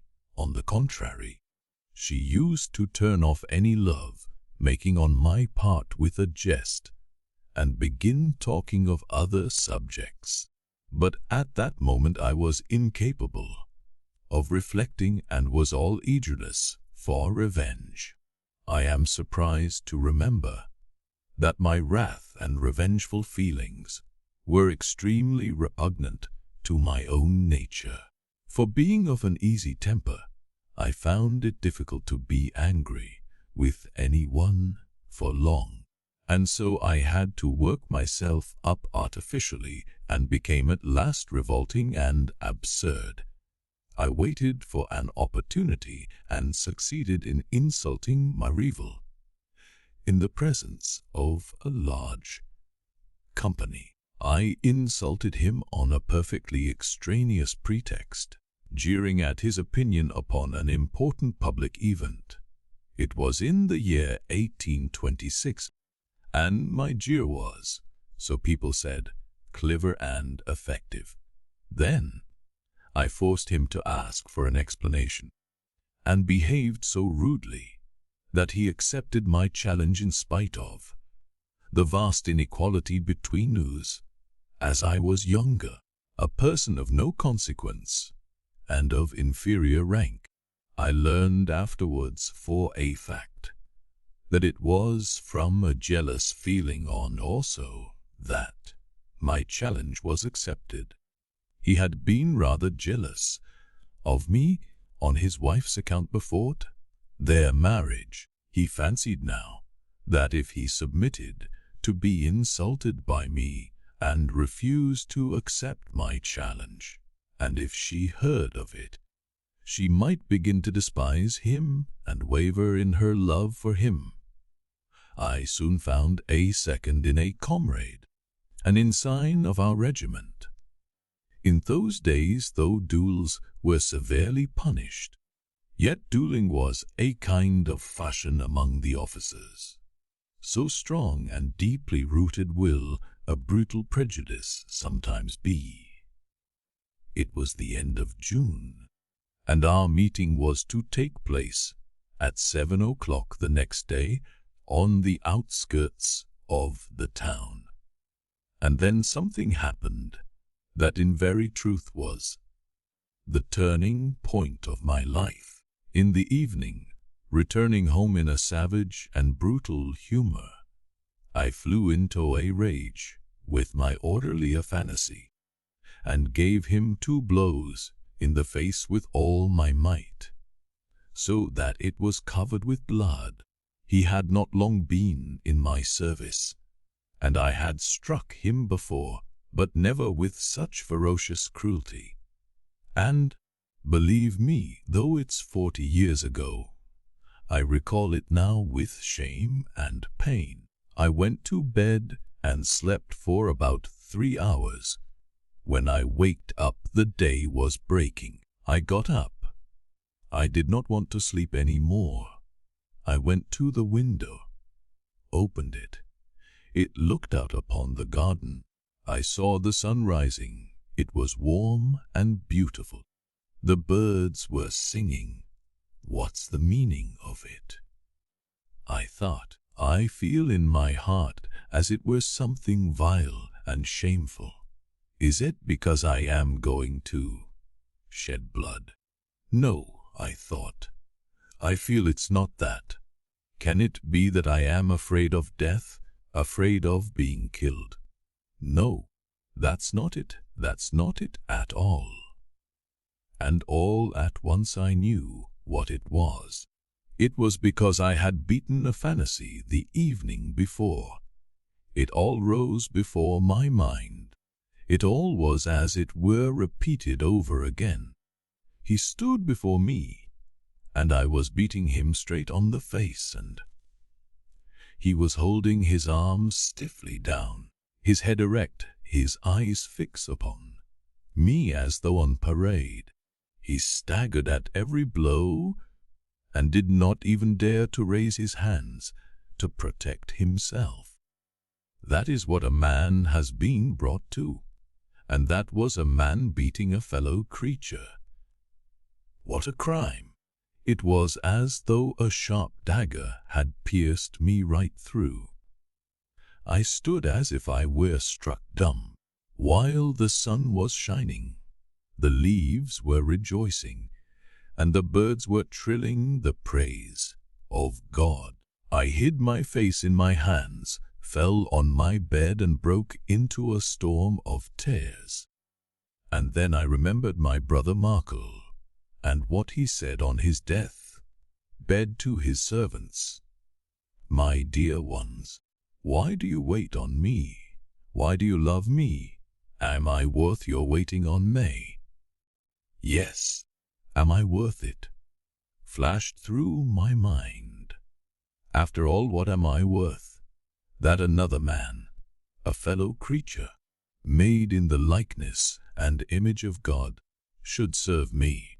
For the first time in my life, the question forced itself upon me. He had said, "Mother, my little heart, in truth we are each responsible to all for all. It's only that men don't know this. If they knew it, the world would be a paradise at once." God, can that too be false? I thought as I wept. In truth, perhaps, I am more than all others responsible for all, a greater sinner than all men in the world. And all at once the whole truth in its full light appeared to me. What was I going to do? I was going to kill a clever, noble man who had done me no wrong, and by depriving his wife of happiness for the rest of her life, I should be torturing and killing her too. I lay thus in my bed with my face in the pillow, heedless how the time was passing. Suddenly my second, the ensign, came in with the pistols to fetch me. Said he, "It's a good thing you are up already. It's time we were off. Come along." I did not know what to do and hurried to and fro undecided. We went out to the carriage, however. "Wait here a minute," I said to him. "I'll be back directly. I have forgotten my purse." And I ran back alone to Afanasy's little room. "Afanasy," I said, "I gave you 2 blows on the face yesterday. Forgive me," I said. He started as though he were frightened, and looked at me, and I saw that it was not enough, and on the spot, in my full officer's uniform, I dropped at his feet and bowed my head to the ground. "Forgive me," I said. Then he was completely aghast. "Your Honor, sir, what are you doing? Am I worth it?" And he burst out crying as I had done before, hid his face in his hands, turned to the window, and shook all over with his sobs. I flew out to my comrade and jumped into the carriage. "Ready," I cried. "Have you ever seen a conqueror?" I asked him. "Here is one before you." I was in ecstasy, laughing and talking all the way. I don't remember what about. He looked at me. "Well, brother, you are a plucky fellow. You'll keep up the honor of the uniform, I can see." So we reached the place and found waiting youths. We were placed 12 paces apart. He had the first shot. I stood gaily, looking him full in the face. I did not twitch an eyelash. I looked lovingly at him, for I knew what I would do. His shot just grazed my cheek and ear. Thank God, I cried. No man has been killed. And I seized my pistol, turned back and flung it far away into the wood. That's the place for you, I cried. I'd term my adversary. Forgive me, young fool that I am. Sir, I said, for my unprovoked insult to you and for forcing you to fire at me. I am 10 times worse than you and more maybe. Tell that to the person whom you hold dearest in the world. I had no sooner said this than they all 3 shouted at me. Upon my word, cried my adversary, annoyed, if you did not want to fight, why did not you let me alone? Yesterday I was a fool. Today I know better. I answered him gaily. As to yesterday, I believe you, but as for today, it is difficult to agree with your opinion, said he. Bravo, bravo, I cried, clapping my hands. I agree with you there, too. I have deserved it. Will you shoot, sir, or not? No. I won't, I said. If you like, fire at me again. But it would be better for you not to fire. The seconds, especially mine, were shouting too. Can you disgrace the regiment like this, facing your antagonist and begging his forgiveness? If I'd only known this, I stood facing them all, not laughing now. Gentlemen, I said, is it really so wonderful in these days to find a man who can repent of his stupidity and publicly confess his wrongdoing? Not in Duel, Cray. What's so strange? That a gulge. But, cried my second again, I said, for I ought to have owned my fault as soon as I got here, before he had fired a shot, before leading him into a great and deadly sin.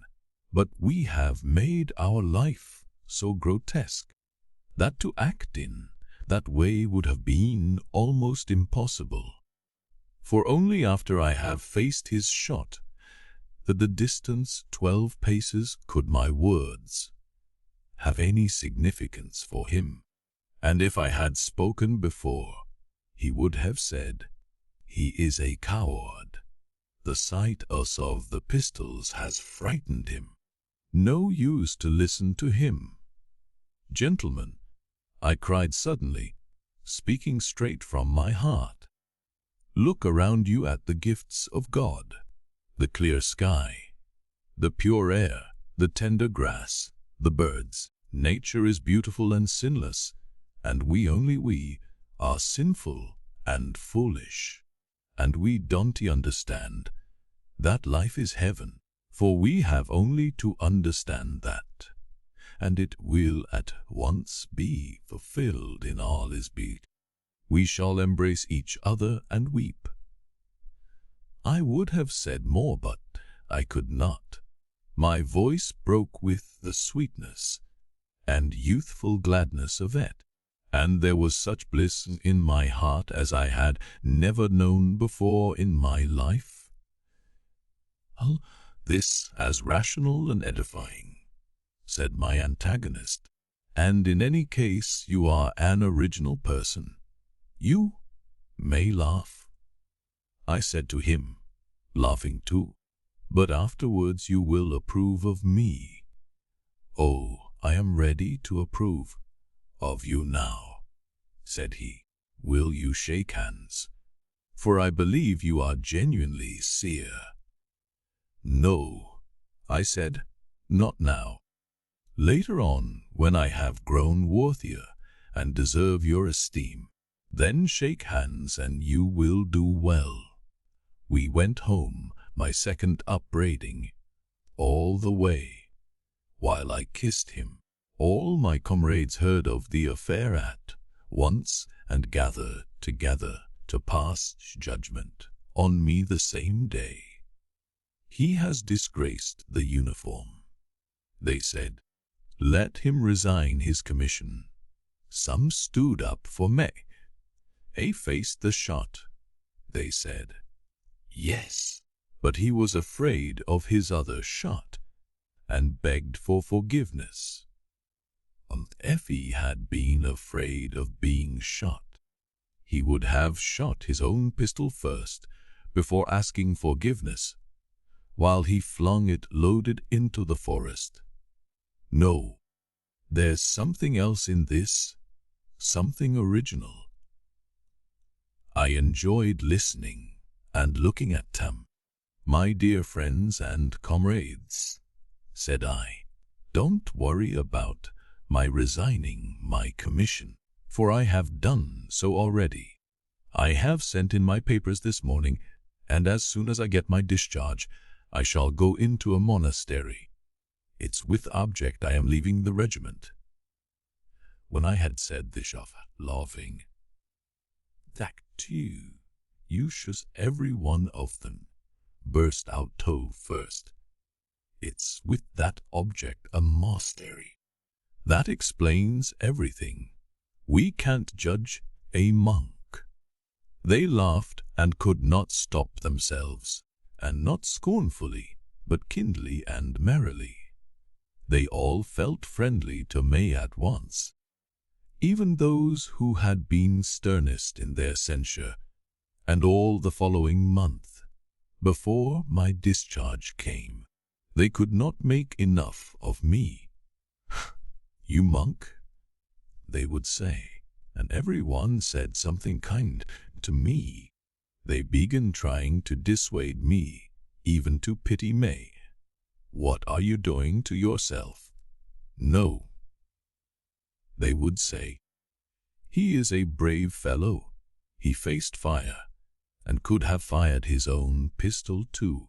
But he had a dream the night before that he should become a monk. That's why he did it. It was the same thing with the society of the town. Till then I had been kindly received, but had not been the object of special attention. And now all came to know me at once, and invited me. They laughed at me, but they loved me.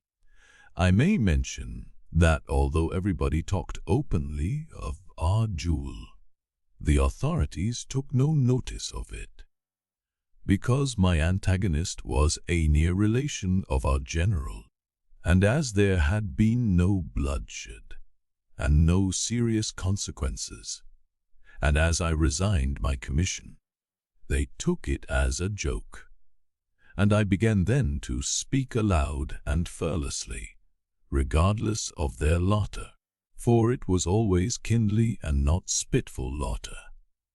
These conversations mostly took place in the evenings, in the company of ladies. Women particularly liked listening to me then, and they made the men listen. But how can I possibly responsible for all? Everyone would laugh in my face. Can I, for instance, be responsible for you? You may well not know it. I would answer, since the whole world has long been going on a different line, since we consider the veriest as truth and demand the same lies from others, here I have for once in my life acted sincerely and, well, you all look upon me as a madman. Though you are friendly to me, yet, you see, you all laugh at me. But how can we help being friendly to you? Said my hostess, laughing. The room was full of people. All of a sudden, the young lady rose, on whose account the duel had been fought, and whom only lately I had intended to be my future wife. I had not noticed her coming into the room. She got up, came to me, and held out her hand. "Let me tell you," she said, "that I am the first not to laugh at you. But on the contrary, I thank you with tears and express my respect for you for your action then." Her husband, too, came up, and then they all approached me and almost kissed me. My heart was filled with joy, but my attention was especially caught by a middle-aged man who came up to me with the others. I knew him by name already, but had never made his acquaintance, nor exchanged a word with him till that evening. O.D., the mysterious visitor. He had long been an official in the town. He was in a prominent position, respected by all, rich, and had a reputation for benevolence. He subscribed considerable sums to the almshouse and the orphan asylum. He was very charitable, too, in secret, a fact which only became known after his death. He was a man of about 50, almost stern in appearance, and not much given to conversation. He had been married about 10 years, and his wife, who was still young, had borne him 3 children. Well, I was sitting alone in my room the following evening, when my door suddenly opened and this gentleman walked in. I must mention, by the way, that I was no longer living in my former quarters. As soon as I resigned my commission, I took rooms with an old lady, the widow of a government clerk. My landlady's servant waited upon me, for I had moved into her rooms simply because on my return from the duel I had sent a fantasy back to the regiment, as I felt ashamed to look him in the face after my last interview with him. So prone is the man of the world to be ashamed of any righteous action. "I have," said my visitor, "with great interest listened to you speaking in different houses the last few days, and I wanted at last to make your personal acquaintance, so as to talk to you more intimately. Can you, dear sir, grant me this favor?" "I can, with the greatest pleasure, and I shall look upon it as an honor." I said this, though I felt almost dismayed.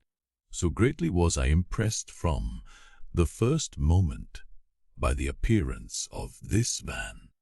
For though other people had listened to me with interest and attention, no one had come to me before with such a serious, stern, and concentrated expression, and now he had come to see me in my own rooms.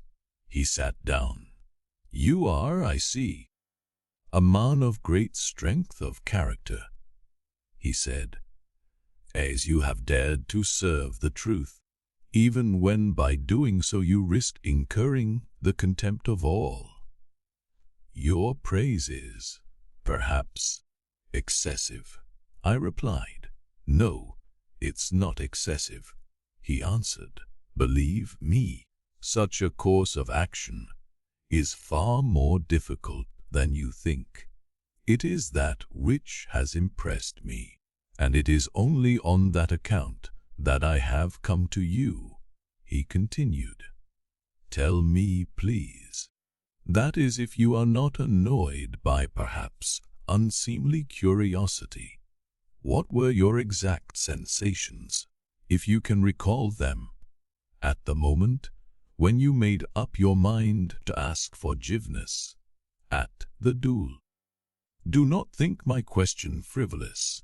On the contrary, I have in asking the question a secret motive of my own, which I will perhaps explain to you later on, if it is God's will that we should become more intimately acquainted. All the while he was speaking, I was looking at him straight into the face, and I felt all at once a complete trust in him and great curiosity on my side also, for I felt that there was some strange secret in his soul. You ask, what? My exact sensations at the moment, when I asked my opponents forgiveness, I answered, but I had better tell you from the beginning what I've not yet told anyone else. And I described all that had passed between Afanassy and me, and how I had bowed down to the ground at his feet. From that you can see for yourself, I concluded, that at the time of the duel it was easier for me, for I had made a jinning already at home, and when once I had started on that road, to go farther along it was far from being difficult, but became a source of joy and happiness.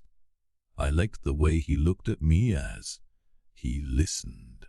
All that, he said, is exceedingly interesting. I will come to see you again and again. And from that time forth he came to see me nearly every evening, and we should have become greater friends if only he had ever talked of himself. But about himself he scarcely ever said a word, yet continually asked me about myself. In spite of that I became very fond of him and spoke with perfect frankness to him about all my feelings. For, thought I, what need have I to know his secrets, since I can see without that he is a good man. Moreover, though he is such a serious man, and my senior, he comes to see a youngster like me and treats me as his equal, and I learned a great deal that was profitable from him, for he was a man of lofty mind. That life is heaven, he said to me suddenly, that I have long been thinking about, and all at once he added, I think of nothing else indeed. He looked at me and smiled. I am more convinced of it than you are. I will tell you later why. I listened to him and thought that he evidently wanted to tell me something. Heaven, he went on, lies hidden within all of us.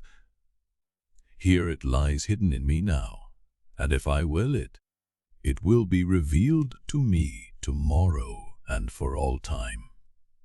I looked at him. He was speaking with great emotion and gazing mysteriously at me, as if he were questioning me, that we are all responsible to all for all, apart from our own sins. You were quite right in thinking that, and it is wonderful how you could comprehend it in all its significance at once. And in very truth, so soon as men understand that, the kingdom of heaven will be for them not a dream, but a living reality. And when I cried out to him bitterly, will that come to pass? And will it ever come to pass?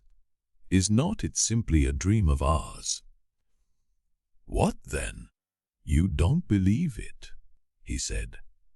You preach it and don't believe it yourself. Believe me, this dream, as you call it, will come to pass without doubt. It will come, but not now, for every process has its law. It's a spiritual, psychological process to transform the world, to recreate it afresh. Men must turn into another path psychologically, until you have become really, in actual fact, a brother to every one, brotherhood will not come to pass. No sort of scientific teaching, no kind of common interest, will ever teach men to share property and privileges with equal consideration for all. Everyone will think his share too small, and they will be always envying, complaining, and attacking one another. You ask when it will come to pass. It will come to pass. But first we have to go through the period of isolation. God, what do you mean by isolation? I asked him. Why, the isolation that prevails everywhere, above all in our age. It has not fully developed. It has not reached its limit yet. For everyone strives to keep his individuality as apart as possible, wishes to secure the greatest possible fullness of life for himself. But meantime all his efforts result not in attaining fullness of life but self-destruction. For instead of self-realization he ends by arriving at complete solitude. All mankind in our age have split up into units. They all keep apart, each in his own groove. Each one holds aloof, hides himself and hides what he has from the rest, and he ends by being repelled by others and repelling them. He heaps up riches by himself and thinks, "How strong I am now and how secure." And in his madness he does not understand that the more he heaps up, the more he sinks into self-destructive impotence, for he is accustomed to rely upon himself alone and to cut himself off from the whole. He has trained himself not to believe in the help of others, in men and in humanity, and only trembles for fear he should lose his money and the privileges that he has won for himself. Everywhere in these days men have, in their mockery, ceased to understand that the true security is to be found in social solidarity, rather than in isolated individual effort. But this terrible individualism must inevitably have an end, and all will suddenly understand how unnaturally they are separated from one another. It will be the spirit of the time, and people will marvel that they have sat so long in darkness without seeing the light. And then the sign of the Son of Man will be seen in the heavens. But until then we must keep the banner flying. Sometimes even if he has to do it alone, and his conduct seems to be crazy, a man must set an example, and so draw men's souls out of their solitude and spur them to some act of brotherly love, that the great idea may not die. Our evenings, one after another, were spent in such steering and fervent talk. I gave up society and visited my neighbors much less frequently. Besides, my vogue was somewhat over. I say this, not as blame, for they still love me and treated me good-humoredly. But there's no denying that fashion is a great power in society. I began to regard my mysterious visitor with admiration, for besides enjoying his intelligence, I began to perceive that he was brooding over some plan in his heart, and was preparing himself, perhaps, for a great deed. Perhaps he liked my not showing curiosity about his secret, not seeking to discover it by direct question nor by insinuation. But I noticed at last that he seemed to show signs of wanting to tell me something. This had become quite evident Indeed, about a month after he first began to visit me. "Do you know," he said to me once, "that people are very inquisitive about us in the town, and wonder why I come to see you so often. But let them wonder, for too soon all will be explained." Sometimes an extraordinary agitation would come over him, and almost always on such occasions he would get up and go away. Sometimes he would fix a long piercing look upon me, and I thought, he will say something directly now. But he would suddenly begin talking of something ordinary and familiar. He often complained of headache, too. One day, quite unexpectedly indeed, after he had been talking with great fervor a long time, I saw him suddenly turn pale, and his face worked convulsively, while he stared persistently at me. "What's the matter?" I said. "Do you feel ill?" He had just been complaining of headache. "Do you know, I murdered someone." He said this and smiled with a face as white as chalk. Why is it he is smiling? The thought flashed through my mind. Before I realized anything else, I too turned pale. "What are you saying?" I cried. "You see," he said, with a pale smile, "how much it has cost me to say the first word. Now I have said it. I feel I've taken the first step and shall go on." Bah! For a long while I could not believe him, and I did not believe him at that time, but only after he had been to see me 3 days running and told me all about it. I thought he was mad, but ended by being convinced. To my great grief and amazement, his crime was a great and terrible one. 14 years before, he had murdered the widow of a landowner, a wealthy and handsome young woman who had a house in our town.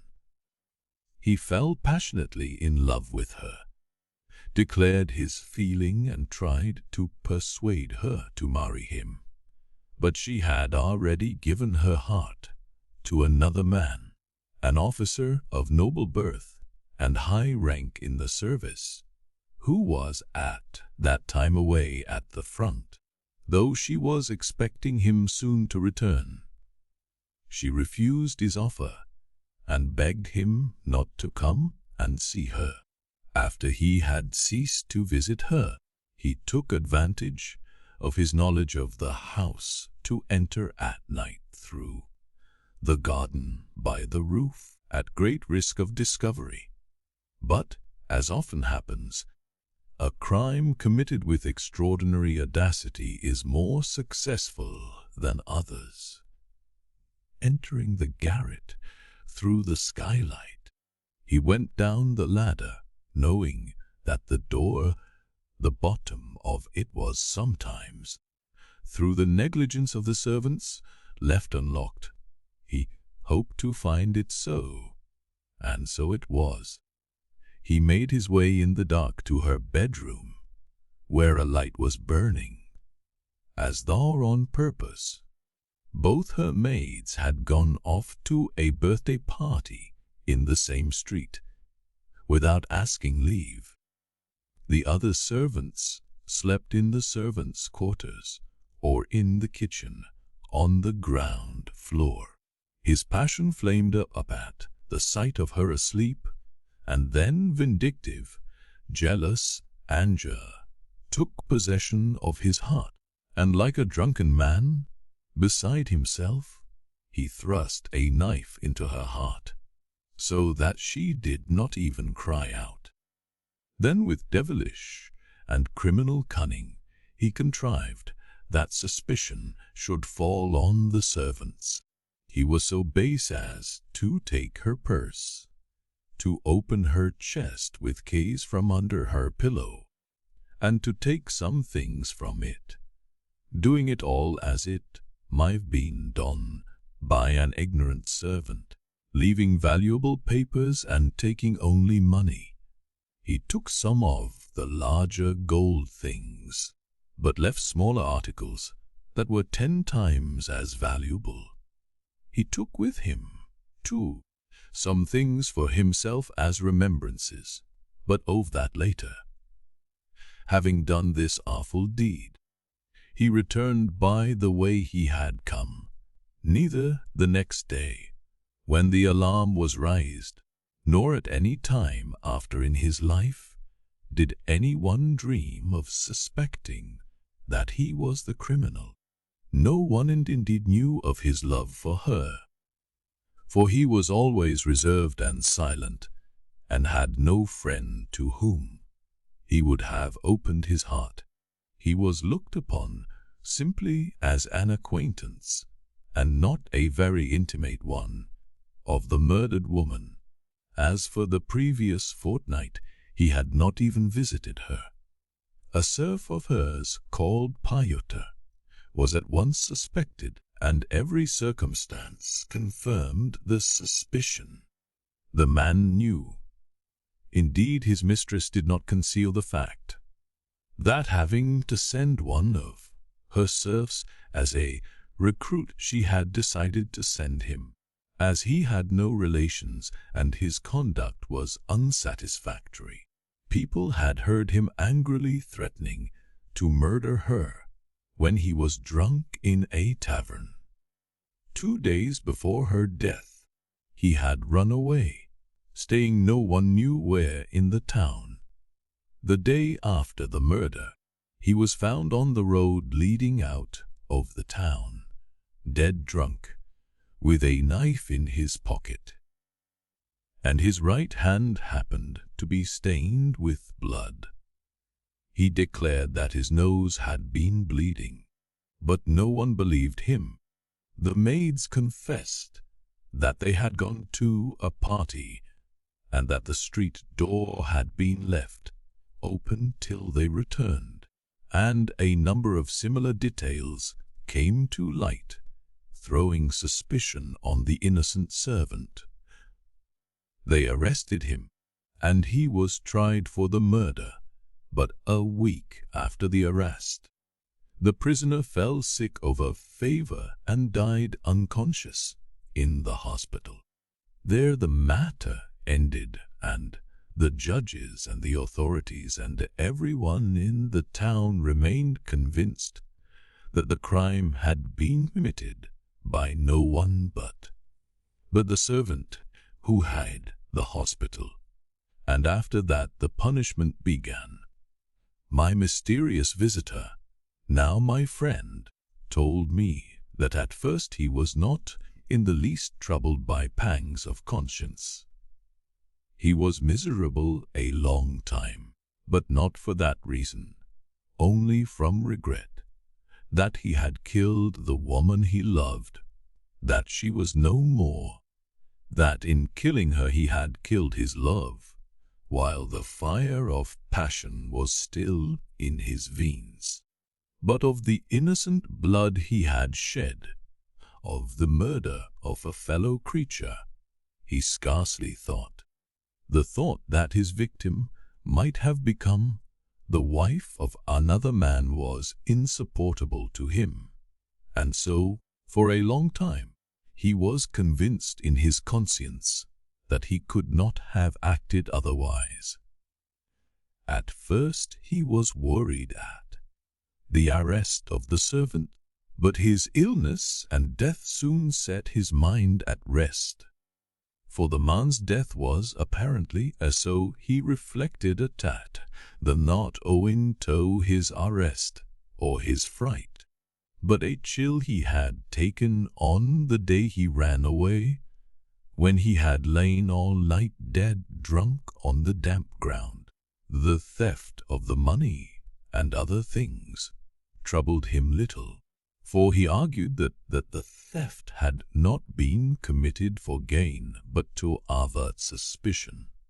The sum stolen was small, and he shortly afterwards subscribed the whole of it and much more towards the funds for maintaining an almshouse in the town. He did this on purpose to set his conscience at rest about the theft. And it's a remarkable fact that for a long time he really was at peace. He told me this himself. He entered thereupon a career of great activity in the service, volunteered for a difficult and laborious duty, which occupied him 2 years, and being a man of strong will almost forgot the past. Whenever he recalled it, he tried not to think of it at all. He became active in philanthropy too, founded and helped to maintain many institutions in the town, did a good deal in the 2 capitals, and in both Moscow and Petersburg was elected a member of philanthropic societies. At last, however, he began brooding over the past, and the strain of it was too much for him. Then he was attracted by a fine and intelligent girl and soon after married her, hoping that marriage would dispel his lonely depression, and that by entering on a new life and scrupulously doing his duty to his wife and children, he would escape from old memories altogether. But the very opposite of what he expected happened. He began, even in the first month of his marriage, to be continually fretted by the thought, "My wife loves me." But what if she knew, when she first told him, that she would soon bear him a child? He was troubled. "I am giving life, but I have taken life. Children came. How dare I love them, teach and educate them? How can I talk to them of virtue? I have shed blood. They were splendid children. He longed to caress them, and I can't look their innocent, candid faces. I am unworthy." At last he began to be bitterly and ominously haunted by the blood of his murdered victim, by the young life he had destroyed, by the blood that cried out for vengeance. He had begun to have awful dreams, but, being a man of fortitude, he bore his suffering a long time, thinking, "I shall expiate everything by this secret agony." But that hope, too, was vain. The longer it went on, the more intense was his suffering. He was respected in society for his active benevolence, though every one was overawed by his stern and gloomy character. But the more he was respected, the more intolerable it was for him. He confessed to me that he had thoughts of killing himself, but he began to be haunted by another idea, an idea which he had at first regarded as impossible and unthinkable, though at last it got such a hold on his heart that he could not shake it off. He dreamed of rising up, going out and confessing in the face of all men that he had committed murder. For 3 years this dream had pursued him, haunting him in different forms. At last he believed with his whole heart that if he confessed his crime, he would heal his soul and would be at peace forever. But this belief filled his heart with terror, for how could he carry it out? And then came what happened at my duel. "Looking at you, I have made up my mind." I looked at him. "Possible, is it?" I cried, clasping my hands. that such a trivial incident could give rise to such a resolution in you. My resolution has been growing for the last 3 years, he answered, and your story only gave the last touch to it. Looking at you, I reproached myself and envied you. He said this to me almost sullenly. But you want to be believed. I observed, 'tis 14 years ago. I have proofs, great proofs. I shall show them. Then I cried and kissed him. Tell me one thing. One thing, he said, as though it all depended upon me. My wife, my children. My wife may die of grief, and though my children wanty, lose their rank and property, they'll be a convicts, children, and forever. And what a memory of me I shall leave in their hearts. I said nothing.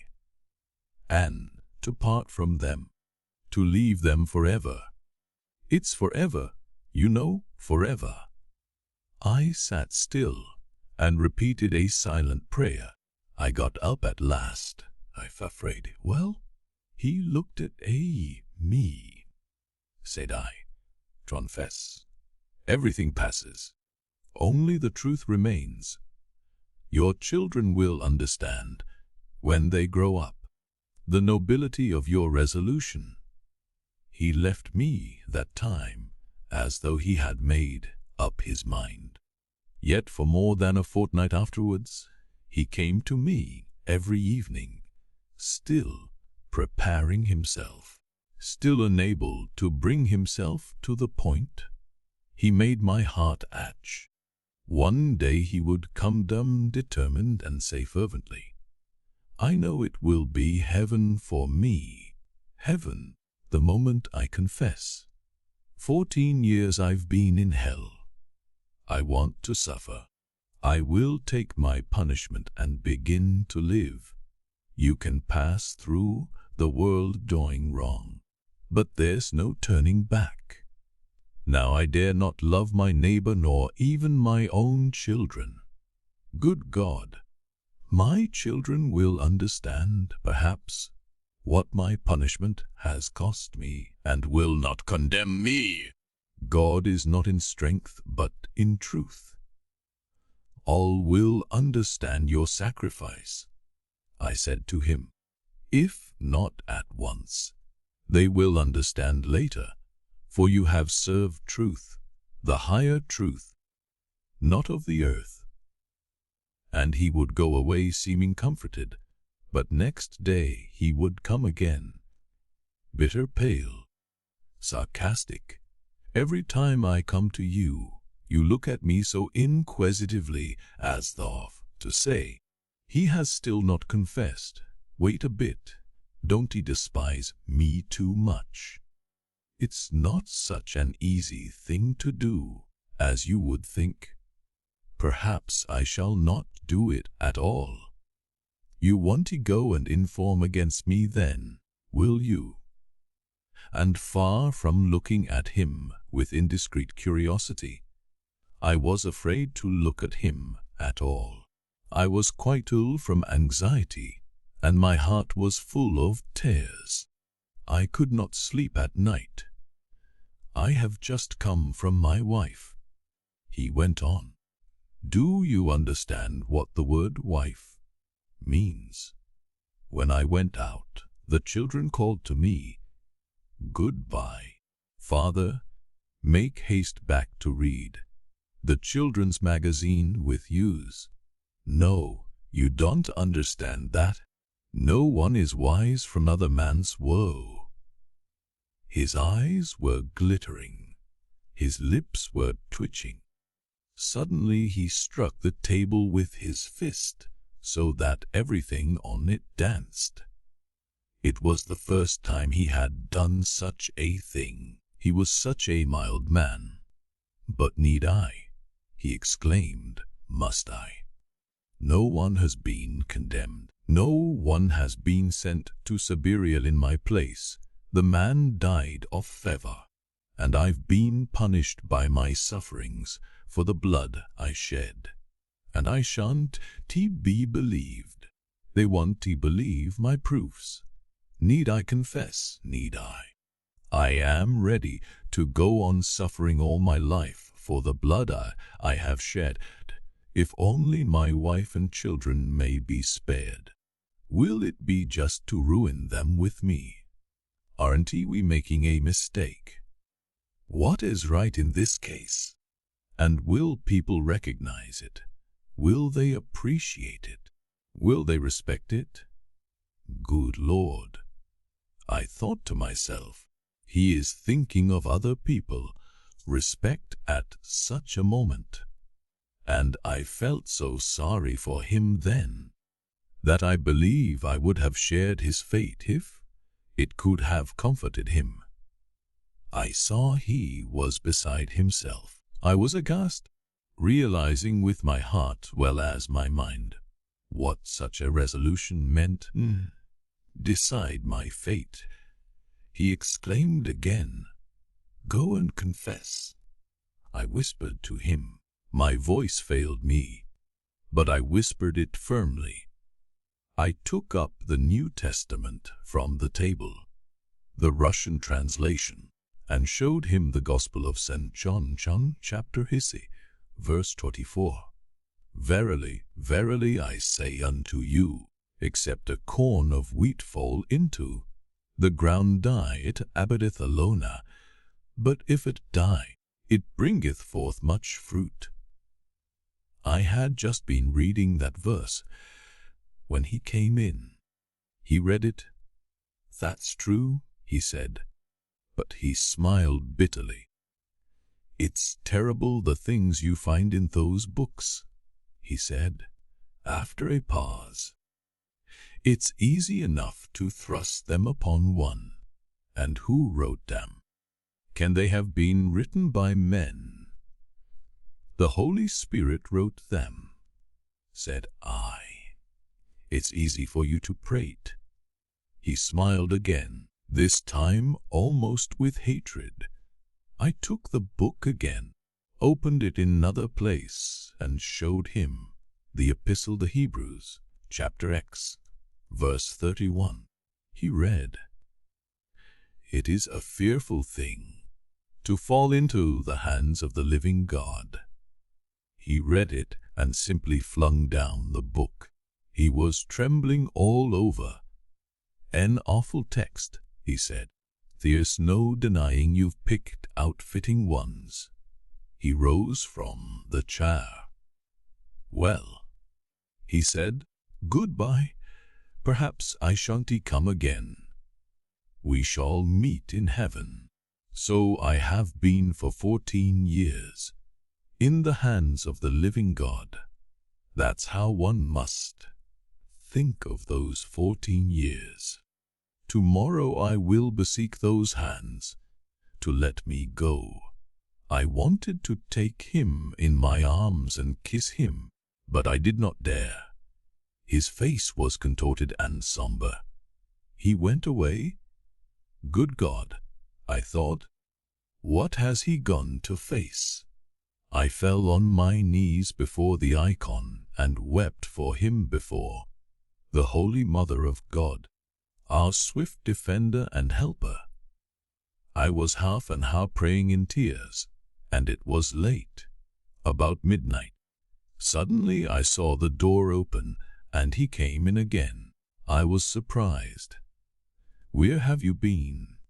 I asked him. I think, he said, I've forgotten something. My handkerchief.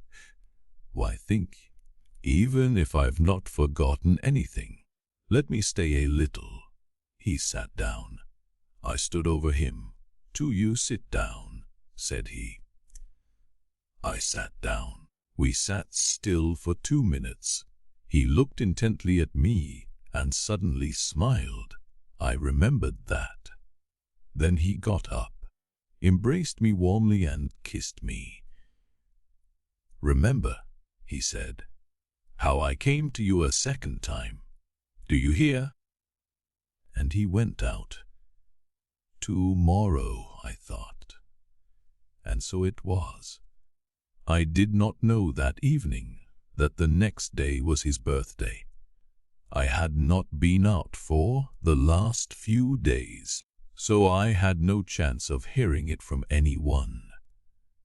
On that day he always had a great gathering. Everyone in the town went to it. It was the same this time.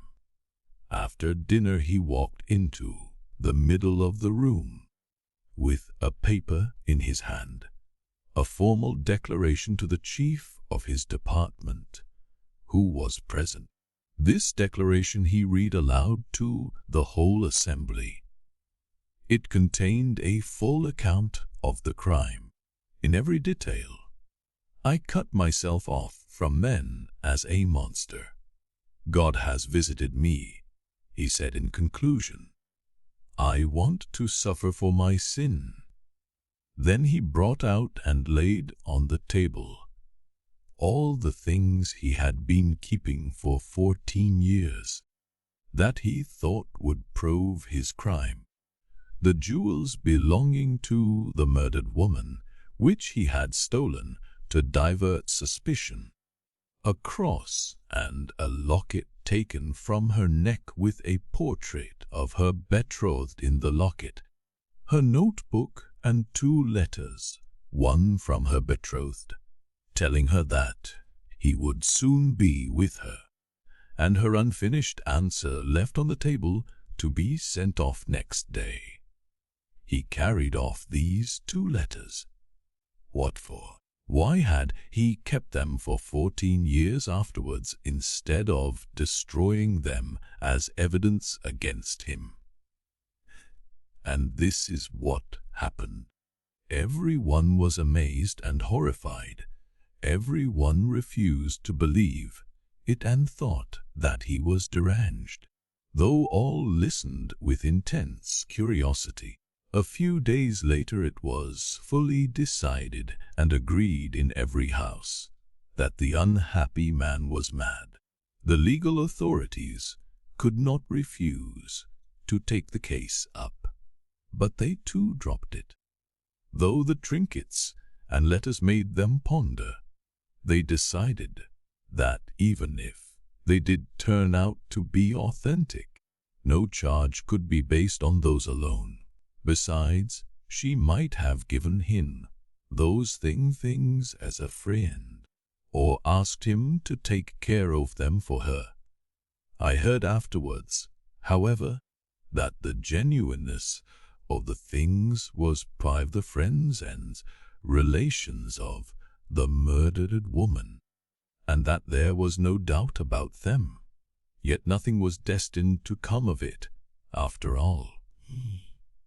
5 days later, all had heard that he was ill and that his life was in danger. The nature of his illness I can't explain. They said it was an affection of the heart, but it became known that the doctors had been induced by his wife to investigate his mental condition also, and had come to the conclusion that it was a case of insanity. I betrayed nothing, though people ran to question me, but when I wanted to visit him, I was for a long while forbidden to do so, above all by his wife. "It's you who have caused his illness," she said to me.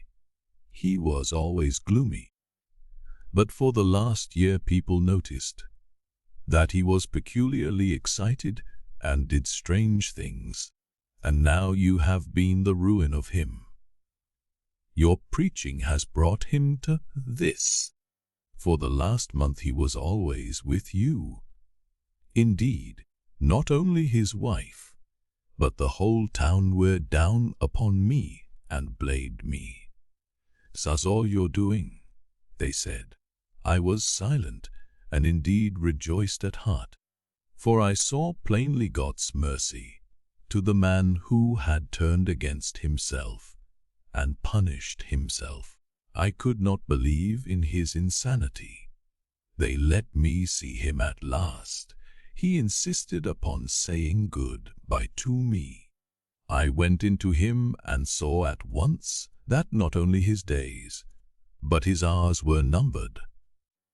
He was weak yellow, his hands trembled, he gasped for breath, but his face was full of tender and happy feeling. "It is dawn," he said. "I've long been yearning to see you. Why didn't you come?" I did not tell him that they would not let me see him. God has had pity on me and is calling me to himself. I know I am dying, but I feel joy and peace for the first time after so many years. There was heaven in my heart from the moment I had done what I had to do. Now I dare to love my children and to kiss them.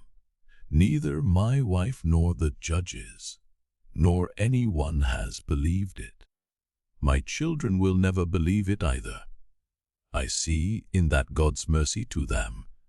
I shall die, and my name will be without a stain for them. And now I feel God near. My heart rejoices, as in heaven. I have done my duty. He could not speak. He gasped for breath.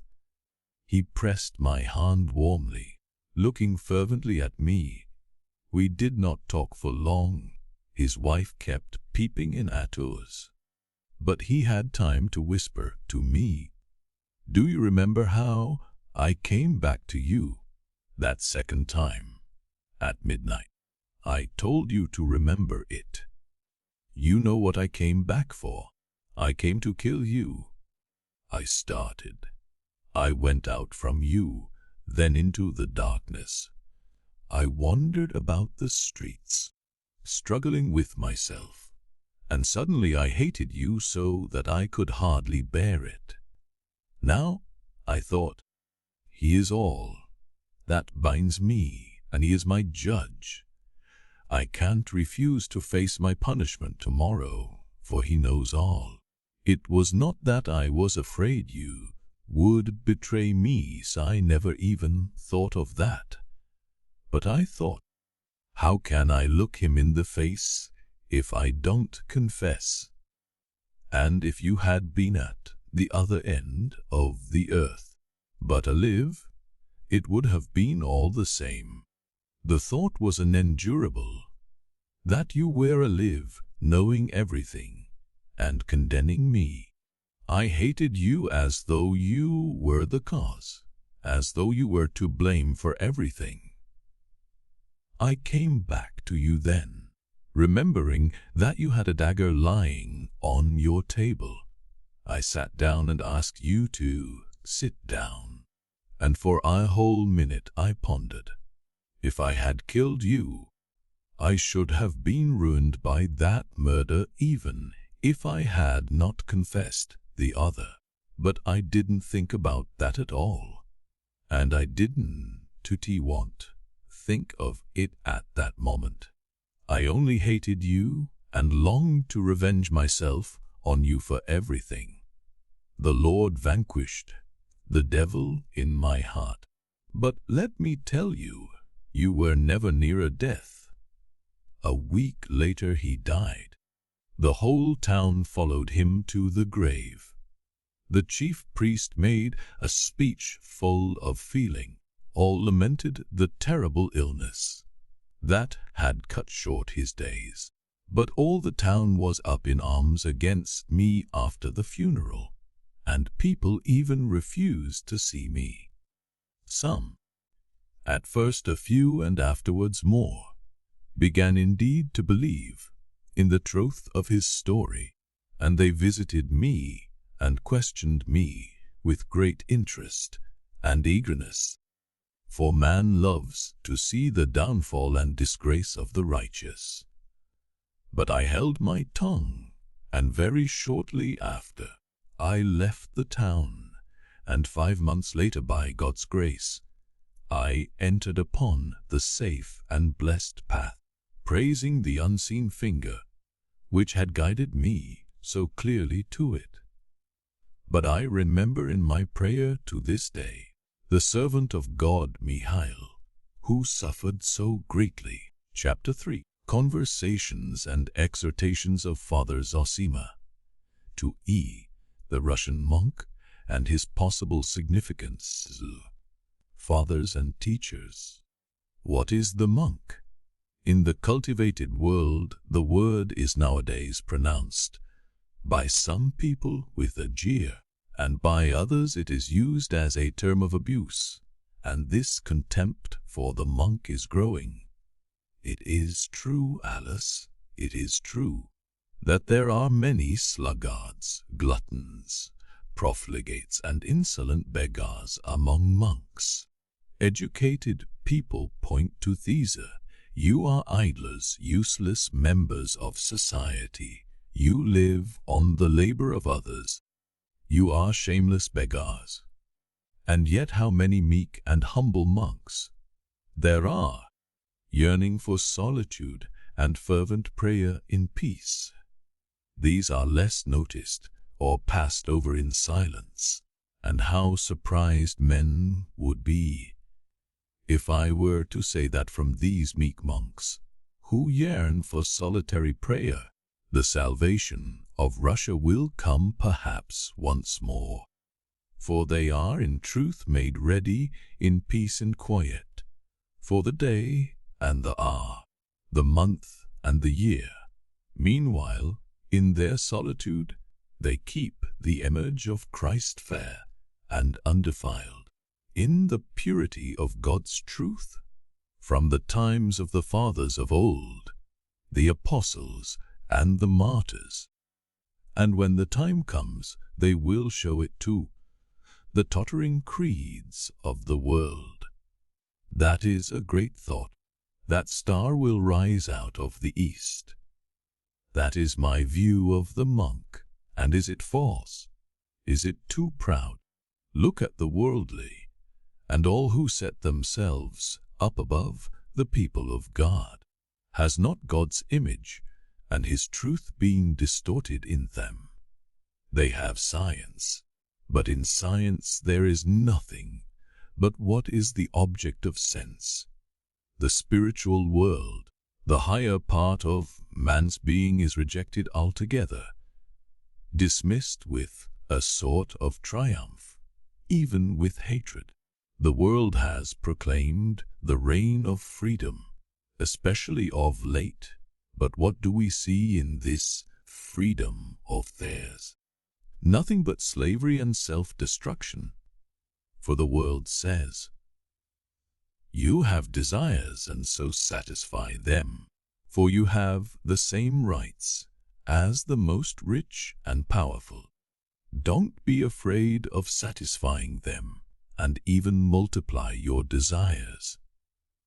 That is the modern doctrine of the world, in that they see freedom. And what follows from this right of multiplication of desires? In the rich, isolation and spiritual suicide. In the poor, envy and murder, for they have been given rights, but have not been shown the means of satisfying their wants. They maintain that the world is getting more and more united, more and more bound together in brotherly community, as it overcomes distance and sets thoughts flying through the air. Allahs put no faith in such a bond of union, interpreting freedom as the multiplication and rapid satisfaction of desires. Men distort their own nature, for many senseless and foolish desires and habits and ridiculous fancies are fostered in them. They live only for mutual envy, for luxury and ostentation. To have dinners, visits, carriages, rank and slaves to wait on one is looked upon as a necessity for which life, honor and human feeling are sacrificed, and men even commit suicide if they are unable to satisfy it. We see the same thing among those who are not rich. While the poor drown the unsatisfied need and envy in drunkenness, but soon they will drink blood instead of wine. They are being led on to it. I ask you, is such a man free? I knew one, champion of freedom, who told me himself that when he was deprived of tobacco in prison, he was so wretched at the privation that he almost went and betrayed his cause for the sake of getting tobacco again. And such a man says, I am fighting the cause of humanity. How can such a one fight? What is he fit for? He is capable perhaps of some action quickly over, but he cannot hold out long, and it's no wonder that instead of gaining freedom, they have sunk into slavery, and instead of serving the cause of brotherly love and the union of humanity have fallen, on the contrary, into dissension and isolation, as my mysterious visitor and teacher said to me in my youth. And therefore the idea of the service of humanity, of brotherly love, and the solidarity of mankind is more and more dying out in the world, and indeed this idea is sometimes treated with derision. For how can a man shake off his habits? What can become of him if he is in such bondage to the habit of satisfying the innumerable desires he has created for himself? He is isolated, and what concern has he with the rest of humanity? They have succeeded in accumulating a greater mass of objects, but the joy in the world has grown less. The monastic way is very different. Obedience, fasting, and prayer are laughed at, yet only through them lies the way to real, true freedom. I cut off my superfluous and unnecessary desires. I subdue my proud and wanton will and chastise it with obedience. And with God's help I attain freedom of spirit, and with its spiritual joy, which is most capable of conceiving a great idea and serving it, the rich man in his isolation, or the man who has freed himself from the tyranny of material things and habits. The monk is reproached for his solitude. You have secluded yourself within the walls of the monastery for your own salvation, and have forgotten the brotherly service of humanity. But we shall see which will be most zealous in the cause of brotherly love. For it is not we, but they, who are in isolation, though they don't see that. Of old, leaders of the people came from among us, and why should they not again?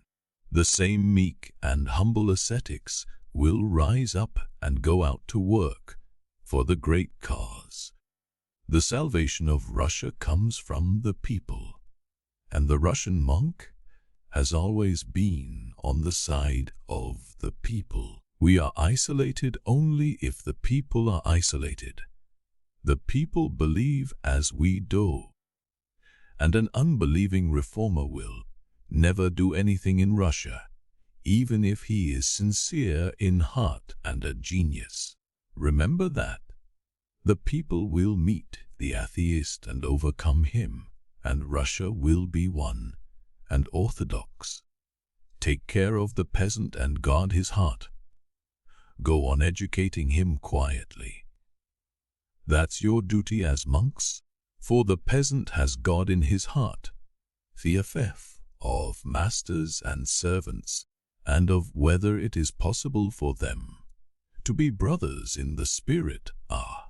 Of course, I don't deny that there is sin in the peasants too, and the fire of corruption is spreading visibly, wholly.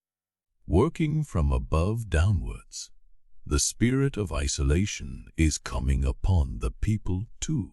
Money lenders and devourers of the commune are rising up. Already the merchant grows more and more eager for rank, and strives to show himself cultured, though he has not a trace of culture, and to this end meanly despises his old traditions, and is even ashamed of the faith of his fathers. He visits princes, though he is only a peasant corrupted. The peasants are rotting in drunkenness, and cannot shake off the habit.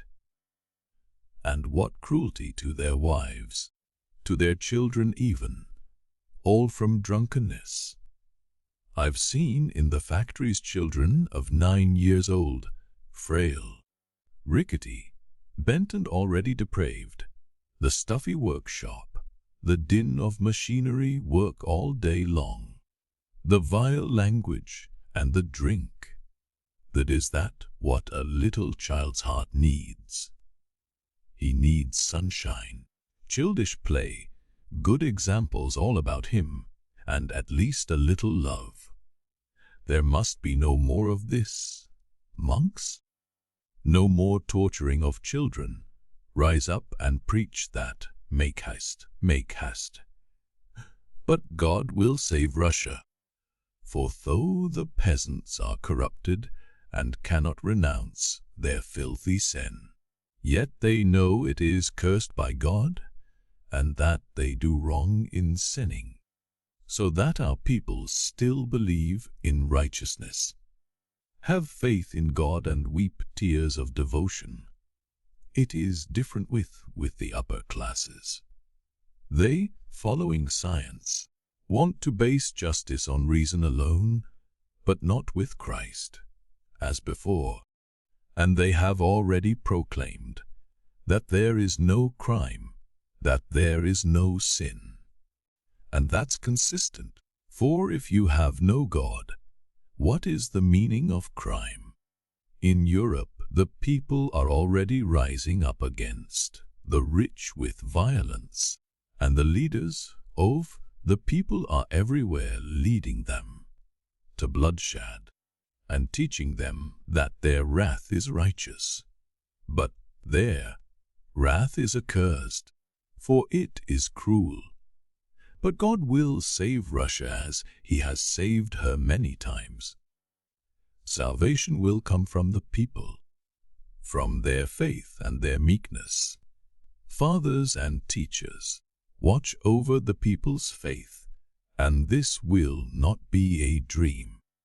I've been struck all my life in our great people by their dignity, their true and seemly dignity. I've seen it myself. I can testify to it. I've seen it and marveled at it. I've seen it in spite of the degraded sins and poverty, stricken appearance of our peasantry. They are not servile, and even after 2 centuries of serfdom, they are free in manner and bearing, yet without insolence, and not revengeful and not envious. You are rich and noble. You are clever and talented. Well, be so, God bless you. I respect you, but I know that I too am man. By the very fact that I respect you, without envy I prove my dignity as a man.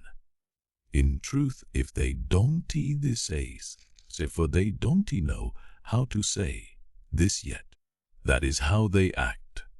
I have seen it myself, I have known it myself, and, would you believe it, the poorer our Russian peasant is, the more noticeable is that serene goodness, for the rich among them are for the most part corrupted already, and much of that is due to our callousness and indifference.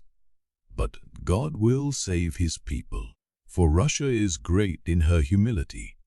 I dream of seeing, and seem to see clearly already, our future. It will come to pass that even the most corrupt of our rich will end by being ashamed of his riches before the poor, and the poor, seeing his humility, will understand and give way before him, will respond joyfully and kindly to his honorable shame. Believe that it will end that. Things are moving to that. Equality is to be found only in the spiritual dignity of man, and that will only be understood among us if we were brothers. There would be fraternity, but before that, they will never agree about the division of wealth.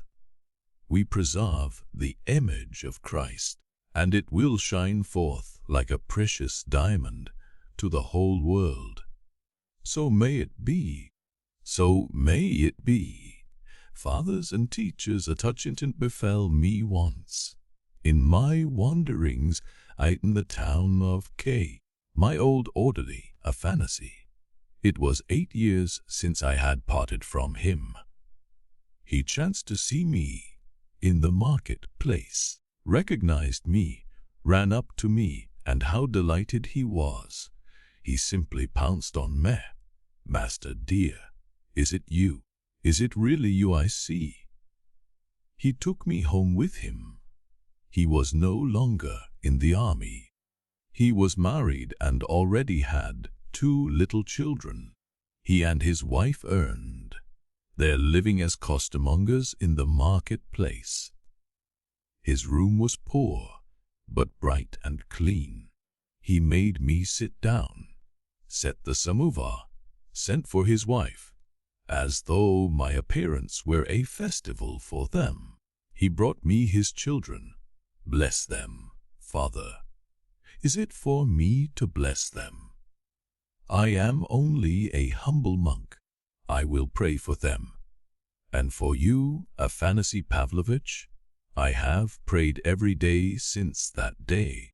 For it all came from you, said I. And I explained that to him as well as could.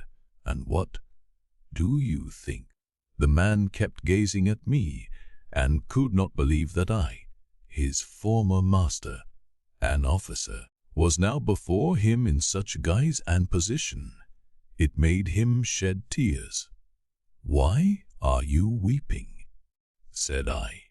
"Better rejoice over me, dear friend, whom I can never forget, for my path is a glad and joyful one." He did not say much, but kept sighing and shaking his head over me tenderly. "What has become of your fortune?" he asked. "I gave it to the monastery," I answered. "We live in common." After tea I began saying goodbye, and suddenly he brought out half a ruble as an offering to the monastery, and another half ruble I saw him thrusting hurriedly into my hand. "That's for you in your wanderings. It may be of use to you, Father." I took his half ruble, bowed to him and his wife, and went out rejoicing. And on my way I thought, here we are both now, he at home and on the road, sighing and shaking our heads, no doubt, and yet smiling joyfully in the gladness of our hearts, remembering how God brought about our meeting. I have never seen him again since then. I had been his master, and he my servant, but now when we exchanged a loving kiss with softened hearts, there was a great human bond between us. I have thought a great deal about that, and now what I think is this: is it so inconceivable that that grand and simple-hearted unity might in due time become universal among the Russian people? I believe that it will come to pass and that the time is at hand. And of servants I will add this. In old days, when I was young, I was often angry with servants. The cook had served something too hot. The orderly had not brushed my clothes. But what taught me better then was a thought of my dear brother's, which I had heard from him in childhood. I worth it that another should serve me and be awed about by me in his poverty and ignorance. And I wondered at the thing in itself. He is so slow to our minds. It should be as in no possible, though occurred to our world. It should be simple and simple ideaed, such simple evident eyes. But act so, that your servant may be freer in spirit, than if he were not a servant. And why cannot I be a servant to my servant, and even let him see it, and that without any pride on my part, or any mistrust on his? Why should not my servant be like my own kindred, so that I may take him into my family and rejoice in doing so? Even now this can be done, but it will lead to the grand unity of men in the future, when a man will not seek servants for himself, or desire to turn his fellow creatures into servants as he does now, but, on the contrary, will long with his whole heart to be the servant of all, as the gospel teaches. And can it be a dream, that in the end man will find his joy only in deeds of light and mercy, and not in cruel pleasures as now, in gluttony, fornication, ostentation, boasting and envious rivalry of one with the other? I firmly believe that it is not, and that the time is at hand.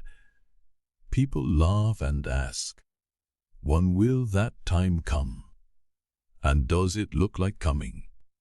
I believe that with Christ's help we shall accomplish this great thing. And how many ideas there have been on earth in the history of man which were unthinkable 10 years before they appeared. Yet when the destined hour had come, they came forth and spread over the whole earth. So it will be with us, and our people will shine forth in the world, and all men will say, the stone which the builders rejected has become the corner stone of the building.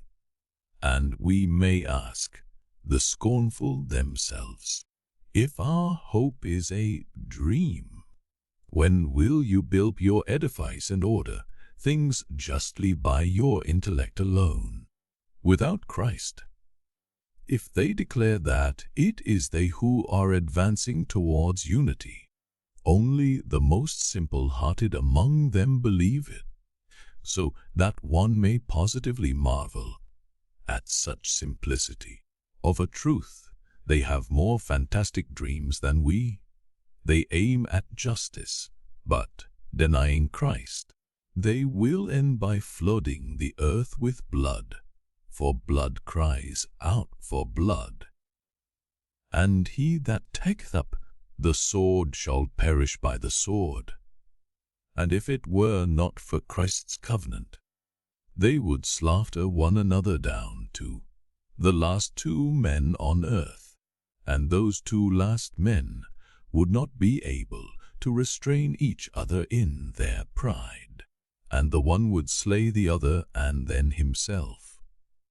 And that would come to pass, were it not for the promise of Christ, that for the sake of the humble and meek the days shall be shortened. While I was still wearing an officer's uniform, after my duel, I talked about servants in general society, and I remember every one was amazed at me. What? They asked. Are we to make our servants sit down on the sofa and offer them tea? And I answered them, why not? Sometimes at least. Every one laughed. Their question was frivolous, and my answer was not clear, but the thought in it was to some extent right. I.g. of prayer, of love, and of contact with other worlds. Young man, be not forgetful of prayer. Every time you pray, if your prayer is sincere, there will be new feeling and new meaning in it, which will give you fresh courage, and you will understand that prayer is an education. Remember, too, every day, and whenever you can, repeat to yourself, Lord, have mercy on all who appear before Thee today. For every hour and every moment thousands of men leave life on this earth, and their souls appear before God. And how many of them depart in solitude, unknown, sad, dejected, that no one mourns for them or even knows whether they have lived or not. And behold, from the other end of the earth perhaps, your prayer for their rest will rise up to God. You, them, non, nota, they, you. How touching it must be to old soul standing in dread before the Lord to feel at that instant that, for him too, there is one to pray, that there is a fellow creature left on earth to love him too. And God will look on you both more graciously, for if you have had so much pity on him, how much will he have pity, who is infinitely more loving and merciful than you, and he will forgive him for your sake. Brothers, have no fear of men's sin. Love a man even in his sin, for that is the semblance of divine love, and is the highest love on earth. Love all God's creation, the whole and every grain of sand in it. Love every leaf, every ray of God's light. Love the animals, love the plants, love everything. If you love everything, you will perceive the divine mystery in things. Once you perceived, you will begin to comprehend it better every day, and you will come at last to love the whole world with an all-embracing love. Love the animals. God has given them the rudiments of thought and joy untroubled. Do not trouble it. Don't harass them. Don't deprive them of their happiness. Don't work against God's intent. Man, do not pride yourself on superiority to the animals. They are without sin, and you, with your greatness, defile the earth by your appearance on it, and leave the traces of your fullness after you. Alice, it is true of almost every one of us. Love children especially, for they too are sinless like the angels. They live to soften and purify our hearts, and as it were to guide us. Water him who offends a child. Father Anthim taught me to love children. The king, silent man, used often on our wanderings to spend the farthings given us on sweets and cakes for the children. He could not pass by a child without emotion. That's the nature of the man. At some thoughts one stands perplexed, especially at the sight of men's sin, and wonders whether one should use force or humble love. Always decide to use humble love. If you resolve on that once for all, you may subdue the whole world. Loving humility is marvelously strong, the strongest of all things, and there is nothing else like it. Every day and every hour, every minute, walk round yourself and watch yourself, and see that your image is a seemly one. You pass by a little child. You pass by, spiteful, with ugly words, with wrathful heart. You may not have noticed the child, but he has seen you, and your image, unseemly and ignoble, may remain in his defenseless heart. You don't know it, but you may have sown an evil seed in him, and it may grow, and all because you were not careful before the child, because you did not foster in yourself a careful, actively benevolent love.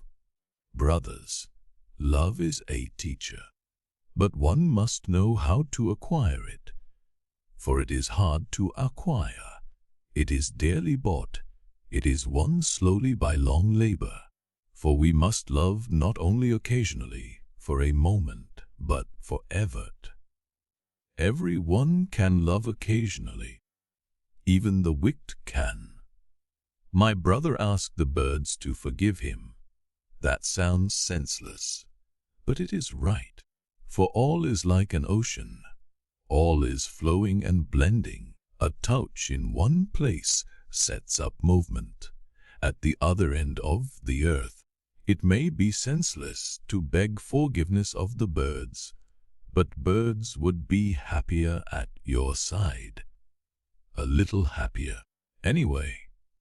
And children and all animals, if you were nobler than you are now.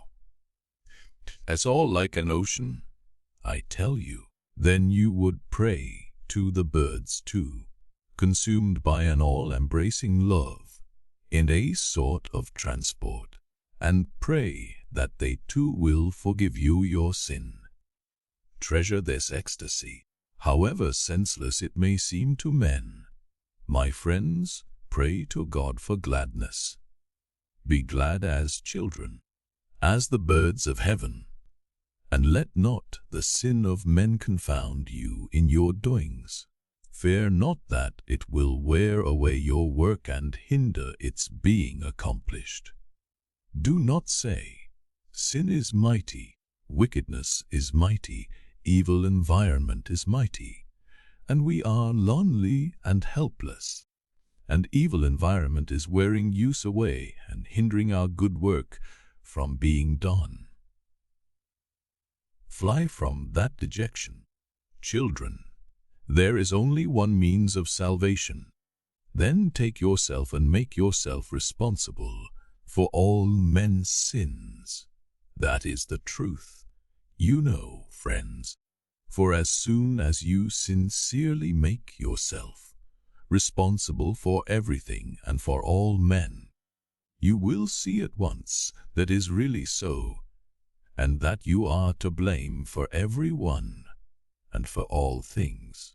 But throwing your own indolence and impotence on others, you will end by sharing the pride of Satan and murmuring against God. Of the pride. Satan, what I think is this: it is hard for use on earth to comprehend it, and therefore it is so easy to fall into error and to share it, even imagining that we are doing something grand and fine. Indeed, many of the strongest feelings and movements of our nature we cannot comprehend on earth. Let not that be a stumbling block, and think not that it may serve as a justification to you for anything. For the eternal judge asks of you what you can comprehend, and not what you cannot. You will know that yourself hereafter, for you will behold all things truly then, and will not dispute them. On earth, indeed, we are as it were astray, and if it were not for the precious image of Christ before us, we should be undone and altogether lost, as the human race before the flood. Much on earth is hidden from use, but to make up for that we have been given a precious mystic sense of our living bond with the other world, with the higher heavenly world, and the roots of our thoughts and feelings are not here but in other worlds. That is why the philosophers say that we cannot apprehend the reality of things on earth. God took seeds from different worlds and sowed them on this earth, and his garden grew up and everything came up that could come up. But what grows lives and is alive only through the feeling of its contact with other mysterious worlds. If that feeling grows weak or is destroyed in you, the heavenly growth will die away in you. Then you will be indifferent to life and even grow to hate it. That's what I think, or hate. Can a man judge his fellow creatures? Faith to the end. Remember particularly that you cannot be a judge of anyone. For no one can judge a criminal until he recognizes that he is just such a criminal as the man standing before him, and that he perhaps is more than all men to blame for that crime. When he understands that, he will be able to be a judge. Though that sounds absurd, it is true. If I had been righteous myself, perhaps there would have been no criminal standing before me. If you can take upon yourself the crime of the criminal your heart is judging, take it at once, suffer for him yourself, and let him go without reproach. And even if the law itself makes you his judge, act in the same spirit so far as possible, for he will go away and condemn himself more bitterly than you have done. If after your kiss he goes away untouched, mocking at you, do not let that be a stumbling block to you. It shows his time has not yet come, but it will come in due course. And if it come not, no matter, if not he, then another in his place will understand and suffer and judge and condemn himself, and the truth will be fulfilled. Believe that, believe it without doubt, for in that lies all the hope and faith of the saints. Work without ceasing. If you remember in the night as you go to sleep, I have not done what I ought to have done, rise up at once and do it. If the people around you are spiteful and callous and will not hear you, fall down before them and beg their forgiveness, for in truth you are to blame for their not wanting to hear you. And if you cannot speak to them in their bitterness, serve them in silence and in humility, never losing hope. If all men abandon you and even drive you away by force, then when you are left alone, fall on the earth and kiss it. Water it with your tears, and it will bring forth fruit, even though no one has seen, heard you in your solitude. Believe to the end, even if all men went astray and you were left, the only one faithful. Bring your offering even then, and praise God in your loneliness. And if two of you are gathered together, then there is a whole world, a world of living love. Embrace each other tenderly and praise God. For if only in you two his truth has been fulfilled. If you sin yourself and grieve even unto death for your sins, or for your sudden sin, then rejoice for others, rejoice for the righteous man, rejoice that if you have sinned, he is righteous and has not sinned. If the evil doing of men moves you to indignation and overwhelming distress, even to a desire for vengeance on the evil doers, shun above all things that feeling. Go at once and seek suffering for yourself, as though you were yourself guilty of that wrong. Accept that suffering and bear it, and your heart will find comfort. and you will understand that you too are guilty. For you might have been a light to the evil doers, even as the one man sinless, and you were not a light to them. If you had been a light, you would have lightened the path for others too, and the evil door might perhaps have been saved by your light from his sin. And even though your light was shining, yet you see men were not saved by it. Hold firm and doubt not the power of the heavenly light.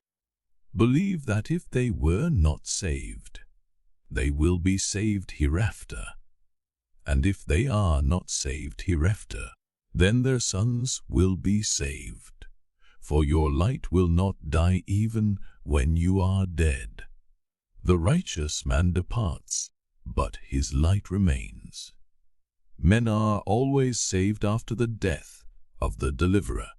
Men reject their prophets and slay them, but they love their martyrs and honor those whom they have slain. You are working for the whole. You are acting for the future. Seek no reward, for great is your reward on this earth, the spiritual joy which is only vouchsafed to the righteous man. Fear not the great, nor the mighty, but be wise and ever serene. Know the measure, know the time, study that. When you are left alone, pray. Love to throw yourself on the earth and kiss it. Kiss the earth and love it with an unceasing, consuming love. Love all men, love everything. Seek that rapture and ecstasy. Water the earth with the tears of your joy and love those tears. Don't be ashamed of that ecstasy. Prize it, for it is a gift of God, and a great one. It is not given to many but only to the elect. Of hell and hell fire, a mystic reflection. Fathers and teachers, I ponder, what is hell?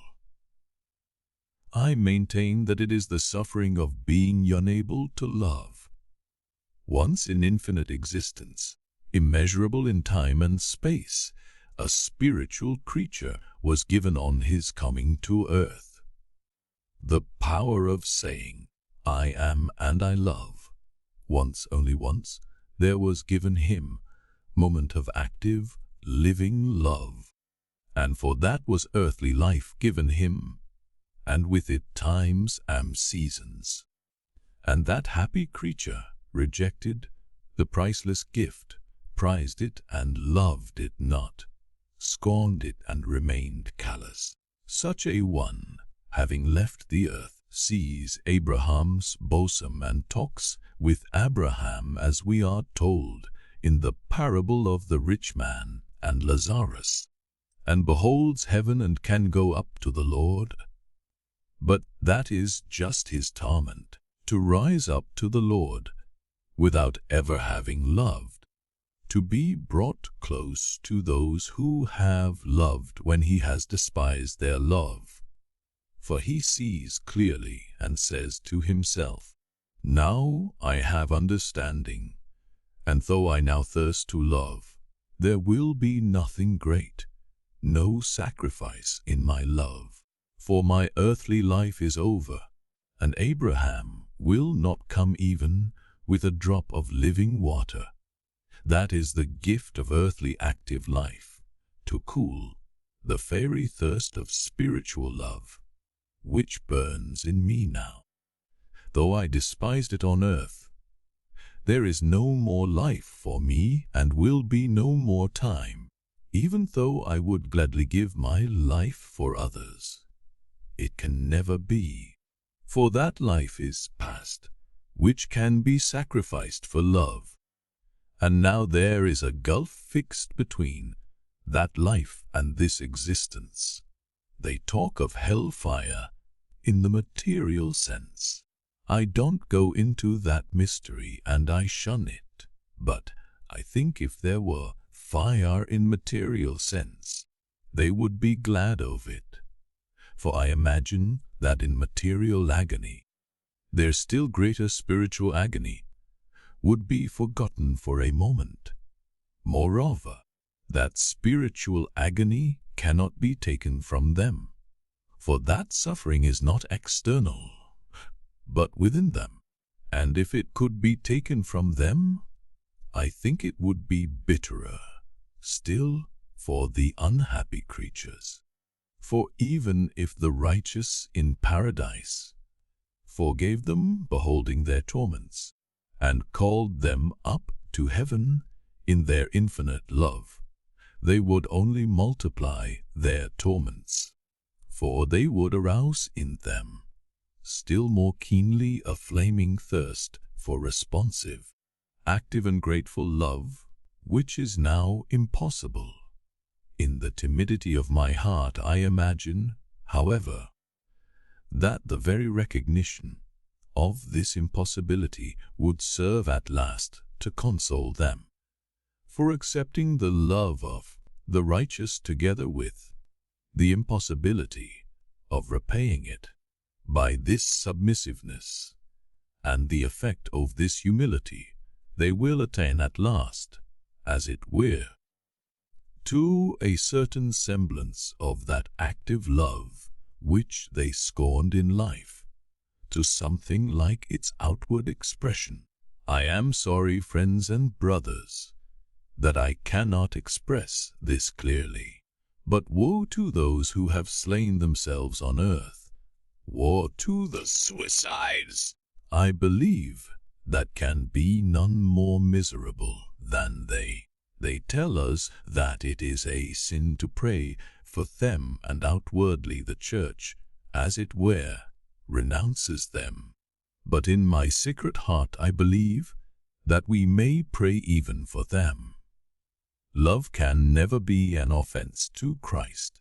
For such as those I have prayed inwardly all my life, I confess it, fathers and teachers, and even now I pray for them every day. Oh, there are some who remain proud and fierce even in hell, in spite of their certain knowledge and contemplation of the absolute truth. There are some fearful ones who have given themselves over to Satan and his proud spirit entirely. For such, hell is voluntary and ever-consuming. They are tortured by their own choice, for they have cursed themselves, cursing God and life. They live upon their vindictive pride like starving man in the desert, sucking blood out of his own body. But they are never satisfied, and they refuse forgiveness. They curse God, who calls them. They cannot behold the living God without hatred, and they cry out that the God of life should be annihilated, that God should destroy himself and his own creation, and they will burn in the fire own wrath, for wrath forever, and yearn for death and annihilation, but they will not attain to death. Here Alexei Fyodorovich Karamazov's manuscript ends. I repeat, it is incomplete and fragmentary. Biographical details, for instance, cover only Father Zossima's earliest youth. Of his teaching and opinions, we find brought together sayings evidently uttered on very different occasions. His utterances during the last few hours have not been kept separate from the rest, but their general character can be gathered from what we have in Alexei Fyodorovich's manuscript. The elder's death came in the end quite unexpectedly, for although those who were gathered about him that last evening realized that his death was approaching, yet it was difficult to imagine that it would come so suddenly. On the contrary, his friends, as I observed already, seeing him that night apparently so cheerful and talkative, were convinced that there was at least a temporary change for the better in his condition. Even 5 minutes before his death, they said afterwards wonderingly, it was impossible to foresee it. He seemed suddenly to feel an acute pain in his chest. He turned pale and pressed his hands to his heart. All rose from their seats and hastened to him. But though suffering, he still looked at them with a smile, sank slowly from his chair onto his knees, then bowed his face to the ground, stretched out his arms and, as though in joyful ecstasy, praying and kissing the ground, quietly and joyfully gave up his soul to God. The news of his death spread at once through the hermitage and reached the monastery. The nearest friends of the deceased, and those whose duty it was from their position, began to lay out the corpse according to the ancient ritual. And all the monks gathered together in the church. And before dawn, the news of the death reached the town. By the morning, all the town was talking of the event, and crowds were flocking from the town to the monastery. But this subject will be treated in the next book. I will only add here that before a day had passed, something happened so unexpected, so strange, upsetting, and bewildering in its effect on the monks and the townspeople, that after all these years, that day of general suspense is still vividly remembered in the town. Part Y, Book 5, Alyosha